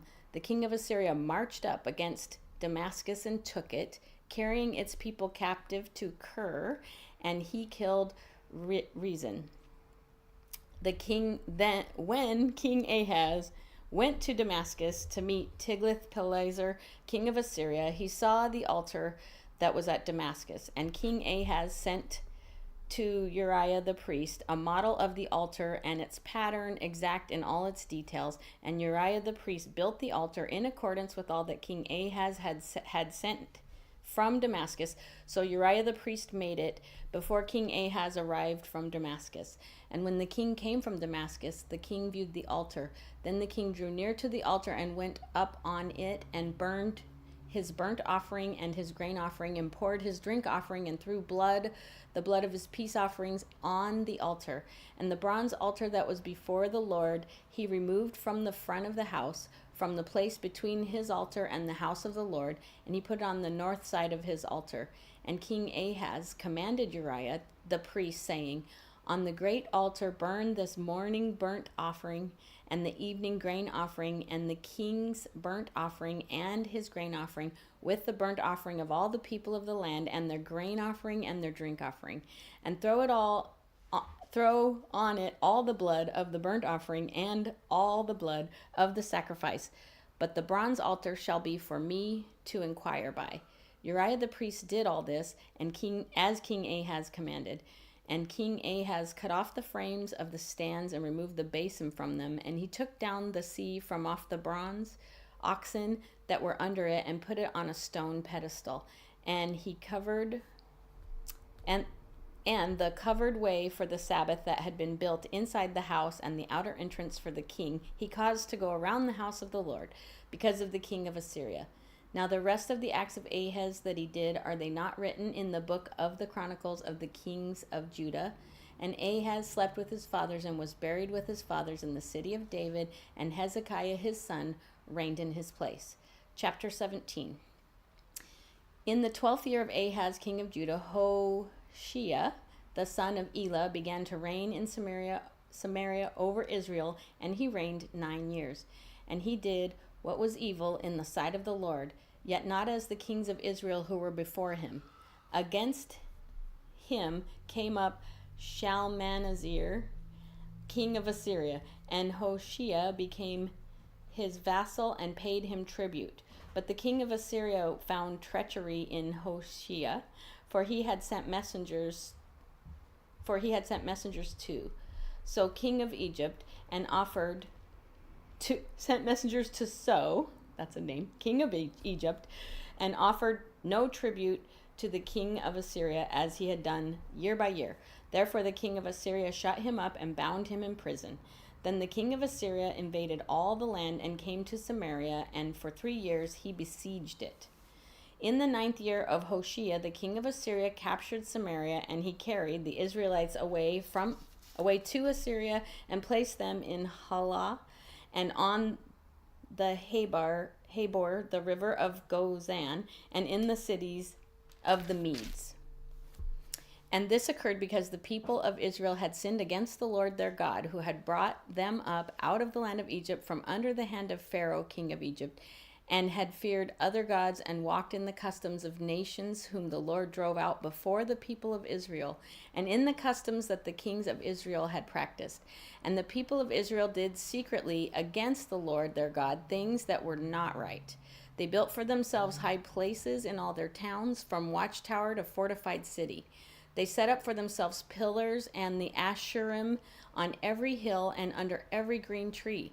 And there they made offerings on all the high places, as the nations did, whom the Lord carried away before them. And they did wicked things, provoking the Lord to anger. And they served idols, of which the Lord had said to them, "You shall not do this." Yet the Lord warned Israel and Judah by every prophet and every seer, saying, "Turn from your evil ways and keep my commandments and my statutes in accordance with all the law that I commanded your fathers, and that I sent to you by my servants the prophets." But they would not listen, but they were stubborn, as their fathers had been, who did not believe in the Lord their God. They despised his statutes and his covenant that he made with their fathers, and the warnings that he gave them.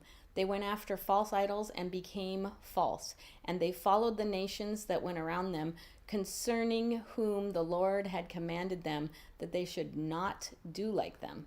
And they abandoned all the commandments of the Lord their God and made themselves metal images of 2 calves, and they made an Asherah and worshipped all the host of heaven and served Baal. And they burned their sons and daughters as offerings, and used divination and omens, and sold themselves to do evil in the sight of the Lord, provoking him to anger. Therefore the Lord was very angry with Israel and removed them out of his sight. None was left but the tribe of Judah only. Judah also did not keep the commandments of the Lord their God, but walked in the customs that Israel had introduced. And God rejected all the descendants of Israel and afflicted them and gave them into the hands of plunderers until he had cast them out of his sight. When he had torn Israel from the house of David, they made Jeroboam son of Nebat king, and Jeroboam drove Israel from following the Lord and made them commit great sin. The people of Israel walked in all the sins that Jeroboam did. They did not depart from them until the Lord removed Israel out of his sight, as he had spoken by all his servants the prophets. So Israel was exiled from their own land to Assyria until this day. And the king of Assyria brought the people from Babylon, Cutha, Ava, Hamath, and Sepharvaim, and placed them in the cities of Samaria instead of the people of Israel. And they took possession of Samaria and lived in its cities. And at the beginning of their dwelling there, they did not fear the Lord. Therefore the Lord sent lions among them, which killed some of them. So the king of Assyria was told, "The nations that you have carried away and placed in the cities of Samaria do not know the law of the God of the land. Therefore he has sent lions among them, and behold, they are killing them, because they do not know the law of the God of the land." Then the king of Assyria commanded, "Send there one of the priests whom you carried away from there, and let him go and dwell there, and teach them the law of the God of the land." So one of the priests whom they had carried away from Samaria came and lived in Bethel, and taught them how they should fear the Lord. But the nation still made gods of its own, and put them in the shrines of the high places that the Samaritans had made, every nation in the cities in which they lived. The men of Babylon made Succoth-Benoth, men of Hamath made Ashima, and the Avites made Nibhaz and Tartak, and the Sepharvites burned their children in the fire to Adrammelech and Anammelech, the gods of Sepharvaim. They also feared the Lord and appointed from among themselves all sorts of people as priests to the high places, who sacrificed for them in the shrines of the high places. So they feared the Lord, but also served their own gods, after the manner of the nations from among whom they had been carried away. To this day they do according to the former manner. They do not fear the Lord, and they do not follow the statutes of rules or laws or commandments that the Lord commanded the children of Jacob, whom he named Israel.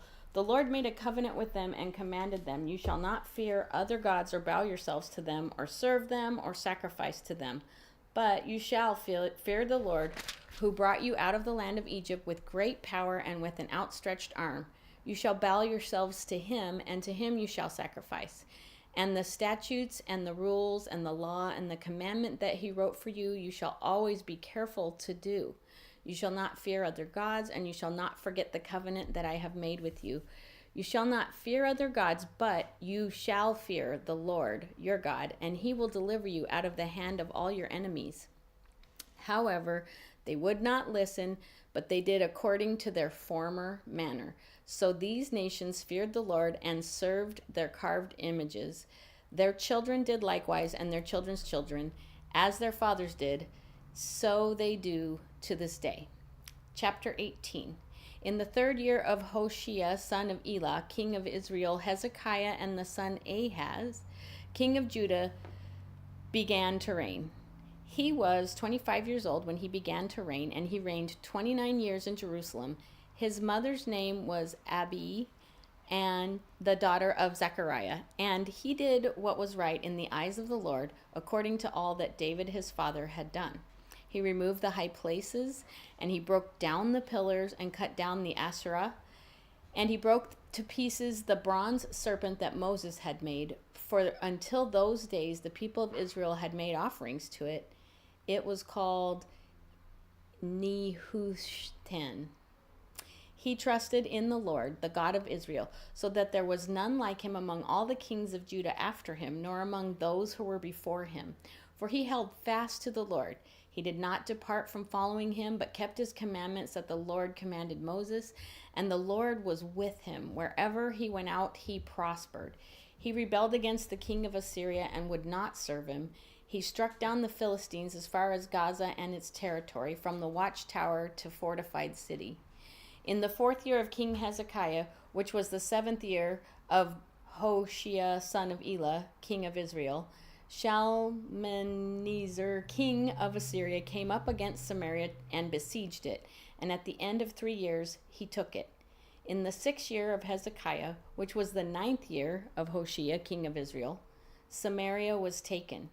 The king of Assyria carried the Israelites away to Assyria and put them in Halah and on the Habor, the river of Gozan, and in the cities of the Medes, because they did not obey the voice of the Lord their God, but transgressed his covenant, even all that Moses the servant of the Lord commanded.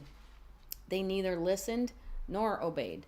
In the 14th year of King Hezekiah, Sennacherib, king of Assyria, came up against all the fortified cities of Judah and took them. And Hezekiah, king of Judah, sent to the king of Assyria at Lachish, saying, I have done wrong. Withdraw from me. Whatever you impose on me, I will bear. And the king of Assyria required of Hezekiah, king of Judah, 300 talents of silver and 30 talents of gold. And Hezekiah gave him all the silver that was found in the house of the Lord and in the treasuries of the king's house. And at that time Hezekiah stripped the gold from the doors of the temple of the Lord and from the doorposts that Hezekiah, king of Judah, had overlaid, and gave it to the king of Assyria.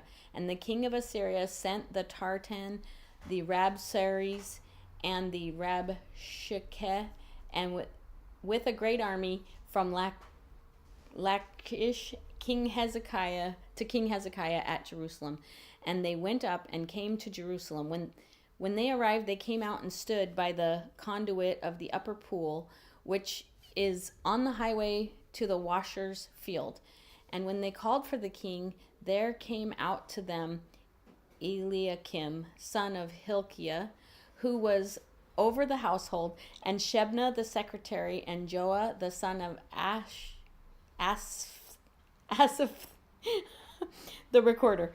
And the Rabshakeh said to them, Say to Hezekiah, Thus says the great king, the king of Assyria, On what do you rest this trust of yours? Do you think that mere words are strategy and power of war? In whom do you now trust that you have rebelled against me? Behold, you are trusting now in Egypt, that broken reed of a staff, which will pierce the hand of any man who leans on it. Such is Pharaoh, king of Egypt, to all who trust in him. But if you say to me, We trust in the Lord our God, it is not he whose high places and altars Hezekiah has removed, saying, To Judah and to Jerusalem, you shall worship before the altar in Jerusalem. Come now, make a wager with my master, the king of Assyria. I will give you 2,000 horses if you are able on your part to set riders on them. How then can you repulse a single captain among the least of my master's servants when you trust in Egypt for chariots and for the horsemen? Moreover, it is without the Lord that I have come against this place to destroy it? The Lord said to me, Go up against this land and destroy it. Then Eliakim the son of Hilkiah and Zebna and Joah said to the Rabshakeh, Please speak to your servants in Aramaic, for we understand it. Do not speak to us in the language of Judah within the hearing of the people who are on the wall. But Rabshakeh said to them, Has my master sent me to speak these words to your master and to you, and not to the men sitting on the wall, who are doomed with you to eat their own dung and drink their own urine? Then Rabshakeh stood and called out in a loud voice in the language of Judah, Hear the word of the great king, the king of Assyria. Thus says the king, Do not let Hezekiah deceive you, for he will not be able to deliver you out of my hand. Do not let Hezekiah make you trust in the Lord by saying, The Lord will surely deliver us, and this city will not be given into the hand of the king of Assyria. Do not listen to Hezekiah, for thus says the king of Assyria, Make your peace with me and come out to me. Then each of you will eat his own of his own vine, and each of you of his own fig tree, and each one you will drink the water of his own cistern, until I come and take you away to a land like your own land, and a land of grain and wine, a land of bread and vineyards, a land of olive trees and honey, that you may live and not die. And do not listen to Hezekiah when he misleads you by saying, the Lord will deliver us. Has any of the gods of the nations ever delivered his land out of the hand of the king of Assyria? Where are the gods of Hamath and Arpad? Where are the gods of Zepharvaim, Hena, and Eva? Have they delivered Samaria out of my hand? Who among all the gods in the lands have delivered their lands out of my hands, that the Lord should deliver Jerusalem out of my hand? But the people were silent and answered him not a word, for the king's command was, do not answer him. Then Eliakim, the son of Hilkiah, who was over the household of Shebna the secretary, and Joah, son of Asaph, the recorder, came to Hezekiah with their clothes torn and told him the words of Rabshakeh. Is that it? That'll do. A lot of names. That was a lot of names. You did a good job, Julie. Thank you. All right, Ted. Chapter 19. Chapter 19. As soon as King Hezekiah heard it, he tore his clothes and covered himself with sackcloth and went into the house of the Lord. He sent Eliakim, who was over the household, and Shebna the secretary and the senior priests, covered with sackcloth, to the prophet Isaiah and the son of Amos. They said to him, Thus says Hezekiah, this day is a day of distress, of rebuke, of disgrace. Children have come to the point of birth, and there is no strength to bring them forth. It may be that the Lord your God heard all the words of Rabshakeh, whom his master the king of Assyria has sent to mock the living God, and will rebuke the words that the Lord your God has heard. Therefore, lift up your prayer for the remnant that is left. When the servants of King Hezekiah came to Isaiah, Isaiah said to them, Say to your master, Thus says the Lord, do not be afraid because of the words that you've heard, with which the servants of the king of Assyria have reviled me. Behold, I will put a spirit in him that he shall hear a rumor and return to his own land, and I will make him fall by the sword in his own land. Then Rabshakeh returned and found the king of Assyria fighting against Libnah, for he heard the king had left Lachish. Now the king heard concerning Tekoa, king of Cush, Behold, he has set out to fight against you. So he sent messengers again to Hezekiah, saying, Thus shall you speak to Hezekiah, king of Judah. Do not let your God, in whom you trust, deceive you by promising that Jerusalem will not be given into the hand of the king of Assyria. Behold, you have heard what the kings of Assyria have done to all lands, devoting them to destruction. And shall you be delivered? Have the gods of the nation delivered them? The nations that my fathers destroyed, Gozan, Haran, Repsa, the people of Eden, who were Telasar? Where is the king of Hamath, the king of Arpad, the king of the city of Sepharvaim, the king of Hena, or the king of Ivah? Hezekiah received the letter from the hands of the messengers and read it. And Hezekiah went up to the house of the Lord and spread it before the Lord. And Hezekiah prayed before the Lord and said, O Lord, the God of Israel, enthroned above cherubim, you are the God, you alone, of all kingdoms of the earth, and you have made heaven and earth. Incline your ear, O Lord, and hear. Open your eyes, O Lord, and see, and hear the words of Shebna, he has sent to mock the living God. Truly, O Lord, the kings of Assyria have laid waste the nations in their lands, and have cast their gods into the fire. For they were not gods, but the work of men's hands, wood and stone. Therefore they are destroyed. So now, O Lord our God, save us, please, from his hand, so that all the kingdoms of the earth may know that you, O Lord, are God alone. Then Isaiah the son of Amoz sent to Hezekiah, saying, Thus says the Lord, the God of Israel, your prayer to me about Shechnib, king of Assyria, I have heard. This is the word of the Lord has spoken concerning him.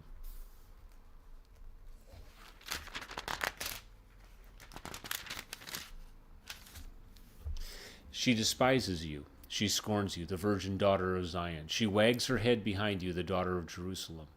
Whom have you mocked and reviled? Against whom have you raised your voice and lifted your eyes to the heights? Against the Holy One of Israel.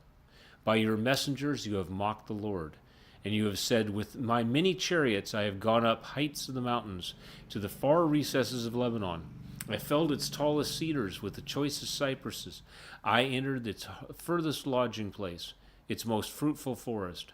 I dug wells, I drank foreign waters, I dried up with the sole of my foot all the streams of Egypt. Have you not heard that I determined it long ago? I planned from days of old what I will now bring pass, that you should turn fortified cities into heaps of ruins, while their inhabitants, shorn of strength, are dismayed and confounded, and have become like plants of the field, like tender grass, like grass in the housetops, blighted before it is grown. But I know you're sitting down, I know you're going out and you're coming in, and you're raging against me. Because you have raged against me, and your complacency has come to my ears, I will put my hook in your nose, and my bit in your mouth, and I will turn you back on the way by which you came. And this shall be the sign to you. This year eat what grows of itself, and in the second year that springs of the same. Then in the third year sow and reap and plant vineyards and eat their fruit. And the surviving remnant of the house of Judah shall again take root downward and bear fruit upward. For out of Jerusalem shall go a remnant, and out of Mount Zion a band of survivors. The zeal of the Lord will do this. Therefore, thus says the Lord concerning the king of Assyria, he shall not come into this city, or shoot an arrow here, or come before it with a shield, or cast up a siege mound against it. By the way that he came, by the same he shall return, and he shall not come into this city, declares the Lord. For I will defend this city to save it, for my own sake and for the sake of my servant David. And that night the angel of the Lord went out and struck down 185,000 in the camp of the Assyrians. And when people rose early in the morning, behold, they were all dead bodies. Then Sennacherib, king of Assyria, departed and went home and lived at Nineveh. And as he was worshipping at the house of Nisroch his god, Abimelech and Shezer his son struck him down with a sword and escaped into the land of Ararat. And Esarhaddon his son reigned in his place. Chapter 20. In those days Hezekiah became sick and was at the point of death. And Isaiah the prophet, the son of Amoz, came to him and said to him, Thus says the Lord, set your house in order, for you shall die, and you shall not recover. Then Hezekiah turned his face to the wall and prayed to the Lord, saying, Now, O Lord, please remember how I have walked before you in faithfulness and with a whole heart, and how I have done what was good in your sight. And Hezekiah wept bitterly. And before Israel had gone out in the middle of the court, the word of the Lord came to him, Turn back, and say to Hezekiah, the leader of my people, Thus says the Lord, the God of David, your father, I have heard your prayer, I have seen your tears. Behold, I will heal you. On the third day you will go up to the house of the Lord, and I will add 15 years to your life. I will deliver you and this city out of the hand of the king of Assyria, and I will defend this city for my own sake and for my servant David's sake. And Isaiah said, Bring a cake of figs, and let them take it and lay it on the boil, that he may recover. And Hezekiah said to Isaiah, What shall be the sign that the Lord will heal me, and that I shall go up to the house of the Lord on the third day? And Isaiah said, This will be the sign to you from the Lord, that the Lord will do the thing that he has promised. Shall the shadow go back 10 steps? Go forward 10 steps, or go back 10 steps? And Hezekiah answered, It is an easy thing for the shadow to lengthen 10 steps. Rather, let the shadow go back 10 steps. And Isaiah the prophet called on the Lord, and he brought the shadow back 10 steps, by which it had gone down on the steps of Ahaz. At that time, Merodach-Baladan, the son of Baladan, king of Babylon, sent envoys with letters and a present to Hezekiah, for he heard that Hezekiah had been sick. And Hezekiah welcomed him, and he showed him into the treasure house, all the gold, silver, the spices, the precious oil, his armory, all that was found in his storehouses. There was nothing in his house or in all his realm that Hezekiah did not show them. Then Isaiah the prophet came to King Hezekiah and said to him, What did these men say, and from where did they come to you? And Hezekiah said, They have come from a far country, from Babylon. He said, What have they seen in your house? And Hezekiah answered, They have seen all that is in my house. There is nothing in my storehouses that I did not show them. Then Isaiah said to Hezekiah, Hear the word of the Lord. Behold, the days are coming when all that is in your house, and all which your fathers have stored up till this day, shall be carried to Babylon. Nothing shall be left, says the Lord. And some of your own sons who will come from you, whom you will father, will be taken away, and they will be eunuchs in the palace of the king of Babylon. Then Hezekiah said to Isaiah, the word of the Lord that you have spoken is good. For he thought, why not, if there will be peace and security in my days? And the rest of the deeds of Hezekiah and all of his might, and how he made the pool and the conduit and brought water into the city, are they not all written in the book of Chronicles, the kings of Judah? Then Hezekiah slept with his fathers, and Manasseh his son reigned in his place. Chapter 21. Manasseh was 12 years old when he began to reign. He reigned 55 years in Jerusalem. His mother's name was Hephzibah, and he did what was evil in the sight of the Lord, according to the despicable practices of the nations whom the Lord drove out before the people of Israel. For he rebuilt the high places that Hezekiah his father had destroyed, and he erected altars for Baal, and made an Ashtaroth, as Ahab the king of Israel had done, and worshipped all the host of heaven and served them. And he built altars in the house of the Lord, which the Lord had said, in Jerusalem I will put my name. And he built altars for all the host of heaven in the two courts of the house of the Lord. And he burned his son as an offering, and used fortune-telling and omens, and dealt with mediums and with necromancers. He did much evil in the sight of the Lord, provoking him to anger. And the carved image of the Ashtaroth that he made, he set in the house of which the Lord had said to David and to Solomon his son, in this house and in Jerusalem, which I have chosen out of all the tribes of Israel, I will put my name forever. And I will not cause the feet of Israel to wander any more out of the land that I gave to their fathers, if only they will be careful to do according to all that I have commanded them, and according to all the law that my servant Moses has commanded them. But they did not listen. And Manasseh led them astray to do more evil than the nations had done when the Lord destroyed before his people of Israel. When the Lord said to his servants the prophets, because Manasseh king of Judah has committed these abominations, and has done things more evil than all the Amorites did who were before him, and has made Judah also to sin with his idols, therefore thus says the Lord, the God of Israel, behold, I am bringing upon Jerusalem and Judah such disaster that the ears of everyone who hears it will tingle. I will stretch over Jerusalem the measuring line of Samaria, the plumb line of the house of Ahab, and I will wipe Jerusalem as one wipes a dish, wiping it and turning it upside down. And I will forsake the remnant of my heritage, and give them into the hand of their enemies, and they shall become a prey and a spoil to all their enemies, because they have done what is evil in my sight, and have provoked me to anger, since the day their fathers came out of Egypt, even to this day. Moreover, Manasseh shed very much innocent blood, till he had filled Jerusalem from one end to the other, besides the sin that he made Judah to sin, so that they did what was evil in the sight of the Lord. Now the rest of the acts of Manasseh, and all that he did, and all the sin he committed, are they not written in the book of the Chronicles of the kings of Judah? And Manasseh slept with his fathers, and was buried in the garden of his house, in the garden of Uzzah, and Amon his son reigned in his place.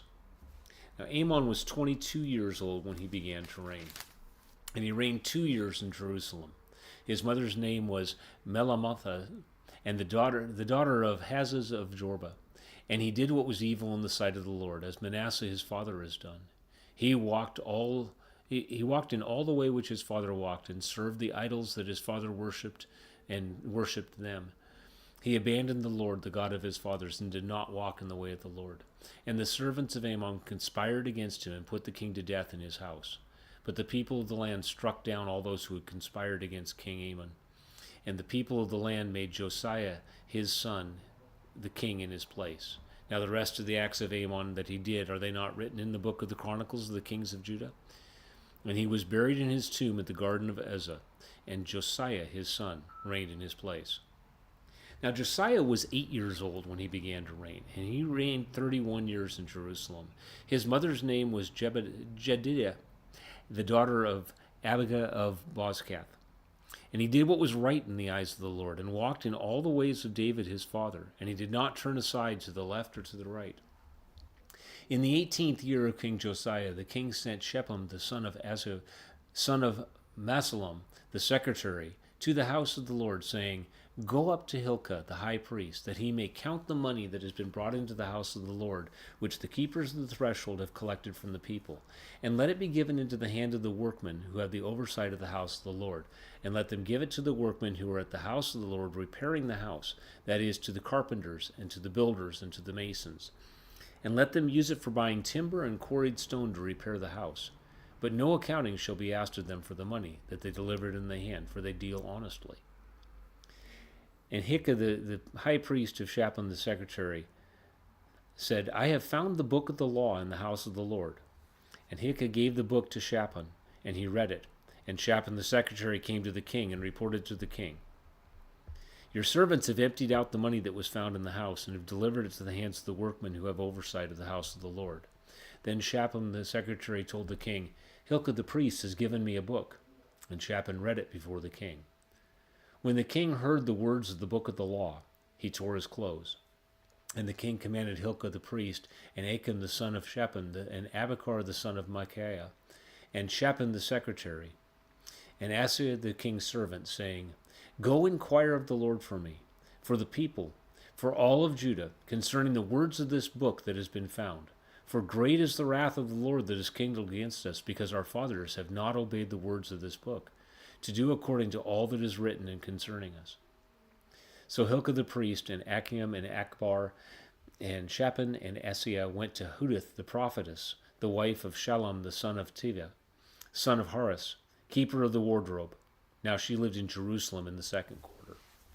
And they talked with her, and she said to them, Thus says the Lord, the God of Israel, Tell the man who sent you to me. Thus says the Lord, Behold, I will bring disaster upon this place and upon its inhabitants, all the words of the book that the king of Judah has read, because they have forsaken me, and they have made offerings to other gods, that they might provoke me to anger with all the work of their hands. Therefore my wrath will be kindled against this place, and will not be quenched.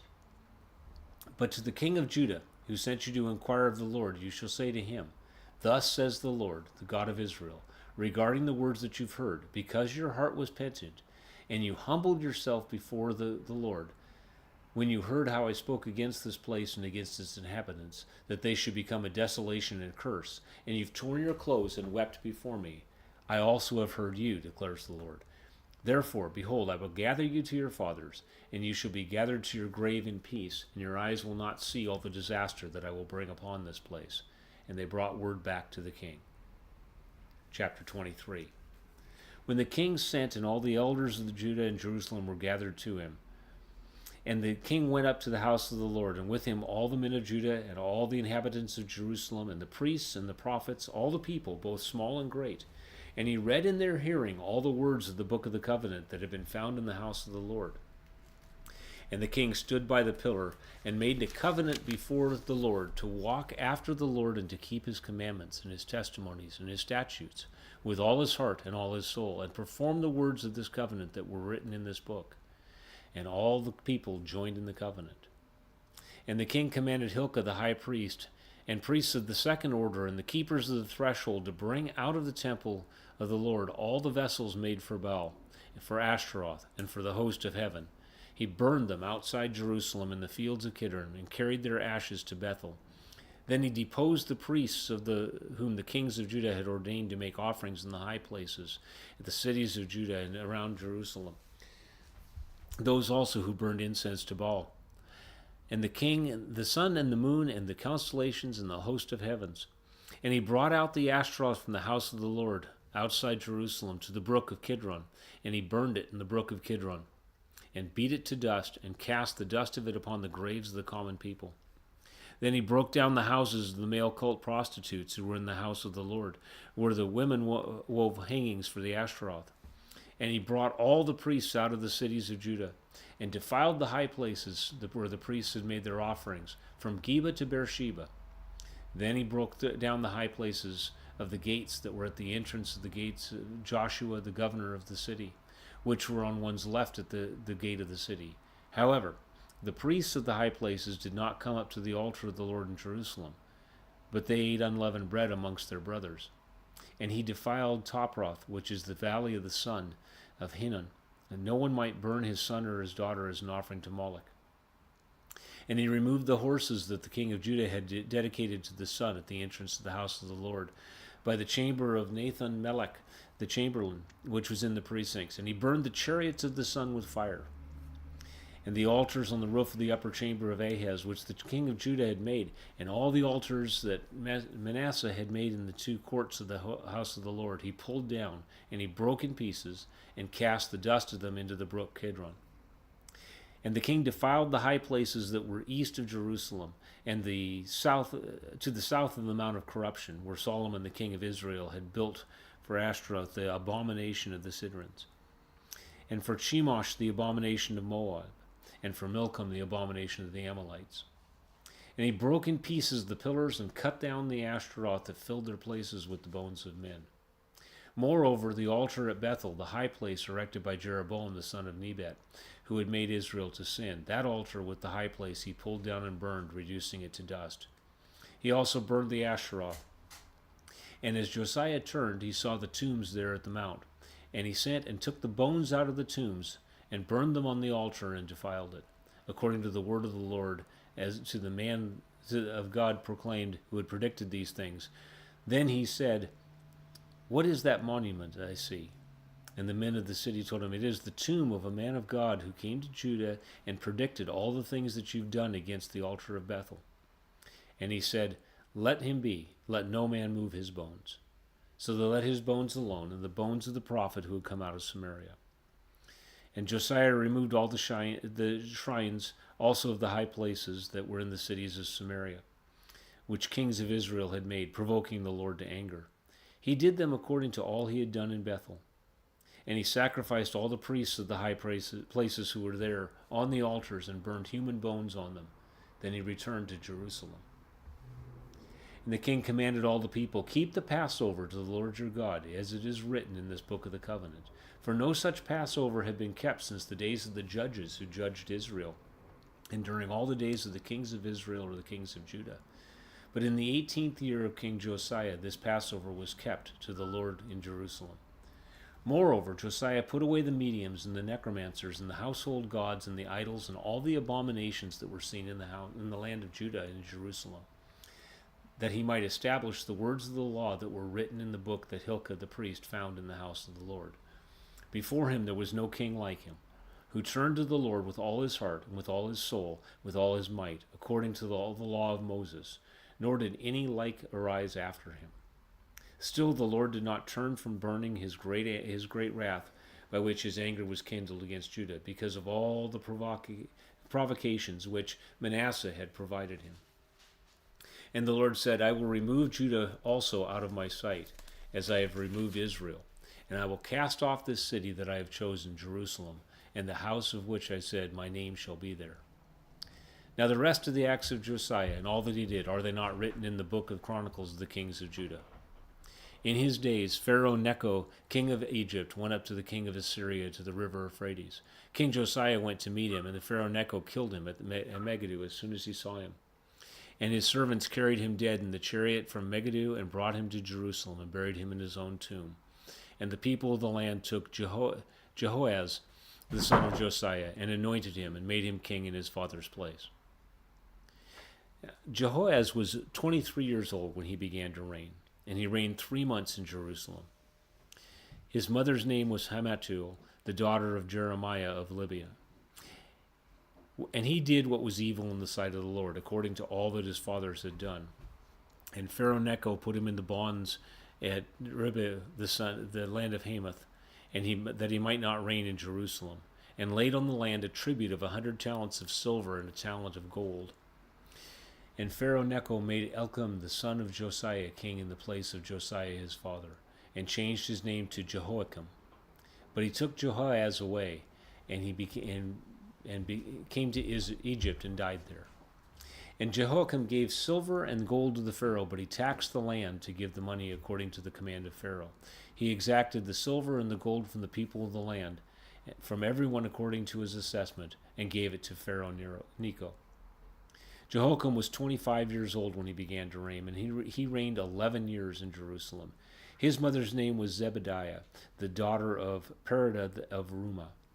And he did what was evil in the sight of the Lord, according to all that his fathers had done. Chapter 24. In his days, Nebuchadnezzar, king of Babylon, came up, and Jehoiakim became his servant for 3 years. Then he turned and rebelled against him.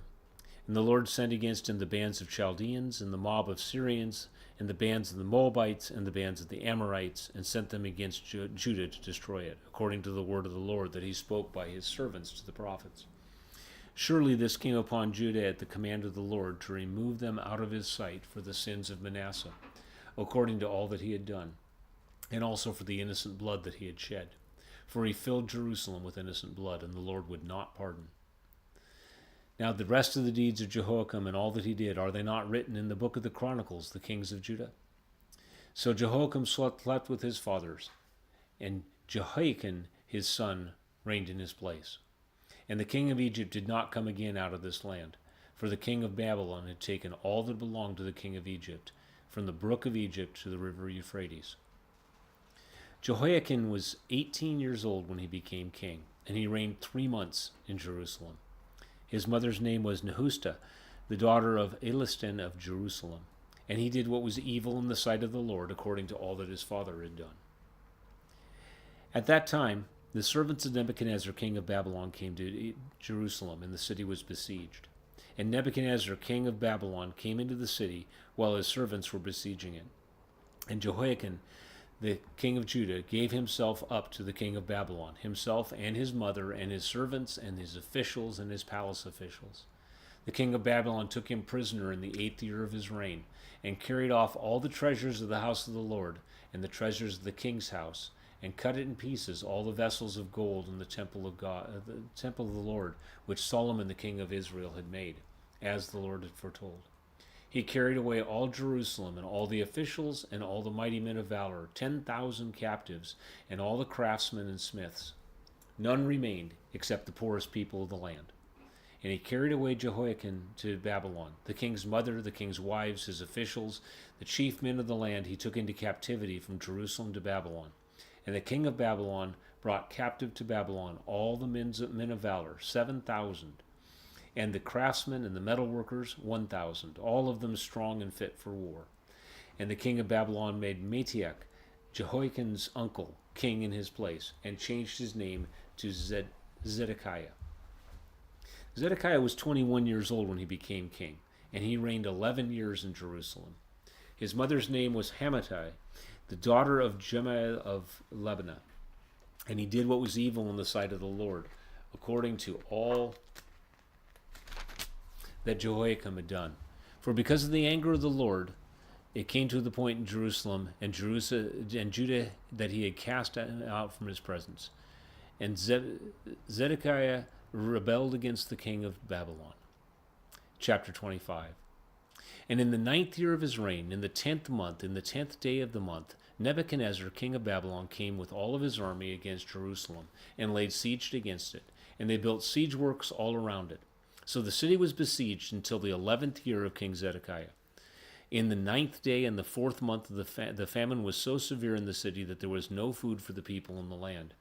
Then a breach was made in the city, and all the men of war fled by night by the way of the gate between the two walls, by the king's garden. And the Chaldeans were around the city. And they all went in the direction of Abra. But the army of the Chaldeans pursued the king and overtook him in the plains of Jericho. And all of his army was scattered from him. And they captured the king and brought him up to the king of Babylon at Riblah. They passed sentence on him. They slaughtered before the sons of Zedekiah, before his eyes, and put out the eyes of Zedekiah, and bound him in chains, and took him to Babylon. In the 5th month, on the 7th day of the month, that was the 19th year of King Nebuchadnezzar, king of Babylon, Nebuzaradan, the captain of the bodyguard, the servant of the king of Babylon, came to Jerusalem. And he burned the house of the Lord, and the king's house, and all the houses of Jerusalem. Every great house he burned down. And all the army of the Chaldeans, who were with the captain of the guard, broke down the walls around Jerusalem. And the rest of the people who were left in the city, and the deserters who had deserted to the king of Babylon, together with the rest of the multitude, Nebuzaradan, the captain of the guard, carried into exile. But the captain of the guard left some of the poorest of the land to be vine dressers and plowmen. and the pillars of bronze that were in the house of the Lord, and the stands and the bronze sea that were in the house of the Lord. The Chaldeans broke into pieces and carried the bronze to Babylon. And they took away the pots and the shovels and the snuffers and the dishes for incense and all the vessels of bronze used in the temple service. The fire pans also and the bowls. What was of gold the captain of the guard took away as gold. What was of silver as silver. As for the 2 pillars, the 1 sea, and the stands that Solomon had made for the house of the Lord, the bronze of all these vessels was beyond weight. The height of 1 pillar was 18 cubits, and on it was a capital of bronze. The height of the capital was 3 cubits. A lattice work and pomegranates, all the bronze were all around the capital, and the 2nd pillar had the same with the lattice work. And the captain of the guard took Sarah the chief priest, and Zephaniah the 2nd priest, and the 3 keepers of the threshold.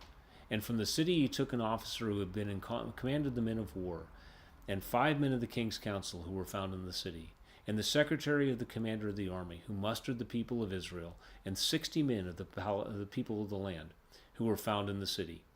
And Nebuchadnezzar, the captain of the guard, took them and brought them to the king of Babylon at Riblah. And the king of Babylon struck them down and put them to death at Riblah at the hand of Hamath. So Judah was taken into exile out of its land. And over the people who remained in the land of Judah, whom Nebuchadnezzar king of Babylon had left, he appointed Jedaiah the king of Achim, son of Shaphan, governor. Now when all the captains and their men heard the king of Babylon had appointed Gedaliah governor, they came with their men to Gedaliah at Mizpah, namely Ishmael the son of Naboth, and Johan the son of Chazrath, and Sariah the son of Tanhumeth the Nephatite, and Jazariah the son of Malachite. And Jedaiah sorted the men and said to them, "Do not be afraid because of the Chaldean officials. Live in the land and serve the governor of Babylon, and all will be well with you." But in the 7th month, Ishmael the son of Nethanel, son of Ishlama, of the royal family, came with 10 men and struck down Jedaiah and put him to death among the Jews and the Chaldeans who were there serving at Mizpah. And then all these people, great and small, the captains of the forces, arose and went to Egypt, for they were afraid of the Chaldeans. And in the 37th year of the exile of Jehoiakim king of Judah, in the 12th month, on the 27th day of the month, Evil-Merodach king of Babylon, in the year that he began to reign, graciously freed Jehoiakim king of Judah from prison. And he spoke kindly to him and gave him a seat above the seat of the kings who were with him in Babylon. So Jehoiakim put off his prison garments, and every day of his life he dined regularly at the king's table. And for his allowance, a regular allowance was given him by the king according to his daily needs, as long as he lived.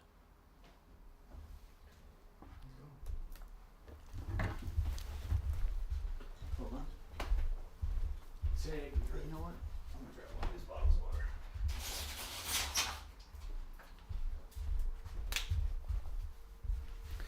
Oh, hello again. Oh, good. A bunch of names. Good. Good. Here we go. 1 Chronicles chapter 1. Adam, Seth, Enosh, Kenan, Mahalalel, Jared, Enoch, Methuselah, Lamech, Noah, Shem, Ham, and Japheth. The sons of Japheth, Gomer, Magog, Madai, Javan, Tubal, Meshech, and Tiras. The sons of Gomer, Ashkenaz, Riphath, and Togarmah. The sons of Javan, Elisha, Tarshish, Kittim, and Rodanim. The sons of Ham, Cush, Egypt, Put, and Canaan. The sons of Cush, Seba, Havilah, Sabta, Ramah, and Sabteca. The sons of Ramah, Sheba, and Dedan. Cush fathered Nimrod. He was the first on earth to be a mighty man. Egypt fathered Ludim, Anamim, Lehibim, Nephtalibim, Pathrushim, Casluhim, from whom the Philistines came, and Caphatorim. Canaan fathered Sidon, his firstborn, and Heth, and the Jebusites, the Amorites, the Gigashites, the Hivites, the Archites, the Sinites, the Arvadites, the Zemarites, and the Hamathites. The sons of Shem, Elam, Ashur, Arpachshad, Lud, Armin, and the sons of Aram, Uz, Hul, Gether, and Meshach. Arpachshad fathered Selah, and Selah fathered Eber. To Eber were born 2 sons. The name of one was Peleg, for in his day the earth was divided. And his brother's name was Joktan. Joktan fathered Almadad, Sheleph, Harzmavelth, Jaran, Hadaram, Uzal, Dikla, Obal, Abimel, Sheba, Ophir, Havilah, and Jobab. All these were the sons of Joktan. Shem, Arpachshad, Selah, Eber, Peleg, Ru, Serug, Nahor, Terah, Abram, that is, Abraham. The sons of Abraham, Isaac and Ishmael. These are their genealogies. The firstborn of Ishmael, Nebaioth, and Kedar, Adbel, Mibsam, Mishma, Duma, Massa, Hadad, Tema, Jetur, Naphish, Kedema. These are the sons of Ishmael. The sons of Keturah, Abraham's concubine. She bore Zimran, Jokshan, Medan, Midian, Isbak, and Suah. The sons of Jokshan, Sheba, and Dedan. The sons of Midian, Ephah, Hanok, Ibda, and Eldah. These were the descendants of Keturah. Abraham fathered Isaac.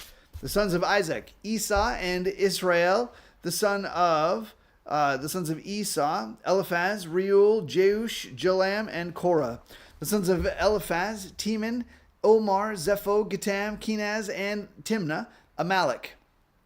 The sons of Reuel, Nahath, Zerah, Shema, and Mizah.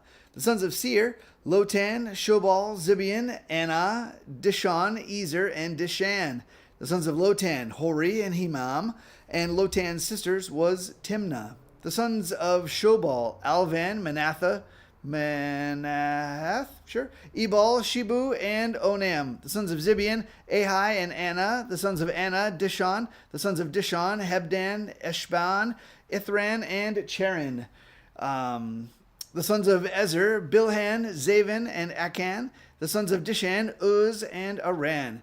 These are the kings who reigned in the land of Edom before any king reigned over the people of Israel. Bela, the son of Beor, the name of his city being Dinahanabidah. Bela died, and Jobab, the son of Zerah of Bozrah, reigned in this place. Jobab died, and Husham of the land of the Temanites reigned in his place.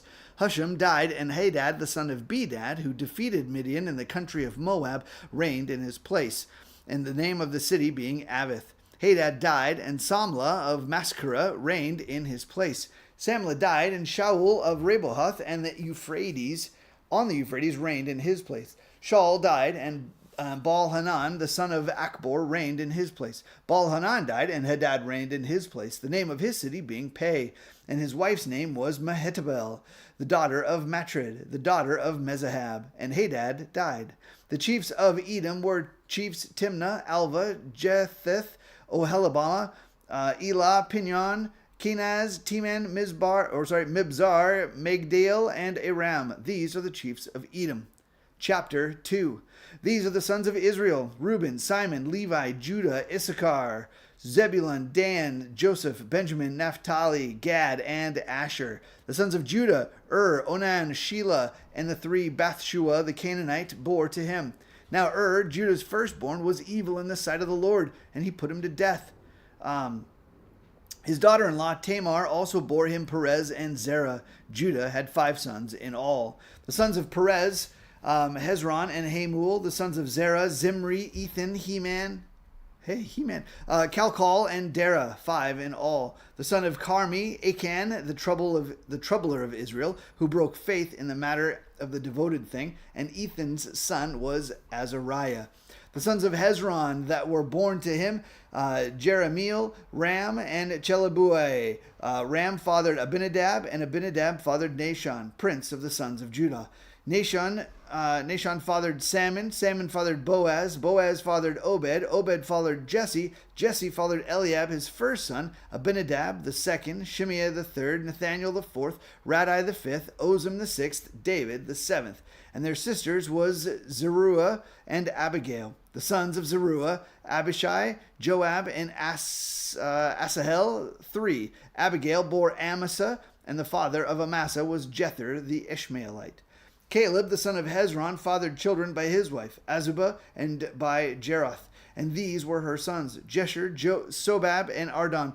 When Azubah died, Caleb married Ephrath, who bore him her. Her fathered Uri, and Uri fathered Bezalel.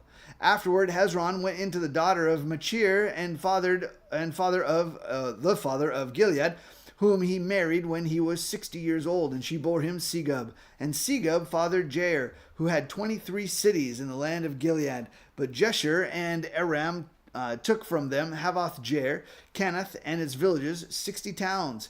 All these were descendants of Machir, the father of Gilead. Machir, the father of Gilead. After the death of Hezron, Caleb went in to Ephrathah, the wife of Hezron, his father, and she bore him Ashur, the father of Tekoa.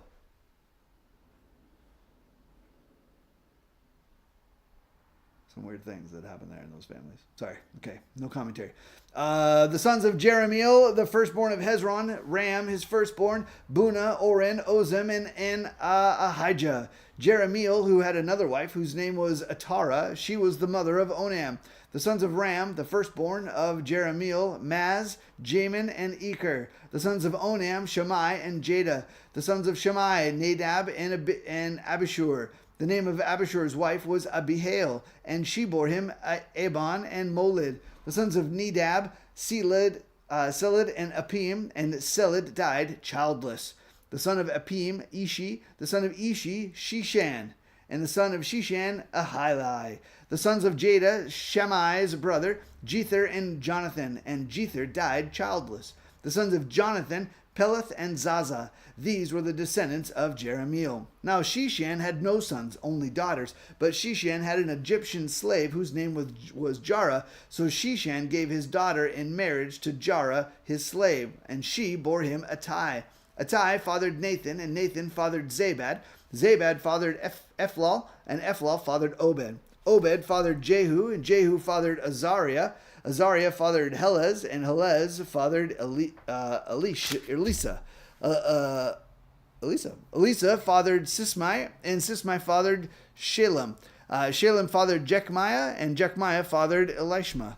The sons of Caleb, the brother of Jeremiel, Marishah, his firstborn, who fathered Ziph, the son of Marsha, Hebron. The sons of Hebron, Korah, Tapua, Rechem, and Shema. Shema fathered Raham, the father of Jorkiam, and Rechem fathered Shemai, the son of Shemai. Meon, and Meon fathered Beth Zur. Ephah, also Caleb's concubine, bore Haran, Moza, and Gazez, and Haran fathered Gazez. The sons of Jadai, Regem, Jotham, Geshen, Pelet, Ephah, and Shaph. Makkah, Caleb's concubine, bore Sheber and Tiranana. She also bore Shaph, the father of Madman. Shiva, the father of Machbenah, and the father of Gibeah, and the daughter of Caleb was Aksah. These were the descendants of Caleb.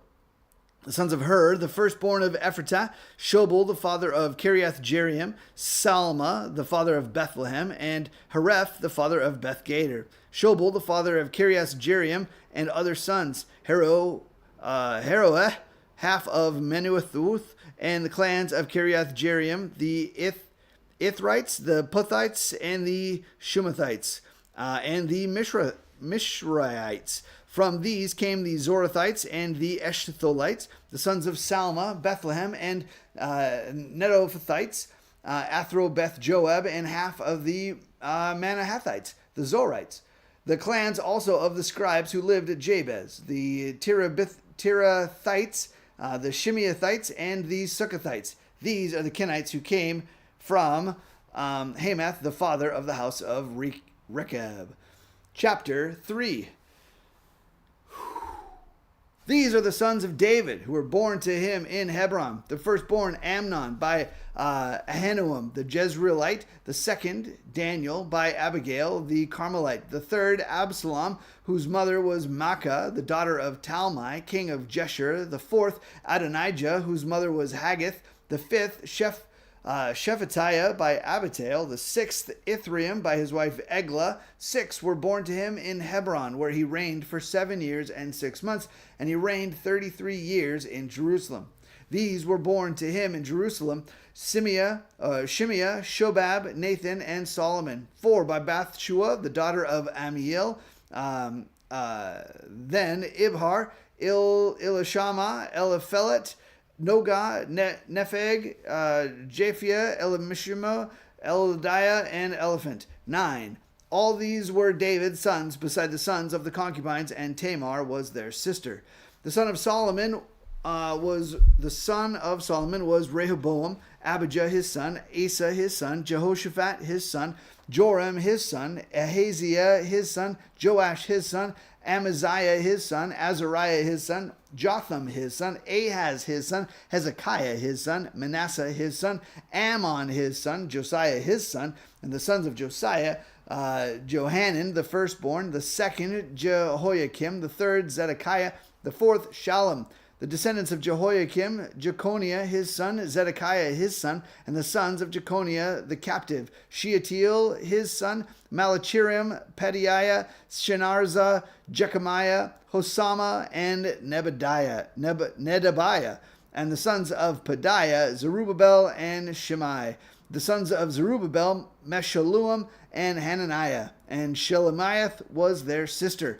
And Hashabah, Ohel, Berechiah, Hashadiah, and Jushbub Hesav.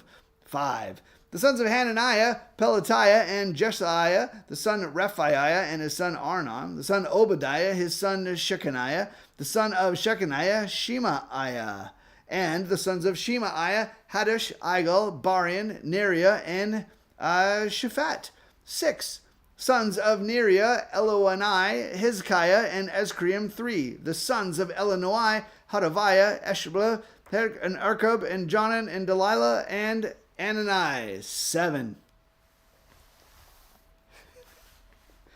Chapter 4.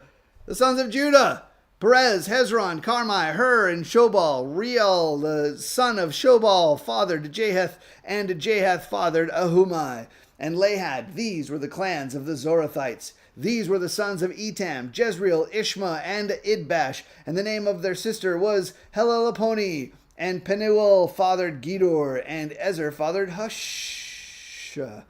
These were the sons of Hur, the firstborn of Ephratah, the father of Bethlehem. Ashur, the father of Tekoa, had 2 wives, Hela and Narah. Narah bore him Azuam, Hefer, Temeni, and Hasharatari. These were the sons of Narah. The sons of Hela, Zereth, Izhar, and Ethnan. Koz fathered Anub, Zobahah, and the clans of Aharel. The son of Haram, Jabez, was more honorable than his brothers, and his mother called his name Jabez, saying, "Because I bore him in pain." Jabez called upon God of Israel, saying, "Oh, that you would bless me and enlarge my border, that your hand might be with me, and that you would keep me from harm, so it might not bring me pain." And God granted what he asked. Chelub, the brother of Shuha, fathered Meher, who fathered Eshton. Eshton fathered Beth-Rapha, Paseah, and Tehina, the father of Ir-Nahash. These are the men of Reka. The sons of Kenaz, Othniel and Sarai, and the sons of Othniel, Hathath and Menoethai. Menoethai fathered Ophrah, and Sarai fathered Joab, the father of... Oh, there's a... The father of Geharashim, so called because they were craftsmen. The sons of Caleb, the son of Jephnueh, Eri, Elah, and Naam. The sons of Elah, Kenaz. The sons of Jehalelel, Ziphah, Tiriah, and Asarel. The sons of Ezra, Jether, Merid, Epher, and Jalon. These are the sons of Bithiah, the daughter of Pharaoh, whom Merid married. And she conceived and bore Miriam, Shemai, and Ishbah, the father of Eshtemoa. And his Judahite wife bore Jared, the father of Geder, Heber, the father of Soka, and Jekuthuel, the father of Zanoah. The son of wife Hodoi, the sister of Naham, were the fathers of Kiliah, the Garmite, and Eshtemoa, the Machathite. The sons of Shimon, Amnon, Rena, Ben-Hanan, and Tylon. The sons of Ishi, Zoheth, and Bezzorath. The sons of Shelah, the son of Judah, the father of Leka, Lada, the father of Marashah, and the clans of the house of linen workers at Beth Ashbia, and Joachim and the men of Kozeba, the Joash and Seraph, who ruled in Moab and returned to Lehem. Now the records are ancient. These were the potters who were inhabitants of Netaim and Gederah. They lived there in the king's service. The sons of Simeon,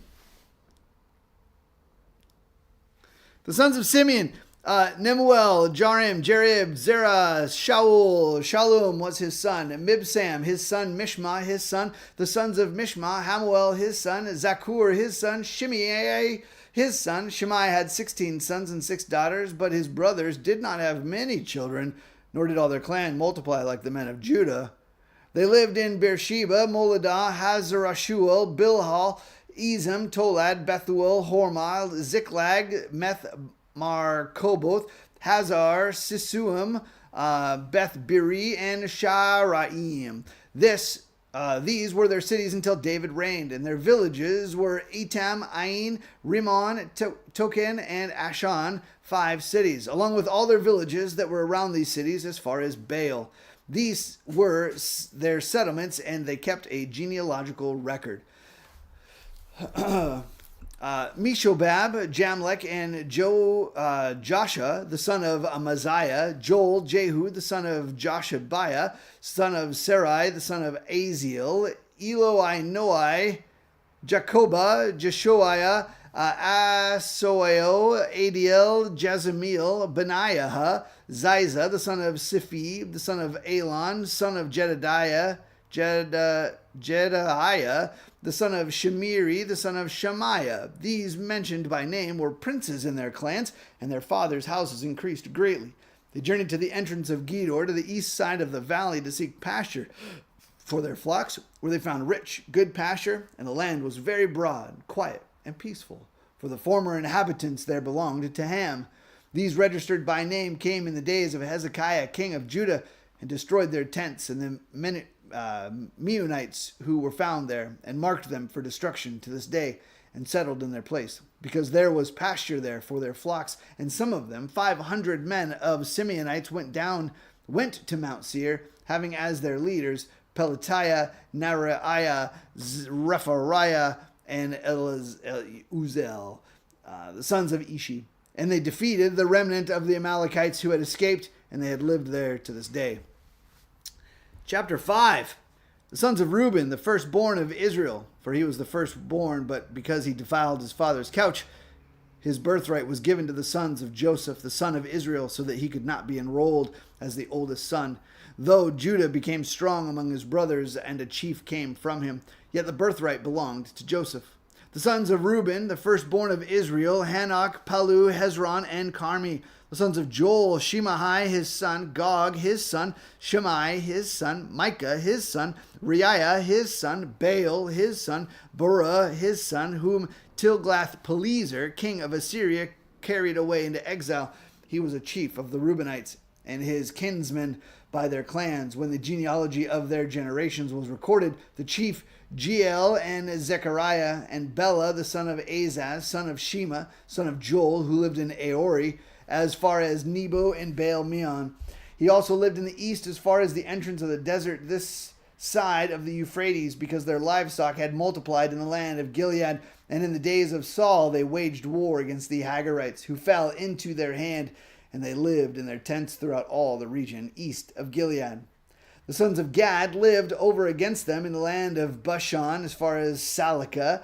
Joel, the chief Shapham, the second, Jenai and Shaphat in Bashan, and their kinsmen according to their father's house, Michael, Meshulam, Sheba, Jorai, Jachan, Ziah, and Eber, 7. These were the sons of Abihail, the son of Huri, son of Jero, son of Gilead, son of Michael, son of Jeshishai, son of Jehoda, son of Buz, Ahai, the son of Abdiel, son of Guni, the chief in their father's house. And they lived in Gilead, in Bashan, and in the towns, and in all the pasture lands of Sharon to their limits. All these were recorded in genealogies in the days of Jotham, king of Judah, and in the days of Jeroboam, king of Israel. The Reubenites, the Gadites, and half-tribe of Manasseh had valiant men who carried shield and sword and drew the bow, expert in war, 44,760 able to go to war. They waged war against the Hagrites, Jetur, Naphish, and Nodab. And when they prevailed over them, the Hagrites and all who were with them were given into their hands, for they cried out to God in the battle, and he granted their urgent plea because they trusted in him. They carried off their livestock, 50,000 of their camels, 250,000 sheep, 2,000 donkeys, and 100,000 men alive, for many fell, because the war was of God, and they lived in their place until exile. The members of the half-tribe of Manasseh lived in the land. They were very numerous, from Bashan to Baal Hermon, Sinir, and Mount Hermon. These were the heads of their fathers' houses: Epher, Ishi, Eliel, Iziriel, Jeremiah, Hodaviah, and Jahadiel, mighty warriors, famous men, heads of their fathers' houses. But they broke faith with God of their fathers and whored after other gods, after the gods of the people of the land, whom God had destroyed before them. So the God of Israel stirred up the spirit of Pul, king of Assyria, the spirit of Tiglath-Pileser, king of Assyria, and he took them into exile, namely the Reubenites, the Gadites, and the half-tribe of Manasseh, and brought them to Halah, Habor, Hara, and the river Gozan to this day. Chapter 6. The sons of Levi, Gershon, Kohath, and Merari. The sons of Kohath, Amram, Izhar, Hebron, and Uziel. The children of Amram, Aaron, Moses, and Miriam. The sons of Aaron, Nadab, Abihu, Eleazar, and Ithamar. Eleazar fathered Phinehas, Phinehas fathered Abishua, Abishua fathered Buki, Buki fathered Uzi, Uzi fathered Zariah, Zariah fathered Merioth, Merioth fathered Amariah, Amariah fathered Ahitub, Ahitub fathered Zadok, Zadok fathered Ahimaaz, Ahimaaz fathered Azariah, Azariah fathered Johanan, Johanan fathered Azariah. It was he who served as priest in the house that Solomon built in Jerusalem. Azariah fathered Amariah, Amariah fathered Ahitub, Ahitub fathered Zadok, Zadok fathered Shallum, Shallum fathered Hilkiah, Hilkiah fathered Azariah, Azariah fathered Serariah, Seraiah fathered Zehozadak, Zehozadak, and Zehozadak went into exile when the Lord sent Judah and Jerusalem into exile by the hand of Nebuchadnezzar. The sons of Levi, Gershom, Kohath, and Merari. And these are the names of the sons of Gershom: Libni and Shimei. The sons of Kohath, Amram, Izhar, Hebron, and Uziel. The sons of Merari, Mahali and Mushi. These are the clans of the Levites according to their fathers. Of Gershom, Libni his son, Jahath his son, Zimmah his son, Joah his son, Edo his son, Zerah his son, Jeretherai his son. The sons of Kohath, Abinadab his son, Korah his son, Asir his son, Elkanah his son, Abiasaph his son, Asir his son, Tahath his son, Uriel his son, Uzziah his son, and Shaul his son. The sons of Elkanah, Amasai and Ahimoth. Elkanah his son, Zophai his son, Nahath his son, Eliab his son, Jeroham his son, Elkanah his son. The sons of Samuel, regular name, Samuel. The sons of Samuel, Joel, his firstborn. The second, Abijah. The sons of Merari, Mahali, Libni, his son. Shimei, his son. Uzzah, his son. Shimei, his son. Haggiah, his son. And Asaiah, his son. These are the men who David put in charge of the service of song in the house of the Lord after the ark rested there. They ministered with song before the tabernacle of the tent of meeting until Solomon built the house of the Lord in Jerusalem, and they performed their service according to their order. These are the men who served and their sons.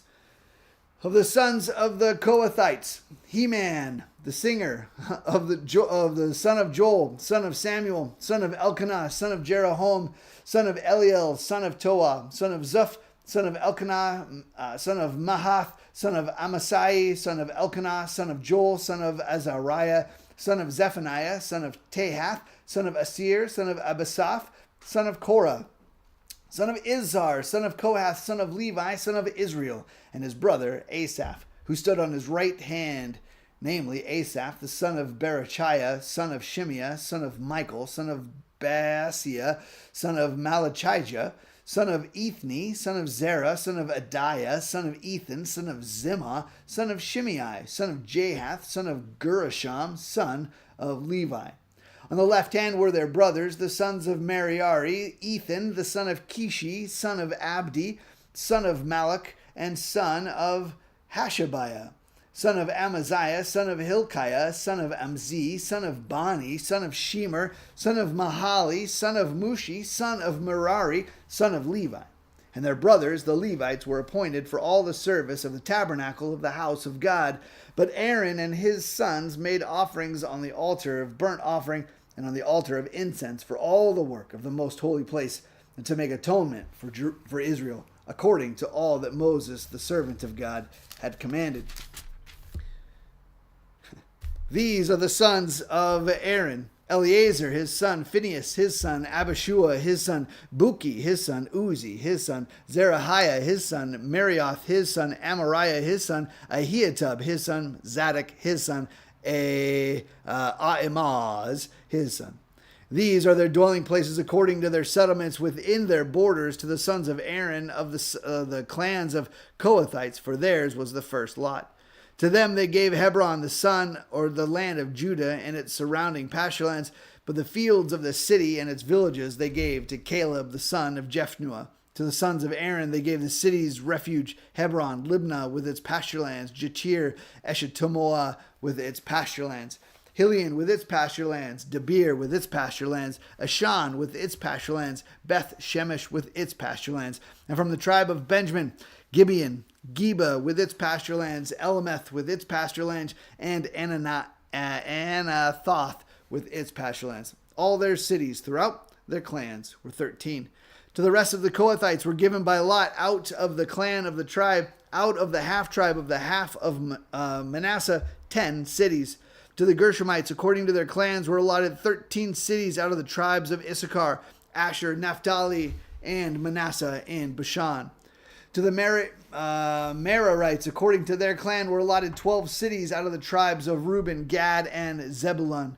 To the people of Israel gave the Levites the cities with their pasturelands. They gave by lot out of the tribes of Judah, Simeon, and Benjamin these cities that are mentioned by name. And some of the clans of the sons of Kohath had cities of their territory out of the tribe of Ephraim. They were given the cities of refuge: Shechem with its pasturelands in the hill country of Ephraim, Gezer with its pasturelands, Jokmeam with its pasturelands, Beth Horon with its pasturelands, Ajalon with its pasturelands, Gath Rimmon with its pasturelands, and out of the half tribe of Manasseh, Aner with its pasturelands, and Bileam with its pasturelands. For the rest of the clans of the Kohathites,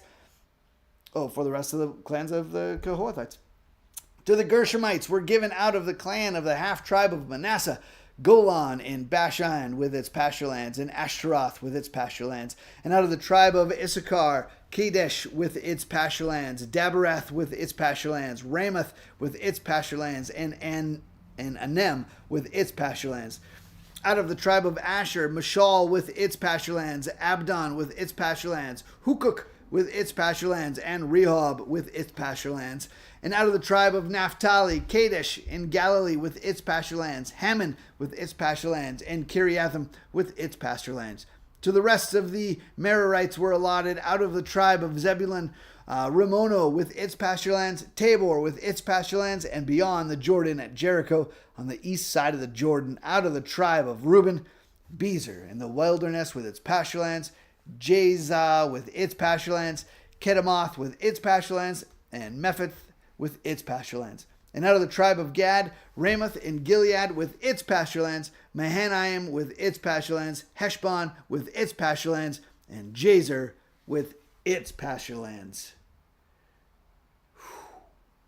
All right. Is there someone out there ready to go? All right. Next up, chapter 7. Chapter 7. Yep. All right. Is this your water bottle? Oh, gosh. Yes. There you go. Thank you. I think you deserve an award for speed reading through all of those difficult names. Okay, First Chronicles chapter 7, descendants of Issachar. The sons of Issachar, Tola, Puah, Jashub, and Shimron, 4. The sons of Tola, Uzi, Rephaiah, Jeriel, Jemai, Ibsam, and Shemuel, heads of their fathers' houses, namely Tola, mighty warriors of their generations, their number in the days of David being 22,600. The son of Uzi, Izrahiah, and the sons of Izrahiah, Michael, Obadiah, Joel, and Ishiah. All 5 of them were chief men. And along with them, by their generations, according to their fathers' houses, were units of the army for war, 36,000, for they had many wives and sons. Their kinsmen, belonging to all the clans of Issachar, were in all 87,000 mighty warriors, enrolled by genealogy. Now the sons of Benjamin, Bela, Becher, and Jediel, 3. The sons of Bela, Esband, Uzi, Uziel, Jeremoth, and Iri, 5. Heads of fathers' houses, mighty warriors. And their enrollment by genealogies was 22,034. The sons of Becher, Zemira, Joash, Eleazar, Elionai, Omri, Jeremoth, Abijah, Anathoth, and Almeth. All these were sons of Becher, and their enrollments by genealogies according to their generations as heads of their fathers' houses, mighty warriors, was 20,200. The sons of Jediel, Bilhan, and the sons of Bilhan, Jeush, Benjamin, Ehud, Chenaanah, Zethan, Tarshish, and Ashishar. His last name probably is Ahishar. There we go. Boy, what syllables. All these were the sons of Jediel, according to the heads of their fathers' houses, mighty warriors, 17,200, able to go to war. And Shupim and Hupim were sons of Ir, Hushim, the son of Aher. The sons of Naphtali, Jaziel, Guni, Jazer, and Shalom, the descendants of Bilhah. The sons of Manasseh, Asriel, whom his Aramaean concubine bore. She bore Mashir, the father of Gilead. And Mashir took a wife from Hupim and for Shupim. The name of his sister was Maacah, and the name of the second was Zelophehad. And Zelophehad had daughters, and Maacah, the wife of Mashir, bore a son, and she called his name Peresh. And the name of his brother was Sheresh, and his sons were Ulam and Rachem. The son of Ulam, Bedan. These were the sons of Gilead, the son of Mashir, sons of Manasseh. And his sister Hamelecheth bore Ishad, Abiezer, and Machlach. The sons of Shemida were Ahian, Shechem, Liki, and Aniam. The sons of Ephraim, Shuthelah, and Bered, his son Tahath, his son Eliadah, his son Tahath, his son Zabad, his son Shuthelah, his son, and Ezer and Eliad, whom the men of Gath, who were born in the land, killed, because they came down to raid their livestock. And Ephraim their father mourned many days, and his brothers came to comfort him. And Ephraim went in to his wife, and she conceived and bore a son. And he called his name Beriah, because disaster had befallen his house. His daughter was Sheerah, who built both lower and upper Beth Horon, and Uzen Sheerah. Repha was his son, Resheph his son, Telah his son, Tahan his son, Ladan his son, Amihud his son, Elishama his son, Nun his son, Joshua his son. Their possessions and settlements were Bethel and its towns, and to the east Nearan, and to the west Gezer and its towns, Shechem and the towns, and Ayah and its towns. Also in possession of the Manassites, Bethshan and its towns, Teanach and its towns, Megiddo and its towns, Dor and its towns. In these lived the sons of Joseph, the son of Israel. Now the descendants and sons of Asher, Imnah, Ishvah, Ishvi, Beriah, and their sister Serah. The sons of Beriah, Eber, and Malkiel, who fathered Bizraith. Heber fathered Japhlet, Shomer, Hotham, and their sister Shua. The sons of Japhlet, Pasach, Bimhal, and Ashvath. These are the sons of Japhlet. The sons of Shemer, his brother, Roga, Jehubah, and Aram. The sons of Helem, his brother, Zophah, Imnah, Shelesh, and Amal. The sons of Zophah, Shua, Harnepher, Shual, Beri, Imrah. Bezer, Hod, Shema, Shilshah, Ithran, and Beerah. The sons of Jether, Jephunneh, Pispa, and Ara. The sons of Ulah, Ara, Hanil, and Reziah. All of these were men of Asher, heads of fathers' houses, approved, mighty warriors, chiefs of the princes. Their number, enrolled by genealogies for service in war, was 26,000 men. 1 Chronicles chapter 8, a genealogy of Saul. Benjamin fathered Bela, his firstborn, Ashbel the second, Ahara the third, Noha the fourth, Rapha the fifth, and Bela had sons, Adar, Gerah, Abihud, Abishua, Naaman, Ahoah, Gera, Shephufan, and Huram. These are the sons of Ehud. They were heads of fathers' houses of the inhabitants of Geba, and they were carried into exile to Manahath. Naaman, Ahijah, and Gera, that is, Heglam, who fathered Uzzah and Ahihud. And Shaharaim fathered sons in the country of Moab, after he had sent away Hushim and Beara his wives. He fathered sons by Hodesh his wife, Jobab, Zibiah, Misha, Malcham, Jeuz, Sakia, and Mirmah. These were his sons, heads of fathers' houses. He also fathered sons by Hushim, Abitub, and Elpaal. The sons of Elpaal, Eber, Misham, and Shemed, who built Ono and Lod with its towns. And Beriah and Shema, they were heads of fathers' houses of the inhabitants of Aijalon, who caused the inhabitants of Gath to flee. And Ahio, Sheshach, and Jeremoth. Zebediah, Ered, Eder, Michael, Ishpa, and Johah were sons of Beriah.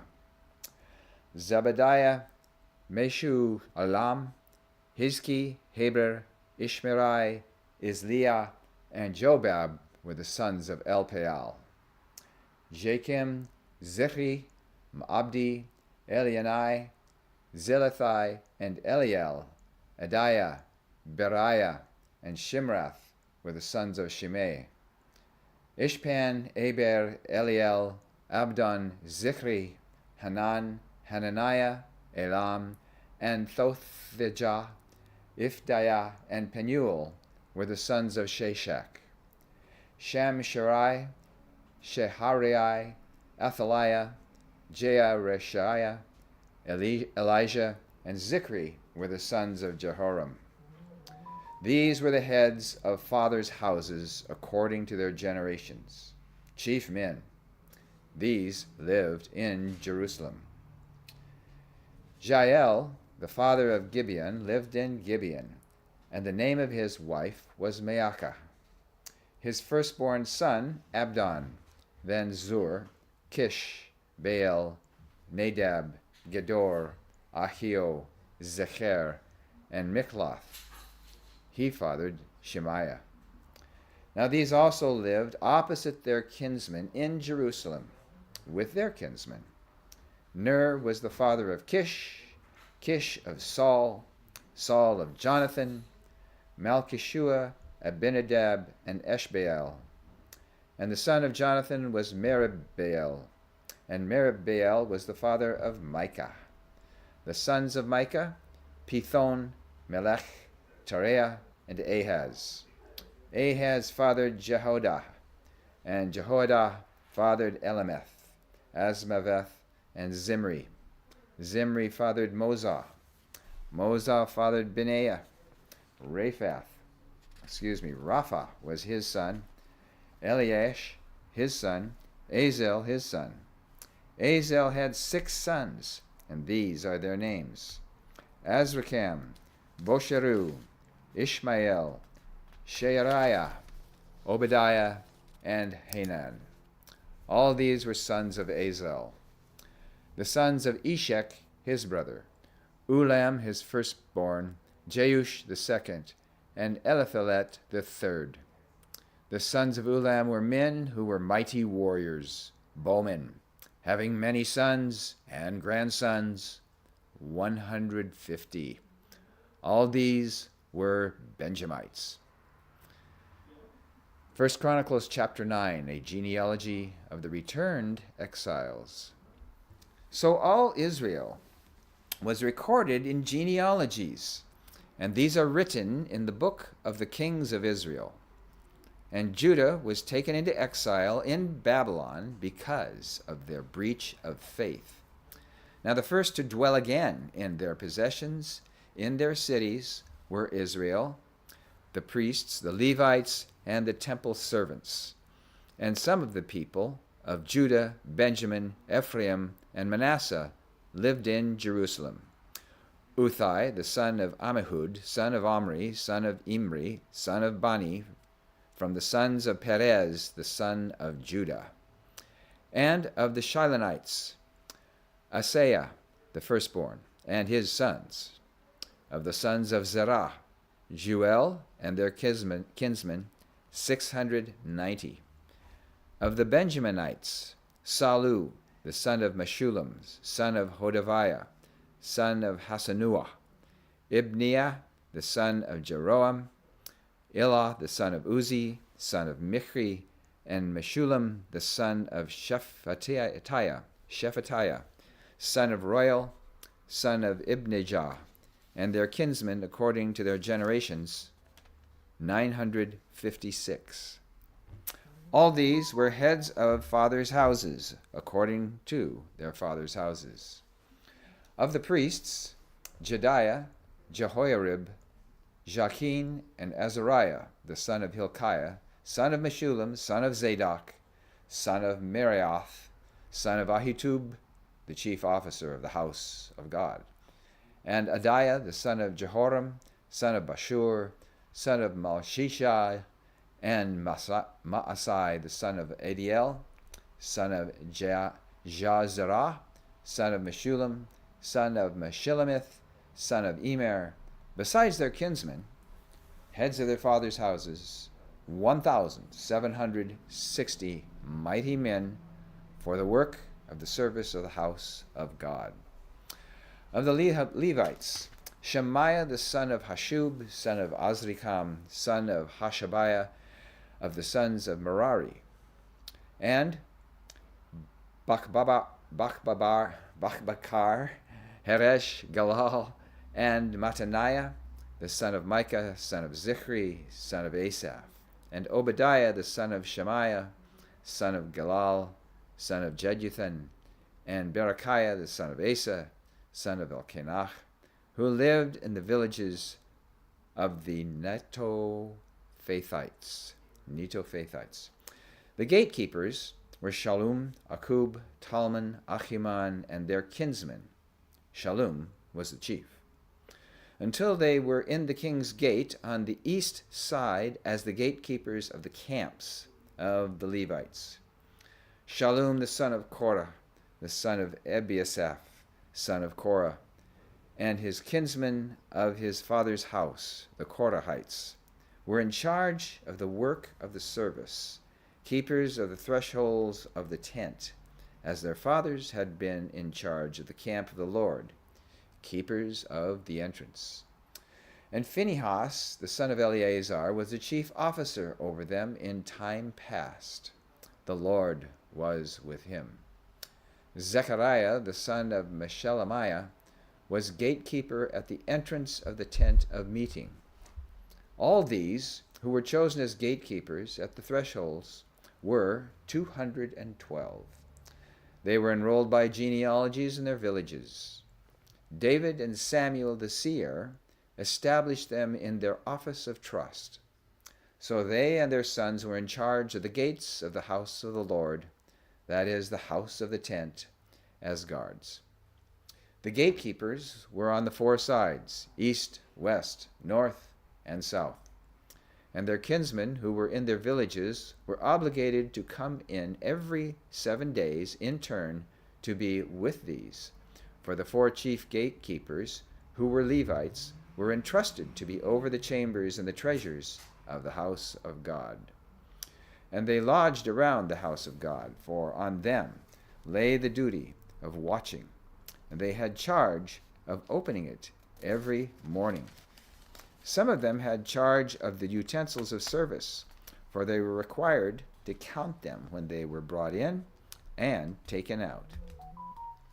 Others of them were appointed over the furniture and over all the holy utensils, also over the fine flour, the wine, the oil, the incense, and the spices.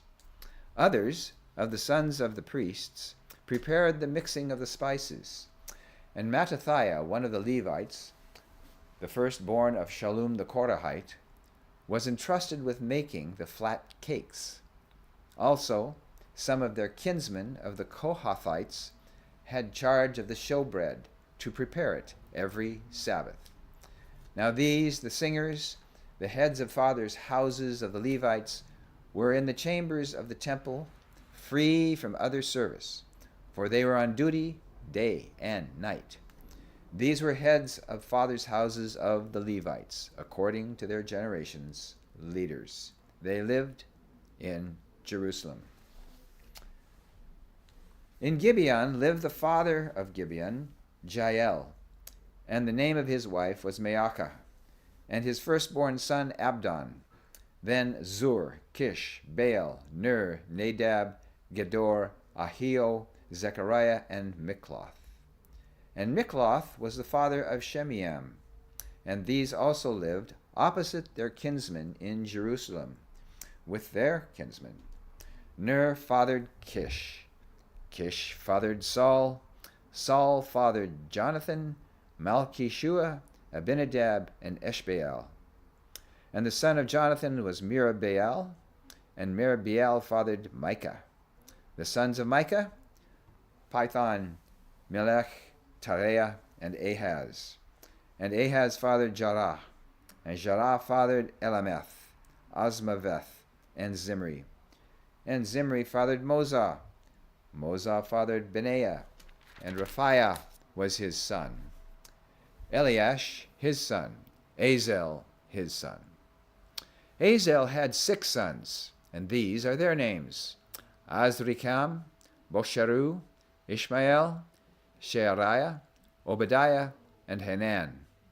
These were the sons of Azel. 1 Chronicles chapter 10, the death of Saul and his sons. Now the Philistines fought against Israel, and the men of Israel fled before the Philistines and fell slain on Mount Gilboa.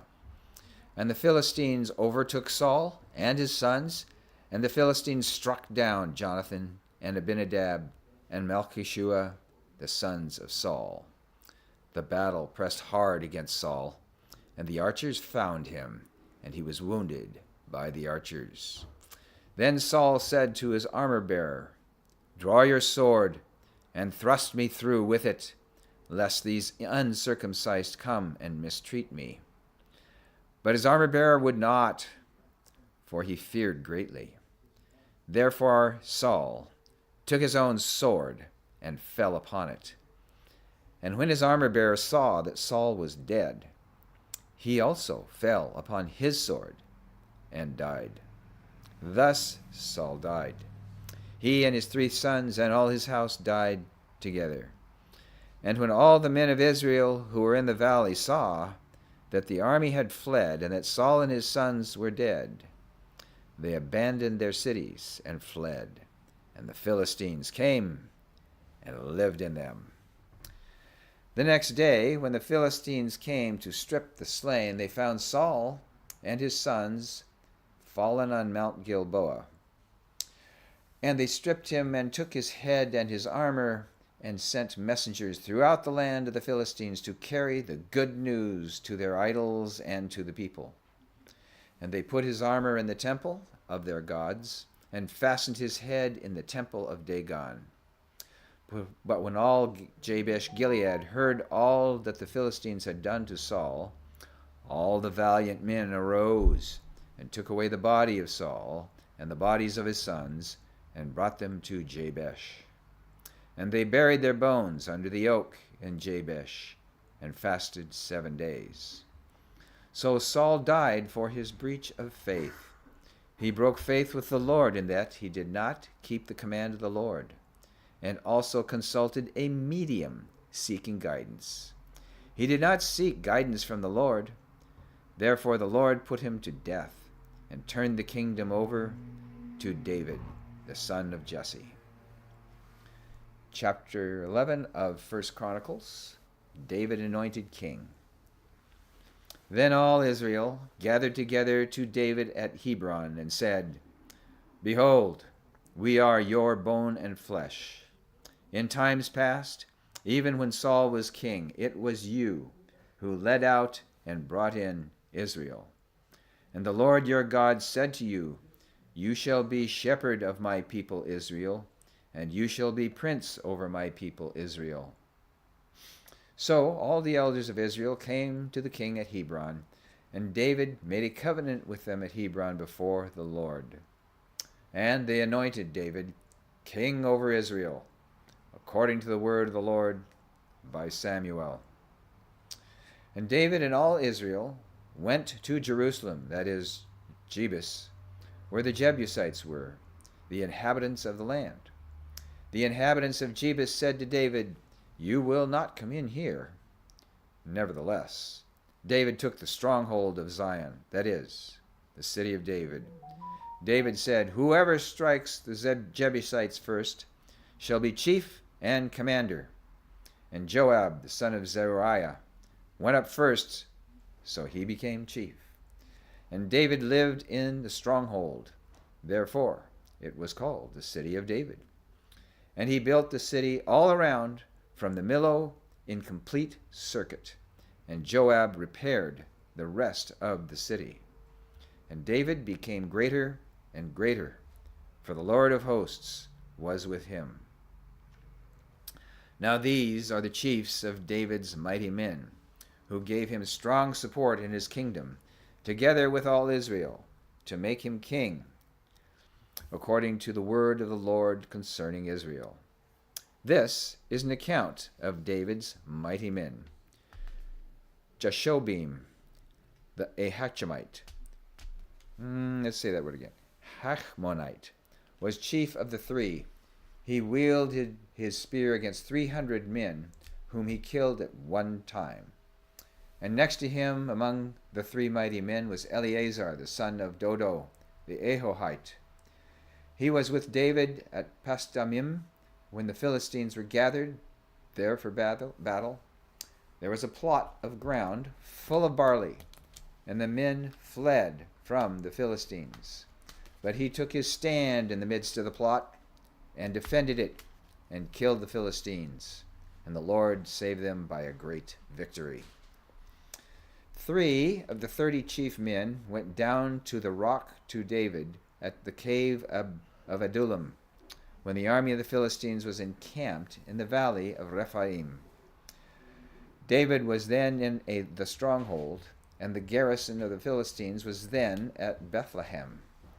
And David said longingly, "Oh, that someone would give me water to drink from the well of Bethlehem that is by the gate."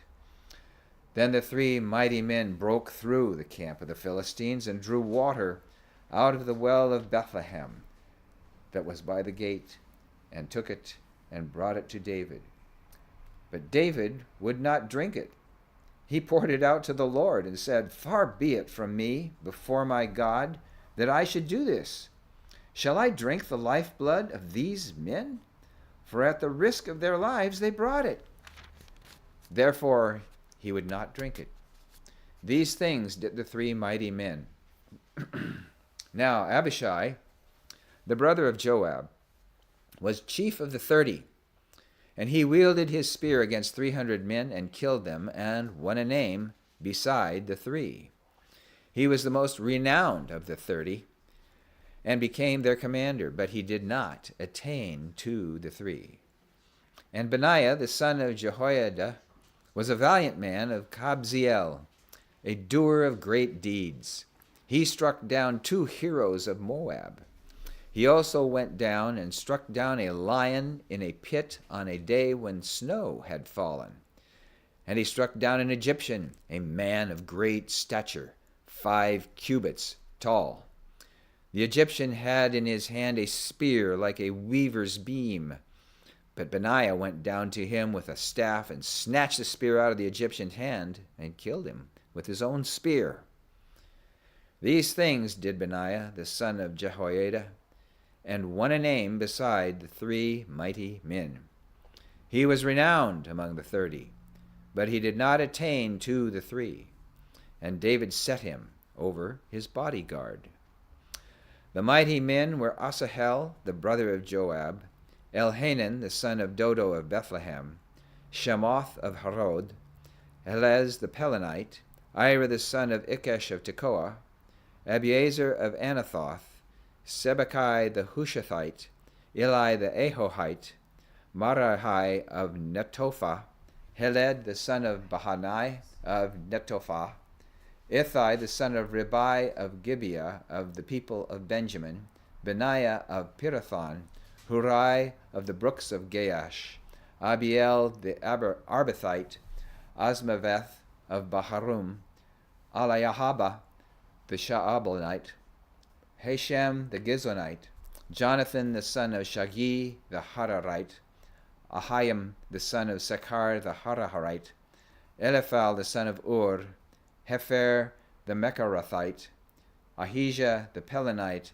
Hezro of Carmel, Naarai the son of Ezbai, Joel the brother of Nathan, Mibhar the son of Hagri, Zelak the Ammonite, Naharai of Beeroth, the armor-bearer of Joab, the son of Zuriah, Ira the Ithrite, Gereb the Ithrite, Uriah the Hittite, Zabad the son of Achlai, Adina the son of Shiza the Reubenite, a leader of the Reubenites, and 30 with him, Hanan the son of Maacah, and Joshaphat with Mithnite, Uzziah the Ashterothite, Shammah and Jael the sons of Hotham and Arorite, Jediel the son of Shimri, and Joha his brother the Tizite, Eliel the Machavite, and Jerubai and Joshaviah the sons of Elnaam, and Ithma the Moabite, Eliel and Obed, and Jaasiel the Mesobite.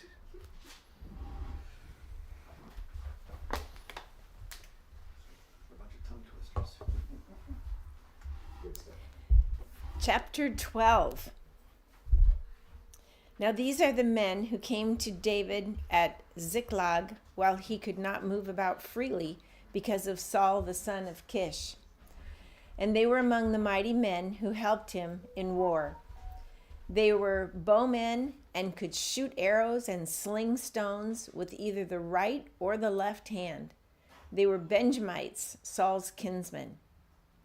The chief was Ahiezer, then Joash, both sons of Shema of Gibeah, Also Jeziel and Pelet, the sons of Azmaveth, Berakah, Jehu of Anathoth, Ishmael of Gibeon, a mighty man among the 30, and a leader over the 30, Jeremiah, Jehaziel, Johanan, Jozabad of Gedera, Eluzai, Jeremoth, Baaliah, Shemariah, Shephatiah the Harophite, Elkanan, Ishiel, Azarel, Jozer, and Joshobim the Korahites, and Jola and Zebediah the sons of Jeroam of Gedor. From the Gadites there went over to David at the stronghold in the wilderness mighty and experienced warriors, expert with shield and spear, whose faces were like the faces of lions, and who were swift as gazelles upon the mountains. Ezer the chief, Obadiah second, Eliab third, Mishmana fourth, Jeremiah fifth, Attai sixth, Eliel seventh, Johanan eighth, Elzabad ninth, Jeremiah 10th, Machbanai 11th. These Gadites were officers of the army. The least was a match for 100 men, and the greatest for 1,000. These are the men who crossed the Jordan in the first month, when it was overflowing all its banks, and put to flight all those in the valleys to the east and to the west. And some of the men of Benjamin and Judah came to the stronghold to David. David went out to meet them and said to them, "If you have come to me in friendship to help me, my heart will be joined to you. But if to betray me to my adversaries, although there is no wrong in my hands, then may the God of our fathers see and rebuke you." Then the Spirit clothed Amasai, chief of the 30, and he said, "We are yours, O David, and with you, O son of Jesse. Peace, peace to you, and peace to your helpers, for your God helps you." Then David received them and made them officers of his troops. Some of the men of Manasseh deserted to David when he came with the Philistines for the battle against Saul. Yet he did not help them, for the rulers of the Philistines took counsel and sent him away, saying, "At peril to our heads he will desert to his master Saul." As he went to Ziklag, these men of Manasseh deserted to him: Adnah, Jozabad, Jediel, Michael, Jozabad, Elihu, and Zilithai, chiefs of thousands in Manasseh. They helped David against the band of raiders, for they were all mighty men of valor and were commanders in the army. For from day to day men came to David to help him, until there was a great army, like an army of God. These are the numbers of the divisions of the armed troops who came to David in Hebron to turn the kingdom of Saul over to him, according to the word of the Lord. The men of Judah bearing shield and spear were 6,800 armed troops. Of the Simeonites, mighty men of valor for war, 7,100. Of the Levites, 4,600. The prince Jehoiada of the house of Aaron, and with him 3,700. Zadok, a young man mighty in valor, and 22 commanders from his own father's house. Of the Benjaminites, the kinsmen of Saul, 3,000, of whom the majority had to that point kept their allegiance to the house of Saul.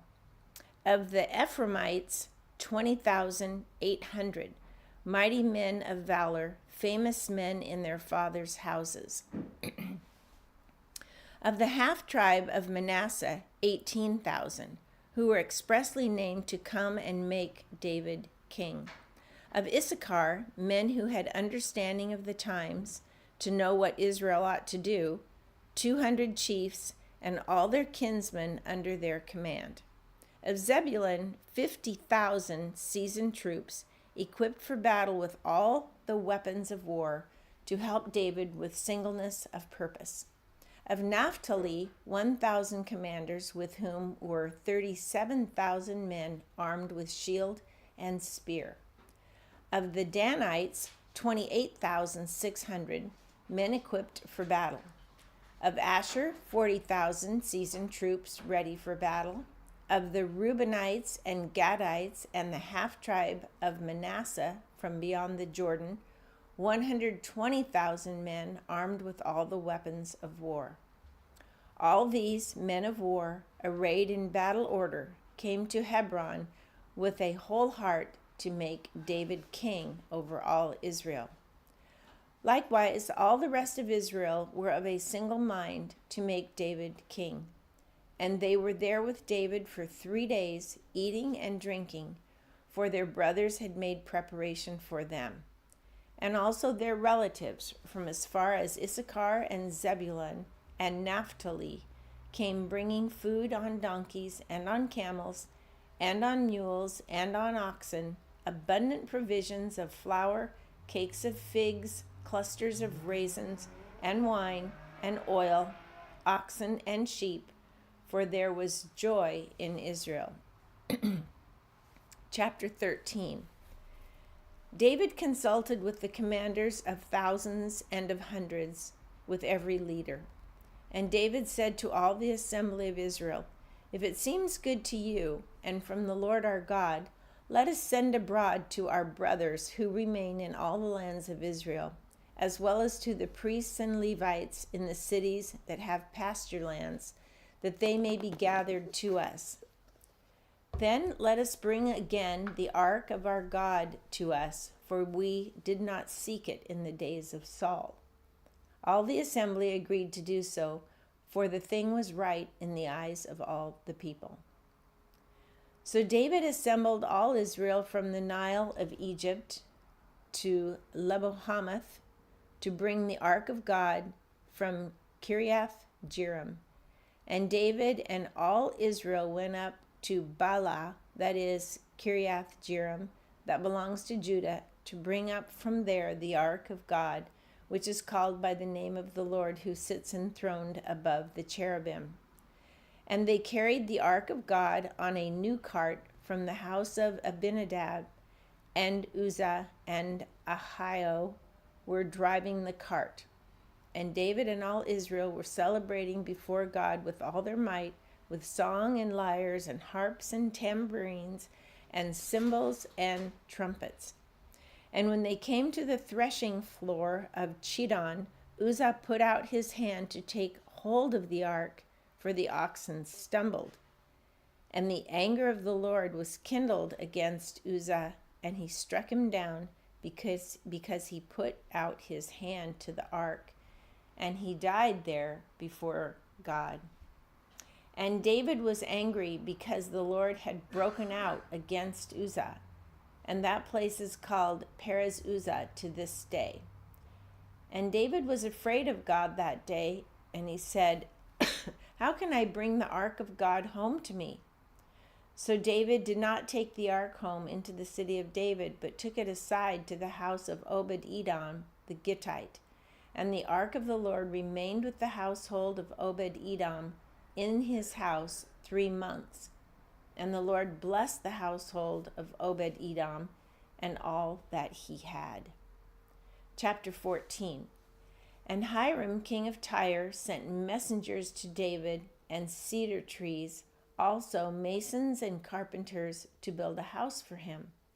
And David knew that the Lord had established him as king over Israel, and that his kingdom was highly exalted for the sake of his people Israel. And David took more wives in Jerusalem, and David fathered more sons and daughters. These are the names of the children born to him in Jerusalem: Shammua, Shobab, Nathan, Solomon, Ibhar, Elishua, Elpalet, Nogah, Nepheg, Japhia, Elishama, Belidia, and Eliphelet. When the Philistines heard that David had been anointed king over all Israel, all the Philistines went up to search for David. But David heard of it and went out against them. Now the Philistines had come and made a raid in the valley of Rephaim. And David inquired of God, "Shall I go up against the Philistines? Will you give them into my hand?" And the Lord said to him, "Go up, and I will give them into your hand." And he went up to Baal Perazim, and David struck them down there. And David said, "God has broken through my enemies by my hand, like a bursting flood." Therefore the name of that place is called Baal Perazim. And they left their gods there, and David gave command, and they were burned. And the Philistines yet again made a raid in the valley. And when David again inquired of God, God said to him, "You shall not go up after them. Go around and come against them opposite the balsam trees. And when you hear the sound of marching in the tops of the balsam trees, then go out to battle, for God has gone out before you to strike down the army of the Philistines." And David did as God commanded him, and they struck down the Philistine army from Gibeon to Gezer. And the fame of David went out into all the lands, and David brought the fear of him upon all nations. Chapter 15. David built houses for himself in the city of David, and he prepared a place for the ark of God and pitched a tent for it. Then David said that no one but the Levites may carry the ark of God, for the Lord had chosen them to carry the ark of the Lord and to minister to him forever. And David assembled all Israel at Jerusalem to bring up the ark of the Lord to its place, which he had prepared for it. And David gathered together the sons of Aaron and the Levites, of the sons of Kohath, Uriel the chief, with 120 of his brothers, of the sons of Merari, Asaiah the chief, with 220 of his brothers, of the sons of Gershom, Joel the chief, with 130 of his brothers, of the sons of Elizaphan, Shemaiah the chief, with 200 of his brothers, of the sons of Hebron, Eliel the chief, with 80 of his brothers, of the sons of Uzziel, Aminadab the chief, with 112 of his brothers. Then David summoned the priests Zadok and Abiathar, and the Levites Uriel, Asaiah, Joel, Shemaiah, Eliel, and Abinadab, and said to them, "You are the heads of the fathers' houses of the Levites. Consecrate yourselves, you and your brothers, so that you may bring up the ark of the Lord, the God of Israel, to the place that I have prepared for it. Because you did not carry it the first time, the Lord our God broke out against us, because we did not seek him according to the rule." So the priests and the Levites consecrated themselves to bring up the ark of the Lord, the God of Israel. And the Levites carried the ark of the Lord, the God of Israel. And the Levites carried the ark of God on their shoulders with the poles, as Moses had commanded according to the word of the Lord. David also commanded the chiefs of the Levites to appoint their brothers as the singers, who should play loudly on musical instruments, on harps and lyres and cymbals, to raise sounds of joy.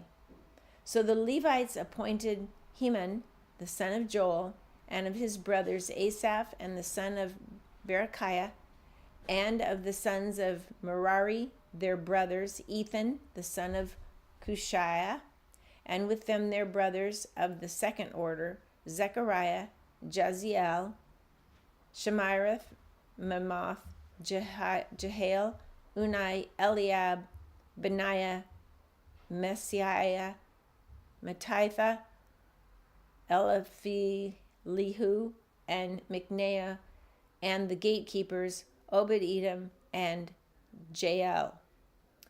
The singers Heman, Asaph, and Ethan were to sound bronze cymbals. Zechariah, Aziel, Shemiramoth, Jehiel, Unai, Eliab, Messiah, and Benaiah were to play harps according to Alamoth, but Mattithiah, Eliphelehu, Mikneu, Obed-Edom, Jael, and Azaziah were to lead with lyres according to the Sheminith. Shenaniah, leader of the Levites in music, should direct the music, for he understood it. Berechiah and Elkanah were to be gatekeepers for the ark. Shebaniah, Joshaphat, Nethanel, Amasai, Zechariah, Benaiah, and Eleazar the priests should blow the trumpets before the ark of God. Obed-Edom and Jehiah were to be gatekeepers for the ark. So David and the elders of Israel and the commanders of thousands went up to bring up the ark of the covenant of the Lord from the house of Obed-Edom with rejoicing. And because God helped the Levites who were carrying the ark of the covenant to the Lord, they sacrificed 7 bulls and 7 rams. David was clothed with a robe of fine linen, as also were all the Levites who were carrying the ark, and the singers, and Shenaniah, the leader of the music of the singers. And David wore a linen ephod. So all Israel brought up the ark of the covenant of the Lord with shouting, to the sounds of the horn, trumpets, and cymbals, and made loud music on harps and lyres.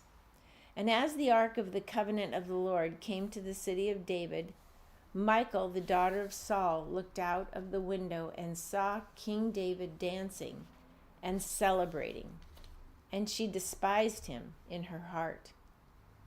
Chapter 16. And they brought in the ark of God and set it inside the tent that David had pitched for it, and they offered burnt offerings and peace offerings before God. And when David had finished offering the burnt offerings and the peace offerings, he blessed the people in the name of the Lord, and distributed to all Israel, both men and women, to each a loaf of bread, a portion of meat, and a cake of raisins. And he appointed some of the Levites as ministers before the ark of the Lord, to invoke, to thank, and to praise the Lord, the God of Israel. Asaph was the chief, and second to him were Zechariah, Jael, Shemiramoth, Jehiel, Mattithiah, Eliab, Benaniah, Obed-Edom, and Jael, who were to play harps and lyres. Asaph was to sound the cymbals, and Benaniah and Jahaziel, the priests, were to blow trumpets regularly before the ark of the covenant of God. Then on that day, David first appointed that thanksgiving to be sung to the Lord by Asaph and his brothers. O give thanks to the Lord, call upon his name. Make known his deeds among the peoples. Sing to him, sing praises to him. Tell of his wondrous works. Glory in his holy name. Let the hearts of those who seek the Lord rejoice. Seek the Lord and his strength. Seek his presence continually. Remember the wondrous works that he has done, his miracles and the judgments he uttered, O offspring of Israel, his servant, children of Jacob, his chosen ones. He is the Lord our God. His judgments are in all the earth. Remember his covenant forever, the word that he commanded for 1,000 generations, the covenant that he made with Abraham, his sworn promise to Isaac, which he confirmed to Jacob as a statute, to Israel as an everlasting covenant, saying, to you I will give the land of Canaan as your portion for an inheritance. When you were few in number, of little account, and sojourners in it, wandering from nation to nation, from one kingdom to another people, he allowed no one to oppress them. He rebuked kings on their account, saying, touch not my anointed ones, Do my prophets no harm. Sing to the Lord, all the earth. Tell of his salvation from day to day. Declare his glory among the nations and marvelous works among all the peoples. For great is the Lord and greatly to be praised, and he is to be feared above all gods. For all the gods of the peoples are worthless idols, but the Lord made the heavens. Splendor and majesty are before him. Strength and joy are in his place. Ascribe to the Lord, O families of the peoples. Ascribe to the Lord glory and strength. Ascribe to the Lord the glory due his name. Bring an offering. Come before him.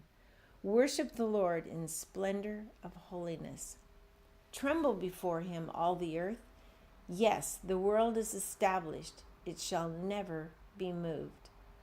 Let the heavens be glad, and let the earth rejoice, and say among them, the nations say, the Lord reigns.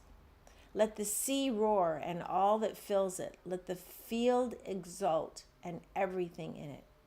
Then shall the trees of the forest sing for joy before the Lord, for he comes to judge the earth. O give thanks to the Lord, for he is good, for his steadfast love endures forever. Say also, save us, O God of our salvation, and gather and deliver us from among the nations, that we may give thanks to your holy name and glory in your praise. Blessed be the Lord, the God of Israel, from everlasting to everlasting. Then all the people said, Amen, and praised the Lord. So David left Asaph and his brothers there before the ark of the covenant of the Lord to minister regularly before the ark as each day required, and also Obed-Edom and his 68 brothers, while Obed-Edom the son of Jeduthun and Hosah were to be gatekeepers. And he left Zadok the priest and his brothers the priests before the tabernacle of the Lord in the high place that was at Gibeon, to offer burnt offerings to the Lord on the altar of burnt offering regularly, morning and evening, to do all that is written in the law of the Lord that he commanded Israel. With them were Heman and Jeduthun, and the rest of those chosen and expressly named to give thanks to the Lord, for his steadfast love endures forever. Heman and Jeduthun had trumpets and cymbals for the music and instruments for sacred song. The sons of Jeduthun were appointed to the gate. Then all the people departed, each to his house, and David went home to bless his household. Chapter 17. Now when David lived in his house, David said to Nathan the prophet, Behold, I dwell in a house of cedar, but the ark of the covenant of the Lord is under a tent. And Nathan said to David, Do all that is in your heart, for God is with you. But that same night the word of the Lord came to Nathan, Go and tell my servant David, Thus says the Lord, It is not you who will build me a house to dwell in, for I have not lived in a house since the day I brought up Israel to this day, but I have gone from tent to tent and from dwelling to dwelling. In all places where I have moved with all Israel, did I speak a word with any of the judges of Israel, whom I commanded to shepherd my people, saying, Why have you not built me a house of cedar? Now, therefore, thus shall you say to my servant David, Thus says the Lord of hosts, I took you from the pasture, from following the sheep, to be prince over my people Israel. And I have been with you wherever you have gone, and have cut off all your enemies from before you. And I will make for you a name, like the name of the great ones of the earth. And I will appoint a place for my people Israel, and will plant them, that they may dwell in their own place, and be disturbed no more.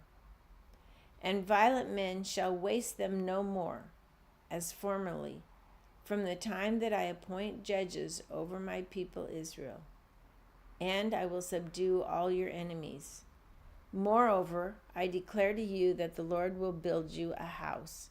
When your days are fulfilled to walk with your fathers, I will raise up your offspring after you, one of your own sons, and I will establish his kingdom. He shall build a house for me, and I will establish his throne forever.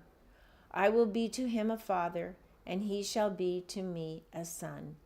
I will not take my steadfast love from him as I took it from him who was before you, but I will confirm him in my house and in my kingdom forever, and his throne shall be established forever. In accordance with all these words, and in accordance with all this vision, Nathan spoke to David. Then King David went in and sat before the Lord and said, Who am I, O Lord God, and what is my house that you have brought me thus far? And this was a small thing in your eyes, O God. You have also spoken of your servant's house for a great while to come, and have shown me future generations, O Lord God. And what more can David say to you for honoring your servant? For you know your servant, for your servant's sake, O Lord, and according to your own heart you have done all this greatness, in making known all these great things. There is none like you, O Lord, and there is no God besides you. According to all that we have heard with our ears. And who is like your people Israel, the one nation on earth, whom God went to redeem to be his people, making for yourself a name for great and awesome things, in driving out nations before your people, whom you redeemed from Egypt. And you made your people Israel to be your people forever, and you, O Lord, became their God. And now, O Lord, let the word that you have spoken concerning your servant and concerning his house be established forever. And as you have spoken, and your name will be established and magnified forever, saying, The Lord of hosts, the God of Israel, is Israel's God, and the house of your servant David will be established before you. For you, my God, have revealed to your servant that you will build a house for him. Therefore your servant has found courage to pray before you. And now, O Lord, you are God, and you have promised this good thing to your servant. Now you have been pleased to bless the house of your servant, that it may continue forever before you. For it is you, O Lord, who have blessed, and it is blessed forever. There we go. And that's it. That is the end of day 3. They will start on chapter 18 tomorrow. 18 tomorrow morning. We'll see you guys in the morning. God is good. His word is good. His word is good, if not a little bit tongue-tying, yes. This is very true. All right. Good night, everybody. So,